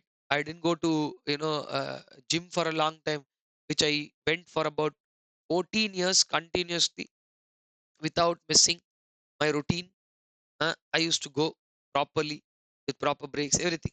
So one defined event like that, and that's not a very serious event, right? Vehicle fell on my leg, and it was quite an unfortunate incident that nobody had anything to do with it wrongly. It's just the timing. It was just an indicator to tell you that hello, stay grounded. So, so all I'm saying is never give up is not a right thing every time. Sometimes when you are seeing that things are going out of your control, let go loose and slightly you can leave those things and do something better. Same way, some people don't have the attitude of holding on. They go to resentment. Everything is happening to me only. God is punishing me only. CA is not for me. I tried my level best. Which level? Who told you level best? You only decide. So, please understand both these things. No, okay. If I continue to go more, it will become a very philosophical story. And nowadays, when I'm telling any words of wisdom, also I'm being very careful because today people are like, enough, please do your job and get away. So that is why I stopped giving a lot of free advice, and I tell this after giving the little piece of advice. So ensure, all I'm saying is ensure that you follow the process. So unfreezing is a great thing to do. Like unfreezing, when I say, it's about more to do with unwinding. You don't push yourself to do something really hard. So apply it as a CA student. This process is very, very required. Once in every 3 months or 6 months, you have to reassess your situation and keep doing it. Okay. If you like the words of wisdom, do follow it. If you don't, excuse my last 5 minutes and continue to listen to digital transformation now. And if you have something to reach out to, you can always do that on Telegram or Instagram, because sometimes people are very shy in reaching out for any help. Okay, so in this kind of a situation, beyond CA, there is always something that which makes you an individual. Focus on all of that, and if there's anything that you think I can help, you can always reach out to me on Instagram or Telegram, but not solving, personal issues or relationship issues, right? But all I'm saying is, right, you have, I can definitely give you some words of encouragement in whatever you're doing. And if you're stuck somewhere in between, we probably can see some line together. I'm not saying that will always work. I'm not a psychologist, right? I'm just another human being like you. But maybe if sometimes, if we just can exchange or talk something, it definitely makes sense. You necessarily need not be with me. You find a confident in anybody, you can go ahead and do that with them. Okay. So that is really a very powerful topic, uh, Kurt Levin's change process. And personally, I like it so much so that I had to tell you all of this. Okay. So on that note, let's come to digital transformation, a very important topic from where questions are coming nowadays. So let us just go to digital transformation. The use of digital technologies in doing our regular routine tasks is now called as digital transformation, wherein It is a fundamental adjustment and very difficult to implement because you're changing the entire basics. Roots are being changed. So then how should we do this? We have to use a wonderful technique. Another great textbook technique which is wonderful is change management. Change management is such a wonderful topic where you go stepwise. I want all of you to understand change management is not changing the management. Change management is not changing the management. Change management is managing the change. Change management is not changing the management. Change management is managing the change properly. Many people don't know what is the change that they are looking for. So unnecessarily what they'll do is they'll fight between their head itself, they'll fight. What are we actually working? So when you are bringing a change, you have to manage the change. As you see in textbooks, changes are not that easy. Change in attitude or change in business, anything, not an easy task. First, you have to define the goals as to what is the goals and objectives of the digital transformation. Here we are talking about digital transformation change, so we are focusing on that. Same thing applies to us all. Define goals, assess the current state, assess the current state. Where are you now? Create a roadmap where you want to be, current versus targeted, and then implement and manage the change. Okay, so the key elements of strategic, change management. How does it work? If you see, it is a set of tools, best practices, so which are in a very safe and regulated manner. They are implemented so that changes can be done in a very safe and regulated manner without negative aspects. And you can use it for anybody, businesses, government, non-profit, everybody, even families, which is why I highlighted that even families can do that. Understood? So what are the key components? If you see what the key components are in this context, this, all these points that you're seeing now, they're all exam questions. They've already asked the key components of change management. One, have a clear vision. Two, involve all the stakeholders because they have to talk. You can't dump something on somebody's head and say, all of you follow this. Huh? You can't do that. All you can do is to tell people, hey, look, this is how it works. So involve the stakeholders to ensure alignment and support. Develop a structured plan. Develop what? A structured plan. And most importantly, you continuously monitor where you are going and what you're doing, and that continuously you monitor. Okay.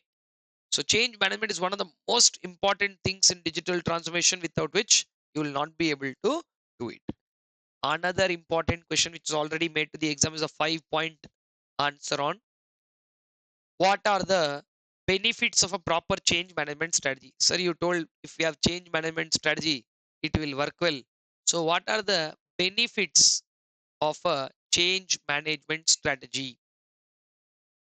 First, it will tell you clearly what you are doing, defining the parameters, defining the parameters, clearly specifying the goals and objectives. What are we doing? Clearly specifying the goals and objectives of digital transformation. Two, identifying all the modifications, identifying the modifications, what changes and things are needed. Three, implementing, that is developing a structured plan, developing a very structured, layered plan to bring those changes effectively. And stakeholder involvement, actively engage all the stakeholders, actively engage all of them, tell them, right, this change is going to come, what is your contribution to that, please tell us, and all of that, right? Actively engage the stakeholders, continuously track the progress. If you can do this 5 steps, then a proper change is possible. Change management talks about bringing a very positive element of change. Change management strategies are needed because change management is essential for successful transformation, and modern firms adopt them. That's fine. Very important point, multiple time asked question from change management. Either they can ask you this one, benefits, or they can as well ask you the key components which they've already asked once. And what they have multiple times asked is the 5 best practices. The 5 best practices for managing the change. First one, change should always start at the top. Top management should show interest in change. It should come from leadership. It should not be like they told so we know. It should not be like that. Change should always start with a united and focused leadership. Leadership should create the culture. Leadership should create the culture that motivates the organization and embraces the change. Ensure there is a necessity and desire. Very important point. Don't do change for the heck of it. Confirm changes necessary. Avoid introducing too much faster changes. It's not going to work. I told you two things, need and desire, both should be there. If there's a need but you don't desire it, result will not come. If you desire a change when it is not needed, that is also not really workable. So therefore, work for it. Ensure change is both necessary and desirable, and do slowly. Reduce disruption. Reduce the disruption. Minimize the impact of change on employee by communicating properly. What are you changing? Provide the knowledge. Create a change friendly environment. If somebody wants to know something about change, let them ask. Empowering the change agents. Ensuring that IT department is ready. Make sure, because they are today, every change involves an IT kind of change. Ensure IT department is ready to adopt the change. Begin at the top. Ensure it is both necessary and desirable. Reduce the level of disruption. Encourage communication. Encourage what? Communication. Develop some channels. Develop channels for workers to share queries and concerns. Promote collaboration, right? Promote collaboration and use communication so that you can tell everyone. More importantly, recognize the change as a norm, not as something that you, okay, okay, one time event, everybody get joined, not like that. Understand that change is continuous. Change is what? Continuous and not a one time event. Begin at the top. Ensure necessity and desire both are there. Reduce the disruption. Encourage communication. And recognize that change is something which is normal and needed once in a while and not something. The most latest asked question in the exam is navigating change. How to navigate through change. With that, we will end the strategic change and digital transformation topic. Probably it will be a, I think it's about 50 minutes, 55 minutes by the time we finish this. So I would want you to take a small pause and break, and then come back for Mckinsey 7S model, the 8 organization structures, leadership, culture, not much, and then the last part called control. So that will leave us with the last 1 hour of discussion to close out the marathon. So before we do that, 5 steps to navigate. If you want to go through the change step properly, first, specify the aims and objectives clearly. Specify aims and objectives clearly. 2, communicate consistently. Communicate consistently. Open and honest communication. Definitely people will oppose. Some people will always be there who will oppose. Be ready for the resistance. Resistance to change is a very common thing. And have a strategy. If at all they resist, what should you do? Maybe communicate, maybe do a meeting, maybe convince them, whatever it needs, do that. Followed by implement the changes gradually. Don't go all out and say we are going for it. Implement it gradually. Offer assistance and training. When you offer assistance and training, people there itself, they will have a very safe and sound aspect, like, okay, somebody is there to support us. So that is how you navigate through change. 5, aims and objectives, consistent communication, ready for resistance, gradual implementation, and offering assistance and training. Okay, so that is how we track and take care of digital transformation. I have not, to be honest, done this in this detail in the previous marathons, but this time, like I said, I don't want to leave any loose ends. So you can as well mark digital transformation as done.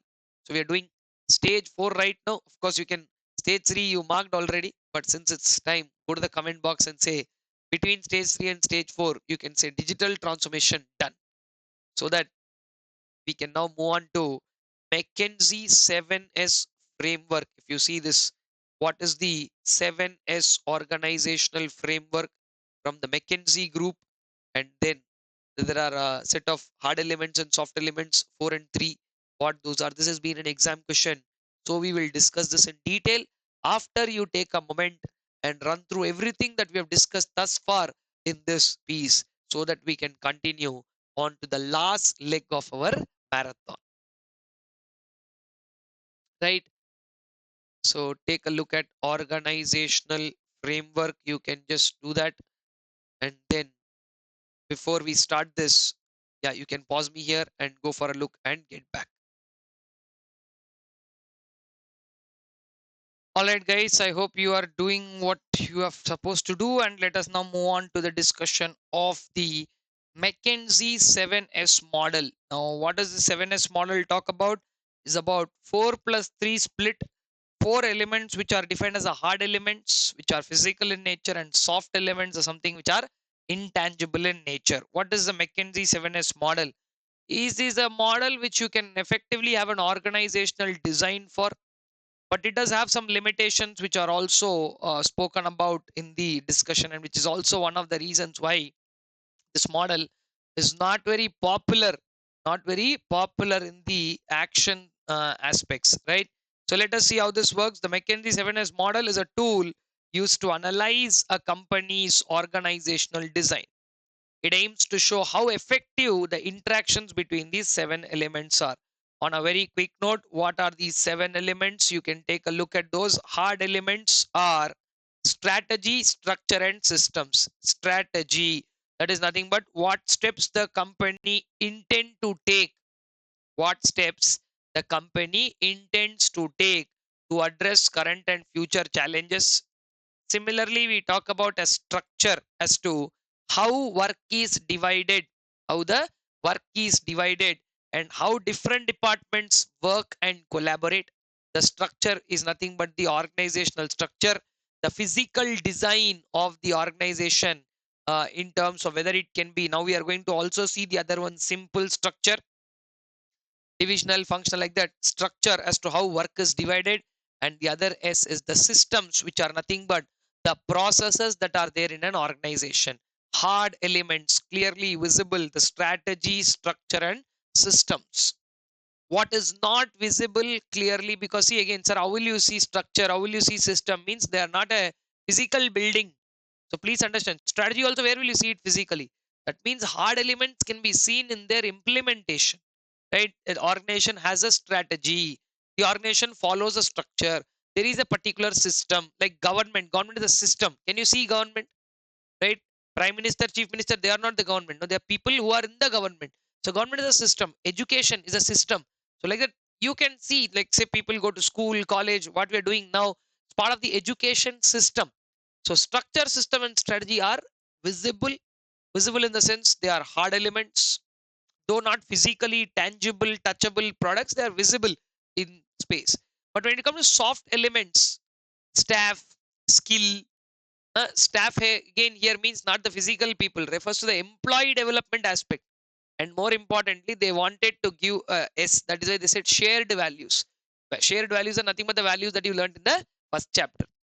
So values, the skill that staff was, they want to, like give 7 S's. So that's why they use the word staff and shared values. Skill and style, I'm still okay. Style depicts the leadership style and skill depicts competencies. But staff and shared values are purely used to bring this. So staff doesn't represent a group of people, listener. How the employee development aspects are there, that is being referred to in the staff aspect. And also when you talk about shared values, you talk about what?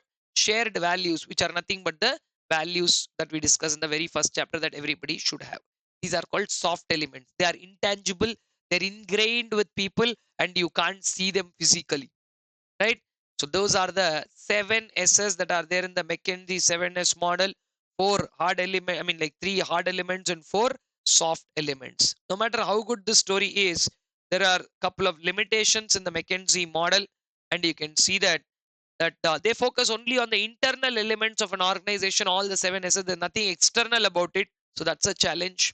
And also, this particular model does not clearly define. What does it do? It does not clearly define what constitutes to organizational effectiveness. So this organization is effective, this is not effective, like that. It doesn't tell. It does not constitute to what is effective. So it's very inflexible and missing the real gap. So three solid limitations are there. Maybe they can ask you the 7 elements and then also ask limitations. Only once they've asked limitations in the exam. Okay. So yeah, that's all, guys. That's a small piece of insight on the 7S model as to what those are. Please go through it one more time. Let us move on to the other aspect, which is a very important one. It is called as organization structure. One of the beautiful statements in strategic management is made by Edson Spencer. Edson Spencer's statement about the ideal organization structure. Sir, what is a great organization structure? Can you tell us? Of course, if I have to tell you what the great organization structure is, a great organization structure is where ideas filter up as well as down. Okay, merit of the idea carries more weight than the place it comes from. In India, we generally have a culture in demeaning people based on their position. Hey, you are in shop floor level. Why are you talking? What is your role? So all of this. So this is very important to understand that whenever we are talking about organization structures, we have to clearly have some understanding about which is the best suitable structure from our point of view. Okay, so for somebody it is a what do you say, simple structure will be suitable. For somebody divisional structure will be suitable. So a good structure is not there in just in the lines of authority.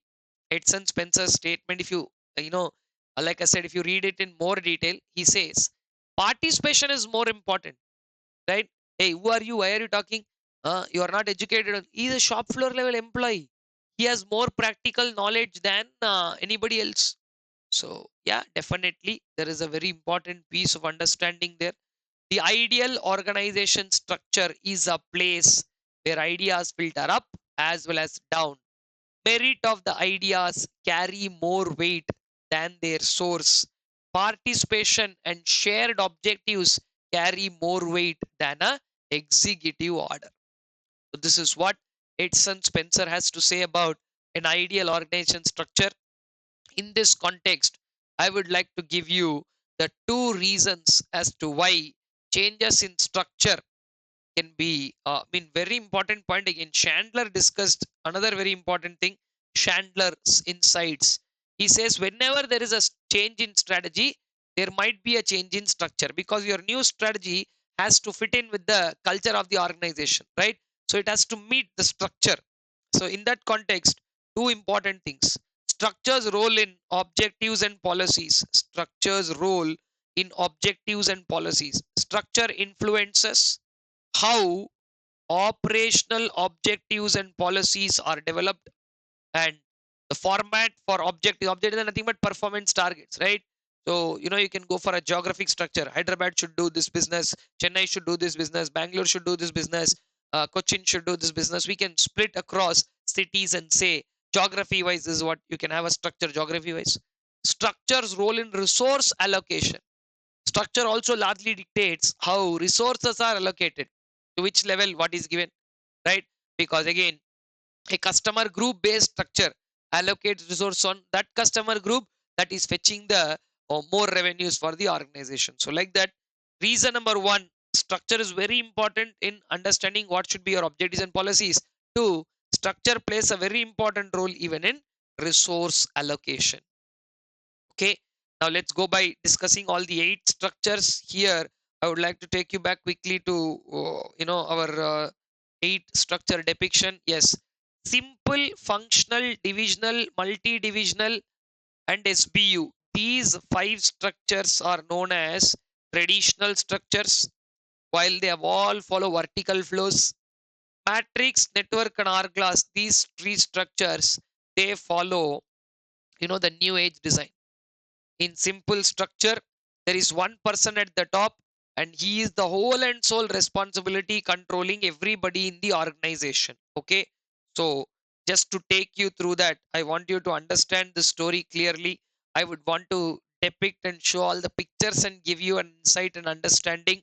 And please ensure, because right now I would, it would not be possible for me to dwell back into the each every line detail of this. So I would want you to take a little piece, because I've done the best that I can do for all the other topics. And when it comes to this, I will again do my best to tell you what these are. Insights will be clear, but line by line reading you do. If you have already done it, amazing, right? If you know what these 8 structures are, this is going to be a great revision. Now let's see first one, what is called a very simple structure, right? I hope everybody understood the Chandler's logic. I will show you on Chandler's circle. Yeah. Whenever a new strategy is formed, new problems emerge. When new strategy is formed, new problems emerge. And whenever new problems emerge, organizational performance will decline. And whenever organizational performance declines, you need to improve the organizational performance by establishing a new structure. A new structure is formed, a new organizational structure is established, and then automatically the organization performance will improve. This is the story of the circle of aspects. Then moving on, what we need to really understand as we go are the 8 structures. Let us start the first one. It's called a simple structure. A simple structure is a owner manager structure. One owner will be there, owner or manager, however you want to call them, and below him everybody will be there, right? One owner manager, and below him everybody will be there in deciding what they are going to do, how they are going to do, and all of that. So that is what the simple structure looks like. Let me bring that to you. Owner and all the people are there in the simple structure. This owner will take all decisions, the other people at the next level will do all the execution tasks. Then simple structure may not be workable after a particular point of time, because it might not sound that great when you have a lot of products or when you have a lot of understanding to do. So at that point of time, you need to really understand uh, what is the next best thing that you want to do. So that is what functional structure is all about. Functional structure is again a structure where CEOs there on the top, you're not changing them, but only thing what we're doing is, since these executors were there earlier, we are now splitting them into a few set of people at the corporate level. So that is level 1, that is here, where you have corporate finance, marketing, HR, all those people at the corporate level. And below them, what I marked 2 is all the functions at this level, finance, marketing, HR. So we are splitting the organization based on functions, so that the line of authority is very clear, and the CEO and the corporate level people take the decisions, and each functional level people will be there who will take care of this aspect. Now, the only thing that one needs to understand here is, if the organization does well, if the organization does well, they will give all the credit to our CEO and clap for him and say, wow, the CEO did amazingly well. That is what the story is all about. They'll clap nicely.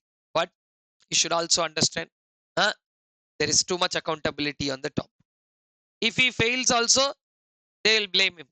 But people might have not worked well, but why should this fellow take the blame? So that is the negative side of the story of a functional structure. Too much accountability on the top. And again, functional structure is also suitable only for less diversified businesses. Functional structure is not suitable for highly diversified. That many functions can't be split. A simple structure, a better version of that is a functional structure, where as you increase your activity and which you can't control within the bounds of the organization, that is when you will go for a functional structure. One step above the functional structure is what you can see there is the divisional structure. Divisional structure retains the CEO and corporate level people. Now, earlier functions were there in level 2, right? Now they will come to level 3, and in between them, divisions will come here. Division 1, Division 2, and Division 3. Like the divisional levels have come. Now, divisions can be based on geography, dividends can be based on product, divisions can be based on the service that you render, and divisions, sorry, can be again based on the process. So, divisional structure by process, just to mention a point, the divisional structure by process is again very similar to a functional structure. But right now, You have each division will be headed by a divisional general manager. See, this notes is so simple that one day before the exam, if you run through whole notes and if you have done decent revision before, you should be able to cover the entire syllabus and go confidently to the exam. Okay, so that is exactly what one has to understand. Then the only difference between divisional and multi-divisional, divisional and multi-divisional will be multi-divisional, also called as M form. That is the other name for it. The only division is, only difference is if a division can be plugged off separately, right? Like divisions based on products, product A, product B, and product C. When you can split the product separately as a separate business, that division is called as a multi-divisional, multiple different products. Now, the reason why I have to tell you this is there can be only one product for the entity, and it can have a Hyderabad division, Bangalore division, and Chennai division selling the same product across three divisions. But on the other side, you can also see the same company having product A, product B, and product C, where products A, B, C can be distinctly sold separately as a business. That is called a multi-divisional structure. The only difference between divisional and multi-divisional is that multi-divisional are separate businesses in nature, right? And one common point between everything between 1 to 4, the common point is that all the organization structures used in less diversified businesses. Where are they used? They're all used in less diversified businesses. They are not used in widely diversified, because if a business is widely diversified, you cannot generally use this. So therefore, all organization structures are used in less diversified. Sir, then highly diversified, what should we do? Okay, go for this one. For a highly diversified, you have to classify them into SBUs, and that is the birth of SBU structure. Here also we have three levels, but this time the three levels are: level 1 is again the corporate cadre or the C-suite president, and the corporate group of people are there in the level 1. We have rebranded the CEO to a president right now, because generally we have for a group president and vice president are there for a group, right? It is like that. Okay, so at level 2, where earlier divisions were there, now we will break them into SBUs. SBU is either a single business or collection of related businesses. I hope all of you know this definition. SBU is either a single business or collection of related businesses. All related businesses, you group them into SBU 1 and put them up. Okay, 2, SBU2, SBU3, SBU4 can be a single. Now, SBU2, in my example, I've grouped them as 3 products, which are further divided into Division 1, Division 2, and Division 3, where under each division, functions will be there. So, if you see, this is one of the most elaborate, very widely discussed, okay, structure. And people like Hindustan Liver, right? Such somebody having 30-40 products, Patanjali, these guys might go for these type of structures where huge number of products are there in portfolio. Like say HUL has about 10 different soaps.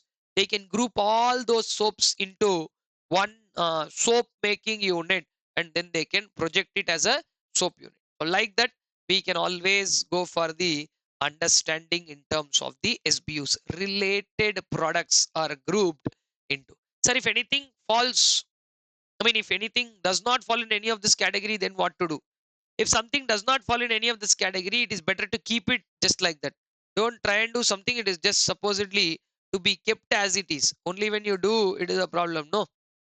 So that is the point, and we need to understand as to what the story is. I would like you guys to take a moment of pause and go through all the 5 structures for a minute here, because it seems to be like a very important aspect on for me to let you go through this. Then I will continue with 6, 7, and 8, which are simple structures. Again, matrix, network, and hourglass. I will explain them also, but for a minute, I want all of you to go through the 4 structures which are vertical in nature for less diversified entities, and the 5th one, which is the SBU structure, wide and clear for everything. Come on, go for it.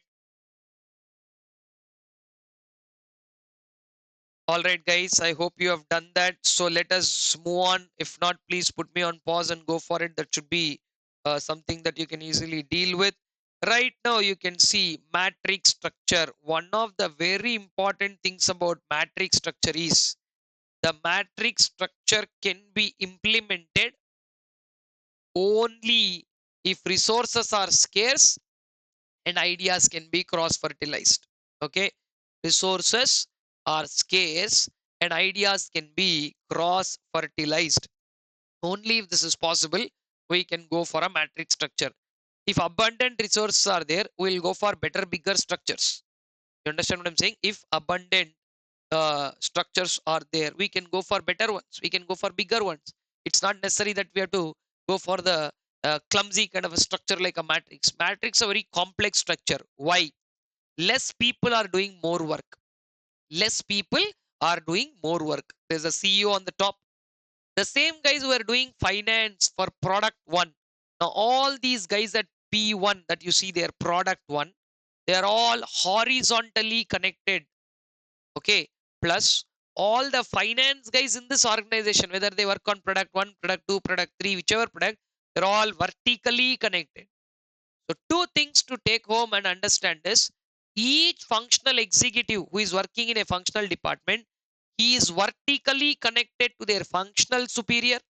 He is vertically connected to their functional superior and horizontally connected to their product manager, who later becomes who was first the project manager, then becomes a product or brand manager. Okay.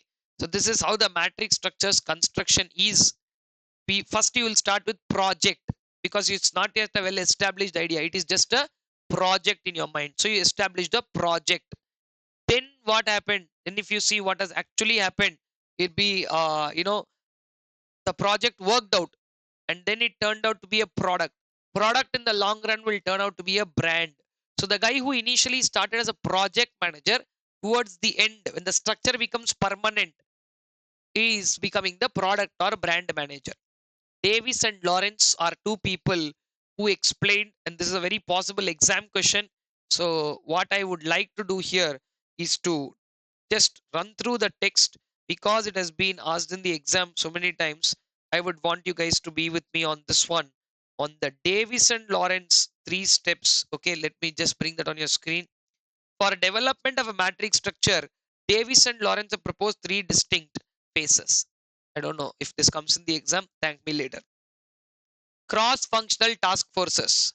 So temporary cross-functional means the same guys who are doing work with other products, you can establish them and put it into the other projects. And therefore, very important point, temporary cross-functional task forces means right now it is just in the ideation stage. It is not full. So they're temporary in nature. But once they work out, they'll become permanent. So it is like this, guys: temporary, semi-permanent, and finally fully permanent. A mature matrix will be created. So first use the same, guys. A temporary cross-functional task force is there when a new product is created. A project manager is a key horizontal link. This guy will take care of the product horizontally. He'll link all the finance, marketing, HR guys horizontally and take care of it. Also, this guy is the one who later becomes a product or brand manager when they become more permanent. The project manager transitions into a product or a brand manager. And finally, a true dual authority emerges. What I told you as a dual authority.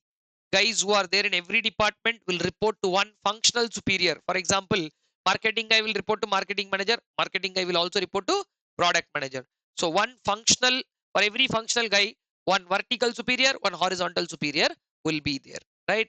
That is the way how Davis and Lawrence have created three phases in matrix structure. Also, I would like all of you to bother this table, which is the difference between old and new designs. In the previous structure, is only one large corporation. Now there are mini business units. Earlier only vertical, now horizontal. Previously it was centralized top down, but now it's more participative decision making. Previously only vertical integration moving up or down in the same product or process chain was there, but now we are going for participative decision making, like that. Earlier there was no outsourcing, now we are outsourcing. So just before going to the exam, check this tool, which talks about the difference table between 5 traditional designs and these 3 new age designs.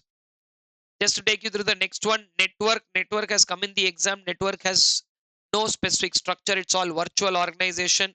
The headquarters is there in the center and all the activities are outsourced. Network structure is often termed as non-structure or a virtual organization, which is very common in today's time. That too post-COVID, this has become a very common norm in almost every country to follow what is called as you know a network structure, right? So now let us talk about what are the major things that these people do. The central headquarters will act as a broker. All the other functions are outsourced, if you see, right? Design is outsourced, designers, accounting is outsourced, chartered accountants, suppliers, manufacturers, customer support will be taken care by some BPO. Basically what you are doing, only acting as a broker in the center, managing all these aspects so that you can make the most of it. This is the logic of a network structure. Geographically, it doesn't matter where they are there scattered across the world. It doesn't matter. All independent firms, they come together to form this idea. Okay. And then the last one is called an hourglass structure, where the idea is to crunch the middle layer, which is, see, in the top level corporate people, you can't remove them. Bottom level functional people, you can't remove them because they are the ones who actually do the work. So the only people who can be crushed a little piece is the middle layer. And of course, sir, then who will do their work? Nobody will. I mean, we are not snatching away anybody's work. All that we are doing there is to use IT systems in place so that they are replaced by technology. IT replaces managers. So the structure is wide at the top, very narrow in the middle, and then widest at the bottom, because a lot of functional people are there. So wide at the top, narrow in the middle, and widest at the bottom is called as an hourglass structure. You've seen that hourglass, right? The one which they have sand falls, right? So same thing like that. That is the model here: wide, narrow, widest. But the problem here is, since there are people in the functional level who after a certain time want to be promoted to the middle level, they don't have that many opportunities visible in the middle level. So that brings a piece of monotony. How long will you keep working in the functional level only? Someday you want to see and grow up, no? And that challenge is there here. And also, one more thing that you need to understand is, we can fix that. It's not that that problem is pertinent. You can do one thing, you can give them higher salaries, and you can shift them laterally. Instead of moving them from down to up, you can move them within the same functional level with different roles to keep them more active. Couple of challenges: see, few promotion opportunities and monotony will come. Two solutions to address those are assigning them with challengeable tasks and lateral transfers. Horizontally same level but different job role will make it more interesting for them to work around. And also offering rewards for good performance, that will keep them going. Okay, so that is what we have in the hourglass structure. Guys, we are inching to almost the close of the marathon, so I am just wanting to bring this back to you. Network structure and hourglass structure also are there, right? So I think I have done fairly a great piece of marathon. That is what my personal feeling is, because when a class goes with this flow, uh, like sometimes we do it because, okay, let's do something. But this was not like that. This is well planned, and slowly executed so that nowhere I compromise on anything. So I am hoping it is the same with you, right? The previous marathon I did with this particular handwritten material alone, but this time we have even gone to the main material and almost every important point we have touched upon all of those. And I'm very glad that we are in this last phase of it. Talking about two more topics: leadership. Yeah, this is good enough for you to understand about leadership. Strategic leadership is the other topic in stage 4. 5 roles of a leader, 7 responsibilities, and 2 leadership styles. I think we can wrap it up quickly from here, because you can see very clearly as to what it is. So, leadership is not a task that you can go and do. Leadership is not just a role that somebody has to fulfill. Leadership is more to do with, it is more about a passionate exercise. Leaders are not, you might hear saying that, become a leader by doing this course. Nowadays, they sell leadership on Instagram for 99 rupees. So you can't become a leader by attending leadership seminar, or you can't become leader by wearing white clothes, if you know what I mean. So on that note, when can we become a leader? Leader is about envisioning things. Leader is about taking responsibility. Leadership is about setting an example. Okay, that's when you become a leader. So strategic leadership, as such, has 5 roles. Stay on top of what is happening. That means take responsibility, not going and sitting on the top floor. Stay on top of what is happening represents the responsibility. Stay on top of things. Promoting a culture and esprit de corps, which is about a spirit of togetherness and feeling pride for the organization that you are working for. So just imagine if somebody is working for Indian Army. Sir, we are working for army. They won't never have a laid back attitude that you can see somebody working for X Limited say that, what big jobs are X Limited. You can see sometimes employees are very proud about, they're working in Google, they're working in Apple, that come and tell all of that. But it is not like that for everybody. For somebody, organization, like, what, sir, we are doing something. So many people are leaving. We are also no motivation. But esprit de corps is not something like that. A feeling of pride, fellowship, and togetherness, and feeling proud about being associated with a team or an organization. That's what, like, if a cricketer is there, he'll be like, I'm proud to play for the Indian cricket team, an Indian army personnel. You'll never see them dejected. So that is what esprit de corps is, and that is the leader's role, to promote the feeling of esprit de corps. Environment is dynamic, we know that. So keep the organization responsive to changes in the environment. Don't say, I won't change. Today, if anybody says, I won't change, they are taking a big chance. We should not say that, I won't change. Change is not for me. And only when you are ethical, remember, your followers will also think of ethics. If you, as a leader, set up a bad example of being a corrupt leader, then it is not going to again really work out. So therefore, it is really important for you to see how the entire activity spans up, like what exactly is the uh, leader's role here. If we exercise ethics leadership, people also will follow.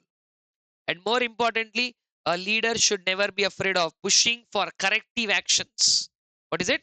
Pushing for corrective action. Take it if something goes wrong, no matter what it is. Take it. It's okay. Same way. Or roles are something that you can fulfill, right? At any point of time. They're not like compulsory. If you don't promote culture or esprit de corps today, do it tomorrow. But responsibility are not like that. That definitely these are something that you are responsible for and you have to do it. That is the difference between role and responsibility. In roles, you can fulfill that role in it. Responsibility is something that you have to assume comfortably. Make strategic decisions, form action plans, uh, formulate action plans, ensure effective communication. One of the toughest tasks to talk is managing human capital. Will think managing people is easy? Definitely not. Managing change, environment changes, and you have to manage the change. Maintaining a culture. And one of the toughest tasks to do is, even once you achieve a high performance, there are so many instances where people can achieve a high performance, but sustaining it over a period of time. What are you saying? Sustaining it over a period of time, that becomes the actual challenge. So how do you sustain high performance over time is also another challenge of the leader. Okay, so considering all of these points, one has to understand the responsibilities of a leader. Now, the last part of this discussion talks about the 2 leadership styles, which is again one of the most asked questions of this topic. 2 leadership styles are there. One is called a transformational leadership style. The other one is called a transactional leadership style. Now, transformational leadership style and transactional leadership style, as you see them, right? They basically are the way how you achieve something in leadership. Now, see, if you look at what these are, one goes by speech and one goes by money, ideally. So transformation is by the speech that you want to give and achieve it, while transactional is more like a give and take. So this is less formal, while this is more formal. Exchange of pay, rewards, or status. That is what a transactional. You do this for the organization, we will do this for you. It is like that. But when it comes to transformational, a very charismatic leader will come and give a speech. It's very motivational.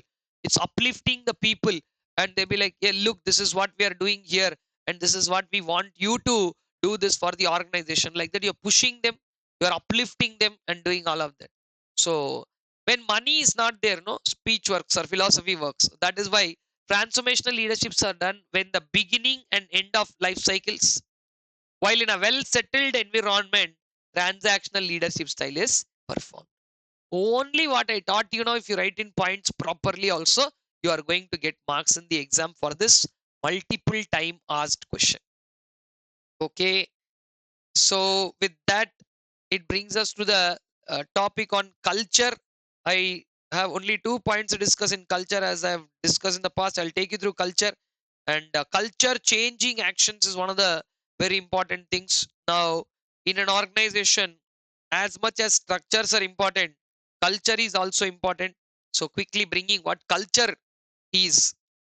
Organizational culture, the philosophy and principles and values of an organization are called as the organizational culture. Its history, its rituals, the way it approaches problems, everything about an organization, its embedded patterns, its work style, its beliefs, its thought patterns, anything. Corporate culture is a combination of values, beliefs, principles, traditions, ways of operating, and internal work environment. So basically, it's a very complex combination of several sociological forces. That's what culture is exactly. What is culture? A complex combination of several sociological forces. That's what culture is all about. Now, in this story of culture, where does culture come from?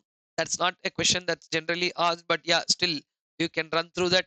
Culture comes from the values, ethical standards, your own relationship with stakeholders, traditions that you practice, attitudes, behavior, peer pressures. What are competitors doing? So we have to copy that one. Your belief, practices, and stories. So basically, where does culture come from? Culture can come from many places, the list that I read out now. But the bigger question to answer there is culture an ally or an obstacle? Ally means a support, obstacle means something that breaks. Yeah. Answer is very simple. If your culture is compatible with your strategy, if you have a compatible culture with your strategy, it is matching, then it is a gift. The same culture, if it is conflicting in nature, not matching, then the same culture becomes a obstacle. Okay. So this is exactly what one has to have an understanding about whether a culture is an ally or an obstacle. Yes, culture promotes good strategy execution. If there's a perfect fit between culture and strategy, supports strategy execution. If it does not align, if it there is a little fit not matching, then there is a hindrance. Hindrance means something that stops. So the very same culture can be a pathway for success, and the very same culture can also be a danger spot in it. Okay. So that is exactly what we talk about. Say examples of a strategy supportive culture. Frugality is a culture. If you inbuild frugality into people, frugality means being economical. For every rupee they spend, they are accountable, not stingy. They are thrifty, right? Thrifty means, they're like, yeah, why should we spend? Okay, makes sense, then we'll spend. Not like a miser trying to save. It's not that, you're saying that, this fellow is a very stingy fellow, doesn't spend. Not like that. They are very frugal. Frugal people are very important people for an organization doing cost leadership strategy, correct? Because in cost leadership, everything you want, everything that you do or want is to try and reduce cost. So keeping that in mind, we have discussed that point. And if the culture fits with the environment, it will positively affect the organizational energy. If culture and strategy are misfit, every day will be a working hell in that particular place, right? So that is the problem there. Strategy and culture, if they are in conflict, you should go for this perils of strategy culture conflict. They are not something easy. You can see changing a problem culture is the most important topic of this entire culture aspect. How to change culture? Steps to change culture. You see, one, two, three. This one, diagnose which cultural aspects align and which one don't. Have open discussions about what needs to change and take visible actions to modify culture, policies, rewards, everything. So these three steps speak a lot about what the actions are and how they are supposed to be done. Revise some of your policies, culture changing actions, right? But this will not happen overnight. So revise policies and procedures, adjust some incentives, praise and recognize those who are appreciate them, those who are following the new culture, and recruit new managers with the same values that embrace.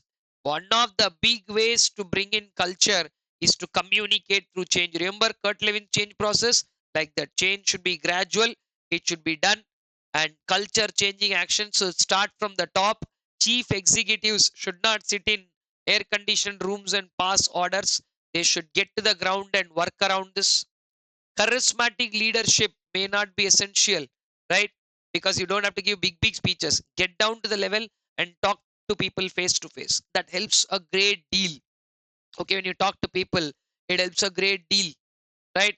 So personal engagement is more important than charisma, drawing up people through charm and all that, because charm will vanish. But one-to-one level, personal engagement will definitely be very useful. And lastly, frontline supervisors are functional level people. They are the most important people in driving the cultural change. If you can go through all these points, culture changing actions, this alone has been a question in the past. If it comes back, I don't think there should be any difficulty in dealing with it. Okay, so that is what we have in organizational culture. So quickly, let me come back to our stage 4 picture so that we can just effectively take a look at everything that we have completed here. Organization structure, strategic leadership, culture, and strategic change, everything has been taken care of. So on that note, it is a time for us to move to the last leg of our marathon, wherein we are going to talk about strategic control, which is about taking corrective actions, right? Coming to stage 5, strategic control.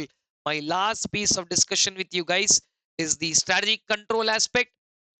Control is all about taking corrective actions. Now, let me keep this simple and short.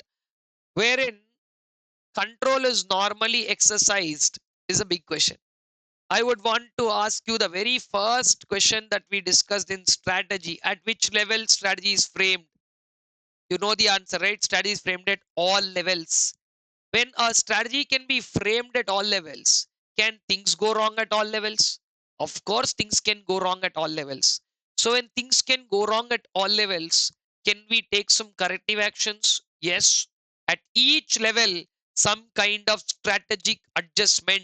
kind of strategic adjustment or control is necessary.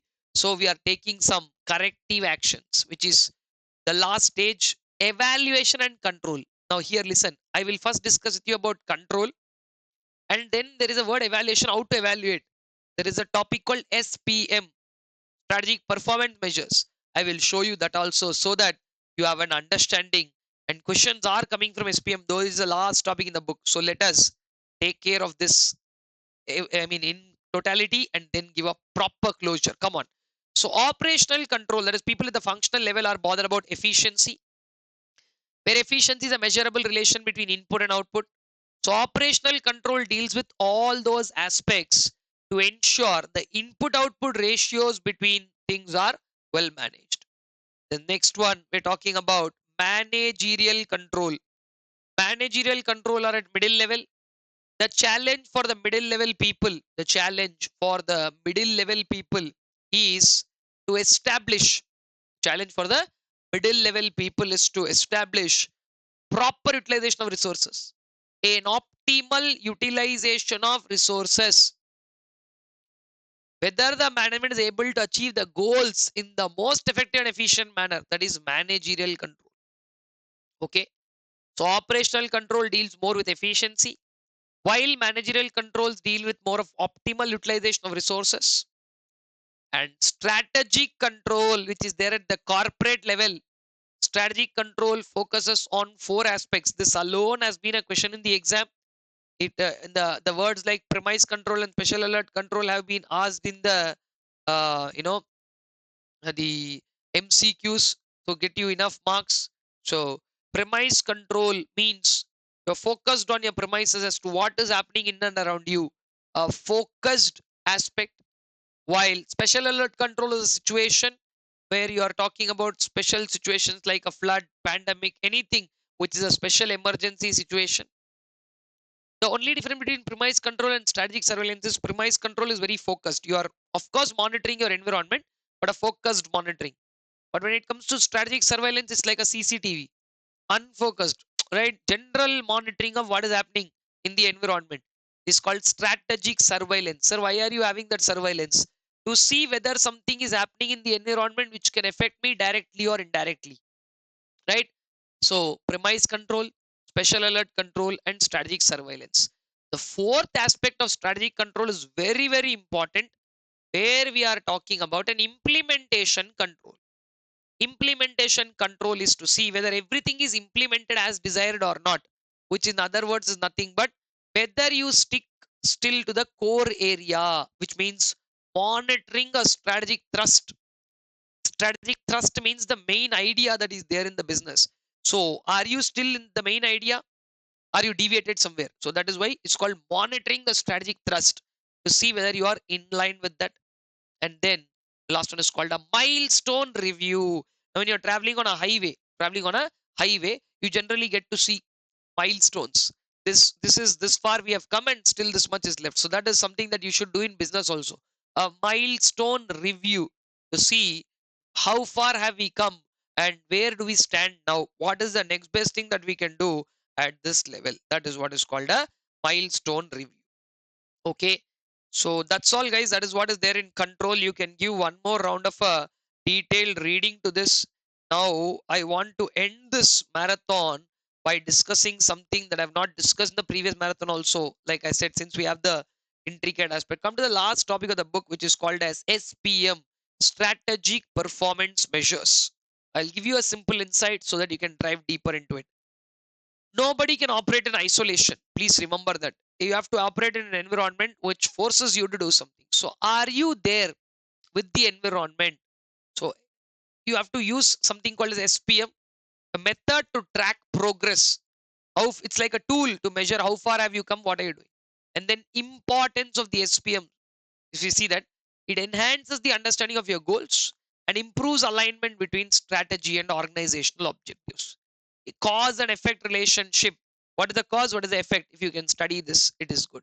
So for that, we are using something called the KPI, shortly called KPI, is the key performance indicators in the organization. ROI, ROC, ROE, all these are financial indicators. Then how much is the pollution level, what you're doing are environmental indicators. Like that, for each area, some SPMs are given, which is the first question.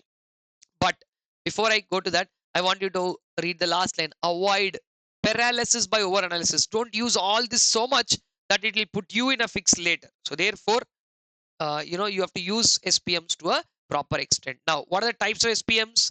Financial measures. To measure customer satisfaction, you can use customer retention theory. How many customers are repeat customers? How many people are buying repeatedly? So that is a second SPM. First SPM is very favorite for all of you, finance, right? Because all of you did financial management. Second is customer. Third one is market measures. How much is your market share? Newly, how many customers you acquired? So now Jio and Airtel keep releasing the statistics, right?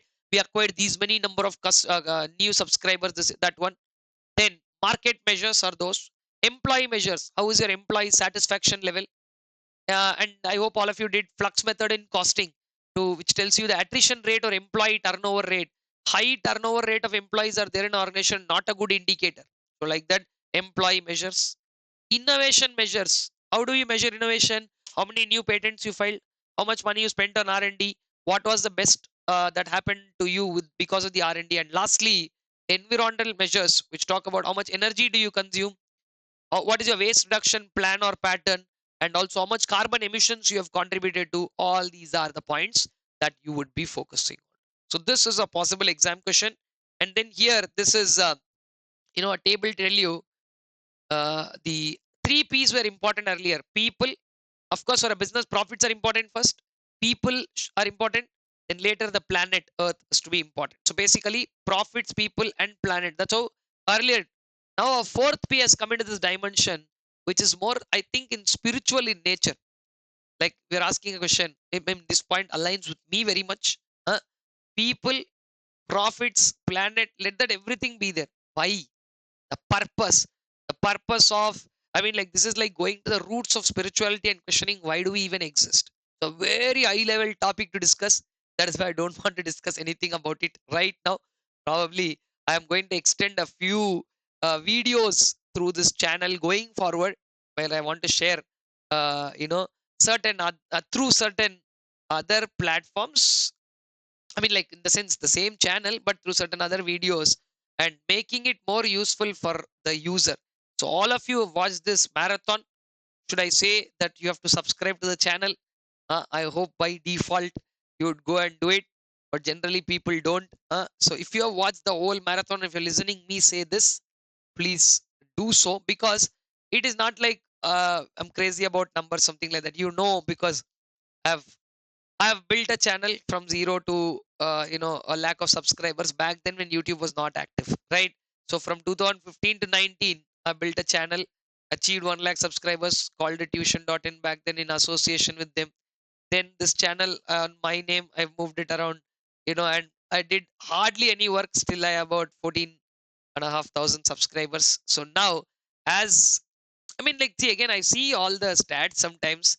70% of the people who view the channel don't subscribe to it. It's quite natural. I can understand that. But again, I am not here for the number of subscriptions or something like that. But if you do, that just says that there are so many people for whom we can make real worthy content. That is the only, it's more like saying that, hello, I'm there. It's like present, right? That's all. Saying that, look, I subscribed to your channel, so I'm looking for some content. That puts us on a spot, saying that, okay, these many people are there, so there's worthy of making some content. So actually, there is a lot planned in the coming days, months, years, you can say. So I will try to keep up this channel way more active than what it was in the past. And then towards to end the story, the 4 points, both these questions have been asked in the exam. What is an importance of an SPM? 4 reasons as to aligning your goals, allocating resources, continuous improvement, and who's accountable for what. Very clearly, you can figure out these 4 points if you understand what the SPMs are. Are you in line with your goals or not? All that. And choosing the right SPM. Because if you take a wrong SPM and measure that, then you will go into depression. You should not do that. Relevance. Is the SPM aligned with your goals? Is data readily available to compute? What is the quality of data and data's timeliness? The 3 points about data are very important. Data availability, quality, and its timeliness. Because if you use very large, old data, it will not work. So that is why these 4 points are very important to choose the right SPM. Okay. So those are the 3 questions in SPM. What are the various kinds of SPM? Importance and choosing the right SPM. All these 3 have been asked in the exam. There are all possibilities they can come back and ask you this. Okay. So that brings us to the end of the marathon. And I hope from my side it was really good, is what my understanding says, because the flow with which I went, I'm very confident that those people who like and follow our flow, they will be best benefited from this close to 10-hour marathon. So, guys, as I said, if you have watched the whole marathon and you've completed strategic management, now say stage 4 completed previously and stage 5 completed, you have to go for that and then leave a comment on what was your feeling at the end of it. That's all. That is just for me to know, somebody who did the entire marathon, as to how you felt whenever you watch this, because these videos are priceless. The last marathon I made was before a year. Before that, it was even back. These marathons are timeless. You watch it 5 years later, also content will be still relevant and amazing. Strategic management is that beautiful as a subject. So, guys, on that note, I am going to wind up by saying thanks to all those who have held on to watching the marathon from start to end.